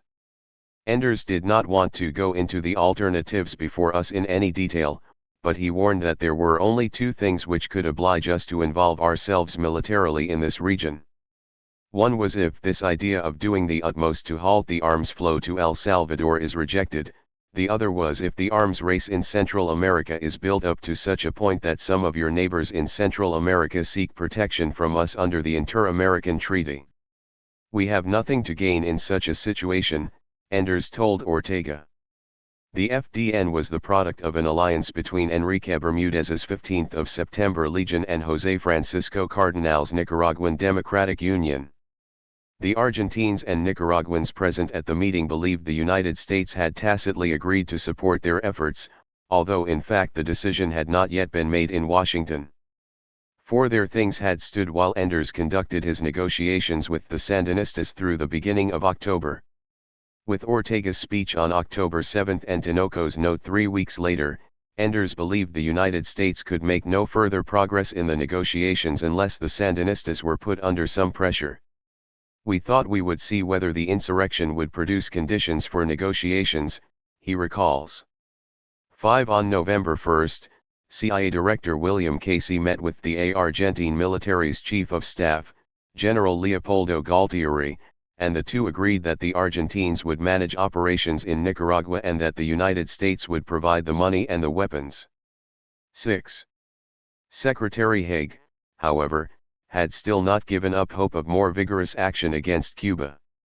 Although he was losing the debate in private, in public he tried to keep the option of military action open, if only so that regimes that are moving toward totalitarian government would know that their actions in Central America entailed risks that exceed whatever advantages they seek for themselves. But Congressman Michael Barnes pounced on Haig's statements, declaring, "If I were a Nicaraguan, I'd be building my bomb shelter." Haig's statements soon had anonymous administration officials telling reporters that a resort to military contingencies is unlikely, largely because Defense Secretary Caspar W. Weinberger and the Joint Chiefs of Staff are understood to have strong reservations. 7. President Reagan had to deny once again that he had any plans for putting Americans in combat any place in the world. While Haig rattled sabers in public, the administration's real options were discussed at a meeting of the National Security Council on November 16. Assistant Secretary Enders described for President Reagan the broad strategy for Central America that he and other officials had agreed on. At the heart of the program was Enders's plan to support Democratic 202 the Reagan Revolution reforms in El Salvador while fighting the guerrillas, and all the other parts of the strategy were directly or indirectly aimed at achieving the central goal of saving El Salvador from communism. The 10-point strategy, which the President approved a week later as National Security Decision Directive 17, included calls for an additional $250 to $300 million in economic assistance for Central American and Caribbean countries to strengthen local economies, 8 more military assistance for El Salvador and Honduras and additional training for Salvadoran military forces, increased American intelligence and surveillance efforts in the region, and, to combat the charges of liberal Democrats and the elite media, a public information program in the United States to build domestic support for the administration's policies in Central America. 9. In deference to Haig's continuing insistence that the administration go to the source, NSDD 17 also called for a strengthened American military presence in the Caribbean and a tightening of the economic sanctions against Cuba. 10. Within this overall strategy there was also a new plan for covert actions against the Sandinistas. Enders presented President Reagan with a rather stark choice: we must find a way to return to negotiations with Nicaragua or we will have to send troops. The plan Enders proposed had already been set in motion by Casey's meeting with General Galtieri. President Reagan was informed that the Argentines were already training 1,000 Nicaraguans and the United States would simply be supporting them with money, arms, and equipment. 11. The Nicaraguan forces would attack Cuban and Sandinista targets in the highlands and on the east coast. 12. The proposal for covert action was presented to as pressure rather than conquest. Enders recalls, a lowball option, a small operation not intended to overthrow. The purpose of the operation, Enders explained, would he to harass the government, waste it? 13. Enders recalls that President Reagan was skeptical of the covert military activities presented in the plan. The president doubted that a paramilitary effort would succeed in pressuring the Sandinistas, and according to Enders he was profoundly averse to violence.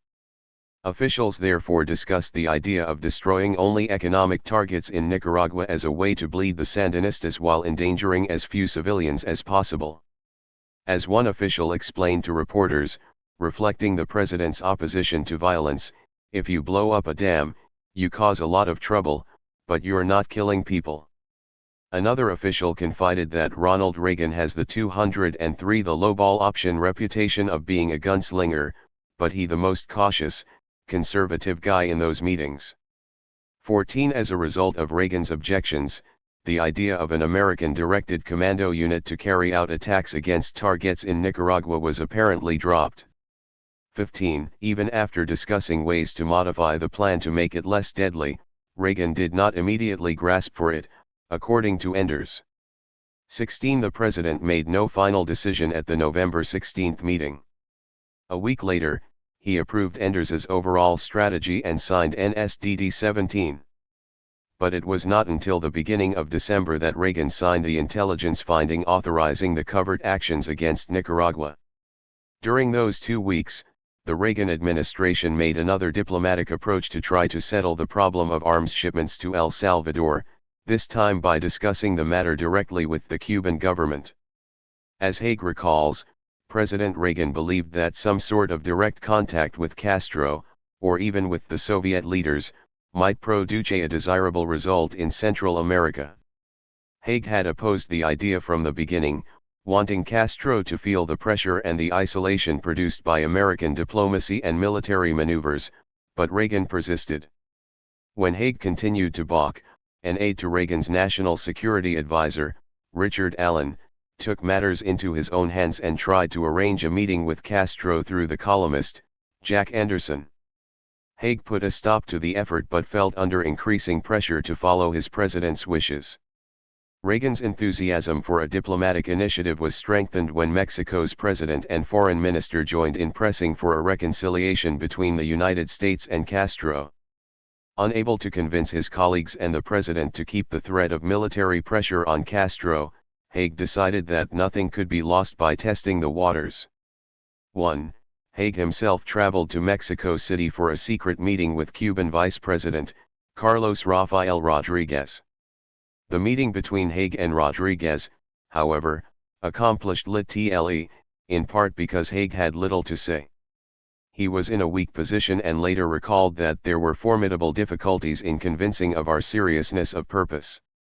18 Haig told Rodriguez that time was running out. But the Cubans had good reason to wonder about the new administration's commitment to an aggressive policy. Almost a year of threatening rhetoric had passed and President Reagan could still put off his critics by pointing out that he hadn't fired a shot yet. Public statements by Reagan officials and anonymous leaks to reporters consistently undercut Haig's threats of military action. Secretary of Defense Wine 204 The Reagan Revolution Berger told interviewers on November 22 that the administration was well away from drawing a line in the sand. Military officials were reported to be very nervous about the potentially disastrous impact that any use of force might have on public support for the defense budget. 19 The Cubans and Sandinistas could not have failed to see what was apparent even to a casual reader of the American press. On November 25 The Washington Post noted that the Reagan administration has shown a good deal more restraint than many of its press notices and its own pronouncements have indicated. With respect to Nicaragua, in particular, the Post found the Reagan administration was much less the tiger than the tabby. If the Sandinistas wanted a decent settlement, the Post suggested, they can have one. 20 The Reagan administration, however, had for the moment given up hope for a decent settlement. On December 1, with all other options exhausted or rejected, including the option of doing nothing, Reagan signed the finding prepared for him by the CIA. For the president and his advisors, the lowball option appeared the least controversial means of applying pressure on the Sandinistas to change its policy toward El Salvador. The covered program kept the United States government at a distance from the violence it was intended to support. The only involvement of the United States would be through Argentina, although the wording of the finding did not rule out the occasional direct involvement of the United States in supporting individual operations against specific targets inside Nicaragua.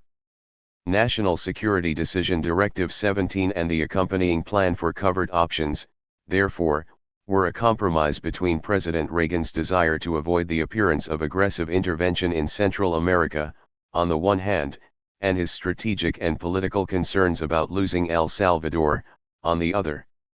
Reagan officials still feared the fall of the Salvadoran government either before or after the elections that had been scheduled for March of 1982. Reagan intended to stop the advance of communism in Central America, but he wanted to do so in the least violent and least controversial manner possible. This unusual combination of anti-communist belligerence and post-Vietnam reluctance to use American power drove Secretary Haig to distraction. It was, however, a policy shaped by the politics of ideological confrontation in Washington. For Reagan officials, one of the main virtues of the new covered program was that it required no public explanation, no public defense, and no the lowball option. 205. Live vote by Congress. The administration had only to inform the intelligence committees in both houses of the new finding and gain their quiet acquiescence. Days after President Reagan approved the covered program, CIA Director Casey met with the two intelligence committees to explain the new covered plan.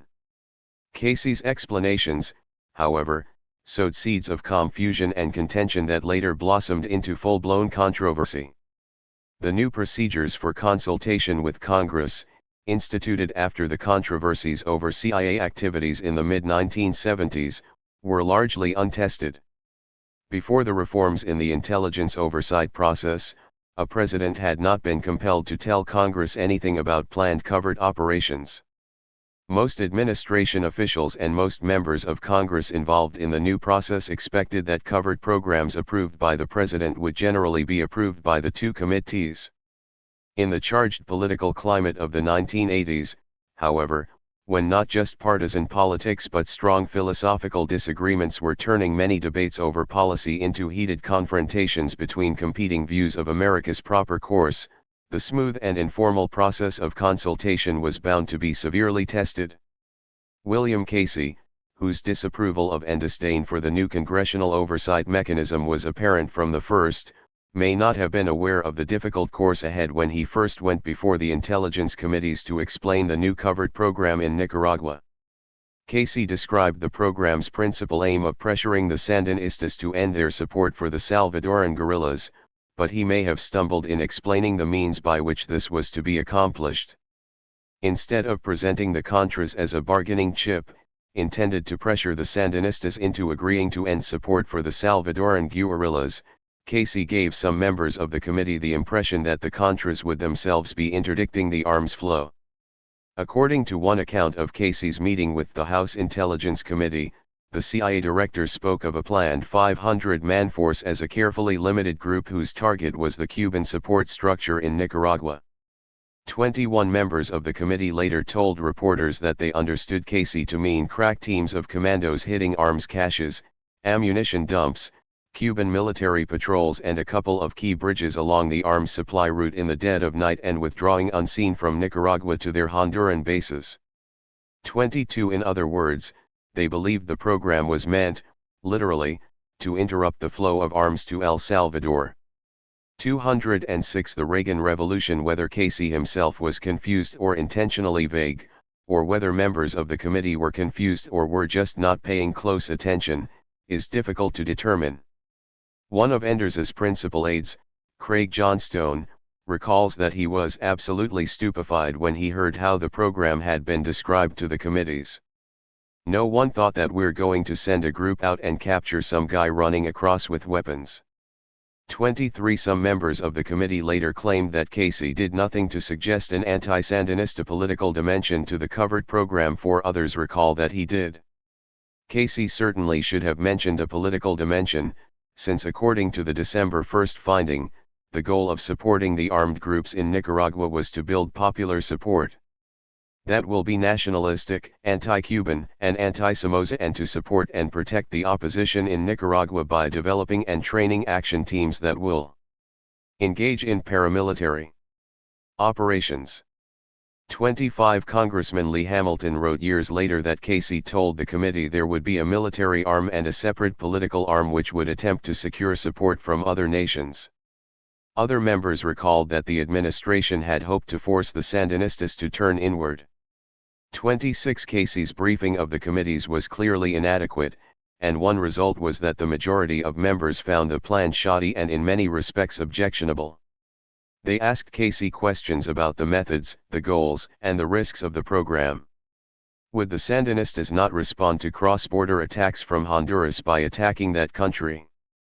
7 How would the administration respond if the Sandinistas request Cuban troops to help them against the attacks? 7 Casey's answers did not satisfy them, and even a conservative Republican complained that the Reagan administration had not thought through all the repercussions of its new policy.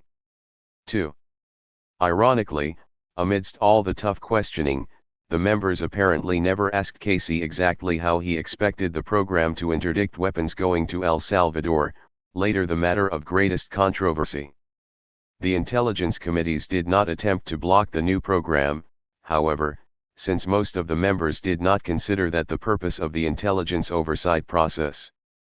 After the meeting, the chairman of the House Intelligence Committee, Congressman Edward Boland, sent a letter to Casey which repeated the concerns expressed by the lowball option 207 the members of the committee and requested regular briefings from Casey and other officials to keep them informed of the development of the new covert operation. 28 The first year of Reagan's presidency closed with what later proved to have been a momentous decision. At the time, it was perceived by most Reagan officials as far from momentous. The year had been spent arguing over the proper responses to the communist threat to Central America, from blockades and embargoes of Cuba to the deployment of troops in Central America. The product of these lengthy and heated discussions was the decision to support the bands of anti-Sandinistas struggling for survival on the Honduran-Nicaraguan border. McFarlane and Haig bemoaned the lack of a coherent strategy or a plan for the long term. The president was unenthusiastic about the plans set before him. Those congressmen who knew about the new covered program were bothered but kept their concerns to themselves. Nicaragua's leaders, meanwhile, remained defiant as the first year of the Reagan administration closed. On December 4, Secretary Haig met with Nicaraguan Foreign Minister Miguel Descoto at the OAS meeting in St. Lucia. In his speech to the OAS, Haig declared that we do not close the door to the search for proper relations, but that the United States intended to protect its allies under attack. When the townsmen come to drive the wolf away from the sheep's throat, Haig said, the wolf should not then cry that his liberty is being violated. 2Q Daniel Ortega responded the next day that we do not accept the door that the Americans are opening for us because it is too small, so small that in order to pass through it, we would have to do it on our knees, and we are not going to do that. The birth of the Reagan Doctrine. In 1981, President Reagan and his advisors had concentrated on domestic affairs to the exclusion of most foreign policy matters. In 1982, President Reagan turned his attention to foreign affairs and to making his own mark on American foreign policy. New philosophies were promulgated, new rhetoric employed, and the war of ideas was fought on matters of foreign policy with a new vigor. Just as President Carter's reformulation of America's foreign policies and goals in 1977 had direct consequences for Nicaragua, so Reagan's announcement of his own broad doctrines in 1982 substantially reshaped the policy he had approved at the end of 1981 in ways that would have similarly dramatic effect in Nicaragua. For the second year in a row, American policy toward Nicaragua derived from its policy toward El Salvador. The year 1982 began as 1981 had, with a spectacular offensive by the Salvadoran guerrillas.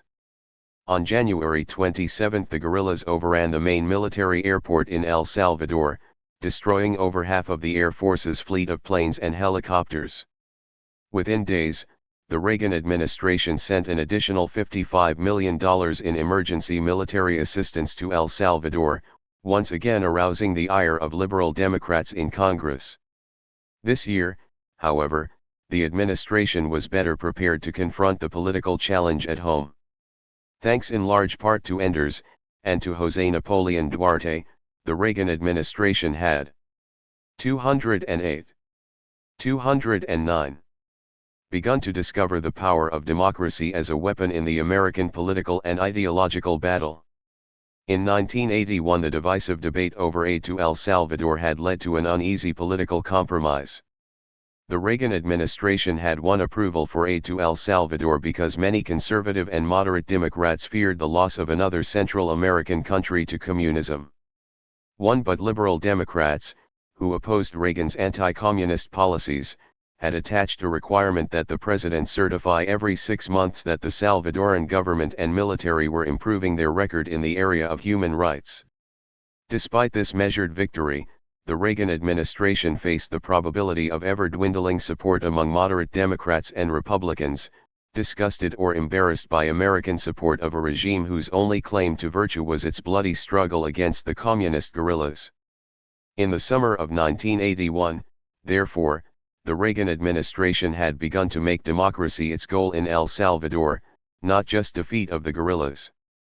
Although liberal Democrats doubted the Reagan administration's sincerity, this strategy succeeded in gaining the support of important moderate Democrats, like House Majority Leader Jim Wright, and ensured a steady supply of aid to El Salvador throughout the 1980s.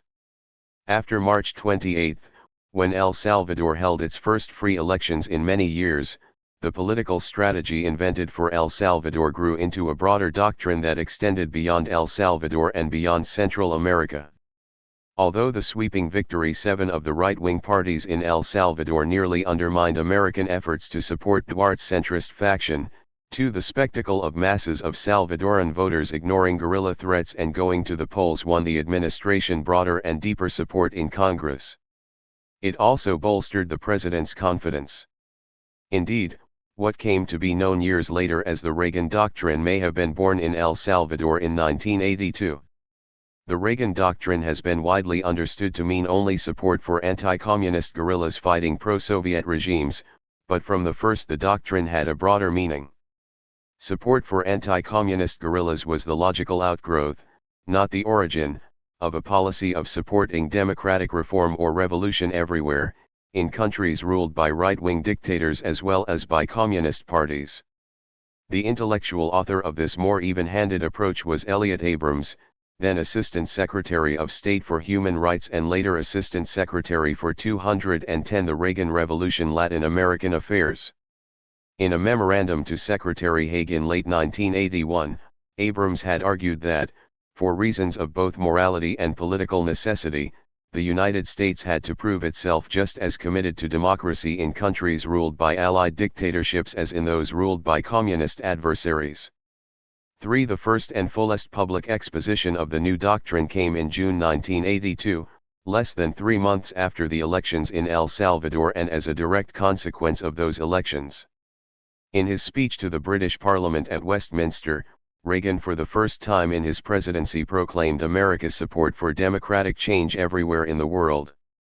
Reagan cited the struggle of solidarity in Poland and the decay of the Soviet experiment. He proclaimed it the right of all human beings to struggle for freedom and democracy and the obligation of the United States to support that struggle. If the rest of this century is to witness the gradual growth of freedom and democratic ideals, he declared, we must take actions to assist the campaign for democracy. The shift in rhetoric from the previous year was dramatic. Throughout most of 1981 administration officials had eschewed the word democracy when speaking of the developing world. For Reagan's rhetoric in June 1982 bordered on the extravagant. Since the exodus from Egypt, Reagan told the parliament, historians have written of those who sacrificed and struggled for freedom: the stand at Thermopylae, the revolt of Spartacus, the storming of the Bastille, the Warsaw Uprising in World War II. More recently, we've seen evidence of this same human impulse in one of the developing nations of Central America. Reagan obviously enjoyed pointing out how the elections in El Salvador had disproved his critics in Congress and in the press. Day after day we were treated to stories and films slanted toward the brave freedom fighters battling oppressive government forces on behalf of the silent suffering people of that tortured country. And then one day those silent, suffering people were offered a chance to vote. Suddenly the freedom fighters in the hills were exposed for what they really are: Cuban-backed guerrillas who want power for themselves and their backers, not democracy for the people. Reagan's new crusade for democracy was designed to lend a powerful aura of legitimacy to his old crusade against communism. It shifted the ground under his opponents. Liberal Democrats might argue that El Salvador was not near-tie democratic enough, but few elected American officials would deny, publicly, that an imperfect democracy in El Salvador was preferable to a guerrilla victory. 2-1. 1. The new doctrine gave President Reagan a new basis for demanding support for a more aggressive anti-communist strategy. In his speech at Westminster, Reagan called it a preposterous notion that we should encourage democratic change in right-wing dictatorships, but not in communist regimes. Even the Soviet Union was not immune from the reality of what is going on in the world, and in what proved to be one of the most far-sighted declarations of his presidency, Reagan offered an optimistic vision of the Soviet Union's future. It has happened in the past: a small ruling elite either mistakenly attempts to ease domestic unrest through greater repression and foreign adventure, or it chooses a wiser course. It begins to allow its people a voice in their own destiny. Even if this latter process is not realized soon, I believe the renewed strength of the democratic movement, complemented by a global campaign for freedom, will strengthen the prospects for arms control and a world at peace. If Reagan envisioned the peaceful transformation of Soviet society from within, however, he had in mind a more violent struggle for freedom in some other communist countries. Any system is inherently unstable that has no peaceful means to legitimize its leaders, Reagan declared. In such cases, the very repressiveness of the state ultimately drives people to resist it, if necessary, by force. This was the argument liberals had used to justify the attacks of leftist guerrillas on right-wing dictatorships. Reagan turned it into the philosophical basis for what became the best-known element of the Reagan Doctrine, the support of anti-communist guerrillas fighting Soviet-backed governments in Afghanistan, Cambodia, Angola, and Nicaragua.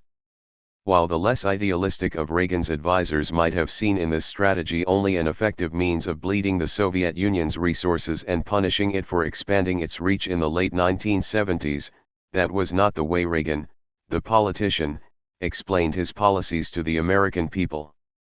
The purpose he proclaimed was democracy, not aggressive containment waged to the last Afghan or Nicaraguan.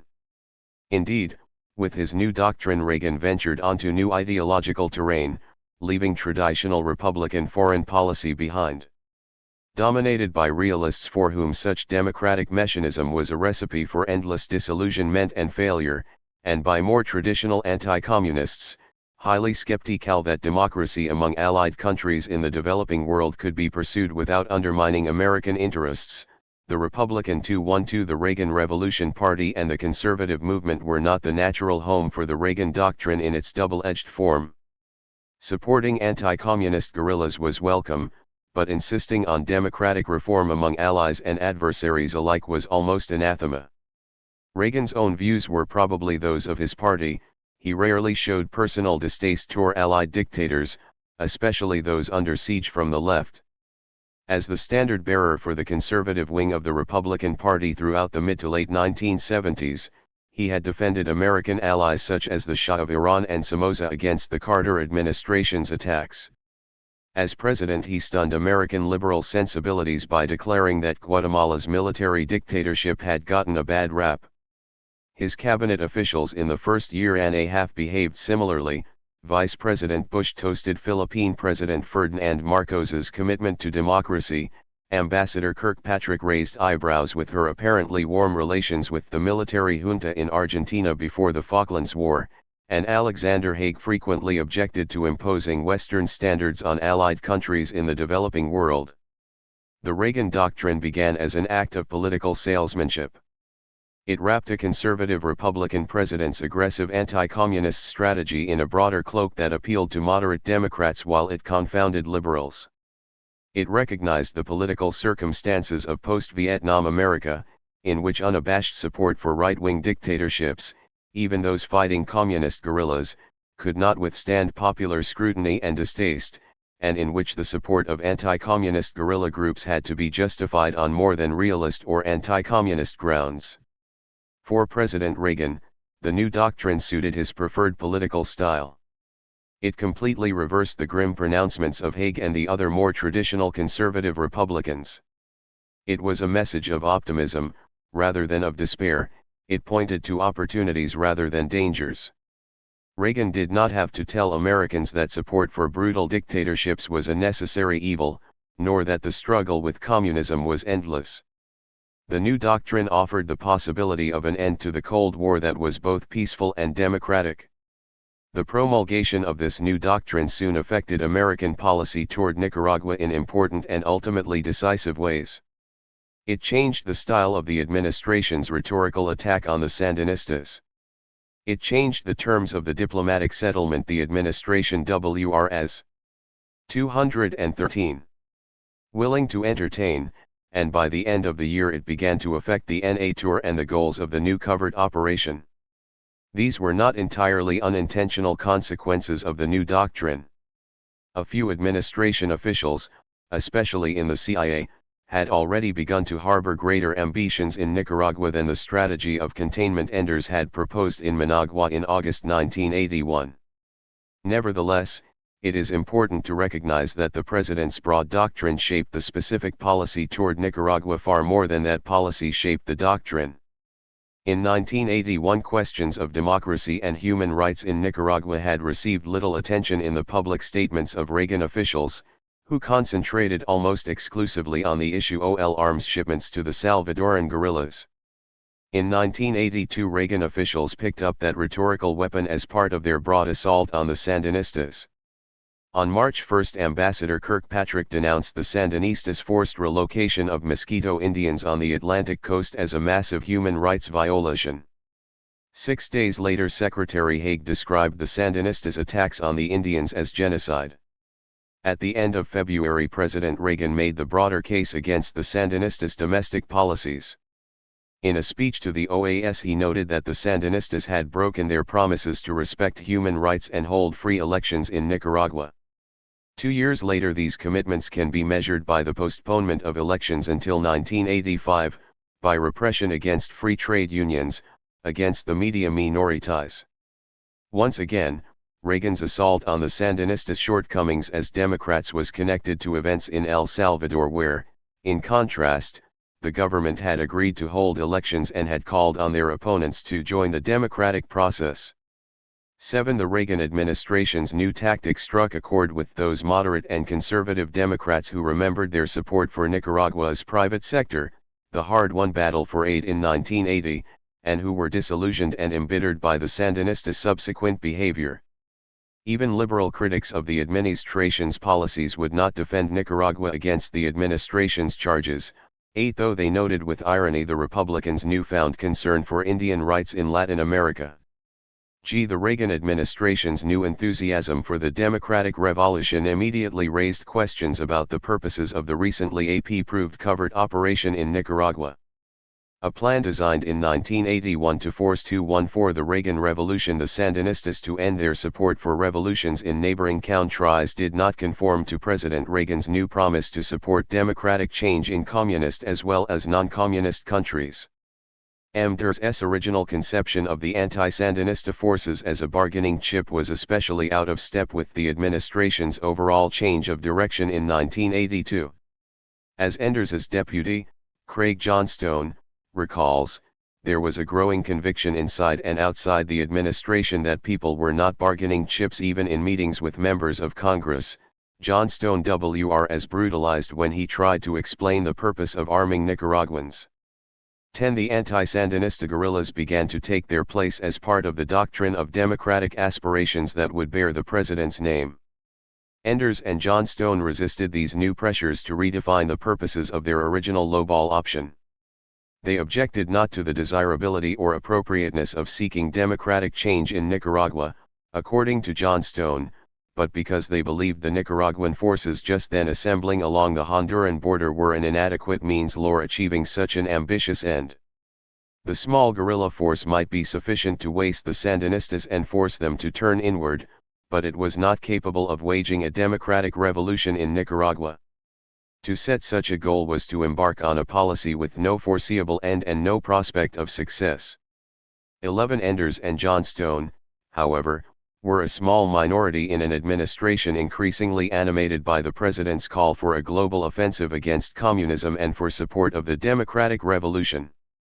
Secretary Haig, who had consistently opposed treating Nicaragua rather than Cuba as the main problem, was rapidly losing influence and resigned in June. CIA Director Casey, who had begun to recognize the enormous role his agency might play in implementing the president's new doctrine in Afghanistan, Nicaragua, and elsewhere, was in the ascendant. CIA officials charged with managing the covert operation in Nicaragua were becoming more ambitious as new opportunities arose for supporting a full-scale assault on the Sandinistas' rule. The most dramatic development came in April, when Eden Pastora announced that he was taking up arms in the name of a true, democratic revolution. When Robello and his followers in the MDN joined Pastora's struggle, CIA officials even drafted a new intelligence finding to authorize support for these efforts by democratic Nicaraguan leaders to restore the original principles of political pluralism, non-alignment, a mixed economy and free elections to the 215. Nicaraguan Revolution. 12. Although the finding was never signed, it indicated the evolving views of administration officials. The Reagan administration's march toward support of the campaign for democracy in Nicaragua was slowed only by resistance in Congress to such a policy. The Congress was itself divided, however, and its efforts to constrain the Reagan administration were both half-hearted and inconsistent. For members of Congress, and particularly for Democrats, the idea of supporting a democratic revolution in Nicaragua struck at the heart of the ideological debate that had rent American politics and the Democratic Party since the mid-1970s. The silent uproar and confusion Casey had created when he briefed the Intelligence Committee members in December 1981 were not just the product of a misunderstanding between the cagey, often incomprehensible CIA Director 1 and the occasionally inattentive committee members who differed even among themselves as to what had been said. Even with the clearest of explanations and the most limited of goals, the Reagan administration's decision to begin an armed covert attack on the Sandinista government could hardly have been better designed to ignite conflict in the Congress. That the administration was conducting a covert intervention against a left-wing government was controversial enough. Whether or not that intervention aimed at overthrow or merely harassment was a question of vital political and ideological importance. The most liberal wing of the Democratic Party had no representatives on the House Intelligence Committee, but the committee's chairman, Edward Boland, was well aware of the political difficulties posed by the administration's covert program, difficulties not only for the country, but for him personally. The administration's shift in rhetoric came at a time when its quiet policy of covert operations against the Nicaraguan government was being stripped of both its secrecy and its silence. Less than 3 months after Reagan signed the finding, and before the effects of that decision had even begun to be felt in Nicaragua, Reagan administration officials were already being called to account for their actions, and so were the members of the intelligence committees. In February and March, news of the covert program in Nicaragua was revealed to the Washington Post and New York Times. The revelations of a covert action against Nicaragua, of which the committee had been informed, put the committee's members and its chairman, Edward Boland, in a difficult spot. Liberal Democrats not on the committee, like David Bonnier and Michael Barnes, immediately 216 the Reagan Revolution 8ly attacked the Reagan administration for trying to overthrow the legitimate government of Nicaragua, and on March 15 Barnes declared he would introduce legislation to prohibit the United States from engaging in or supporting military or paramilitary operations against Nicaragua. 14 On March 1 The Washington Post expressed the common view of most moderate Democrats in and out of Congress that matters were getting out of hand in respect to Nicaragua. In approving a covert program against Nicaragua, President Reagan was moving rapidly toward the outer limit of the support he can reasonably expect from the American people and from this country's friends in the hemisphere.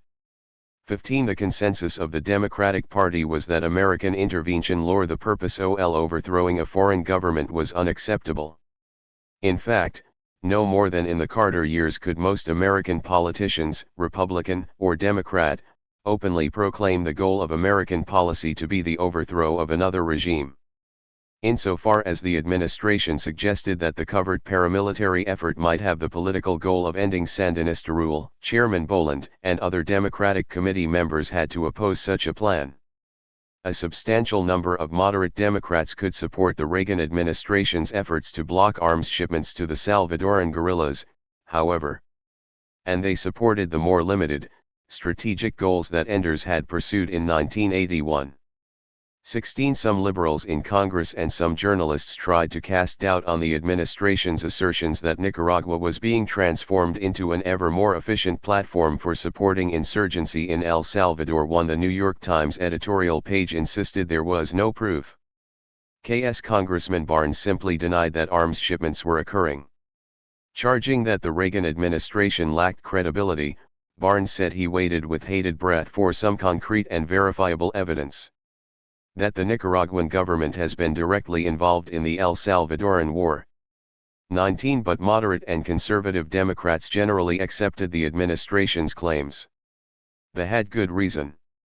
Members of both intelligence committees who were given classified briefings by the administration expressed no doubts about the continuing flow of arms from Nicaragua to the guerrillas in El Salvador. 1 week before Congressman Barnes professed to he waiting with bated breath for the administration's evidence of Sandinista complicity, Congressman Boland had released a public statement supporting the administration's claims. The House Intelligence Committee reported that available intelligence showed convincingly that the Nicaraguan 217 government was helping train insurgents and transferring arms and financial support from and through Nicaragua to the insurgents. The Sandinistas had provided the insurgents bases of operation in Nicaragua, and Cuban involvement especially in providing arms was also evident. The Intelligence Committee's report emphasized that contrary to the repeated denials of Nicaraguan officials, that country is thoroughly involved in supporting the Salvadoran insurgency. The support was such as to greatly aid the insurgents in their struggle with government forces in El Salvador. 21 The Sandinistas were actually making less effort to hide their support than they had in 1980 and 1981. In the first 3 months of 1982 the amounts of weapons flowing to the Salvadoran guerrillas through Nicaragua reached their highest levels since the final offensive of 1981. The Salvadoran guerrillas were stockpiling weapons for an offensive to disrupt the elections scheduled for March 22, and Tomás Borga declared in February that the Sandinistas had a duty to help their revolutionary brothers in El Salvador. How can we keep our arms folded in the face of the crimes that are being committed in El Salvador and Guatemala? 7. If we are accused of expressing solidarity, if we are forced to sit in the dock because of this, we say, we have shown our solidarity with all Latin American peoples in the past, we are doing so at present and will continue to do so in the future. 2. In February a large shipment of arms arrived by sea from Nicaragua to the coast of El Salvador. Early in March, a guerrilla unit in El Salvador received several thousand sticks of TNT and detonators. 24. Guerrilla Comandante Montenegro later told reporters that throughout 1982 urban commandos and 200 guerrillas under his command in Guazapa received monthly arms shipments from Nicaragua that were trucked across Honduras, hidden in false panels and floors. Each truck, he said, carried roughly 25 to 30 rifles and about 7,000 cartridges of ammunition. 2. The arms shipments were too large and too frequent to evade American scrutiny, but the method of their transport made their capture difficult if not impossible. Nevertheless, even a liberal senator like Paul Tzongas declared after being briefed by intelligence officials that those of us who are opposed to the policy accept the fact that there is indeed Nicaraguan involvement in El Salvador. 26. Many critics of the administration also had to accept the fact that the Sandinistas were engaged in a large buildup of the size and capability of their own armed forces. At the beginning of March, GIA officials released aerial reconnaissance photographs showing the location of the Sandin. 2-1-8. The Reagan Revolutionistas' new battalion of 25 Soviet T-55 tanks, 2 Soviet-made Mi-17 helicopters, and tour airfields being lengthened and fitted to accommodate advanced fighter aircraft. The New York Times declared that the debate will continue about exactly why Nicaragua is building airfields, multiplying training camps and buying Soviet-made tanks. But that the buildup is going on need no longer be a matter of argument. 27. The consensus among Democrats in Congress supported efforts to halt the Nicaraguan military buildup, and Intelligence Committee members from both parties shared the administration's stated policy goal stopping a flow of arms from Nicaragua to the Salvadoran rebels. 28. It was on this broad consensus that Boland attempted to build a case for supporting the Reagan administration's covert operation in Nicaragua, even as the administration's own goals were shifting and expanding. Boland's first problem was the legislation that Congressman Barnes had threatened to introduce banning all covert actions against Nicaragua. Barnes's proposal ran roughshod over the Intelligence Committee's prerogatives and violated the compromise between the branches on how Congress was to play its role in overseeing the executive branch's covert policies. For this and other reasons, Boland's friend, Speaker O'Neill, asked Barnes not to introduce the legislation banning funds for the covert program, but rather to let Boland handle the problem in the proper manner within the Intelligence Committee. 29. In the first week of April, Boland's committee met to consider the 1983 Intelligence Authorization Bill. Some committee members proposed denying funds for the covert operation in Nicaragua altogether, but as Boland later reported, the committee considered, but rejected, motions to strike all funds for the program. Instead, the committee adopted language in the classified annex to the report accompanying the bill that limited the uses to which funds authorized for the program could be applied. With the Reagan administration's concurrence, Boland added a phrase to the secret annex to the Intelligence Authorization Bill declaring it the will of Congress that none of the funds appropriated could be spent for the purpose of overthrowing the government of Nicaragua or provoking an exchange between Nicaragua and Honduras. 30. The compromise served the immediate interests of both the committee and the administration. Reagan officials quietly took note of the fact that Boland's restriction did not constrain their support of the Contras in any way, since Boland had addressed only the administration's intent rather. 2.1.9. Than its actions. So long as the covert support for the anti-Sandinista forces was not for the purpose of overthrowing the government in Managua, it did not matter if the Contras themselves were fighting to remove the Sandinistas from power. For Boland, the compromise meant that no one could accuse the committee and the Democratic Party of cutting off a program to stop the spread of communism in Central America, but neither could they be accused of supporting intervention against a sovereign government. In this respect, the compromise resembled the one reached earlier over military aid to El Salvador. Both compromises were designed to cover over splits in the Democratic Party and disagreements between the executive and legislative branches. The compromise over covert operations in Nicaragua, however, brought the executive and legislative branches into uncharted, and possibly unchangeable, territory.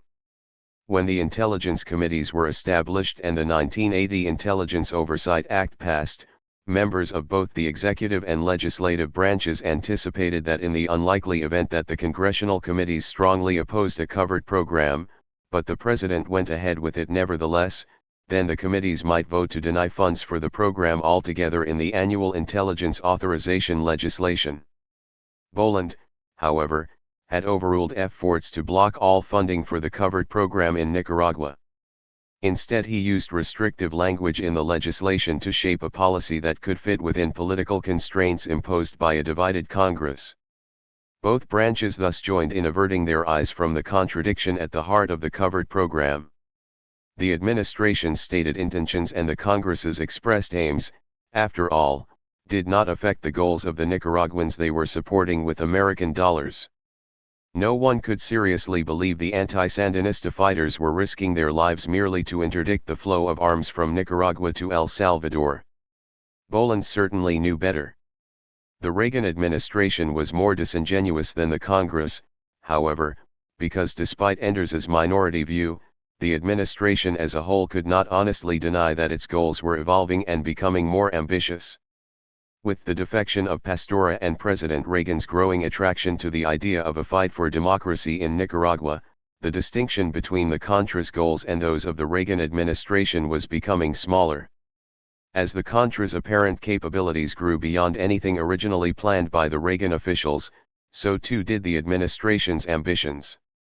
The CIA's new 220 The Reagan Revolution finding, which proposed aiding the democratic Nicaraguans in their efforts to restore freedom and democracy to Nicaragua, fell by the wayside after the compromise with Boland and never reached President Reagan's desk. 31 The goals it set forth, however, were a closer approximation of the administration's evolving policy than the new language in the secret annex of the Intelligence Authorization Bill. Nicaraguan explosions. While Congressman Boland and the Reagan administration were reaching their uneasy truce, anti-Sandinista leaders in Honduras and Nicaragua were only beginning to receive American resources and to carry out their own ambitious struggle. For all the attention the covert program had already received in the United States, the program itself was slow in getting started, and it was not until the late spring and early summer of 1982 that the anti-Sandinista fighters began making their presence felt in Nicaragua. Even in theory, covert assistance to anti-Sandinista fighters was an uncertain instrument for achieving the precise and limited goal Enders had in mind. In practice, it depended heavily on groups of men of unproven abilities and sometimes unclear motives. The Nicaraguans who began receiving American assistance at the beginning of 1982 were a disparate lot. Most Reagan officials knew little or nothing about them. At the beginning, American contact with the forces was limited. Argentines trained and commanded the Contras from camps in Honduras. A lone CIA official visited the camps on occasion or met with Bermudez and other leaders in Tegucigalpa. The Argentines had chosen the Contra general staff and leadership according to their own tastes, not all of which the Americans shared. Nor could the Reagan administration have any confidence in the military CA. 221. 222 The Reagan Revolution capabilities of the inchoate guerrilla forces, even as their goals for them expanded. When President Reagan signed the intelligence finding in December 1981, the Argentines had barely begun to assemble a force of Nicaraguans willing and able to fight. The National Guard colonels, majors, and lieutenants of the 15th of September Legion led by Enrique Bermudez had become the general staff of the new FDN, and these were the men the Argentines established as the generals of the new war, the recipients of the impending American aid, and the putative leaders of the troops in the field. Those troops, however, neither fully respected nor always took orders from their general staff. The forces that had become the centerpiece of U.S. policy toward Nicaragua were still mostly bands of marauders, fighting their own private wars in the northern countryside of Nicaragua where most of them were born. Like the general staff, some of the fighters were also former National Guardsmen, but they had been sergeants and enlisted men, platoon leaders, and foot soldiers.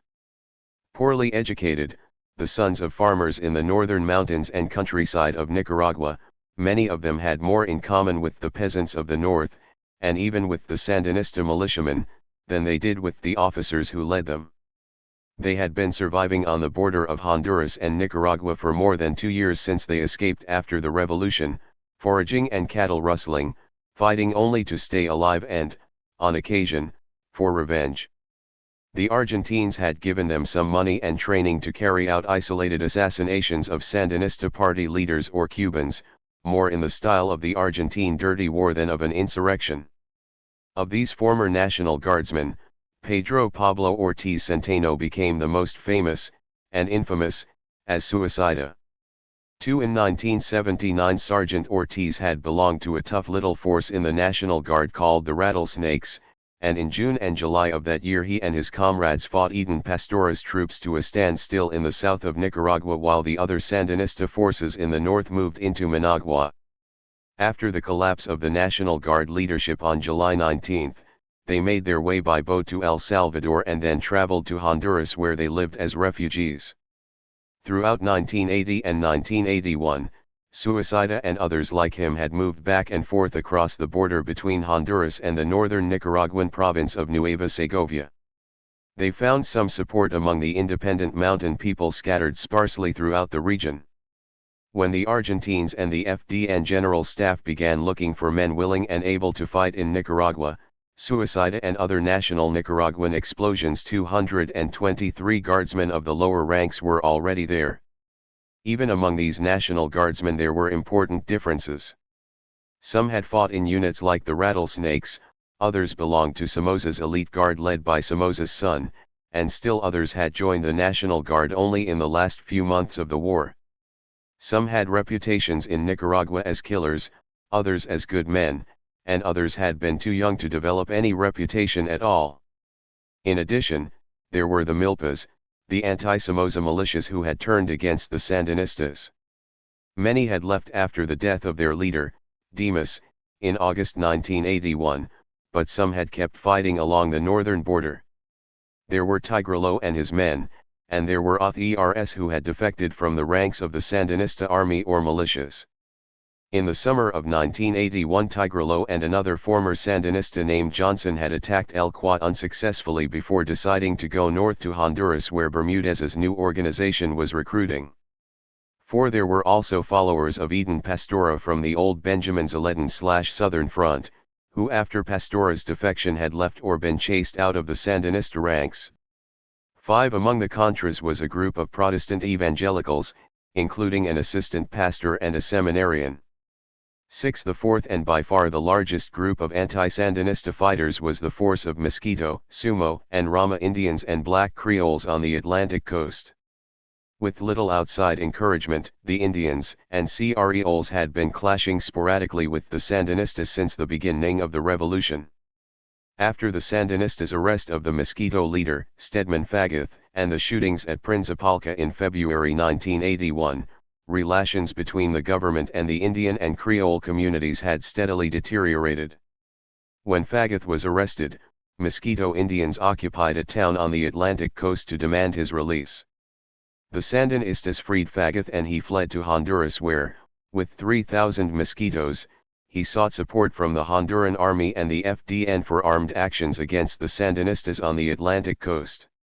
7. The Sandinistas grew alarmed at the possibility of losing control of the Atlantic coast altogether, which they feared could be followed by a declaration of independence by Mosquito and Creole leaders and then a formal secession. In the last days of 1981, after Christmas, the Sandinistas launched attacks on several Mosquito villages, including, according to the Honduran government, some on the Honduran side of the border which contained thousands of refugees.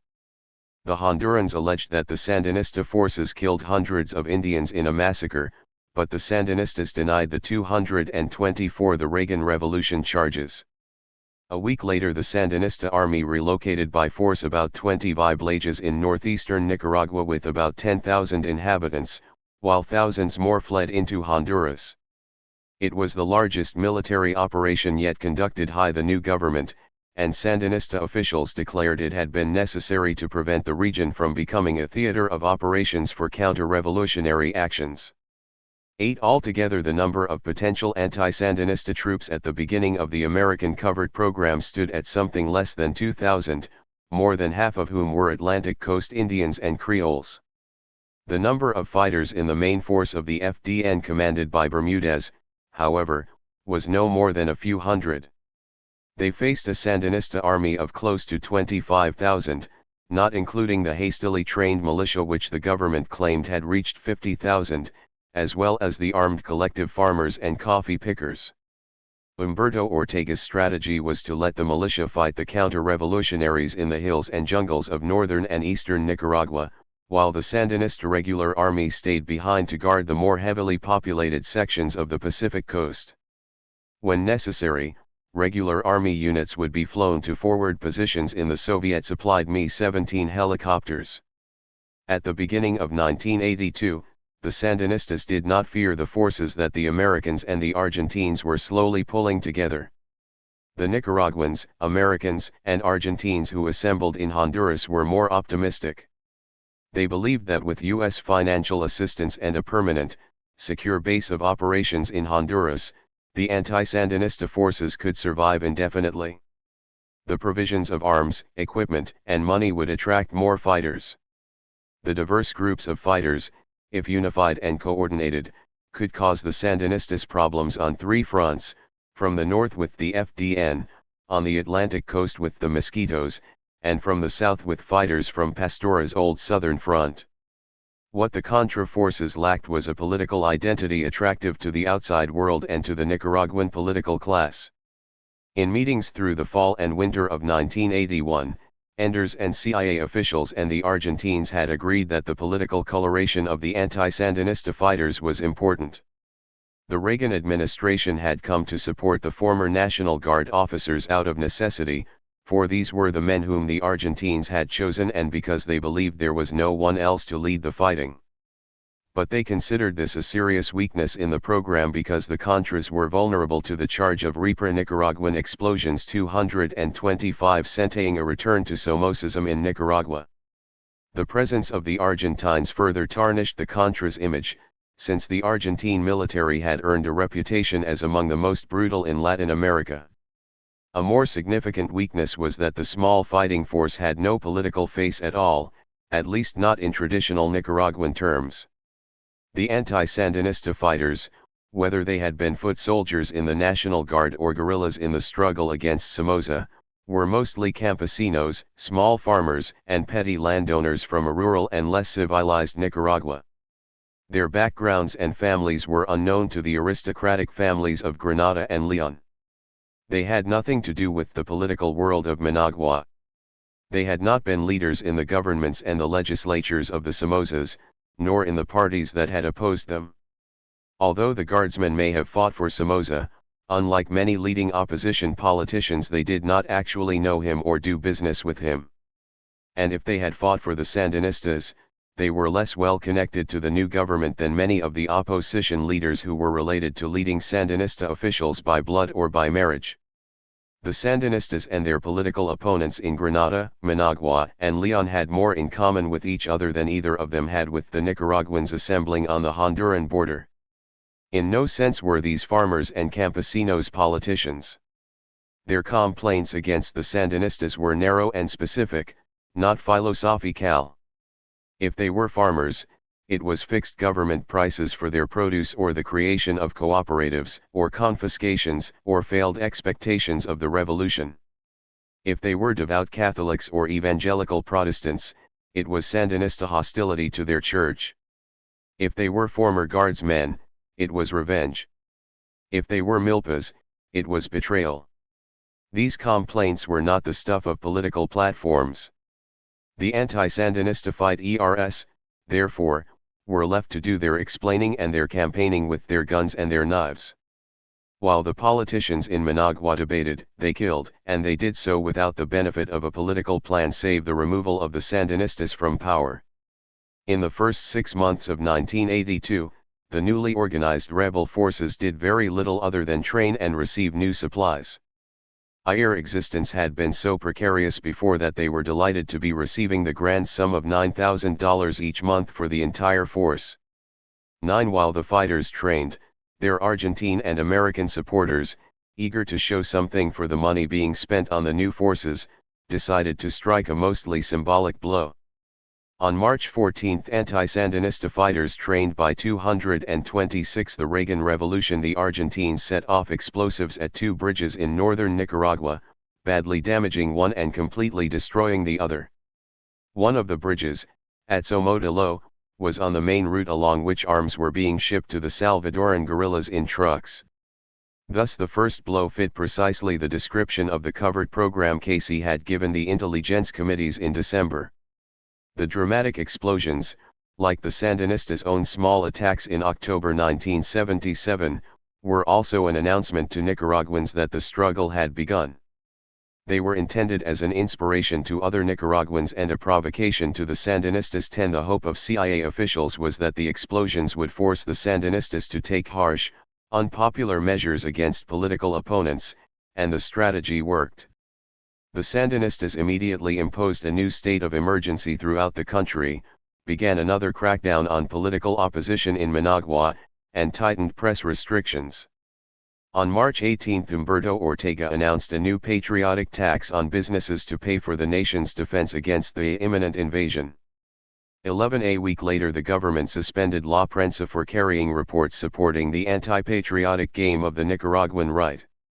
On April 14, the government extended the state of emergency for another month, and at the beginning of May, the Washington Post's Christopher Dickey reported from Managua that many Sandinista officials are beginning to portray the move towards socialism as their only chance for survival in a hostile world.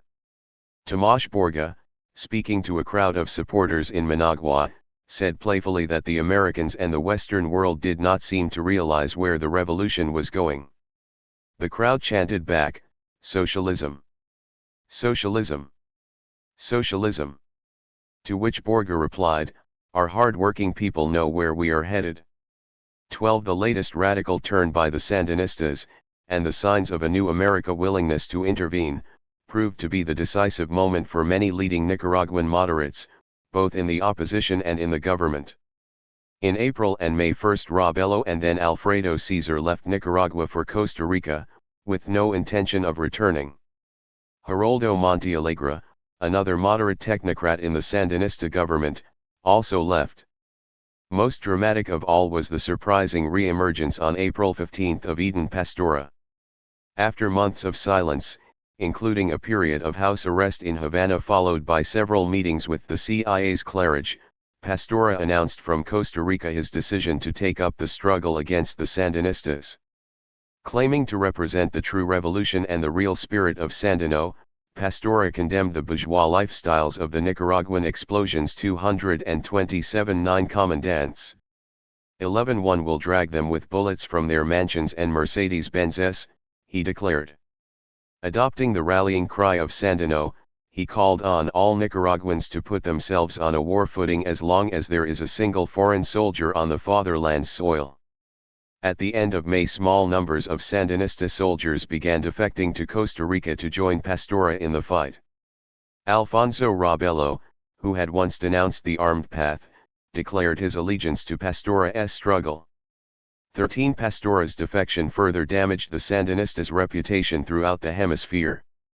The dashing revolutionary warrior traveled to Venezuela, Mexico, and elsewhere courting the support of disillusioned liberals and trying to rebuild something of the regional alliance that helped the Sandinistas topple the Sornosa regime. In Washington, Pastora won the backing of liberals on Capitol Hill, disappointed by the Sandinistas' radicalism. His defection, according to one observer, dramatically changed the panorama of exiled opposition, which until then had been dominated by extremely conservative groups formerly associated with the late General F. The system of pacts became a reality, he proclaimed. The main points of dispute in relations between Nicaragua and the United States could be resolved by negotiations immediately afterward. 5 In the United States, liberal congressmen seized on the Mexican Initia diplomacy round 233 TIV and in a letter to President Reagan called it an important opportunity to resolve the conflict in the region. 6 Both the Reagan administration and the Sandinista leaders, however, were suspicious. Sandinista leaders, and especially Humberto Ortega, were not pleased with López Portillo's call for a reduction in their armed forces and an end to the supply of Soviet military equipment. From the administration's point of view, the Mexican proposal lacked the main point, an explicit promise by the Sandinistas to end covert support for the Salvadoran guerrillas. 7 It was a step backward from Enders's proposal in August 1981. Under pressure from liberal Democrats and Republicans in Congress, the administration publicly welcomed the Mexican government's intervention but tried to reshape it. Enders appreciated the sincerity with which the President of Mexico has put forward his most recent proposal, but noted that so far, a vital element is missing. And that is the continued very substantial support of Nicaragua for insurgency, or as Haig put it 3 days later, in his inimitable fashion, the Mexican proposal unfortunately lacked the definitive in the sine qua non area. It simply did not touch upon in specific terms the guarantee to keep the hell out of the affairs of neighboring states. Without that, it only becomes a delaying negotiating tactic to permit the activity to continue. And we cannot permit that. Although Congressman Barnes called Haig's comments a virtual declaration of war, the administration persisted in trying to change the Mexican plan. 10 On March 14 Haig presented the Mexican foreign minister a 5-point American proposal and said he would send Enders to Managua in April to renew his earlier talks with the Sandinistas. The new proposal was almost identical to what Enders had offered the Sandinistas in August 1981, a commitment by the United States to non-aggression and enforcement of the Neutrality Act against Nicaraguan exiles, a commitment by all Central American nations to reduce foreign advisors to a reasonably low level and to refrain from importing heavy offensive weapons, the renewal of American economic assistance to Nicaragua, and, finally, a call for the Nicaraguans to get out of El Salvador to wind up the command and control the logistics, including weapons, ammunition, and training camps. Haig repeated once again that this last point was the sine qua non. 11 Mexican Foreign Minister Castaneda agreed a solution could be found in such a trade-off. His supply of arms must stop, Castaneda declared. But also in exchange for something which would allow the Sandinistas to feel secure from foreign dangers. Castaneda delivered the American proposal to the San 234 the Reagan Revolucionistas in Managua, expressing hope that direct negotiations might begin after the March 28 elections in El Salvador. 12 The Sandinistas now had a second opportunity to reach agreement with the United States on Enders's terms. Publicly, Daniel Ortega said the new proposal could be considered an encouraging element. 13 Privately, however, Sandinista officials believed no useful end could come from a negotiated agreement with the United States. As one official in the Sandinista Party's International Directorate later recalled, the Sandinistas were supremely confident of their position in March of 1982. 14 Relations with the powerful Soviet Union were improving dramatically. At the beginning of May, Daniel Ortega visited Moscow and was honored with a state dinner attended by the entire Soviet leadership. Even the ailing Yuri Andropov emerged from his sickbed for the first time in weeks to greet Ortega and to declare Nicaragua a fraternal country, greatly increasing the Sandinistas' standing among Third World allies of the Soviet Union. The Soviet government pledged $166.8 million in technical assistance and credits for Soviet-built projects, not an enormous amount but welcome. 15 more important to the Sandinistas was the unpublicized Soviet military assistance, which increased sharply in 1982. Sandinista leaders saw the correlation of forces shifting in their favor in Central America, as well. They remained optimistic about the revolution in El Salvador, especially in the weeks leading up to the March 28 elections. According to one close advisor to Humberto Ortega, the Sandinistas had drawn up a balance sheet on the activities of the FMLN at the beginning of 1982, weighing the levels of success in El Salvador with the international political cost of continuing support. The guerrillas, in their view, had started 1982 stronger than ever and stood a good chance of victory that year. The Sandinistas even considered secretly sending some of their own troops to help in the fighting. 16 The Sandinistas hoped, and the Reagan administration feared, that the guerrillas could disrupt the March 28 vote sufficiently to throw El Salvador, and Enders's policy, into chaos. Sandinista leaders were also optimistic about the economy. Although the Nicaraguan business class was not investing and producing at high levels, the nation's economy had grown substantially since the disastrous year of the revolutionary victory. Much of this growth was based on the large amounts of American and other foreign aid the government had received in 1980 and 1981 and was, therefore, not the best measure of the true state of the economy. Nevertheless, the healthy economic growth of diplomacy round 235 the preceding 2 years made Sandinista leaders confident about their future. 17 Finally, the government's foreign policy analysts continued to view the Reagan administration as unwilling or unable to make good on its threats. As one former official explained, the Reagan administration had harked many times but never bitten. 18 Sandinista leaders saw perfectly well the political constraints on the American president and his most belligerent cabinet officials. 19 As the Mexican government pushed the negotiations forward, Sandinista spokesmen began to stir up another war scare as they had in the spring of 1981. When the two bridges were sabotaged in northern Nicaragua on March 14, the Nicaraguan government called for a meeting of the UN Security Council to block an imminent invasion, not by the small rebel forces in Honduras but by the United States.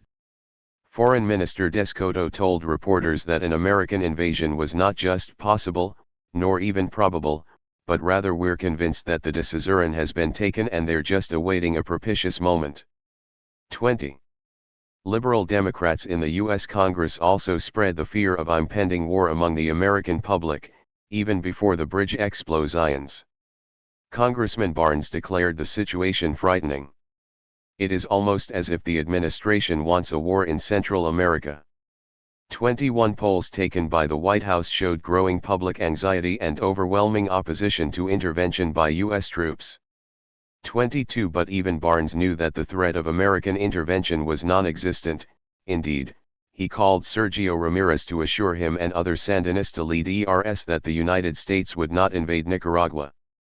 21 The Reagan administration, meanwhile, did all it could to dampen the fear of war. 29. When President Reagan was asked if there were any circumstances under which we would be sending U.S. combat troops to El Salvador, Reagan responded by joking, "Well, maybe if they dropped a bomb on the White House I might get mad." 25. The Sandinistas had thus taken an inventory of power and found themselves in a good position. In Nicaragua we controlled the army, the police, the ideological apparatus, the popular organizations and the commanding heights of the economy. The international correlation of forces, in both material and political terms, was in their favor. Under these circumstances, there was simply no need to seek agreement with the Reagan administration. 26. Reagan officials were aware of both the Sandinistas' confidence and their hopes to delay reaching a settlement. They saw no sign of any 236 the Reagan Revolution change in the Nicaraguan government's attitude since Enders's visit to Managua in August 1981. Enders believed the Sandinistas only wanted to appear to negotiate without actually doing so. 27 In any case, Argentina's invasion of the Falkland Islands at the beginning of April, and Great Britain's decision to defend the islands, quickly engulfed both Secretary Haig and Assistant Secretary Enders, leaving them little time for negotiations with Nicaragua. Once again, events in El Salvador influenced the direction of U.S. Nicaraguan relations. The March 28 elections, although they resulted in a sweeping victory for right-wing parties, brought 80% of eligible voters to the polls.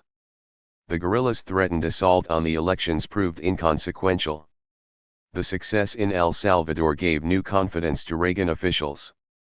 Enders and Johnstone were optimistic that, after inheriting a chaotic situation from the Carter administration, the trend of events is now in our favor.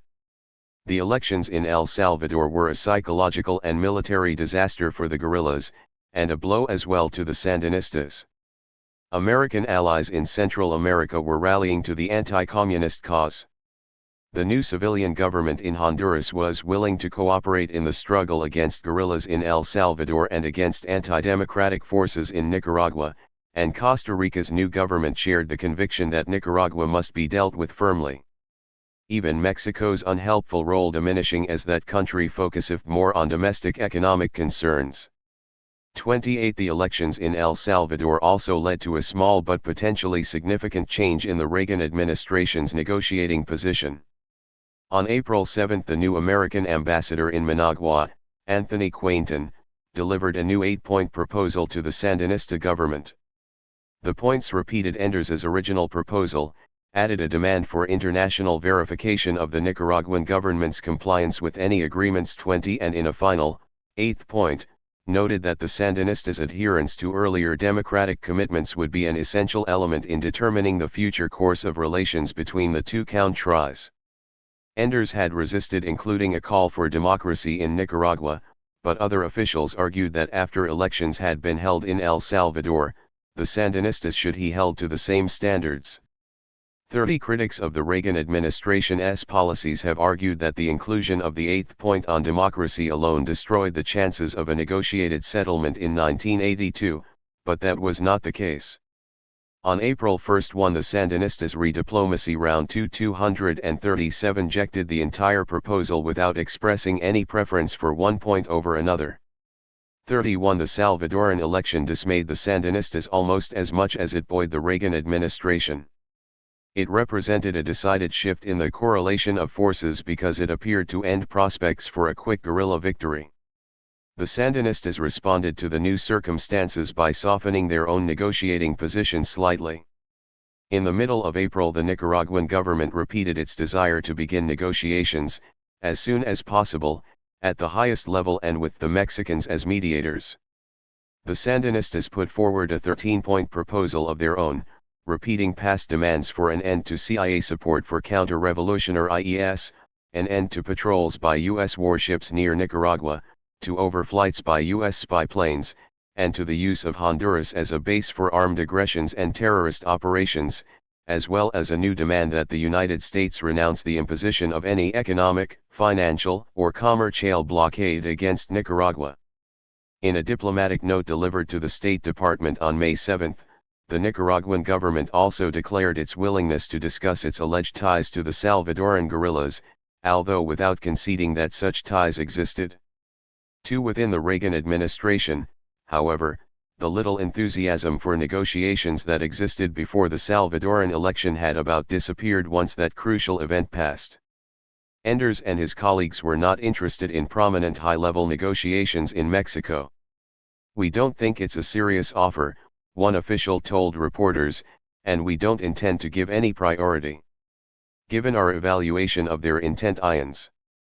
33 Ambassador Quainton offered to begin discussions at a low level with the Sandinistas, but any high-level talks would be held only when aid to the guerrillas had stopped.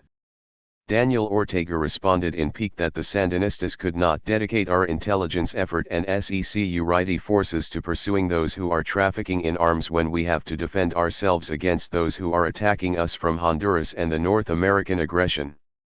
34 The two sides traded proposals and insults throughout the summer, but negotiations had ended for the moment.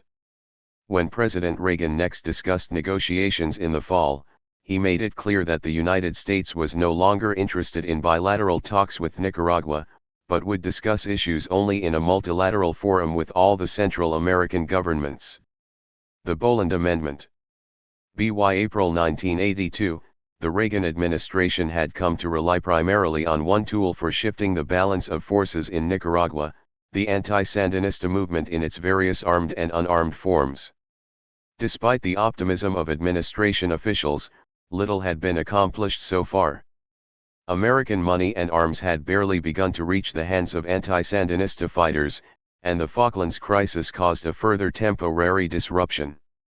Officials believed the greater effectiveness of anti-Sandinista groups operating along the country's borders has increased the pressure on the Nicaraguans, but this remained more a hope than a statement of fact. 1. The FDN had built 5 small base camps spread out along the Nicaraguan-Honduran border, but the fighters in these camps made only brief forays into Nicaragua. Units loaded up with ammunition, hiked inside for 2 or 3 days until they found something to shoot at, and then came right back out. 2 more promising developments came in late spring and early summer, however. The campesino leader, Tigrelo, had great success recruiting new fighters in the areas where he had lived all his life. Bermudez trained and equipped the new recruits and sent Tigrelo back in, accompanied by a 23-year-old former National Guard second lieutenant, now calling himself Mike Lima. 1. In July the 2 commanders led 59 fighters into Jinotega, ambushed a Sandinista patrol, and then struck deeper into ZE. 238. The Boland Amendment 239 Laya Province. The FDN's leaders were shocked to find many campesinos ready to join the new rebel army. When Tigrelo arrived at a farm, soon there were peasants converging from several directions, hearing reports on the Sandinistas' movements. Mike Lima's unit swelled to 240 men, many more than he could equipment for in July. As attacks along the Honduran border increased, the Sandinistas and Hondurans charged each other with violating the border in pursuit of, or in aid of, the Contras. Both sets of charges were probably correct, but the Honduran actions were the more egregious, since on repeated occasions, Honduran forces provided cover fire with mortars and heavier weapons for Contra forces moving back and forth across the border.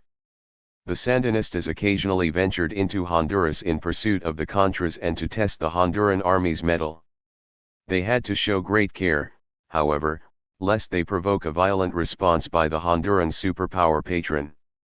An illustration of the Sandinistas' predicament came on July 24, when 100 Contras launched an attack 5 miles across the border against the small town of San Francisco. That same day, the United States conducted joint military exercises with the Honduran army simulating the rapid delivery of U.S. weapons to Honduran forces operating close to the Nicaraguan border. Since the Sandinistas could not end this difficult military situation by military means, they sought to relieve the pressure by appeals to world opinion. Borga and Escoto warned at the end of July that a real state of war existed between the two countries, and the Latin leaders responded. On September 7 the presidents of Mexico and Venezuela offered their services to mediate between Honduras and Nicaragua. 5. The Reagan administration had no interest in a bilateral settlement between Nicaragua and Honduras, which resulted in a cordon sanitaire to prevent Contra infiltrations, while Nicaragua's support for the Salvadoran guerrillas proceeded unchallenged. President Reagan responded that any solution would have to include democratic pluralism within each nation that includes free and fair elections in which all those who wish to do so may participate freely, an end to support for terrorist and insurgent groups in other countries of the region, a fully verifiable regional agreement banning the importation of heavy weapons, and a fully verifiable regional agreement limiting foreign security and military advisors. 6. 240 The Reagan Revolution. The emphasis on democracy had become a major theme of all the administration's policies in Latin America.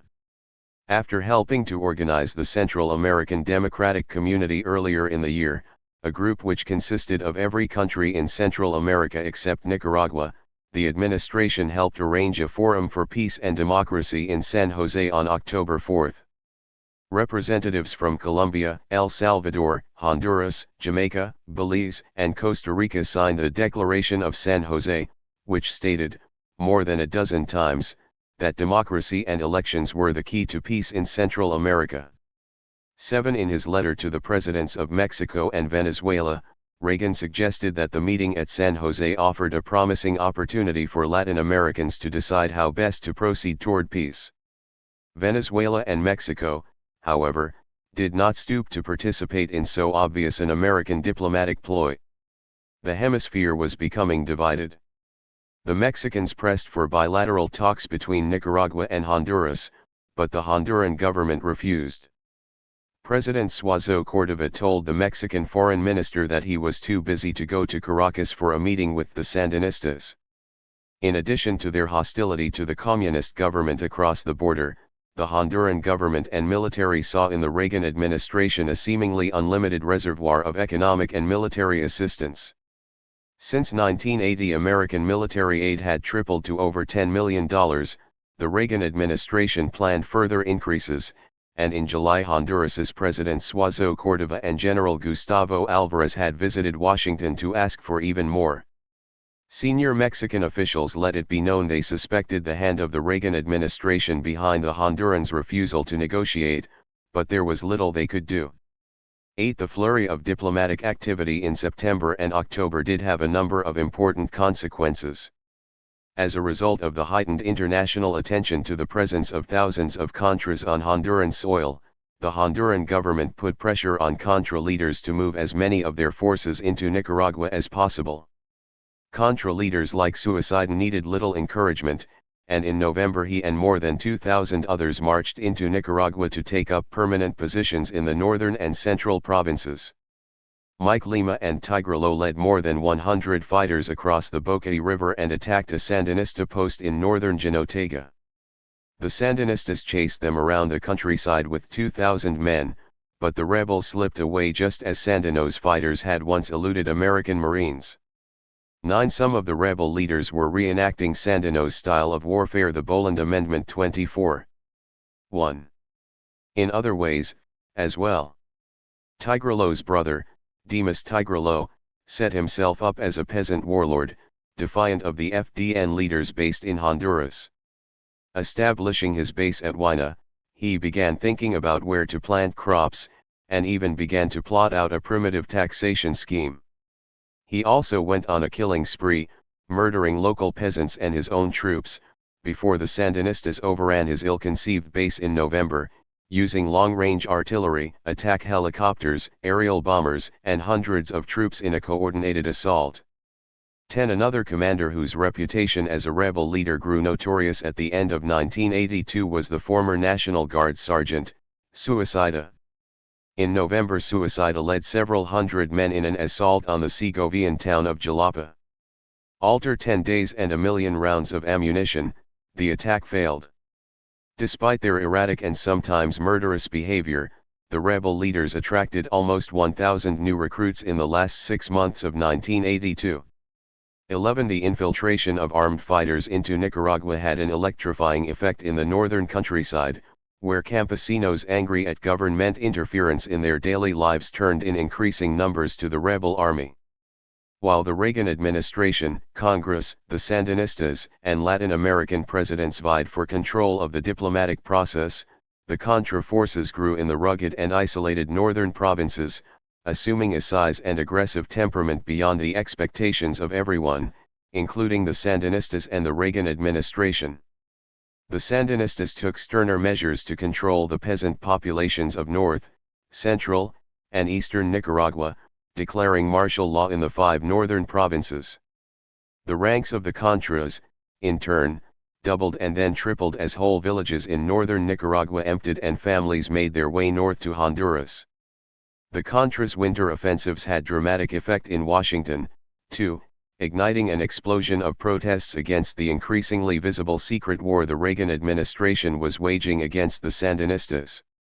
At the beginning of November, Newsweek magazine ran a long story describing American support for the Contras as much larger than ever anticipated and quoting anonymous American officials in Central America who warned that the covert program was almost out of control.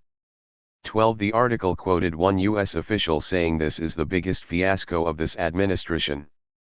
This is our Bay of Pigs." The Newsweek article also asked whether the covert operation violated the spirit, if not the letter, of Congressional 242, the Reagan Revolution restrictions on dirty tricks. This was a matter that soon became the subject of debate in the Congress and in the Reagan administration. The Newsweek article prompted a series of news reports and editorials in other publications throughout the month of November. Reagan administration officials rebutted some of Newsweek's allegations and criticisms. "We are not waging a secret war, or anything approaching that," one senior intelligence official said. "What we are doing is trying to keep Managua off balance and apply pressure to stop providing military aid to the insurgents in El Salvador." 13. Back in April, Congressman Michael Barnes had been dissuaded by the House Democratic leadership from openly opposing the covert operation planned by the administration. By November, the press made clear that the covert attacks against Nicaragua had gone well beyond those plans and had become an assault into Nicaraguan territory by thousands of Contras. The leadership of the Democratic Party, including Congressman Boland, remained quiet, but the liberal wing of the party determined to raise a public objection to the Reagan administration's growing secret war. On December 8, Congressman Tom Harkin rose in the House to offer an amendment prohibiting all support for paramilitary activities in or against Nicaragua. His concern was not with fine legal distinctions but with the morality of American foreign policy. Referring to the Newsweek article, Congressman Harkin told his colleagues that news reports of late clearly indicate that we are becoming ever more mired in the jungles and swamps of Latin America. "The real mistake we are making," he said, "is not only in doing something that is clearly illegal, but in siding with perhaps the most hated group of Nicaraguans that could exist outside of the borders of Nicaragua, and I talk about the Somocistas." Such support for vicious, cutthroat murderers was antithetical to our own beliefs and what we want in Central America. Regardless how one may feel about the Sandinistas, in the name of all that is right and just and decent, we should end our involvement with this group. 14 other liberal Democrats joined Harkin. Congressman George Miller called on Congress to go on record in getting control of those agencies who have convinced the White House to substitute covert action for policy, to substitute covert action for diplomacy, and taken action that without the express consent of this Congress is in fact illegal, unethical, and against the best interests of this country. Miller called on his colleagues to take a stand against the Reagan administration as Democrats had once challenged the Nixon and Ford administrations.